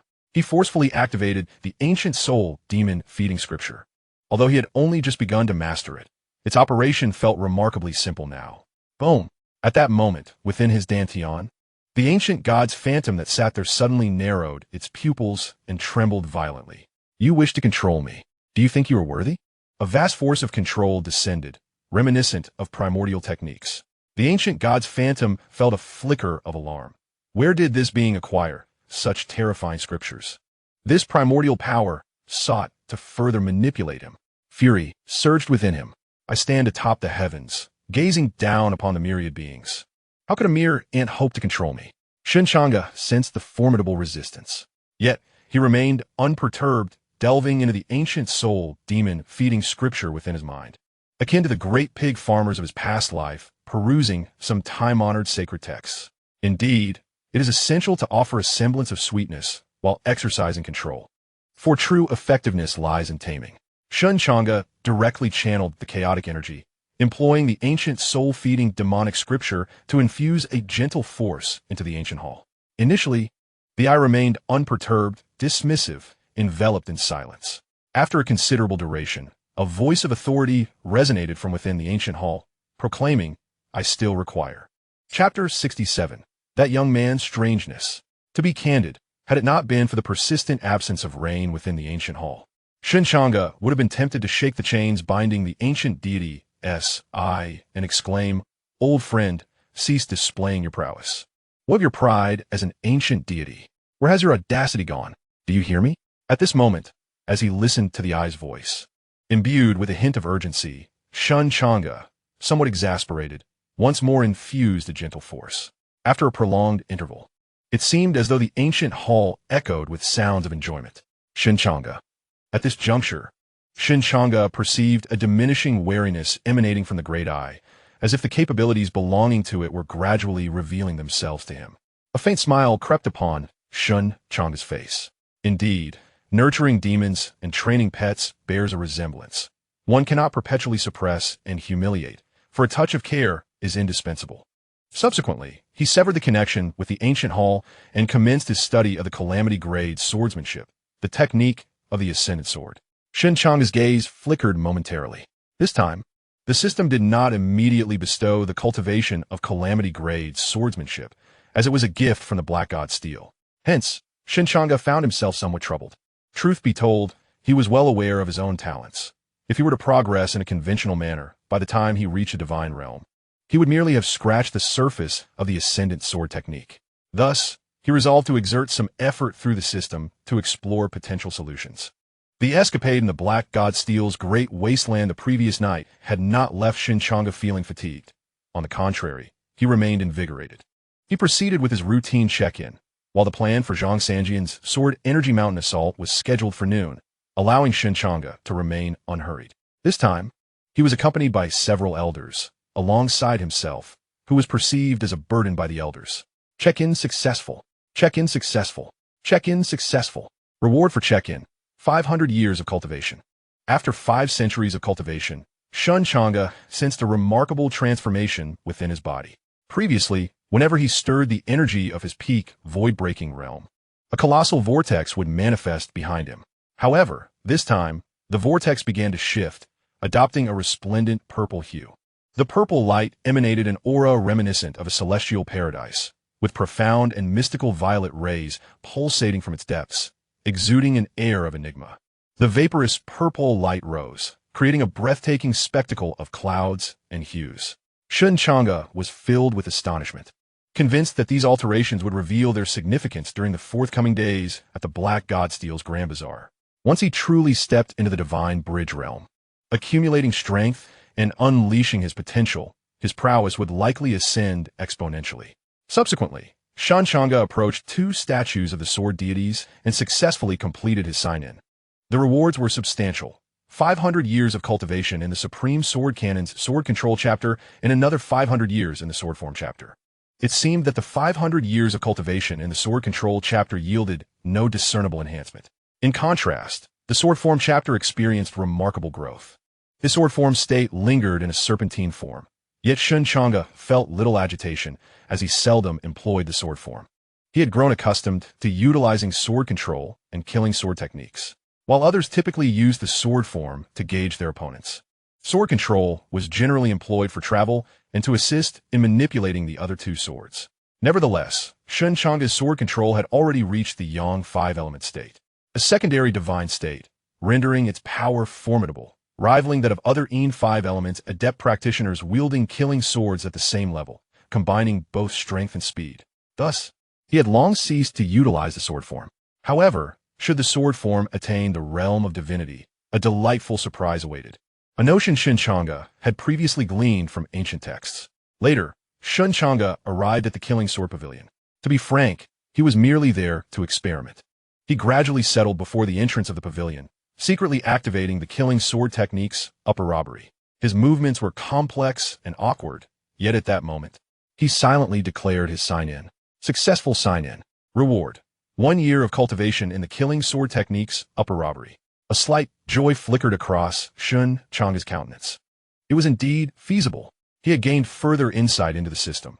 The sign-in at the Killing Sword Pavilion had reached completion, and, as he sat at the entrance, the upper robbery, belonging to the Killing Sword technique, allowed him to sign in directly during his practice.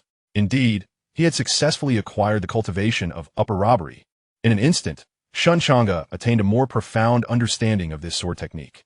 The Killing Sword technique, akin to the fog-laden scriptures, necessitated the use of chaotic energy to operate the killing sword, harnessing this chaotic energy to propel his swordsmanship. The aura of chaos is inherently terrifying. The organization, known as the Misty People, exemplified by the likes of Ba, struggles to cultivate even a trace of this chaotic energy, making it exceedingly rare. The mere ability to harness a sliver of it commands the attention of the entire organization. Take, for instance, the 4 individuals cloaked in black robes. They are held in high regard. Some have birthed demons, while others have managed to cultivate a trace of chaotic energy. However, it is but a mere whisper of its true power. This particular killing sword requires chaotic energy for its propulsion, hinting at its formidable might. Shen Changge, exhilarated by the prospect, yearned to test the sword's capabilities as he ventured into the black mist. At that moment, several figures unexpectedly crossed paths near the sword-killing pavilion. "Hiss, what are you two doing here?" Ba's gaze flickered slightly, startled by the sudden appearance of the 2 individuals. "Brother Ba, is that you?" Xianxia's eyes widened slightly, while Xianxia beside him tightened her expression, as if ready to unleash her sword at any moment. "Are you two also here to follow Shen Changge?" Xianxia asked, unusually shy. "I'm merely curious about how powerful my senior brother has become," she added. "Ahem, I too am curious," Ba responded, somewhat sheepishly. At this juncture, their eyes were drawn to a frail, stooped figure lurking deeper within, cautiously trailing behind Shen Changge into the black mist. "It's Master." "Indeed," they exclaimed, surprised to discover that their master had also entered the mist alongside their senior brother. Shen Changge's current strength was truly enigmatic, rendering them incapable of gauging his true capabilities. The 3 exchanged glances and followed suit. Xiang Sanjian's gaze flickered. Changge's secrets. Suddenly, he felt a sharp tap on his shoulder, startling him. Turning around, he found Ba, Xianxia, and Xianxia regarding him with unmistakable mockery. "Brother, what is this?" Xiang Sanjian coughed, keenly aware of their derisive glances. "When did these youngsters begin to treat me with such disrespect?" Yet, he understood that as a master, secretly tailing his own disciple to witness his current strength was rather undignified. Nevertheless, he justified it to himself. "What is wrong with wanting to see how strong my disciple has become for the year-end assessment?" He cautioned, "Don't let Changge find out. That lad is exceptionally formidable." Thus, the 4 of them reached a silent agreement and ventured into the black mist, all eager to discern just how powerful Shen Changge had truly become. Concurrently, they harbored a lingering curiosity about Shen Changge's intentions in delving into the mist, pondering the reasons behind his seemingly sinister strength. To speak candidly, within the entire organization of the Mists, there are many who surpass Shen Changge in strength. However, it is only Shen Changge who has evoked a profound tremor deep within me. What secrets does he harbor? Ba's eyes flickered, a subtle warmth igniting within his heart. At this moment, Xiang Sanjian and Xianxia exchanged glances, suddenly imbued with a sense of regret. Truth be told, Shen Changge undoubtedly possesses his own secrets. And now, present among them is an outsider, Ba. Like Shen Changge, they hold a certain skepticism towards Ba, for the term miss instills a shiver down their spines, invoking an innate sense of dread. Could this pose a threat to that young lad? Might it endanger the elder brother? The elder brother is so handsome and powerful. Xiang Sanjian and Xianxia. Xianxia seemed to sense the unfriendly gazes directed at him. He hurriedly wiped the drool from the corner of his mouth, his face taut with seriousness, and nodded gravely. "What are you nodding for?" Xianxia quickly shook his head. Xiang Sanjian tapped his forehead, while Xianxia sighed, wondering if being handsome truly held such significance. "Xianxia, be a bit more astute later. You might reveal a hint of something to inform your elder brother, but do not expose anything that would incite others' covetousness." Xiang Sanjian discreetly conveyed this to Xianxia, who nodded in response. The surrounding black mist thickened, causing their hearts to sink and minds to whirl, as if an invisible pressure was relentlessly penetrating their thoughts. leaving them in a state of confusion, akin to whispers from mischievous spirits in their ears. Only Ji-Ba seemed to thrive in this atmosphere, invigorated by the surroundings. This exemplifies the stark contrast between the mists and ordinary individuals amidst the black fog. Over there, Ji-Ba gestured slightly. Are the mists particularly sensitive to the aura? Xianxia could not suppress his curiosity. Ji-Ba shook his head, biting his lip. Merely casting a glance in that direction leaves my legs trembling and my liver quaking. The others present could not help but cough softly. So, it is indeed the overwhelming aura of the elder brother. At this moment, they caught sight of Shen Changge as silhouette from afar. He stood quietly at the heart of the black mist, which swirled around him. His figure, though partially obscured, evoked thoughts of the bizarre and terrifying demons lurking within the fog, causing an involuntary shiver to course through them. The figure clad in white stood there. Strangely, the black mist, often synonymous with terror and mystery, appeared to bow in reverence to that fearsome presence, as if it were a loyal subject celebrating its sovereign. Ji-Ba swallowed hard. This feeling was truly terrifying.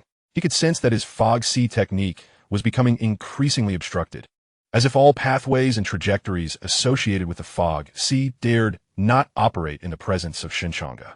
It was akin to a ferocious dragon crossing the river, leaving small fish and shrimp trembling in its wake. What kind of terrifying scripture did this fellow possess? At that moment, they were suddenly gripped by a chilling dread. What was that? Demons. They beheld a dense, swirling black mist approaching from not far away, within which lurked numerous sinister, enchanting eyes of various shapes, exuding an overwhelmingly eerie and frigid aura. Countless demons surged forth, each radiating a menacing and formidable presence. Shen Changge's fog sea scripture was exceedingly fearsome, and the chaotic energy surrounding him resembled a rare treasure in the eyes of these demons. Thus, the slightest hint of his aura would instantly attract a multitude of demons. Coveting his flesh, Ji-Ba was left astounded. In the late stage of the Divine Bridge realm, Xianxia trembled as he murmured to himself, "What should we do? So many terrifying demons, most of which are at the peak of the Divine Bridge realm." Suddenly, a formidable explosion erupted from afar, as a mass of solidified, chaotic black mist surged forth. A shadow resembling a small mountain loomed in the distance, leaving devastation in its wake, accompanied by a thunderous rumble. In the distance, a figure appeared to consume the darkness itself, abruptly shaking its form, releasing a steam-like gas with a series of pops. Gigantic eyes sprang open, their circular pupils stained with blood and icy coldness, evoking a sense of the uncanny. The Demon King of the Transcendence realm. In an instant, everyone present was drenched in cold sweat, even Ji-Ba trembling in fear. While he could indeed tear apart a demon at the peak of the Divine Bridge realm, the Transcendence realm was an entirely different echelon. He could easily slay demons at the peak of the Divine Bridge. Yet a Demon King in the early Transcendent stage could effortlessly rend him asunder. This was dire.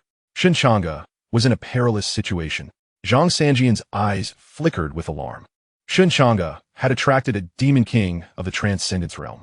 The sheer terror of that realm caused Xianxia's expression to shift continuously, his grip on the sword at his back tightening.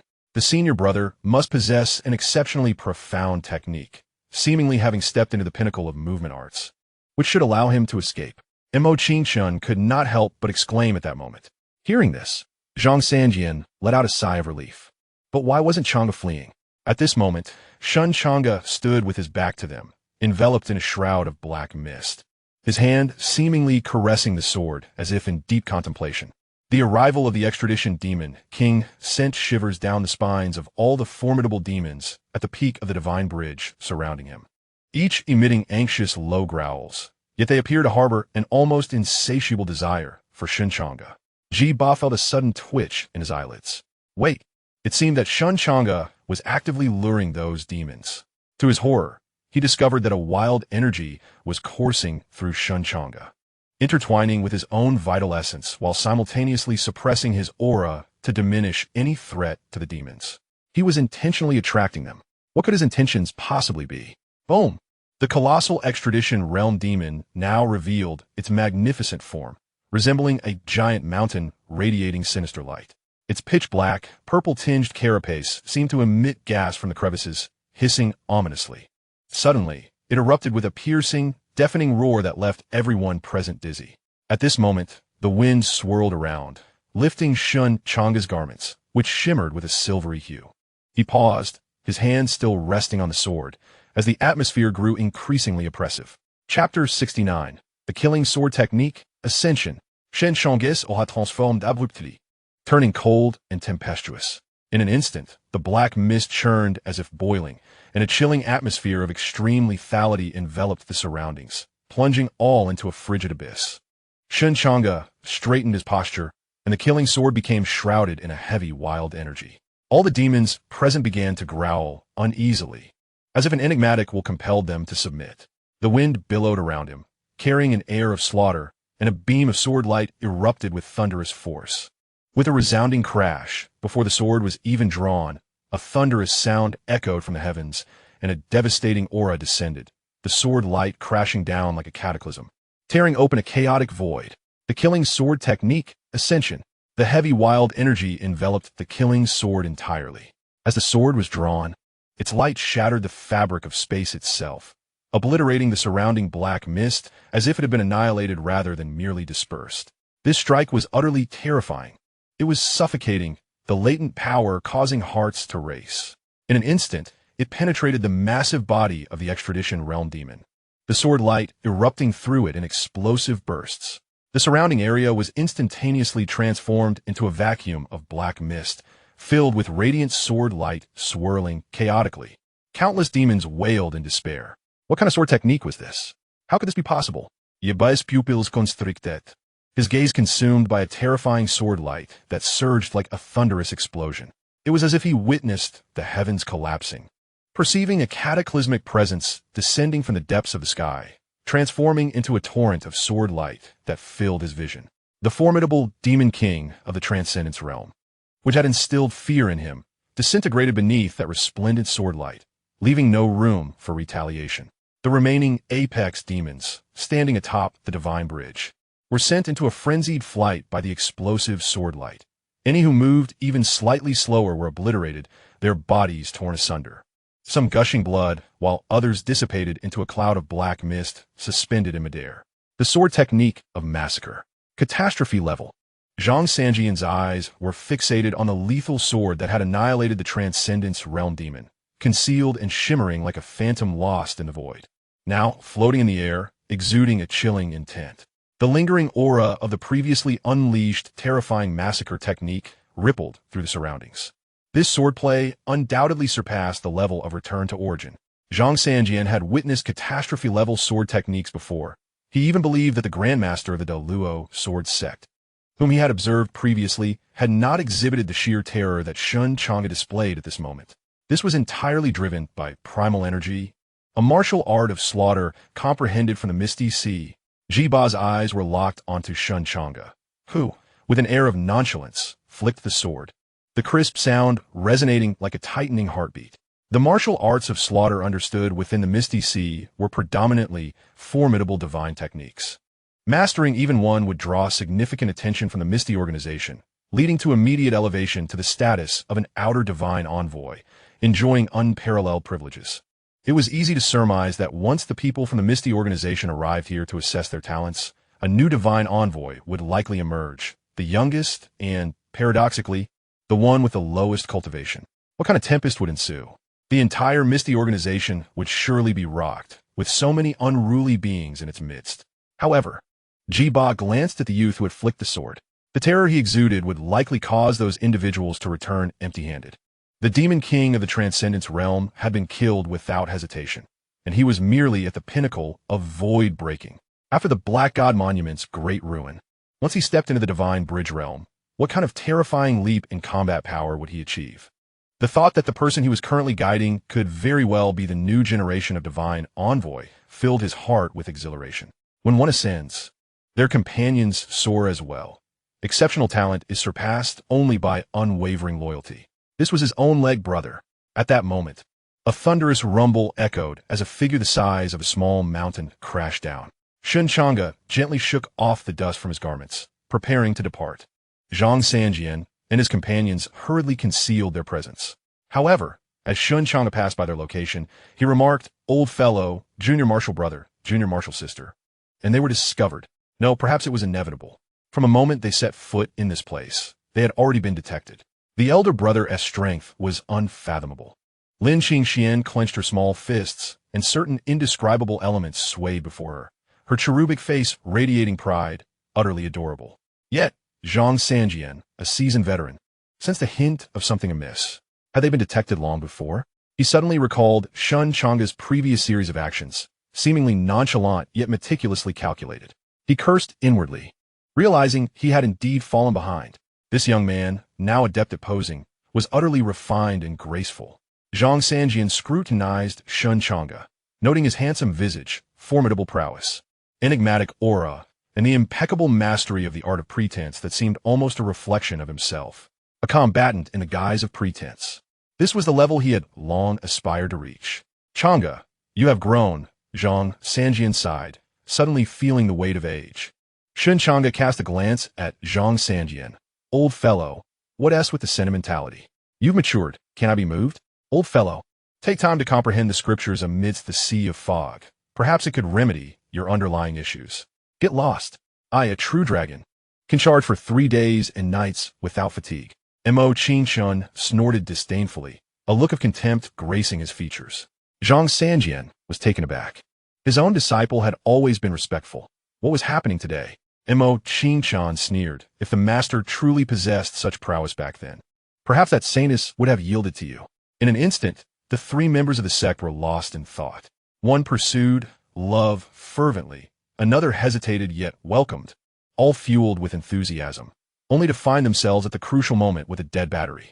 The saintess, with a hint of shyness, wore an expression of exasperation. And then the old fellow was relegated from his position, destined for a fate that should have been one of honor and legendary status, yet ended up as a tale of tragedy. Xianxia sighed deeply, gazing at Shen Changge's retreating figure, feeling an overwhelming sense of despair. The misfortune of the sect? No, it was rather a case of the disciple surpassing his master. Mo Qingxian cast a haughty glance at Xianxia before striding away, his demeanor strikingly similar to that of his own prized disciple. Xianxia's eyes widened. Qingxian, Lin Qingxian stuck out her little tongue playfully. Master, I possess a soft heart and feel particularly sorrowful for your plight. However, Lin Qingxian suddenly became somewhat uneasy. Yet, my senior brother is undeniably handsome. She hastily quickened her pace to follow Shen Changge.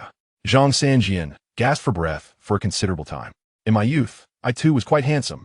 Chapter 70. The Activation of Sword Chi Mountain. Around noon, Shen Changge was pulled out of the Luo sword sect by Xianxia. Upon arriving at the entrance, they were met by 9 elders, who stood solemnly with swords in hand, their expressions grave and dignified. Some appeared somewhat anxious, while others wore expressions of concern. As they noticed Xianxia approaching, their gazes turned complex. However, they also caught sight of Shen Changge. Clad in pristine white, he appeared untainted, in truth. Amidst this era of dark fog and desolation, he was strikingly conspicuous in their eyes. Master, what is your intention? They scrutinized Xianxia closely. Today, they were to conquer Sword Chi Mountain. Yet, within that mountain resided a formidable demon of the pinnacle of the divine bridge realm, a being of such terrifying caliber that it instilled fear.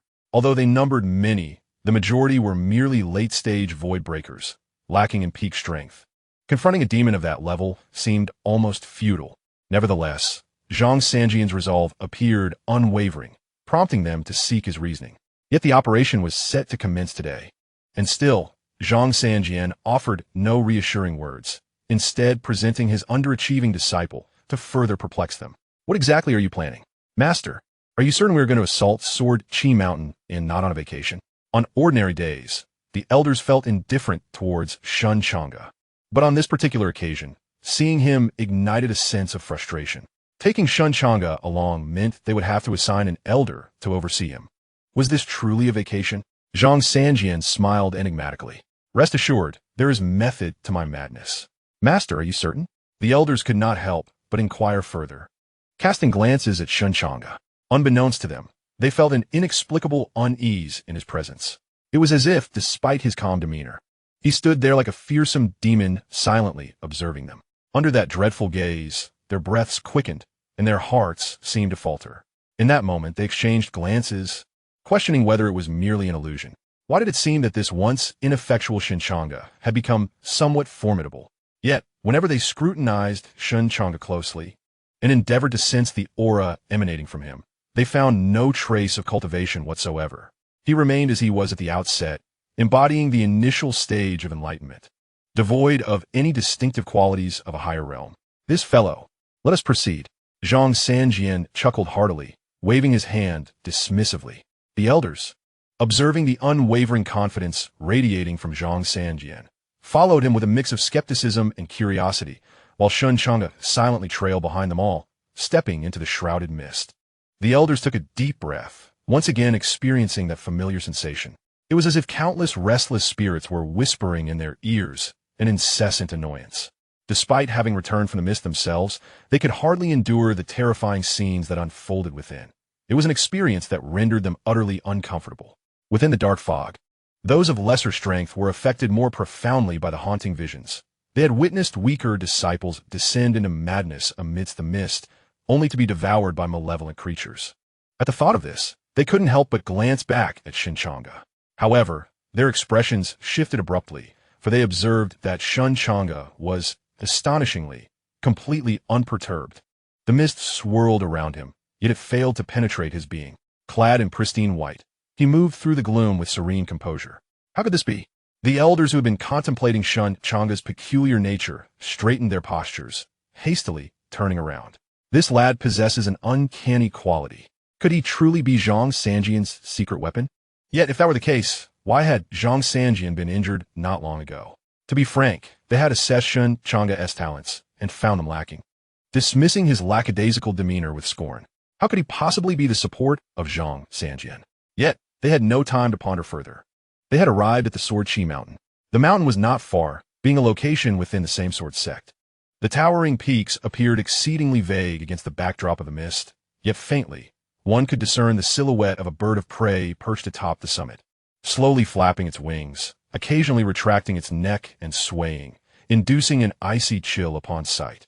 Ascend the mountain. A sense of vigilance enveloped the group of elders. Watching Xianxia at the forefront, their hearts raced with apprehension. Could they truly trust this old rascal? Surely, he would not gamble with the fate of the sword sect. For in their eyes, the stature of the Daluo sword sect held greater significance in Xianxia's heart than it did for them. Let's place our faith in him this once. They steeled their resolve. Just then, a thunderous roar resounded. A thunderous roar reverberated across the Sword Chi Mountain, a tumultuous sound erupting with a foreboding intensity, akin to a colossal mountain pressing down. The avian demon flapped its wings like mere insects, releasing a highly corrosive liquid that cascaded down the mountainside, eroding the very stones beneath. Its bony wings appeared grotesquely corroded, and in a bizarre twist, as it unleashed its furious roar, the entire Sword Chi Mountain seemed to awaken from slumber. With a resounding crash, the mountain erupted in a brilliant display of sword light, glistening like a peak suffused with sword energy amidst the encroaching black mist. He had activated the Sword Chi Mountain. How could such a beast possibly harness its power? Even Xianxia, despite his inner confidence, felt a tremor of disbelief surging through him. The Sword Chi Mountain coalesced in the air, transforming into a vast ocean of sword energy, starkly contrasting the inky darkness surrounding it, black and white, distinct and clear. The expressions of all the elders shifted drastically. They felt the terrifying eruption of the Sword Chi Mountain, plunging them into a moment of despair. They realized that while Xianxia might possess hidden cards, they had not anticipated that this demon could activate the Sword Chi Mountain. This mountain was extraordinary, forged by the sword energies of countless ancestors, shaped over eons through generations of accumulation. The sword energy contained within was immensely formidable, even though they were merely a derivative peak of the main sect. Its awakening could spell doom even for those at the pinnacle of divine bridges. The avian demon, its body corroded and revealing a grotesque blackened skeleton, appeared nightmarish, with a foul, caustic slime clinging to its bones, exuding an aura of revulsion.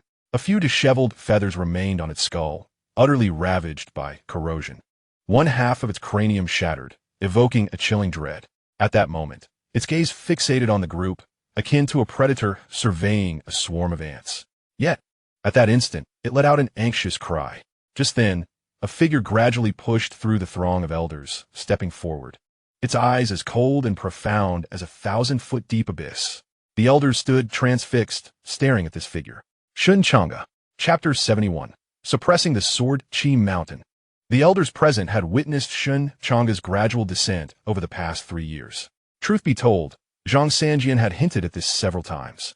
Yet when this scene materialized before their eyes, disbelief washed over them. They were dumbfounded, watching the figure emerge steadily.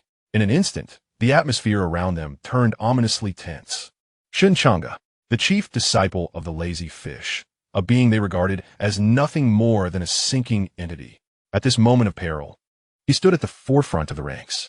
However, as he advanced, a cataclysmic surge of sword energy erupted, akin to an explosion, overwhelming all present with a sudden and intense pressure. What a terrifying aura! The elders' expressions shifted dramatically, sensing the harrowing presence. Meanwhile, the Sword Chi Mountain resonated thunderously, as if it had formed an immense array. Everyone understood that this signified the resurgence of Sword Chi Mountain, with every historical essence of sword energy vibrating and erupting, seemingly intent on annihilating all existence upon its heights. Every onlooker felt their hearts race, as if gripped by a frenzied tremor. The chaotic sword energy coiled around, forming an enormous spherical barrier of sword energy above the mountain, its internal force erupting with unparalleled ferocity. What to do? The elders were engulfed in despair. Even if Shen Changge were extraordinary, the dread of this Sword Chi Mountain was insurmountable. Yet, as this thought crossed their minds, a resonant clang reverberated.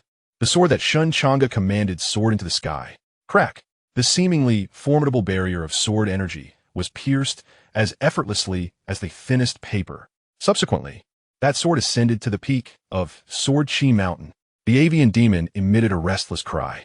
Then, with a thunderous boom, a terrifying force of annihilation rippled from the sword, blazing white lightning coursing along its blade, intertwined with an unparalleled dread erupting forth. The sword hovered at the pinnacle of Sword Chi Mountain. Boom! The thunder surged forth, as if it were a sword stabilizing the world. Sword Chi Mountain abruptly steadied. The sword wielded the sword energy, and at that moment, the sword was imbued with the radiant essence of the Yang 5 elements, representing ultimate offense and domineering lightning attributes. Utterly fearsome, instantly suppressing all the sword energy on Sword Chi Mountain. This sword energy had been refined by the ancestors of the Daluo sword sect, honed through generations of tempering. Yet, despite the multitude of sword masters within the sect, no one had ever entered the realm of Yang 5 elements. Therefore, it crushed. As soon as the sword appeared atop Sword Chi Mountain, all sword energy fell into silence, subdued entirely. The Yang 5 elements, the one who had covertly safeguarded our Daluo sword sect in previous times of crisis, was none other than Changge. The elders were struck as if by lightning, staring in disbelief at that figure, their eyes filled with incredulity. They couldn't help but recall the times when a mysterious sword cultivator had intervened to rescue the Daluo sword sect from dire straits. It is indeed him, Shen Changge. At this moment, Shen Changge's aura erupted with a thunderous force. Though he had merely reached the pinnacle of the void-breaking stage, the nearly tangible energy behind him formed a massive vortex, radiating a resplendent purple light, both magnificent and terrifying. In that instant, he resembled an ancient deity adorned with sacred symbols, the vortex behind him containing an essence akin to the purple palace, his white garments immaculate and billowing gracefully. What aura this is! The elders were struck with dread, having never before encountered such a fearsome presence. Meanwhile, Xianxia felt a sense of calm wash over him as he gazed upon the suppressed Sword Chi Mountain, unable to suppress a sigh. Who could have imagined that the once revered Sword Chi Mountain of the Daluo sword sect, revered by generations of sages, would be subdued by a junior disciple? The mastery of swordsmanship in the secondary divine state, wielded through the 5 elements of Yang. At that moment, the avian demon stirred restlessly, sensing Shen Changge's presence. It leapt into the air, its body surging with corrosive liquid, shooting forth like a flying sword. Shen Changge exhaled softly and stepped forward. When one's movement reaches a terrifying realm, a peculiar phenomenon occurs. What appears to be a mere step unfolds into a scene of utter devastation. With a tranquil intent, he unleashed a tumultuous spectacle. One step, and the mountains and seas surged. His shadow exploded into countless phantoms, reminiscent of bursting bubbles, shimmering with unparalleled brilliance. As Shen Changge's figure vanished, a beam of sword light tore through the black mist, dazzling in its intensity. A piercing cry resonated, laced with a hint of sorrow. The formidable demon at the pinnacle of the divine bridge was obliterated, its colossal form shattered. Shen Changge's sword light surged like a dragon, fearsome beyond measure. Is this Shen Changge's sword? The terrifying brilliance of the sword light rendered the elders, who had immersed themselves in the path of the sword for countless years, as bewildered as children taking their first steps into swordsmanship. The profound comprehension and mastery of the sword contained within that light left them utterly astounded. The great demon fell, blood spilling upon Sword Chi Mountain, echoing with a thunderous roar. The surrounding black mist began to dissipate, revealing the mountain's majestic peak, soaring into the clouds. Within the Daluo sword sect, numerous disciples looked up in shock. What has transpired? Is that Sword Chi Mountain? My heavens! Who has unlocked Sword Chi Mountain? There was a mighty demon atop the mountain, immensely powerful, yet a formidable force within our sect has slain that demon. How could such a terrifying existence dwell within the Daluo sword sect? Many could scarcely believe it, yet they witnessed the black mist gradually receding, unveiling the true visage of the mountain. Indeed, it was Sword Chi Mountain. Master Brother is exceedingly formidable, akin to a deity. Amidst the cultivation within the sword sect, Mo Qingshun suddenly opened his eyes slightly, exhaling a long breath to express the shock within his heart. Like a divine being, the development of the Sword Chi Mountain signifies that the strength of their sword sect will be significantly enhanced once again. I must strive harder. Mo Qingshun took a deep breath. Meanwhile, Ji Ba gazed at the newly developed Sword Chi Mountain, also sighing. Come quickly, my comrades. I can hardly contain my anticipation to reveal this marvel to you. At the very least, do not let me face this astonishment alone. Fang Yi. The elders observed Shen Changge as he sheathed his sword, their expressions a blend of complexity, speaking with utmost caution. Shen Changge regarded them, sighed deeply. Indeed, my prowess has been unveiled. Henceforth, they shall revere me as a deity. At this moment, casting a glance towards the heavens, the Black Divine Monument's great ruins are once again on the verge of awakening. Chapter 72. The Emergence of the Void Vortex. In a pitch-black expanse, a multitude of figures resided throughout the space, each silhouette emanating an immense pressure that subdued the heavens and the earth, coiling there like colossal dragons amidst black mist. Their gazes flickered. In this session, an extraordinary being had emerged, shattering the historical records of Swordlight's might, ascending directly to the 11th rank. This implies that at his current level, the Swordlight he can unleash overwhelmingly crushes countless ancient divine prodigies, with only the 10 ancient divine emperors standing a chance against him. You all should comprehend what this signifies. A deep and resonant voice gradually resonated, and as he spoke, the space seemed to brighten slightly, manifesting densely packed patterns of principles that surged forth with his words. If nurtured properly, this will become an exceedingly powerful existence. Perhaps our soul means to contend against the divine thoughts within the abyss of ancient gods, a contemporary genius on par with the ancient deities. The assembly of old-timers could not help but tremble slightly. After all, this was simply unfathomable. All things in heaven and earth arise in accordance with their fate. In this current era, with fortunes depleted, the prodigies that emerge are certainly not as astonishing as those who once rose from the earth during the age of ancient deities. Yet, now has appeared a sword-light force that ranks 11th throughout the entire ancient divine era. Indeed, this is not merely a ranking among prodigies of a single generation, but rather a standing that spans countless ages of the ancient divine era. Even the 1000th ranked being in this era may stand at the pinnacle of the waves of time. We must swiftly ascertain the whereabouts of that scoundrel. It has been confirmed that he is neither among the Mist People nor the Black Robe organization. Perhaps he is affiliated with some peripheral individuals? At that moment, a frail, gaunt old man gasped, casting a sidelong glance. A collective sigh escaped the group. Find him, and I shall cast him into the abyss of ancient gods. His voice dripped with a sense of lingering resentment, muttering incessantly. Why not employ a profiling simulation? Someone ventured. Upon hearing this, the decrepit elder seemed invigorated, shaking with fervor. He has mastered the art of profiling simulation to perfection. How do you propose to profile him? With a mere strike of his sword. He could sever all ties to you. How do you know this so well? Why does it concern you? At this moment, they could hardly contain their amusement. It had been a long time since they witnessed the proud Xianxia old ghost in such disarray. Let's see what surprises he will bring today. Suddenly, a cacophony of rushing water filled the air, as if the entire world cascaded like a waterfall, constructing a realm reminiscent of ink and wash. Today, a cohort of prodigies descended. Yet, their faces were taut, revealing a complex array of emotions. Historical rank 11 has appeared among us, they murmured. Throughout the ages, prodigies of the same generation have turned to bone. The weight of their radiant aura left them feeling quite discontented. Have I truly not witnessed the brilliance of that individual's swordplay? I refuse to accept this. One person's gaze flickered, unleashing a thunderous sword strike into the heavens. It rippled not a single wave. They inhaled deeply. Do not stir the pot.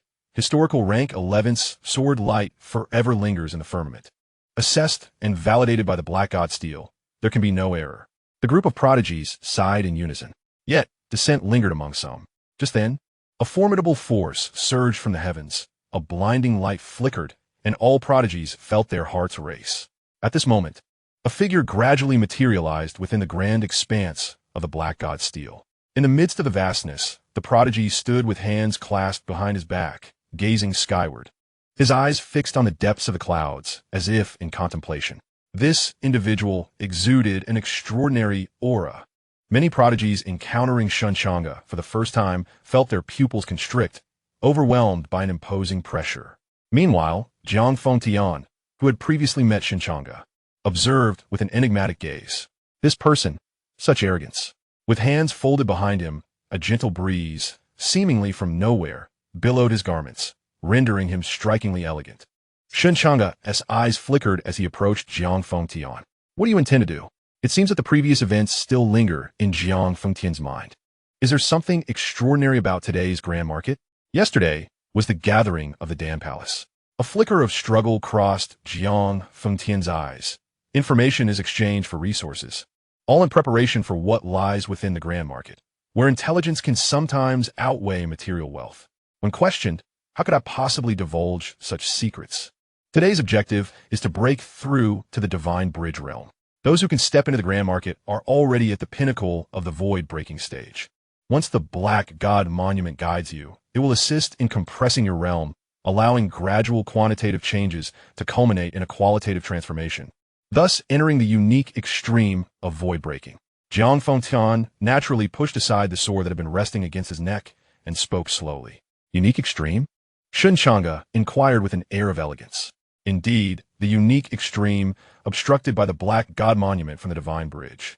The ultimate compression of the void breaking stage will create a massive vortex of spiritual energy. Once one steps into the divine bridge realm, those chosen by the Black God monument will possess combat prowess far superior to others. The transformed spiritual energy of the divine bridge realm will become immensely powerful, even harmonizing with the primal energy. Shen Changge understood. At this moment, Xianxia exhibited a trace of pride. I have already begun to form the prototype of the vortex. If nothing unexpected occurs, I should remain among the top ranks this time. Prototype of the vortex? Let us see. Xianxia took a deep breath, filled with confidence, for he had undergone a peak cultivation impartation, which allowed him to condense the vortex's prototype. He was certain that his vortex prototype was unparalleled in this session of the Black God Monument's grand market. He was confident that only his own faction possessed the foundation for such a cultivation impartation, even though the young man in white before him possessed terrifying talent. Akin to that of a monster, he could not possibly condense a vortex prototype without stepping into the grand market. To form a vortex requires years of arduous training and the monotonous absorption of spiritual energy. Shen Changge, being so young, could not achieve this. Thus, he stood tall with great confidence. As he did so, spiritual energy began to ripple behind him, revealing a small vortex-like whirlpool surrounded by swirling energy, quite extraordinary. A series of gasps resonated around him as the young onlooker's pupils dilated in awe. Indeed, it was the prototype of the void-breaking vortex. Truly, Xianxia was astonishing. At this moment, Shen Changge quietly regarded the vortex behind Jiang Fengtian, deciding to put on a show. Chapter 73. The Golden Hue, leaving a mark in history. Jiang Fengtian felt somewhat embarrassed under Shen Changge's unwavering gaze. He scratched his head. "You need not envy me," he said softly, fully aware of the formidable nature of Shen Changge. However, the fact that he could manifest the initial form of a vortex at this moment was closely tied to his own substantial background, for it was evident how much resources were required for a breakthrough in cultivation. Yet, Shen Changge merely shook his head slightly. Suddenly, he drew upon his inner energy, and with a thunderous roar, the spiritual energy behind him surged violently, beginning to rotate slowly. A resounding noise erupted, akin to a heavy and intricate machine springing to life. Jiang Fengtian's eyes widened in disbelief. This was utterly impossible. There, behind Shen Changge, a colossal vortex had fully formed, erupting forth as he stood, resembling an ancient divine being adorned with intricate markings, a divine halo crowning his head. The massive vortex devoured the heavens and consumed the earth, while the surrounding black mist began to whirl and surge, vast and terrifying. What left everyone present in utter shock was the emergence of purple luminescence seeping from the spiral trajectory of the vortex, creating a spectacle of clouds and mist that illuminated the divine rainbow. Is this the inner purple mansion? How could this be? In an instant, the expressions of all changed dramatically, especially Jiang Fengtian, who, without Shen Changge needing to place a sword at his throat, exclaimed in astonishment, "The inner purple mansion. This is a realm only attainable through a second qualitative transformation. How could this be? How long have you been cultivating?" Typically, one must cultivate for a millennium at the peak of the void-breaking realm to reach such a state of divine essence. This signifies a second qualitative transformation. Should one step into the divine bridge realm, the spiritual energy would turn purple. They were left in profound shock. A second qualitative transformation. Yet he had not even undergone the baptism of the black mist's power within the black god steel's great ruins. At that moment, upon hearing his words, Shen Changge's expression darkened. Ordinary individuals can achieve the inner purple mansion in a millennium. He reflected on the years he had devoted to his cultivation, falling into silence. Nevertheless, Shen Changge glanced at Jiang Fengtian's vortex formation. "You should retract your vortex. Otherwise, others might think my vortex has become sparse." Jiang Fengtian's face turned a shade of brown. However, many were observing the slight ripples of the vortex behind Jiang Fengtian alongside the enormous, exaggerated purple vortex behind Shen Changge. For a moment, they were indeed stunned, yet also found it somewhat amusing. Jiang Fengtian, too, felt a tremor of emotion. After all, Shen Changge's void-breaking vortex is rather exaggerated. He had not yet absorbed the dark mist energy infiltrating from the great ruins, yet he already possessed the purple mansion vortex. What terrifying transformations would occur once the dark mist energy surged in and his vortex absorbed that concentrated power? He swallowed hard. What manner of monster is this fellow? To have directly stepped into the unparalleled purple mansion state without assimilating the dark mist energy is truly astounding. At that moment, a resounding boom reverberated through the heavens. A voice both deep and resonant, ancient and desolate, proclaimed, "Ascend the divine bridge, tread the void to gather energy, harbor the purple mansion within, and transcend to gilded glory." Boom! Before their eyes, an immensely thick and heavy dark mist surged from the distant horizon, akin to an army of thousands, rushing forth as if a mighty river had burst its banks. It was an overwhelming torrent of black mist, calming their minds and gathering their energy. That grand, ancient voice echoed once more, causing every face to pale in realization. They understood that the dark mist tide from the Black God Steel's great ruins had emerged. Seize every moment. In that instant, the dark mist tide was filled with an extraordinarily rich dark mist energy, a force distinct from the wild chi, possessing a similar utility to the spiritual energy of heaven and earth. This energy had been specially refined from the Black God Steel and could hasten the transformation of realms previously obstructed by it. Jiang Fengtian, evidently stirred by Shen Changge, boldly declared, "The dark mist tide is boundless and formidable. We must absorb as much dark mist energy as possible within the limited time, as this will greatly aid in the condensation of our vortex. The more we absorb, the greater the power we can unleash upon entering the divine bridge realm." As he spoke, Jiang Fengtian fervently absorbed the energy, discreetly forming a hand seal. In an instant, the surrounding dark mist energy surged forth even more violently, as if drawn by that very seal. Feeling the vortex behind him gradually taking shape, even Zhang Fengtian was overwhelmed with excitement. Yet at this moment, Shen Changge stood amidst the dark mist tide, silently murmuring, "Sign in. Sign in successful. Sign in successful. Sign in reward. 10 years of dark mist tide cultivation." Boom! Instantly, an unparalleled and terrifying commotion erupted around him, the dark mist suddenly arching upward. Indeed, centered on Shen Changge's position, the surroundings tilted upward and then violently arched, resembling a fissure suddenly opening in the desert. Yet this time, the inclination was in a completely opposite direction. At this moment, all those absorbing the power of the black mist could hardly contain their astonishment. With a thunderous roar, the black mist surged forth, cascading into Shen Changge's body like a magnificent waterfall. The crowd gasped in disbelief. What extraordinary speed! In an instant, the overwhelming power of the black mist surged into Shen Changge, visibly altering the vortex behind him. Once imbued with purple light, it now began to sizzle and emanate an ethereal glow, as if undergoing a transcendent transformation. Zhang Fengtian felt a sudden ache in the hand seal he was gripping tightly. The ultimate sublimation, the resplendent golden hue. His eyes widened in shock, his teeth clenched, and his voice trembled with disbelief. How could this be possible? The ultimate sublimation. The golden radiance. This was the ancient language foretold above the black god steel in the great void, sublimation into gold. It represented a state beyond the purple mansion. With a thunderous sound, Shen Changge's form became enshrined in golden light, his vortex pouring forth a brilliant golden hue. In that moment, he resembled an ancient deity, clad in immaculate white, standing untainted amidst the murky black mist, radiating an extraordinary divine light. This was impossible, utterly inconceivable. Zhang Fengtian's eyes widened in disbelief. Yet at that instant, a resounding crash echoed through the heavens, as if the very sky were flowing like water. The hidden rules had been triggered. Outside the great void, a group of formidable beings bore complex expressions.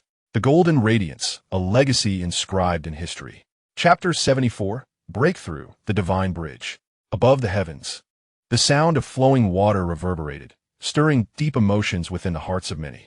With a thunderous boom, a vortex erupted from the depths of the sky, the black mist swirling with golden light, transforming the entire firmament into the realm of the sacred, imposing immense pressure upon countless onlookers. The colossal shadow of the black god steel stood between heaven and earth, connecting the celestial dome above and rooted in the abyss below, shrouded in mystique. Countless onlookers were left in awe. At this moment, the black god steel loomed behind Shen Changge, elongating its shadow infinitely, while the golden vortex behind him radiated divine brilliance, coalescing into a liquid gold-like luminosity, resplendent in its hues. Suddenly, a figure illuminated the heavens, its radiance soaring upward, revealing the silhouette on the ground, clad in pristine white, unblemished, bearing the terrifying golden vortex akin to an ancient deity bearing the divine disk. This golden radiance was a realm only ancient gods could traverse throughout history. In an instant, the countenances of the ancient beings outside the black mist underwent drastic transformations, as they found it utterly inconceivable that someone could wield such terrifying power in this era. I recall that the golden hue is indeed attainable in the current age, yet such individuals are invariably of a frightfully formidable caliber, possessing immense backing and undergoing extensive cultivation. They would first need to achieve a qualitative transformation in their own vortex of emptiness before even contemplating reaching such a realm. However, apart from those dreadful places, no one could afford such extravagant resources, which require a millennium's worth of cultivation and the consumption of extraordinary treasures from heaven and earth. One can only imagine the costs involved. Could this individual possibly hail from such locations?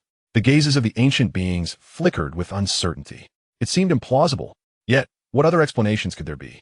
It was impossible. The Black God Monument was a unique treasure connecting the periphery of the misty sea to its depths, rendering it improbable for anyone from that realm to step into this domain. Xianxia was exceedingly certain. He did not belong to the mist-dwelling folk or the black-robed figures. He might very well be a rare gem from the vast ocean. I shall find him post-haste, Xianxia declared. And then, the ancient god Abyss? The surrounding ancient beings could not suppress their amusement. Yet Shen merely snorted in response. The descendants of the ancient gods had already begun to harness the ancient goddess will. If we continue to develop in this manner, we shall undoubtedly face annihilation. At that time, the black ruins would show no concern for us. Xianxia's tone carried a hint of reproach. At this moment, a sense of disquiet spread among the ancient beings upon hearing this term, and they cast hurried glances at Xianxia, signaling him to cease his words. Nevertheless, Xianxia could not help but let out a cold snort. Humph. The arrival of the Misty Sea has been deemed a calamity by some, yet for us cultivators, it is, in fact, a unique opportunity for an evolutionary leap in the realm of life. Regardless, a steady progression will inevitably lead to extinction. We must seize the opportunities within and strive for a leap in development. Xianxia's voice bore a note of warning, seemingly attempting to caution these ancient ones. They exchanged glances with one another. Indeed, let us search, but he is merely a junior, just a pinnacle of the void-breaking stage, on the verge of stepping into the bridge of gods. Could he possibly ascend to the extreme abyss realm within a year?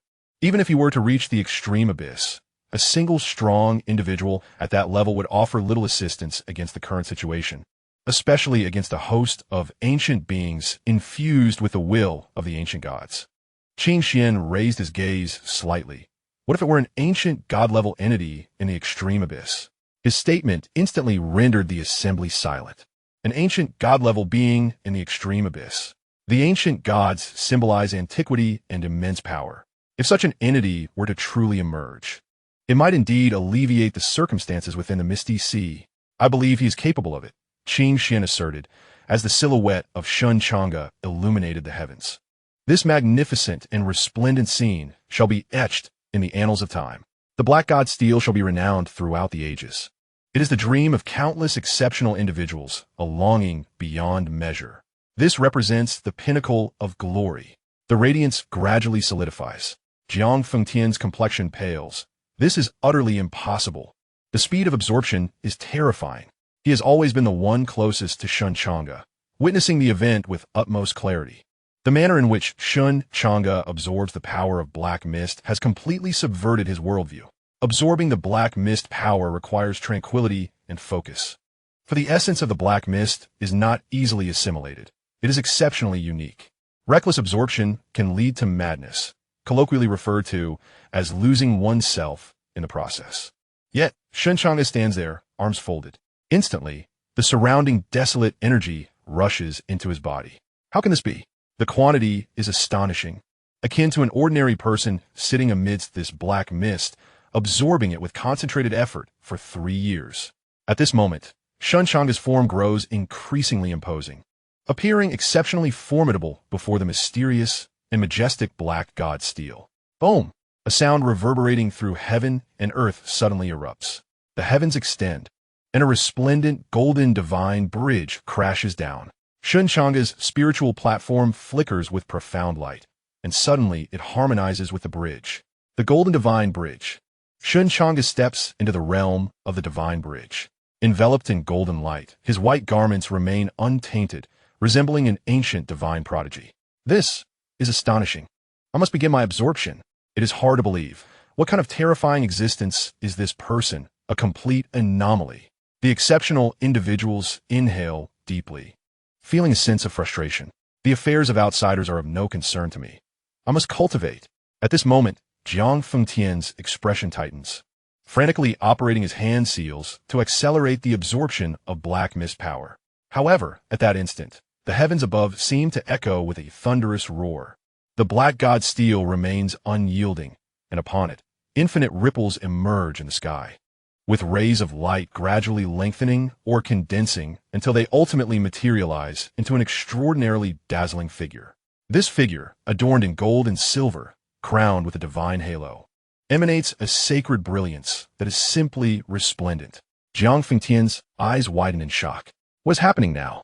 Suddenly, his expression shifts dramatically. That is the youthful ancient deity. At this moment, the figure in the heavens appears to be a historical reflection, as if the ancient deity has descended to the mortal realm. This is undoubtedly a being ranked among the top 10 in history. What on earth is transpiring? Yet at this moment, he suddenly beheld Shen Changge. who had ascended to the realm of the divine bridge, standing there with hands clasped behind his back, gazing up at the black god steel, as if he were a mountaineer gazing upon a deity atop the summit. At that moment, a sword hovered slowly above his head. This was his opportunity to surpass the might of the sword's radiance and etch his name among the top 10 in history. The top 10. Confronting the ancient divine prodigies whose silhouettes had once been engraved in time. Had he lost his senses? Chapter 75. It is time to descend the mountain. The top 10. At this very moment, beyond the black mist, a group of venerable figures fell into silence. To be candid, they were beginning to question whether this individual was a reincarnation of an ancient deity. The top 10 in history emerged during the decline of the ancient divine lineage, representing 10 towering existences. Even in death, their divine consciousness lingered, and in their youth, they overshadowed their era, embodying unparalleled strength among sword cultivators. All present could not help but take a deep breath. Regardless of the outcome, Shen Changge's ability to summon the manifestations of those historical top 10 prodigies indicated that he possessed the qualifications to contend with the ancient divine prodigies of that era. The result mattered little. Perhaps a being of ancient divine caliber could truly arise. The ancient divine prodigies of the top 10 symbolized their pinnacle state when they inscribed their sword light into history. To challenge the top 10 and usurp their place meant one must extinguish the echoes of those ancient divine youths inscribed upon the black god steel with sword light. A feat bordering on the impossible. The top 10 prodigies of the ancient divine era were the crystallization of an age, the fruits of boundless fortune. At this moment, that figure in white slowly raised his head, seemingly preparing to strike at the 10th ancient divine prodigy in history. The massive black god steel loomed like a dark mountain, representing the heights of history, the endless epochs wherein the utmost brilliance of prodigies resided.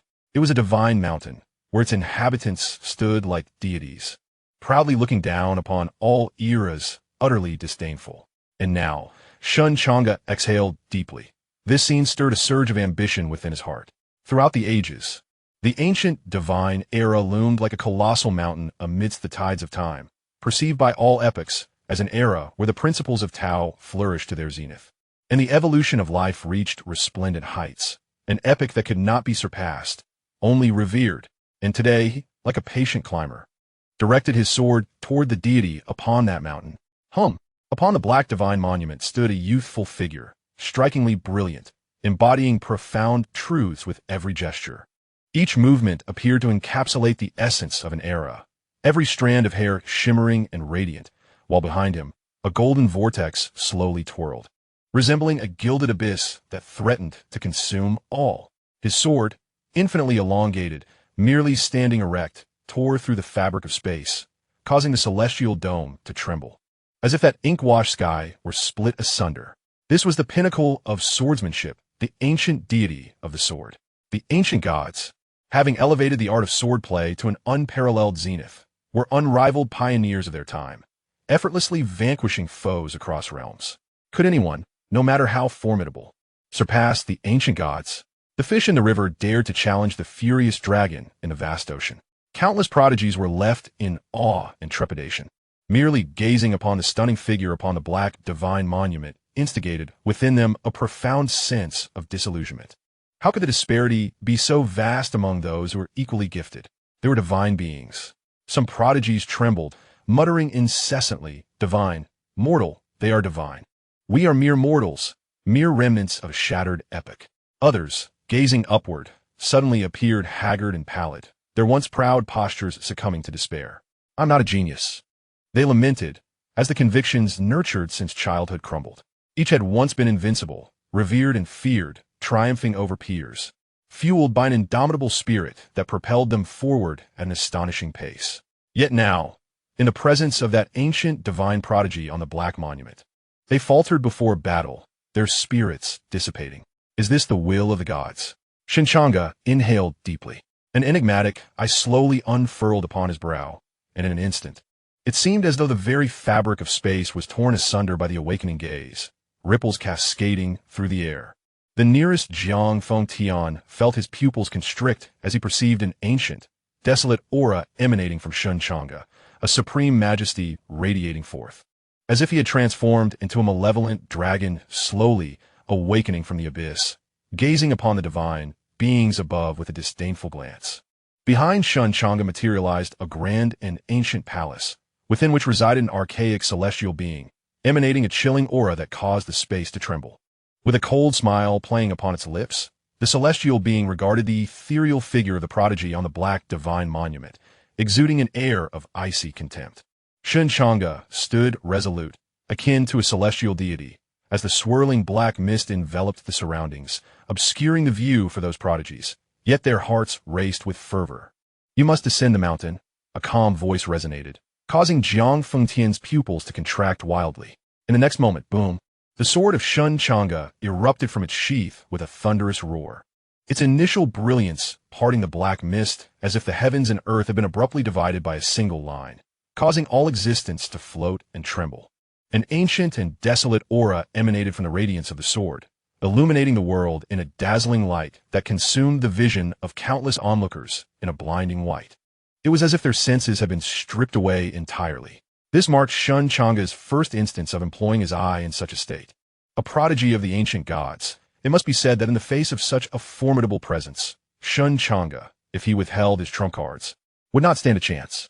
Thus, he directly opened the eye nestled in his brow, causing the fabric of space to fracture, and his state became unprecedentedly powerful.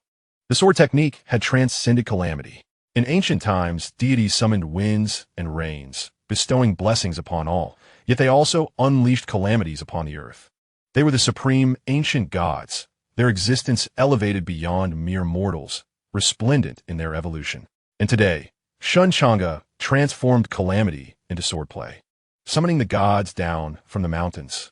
With the body of a mortal, he opened the divine eye, ascending to the ancient divine mountain in a manner befitting future generations, his spirit surging with a majestic fervor, adorning him in a gilded brilliance akin to that of the ancient gods etched upon the black divine monument. Boom! The sword light, like a transformative calamity, reverberated like a dragon. A colossal beam of sword light surged forth. In this moment, the embodiment of the ancient god's prodigy stood tall upon the towering black divine monument, merely a fragment of consciousness, a record of sword light. A fleeting splash upon the river of time, now erupting with a mechanical brilliance in a single, exquisite strike. Boom! The heavens and earth parted. The sword light clashed. In the next instant, all present witnessed the shadow of the ancient god's prodigy gradually dissipate, erased by the terrifying sword light. The black divine monument trembled violently, shaking the very foundations of the earth. Then, a figure slowly coalesced, reaching from the heavens to the earth. This figure, with hands clasped behind his back, turned away from all, yet a divine light blossomed from his brow, emanating an ancient and solemn aura. Clad in immaculate white, 3 swords floated and danced behind him, representing the sword cultivation system of future generations. The sword light of the black divine monument ranked 10th in historical might. With the body of a mortal, he transcended the gods. Chapter 76, The Sword God Sect. The imprint was successfully achieved. Throughout the ages, only those from the era of ancient gods inscribed their names upon the black divine monument, standing unrivaled. Today, the denizens of the Misty Sea era transformed the terrifying sword light into calamity, challenging the deities with their trials. Within the vast expanse, voices of ancient beings echoed with astonishment, reverberating like thunder, rolling through the space. They were a collection of formidable old monsters whose cultivation levels were terrifying beyond measure. Every word they spoke caused the surrounding space to warp. Yet now, all present were momentarily taken aback, overwhelmed by the immense shock. In a fierce contest within the same realm, a terrifying sword light emerged, obliterating the 10th-ranked youthful ancient sword emperor, a being of extraordinary potential. The prospect of his advancement beyond the divine bridge realm, traversing the transference realm, and stepping into the abyssal realm is truly daunting. He could indeed rival the ancient god level of the abyssal. Many ancient figures, upon contemplating this, could not help but draw a deep breath. The ancient god-level abyssal represents an entirely different echelon of existence. The power unleashed by an ant awakening its potential pales in comparison to that of a tiger. Moreover, consider 2 entities of disparate talents entering the same realm. Their combat prowess would inevitably exhibit some variance, which would be magnified infinitely in the realm of the Tao.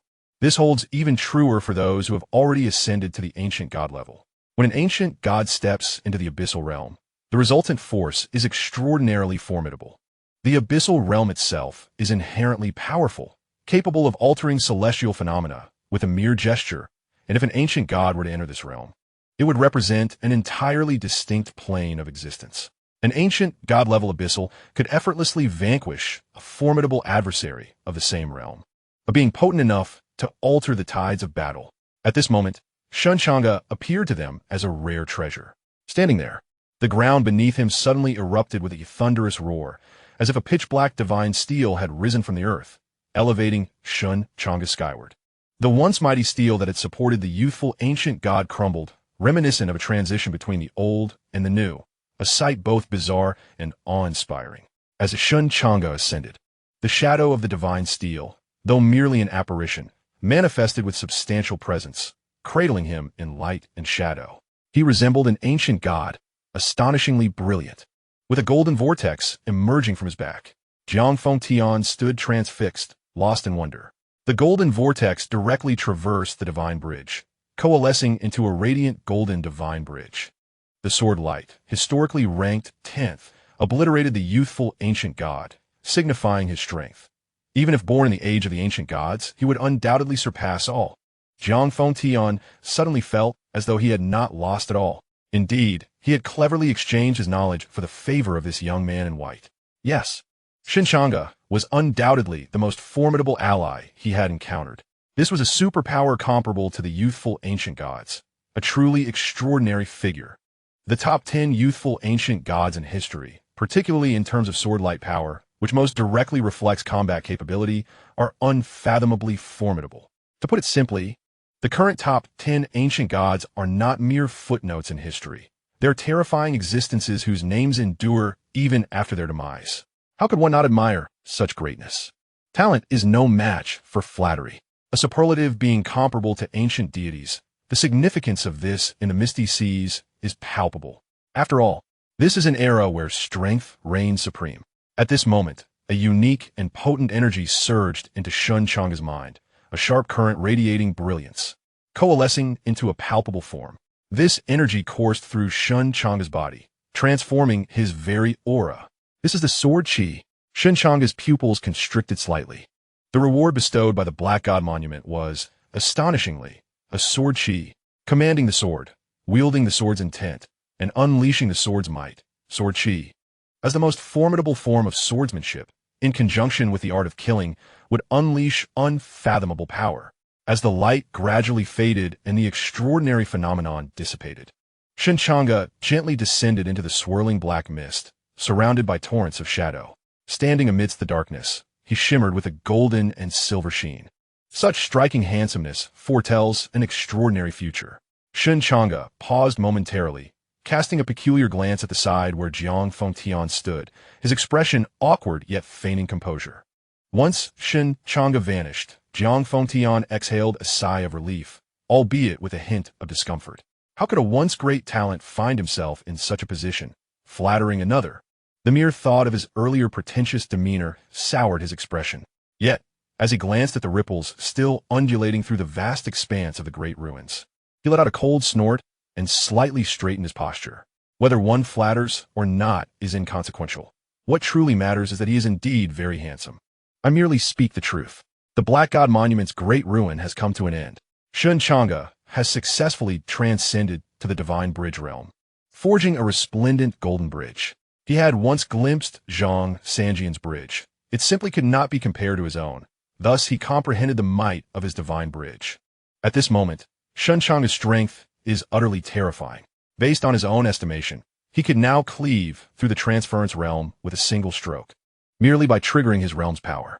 Meanwhile, outside the Daluo sword sect, dark currents began to stir.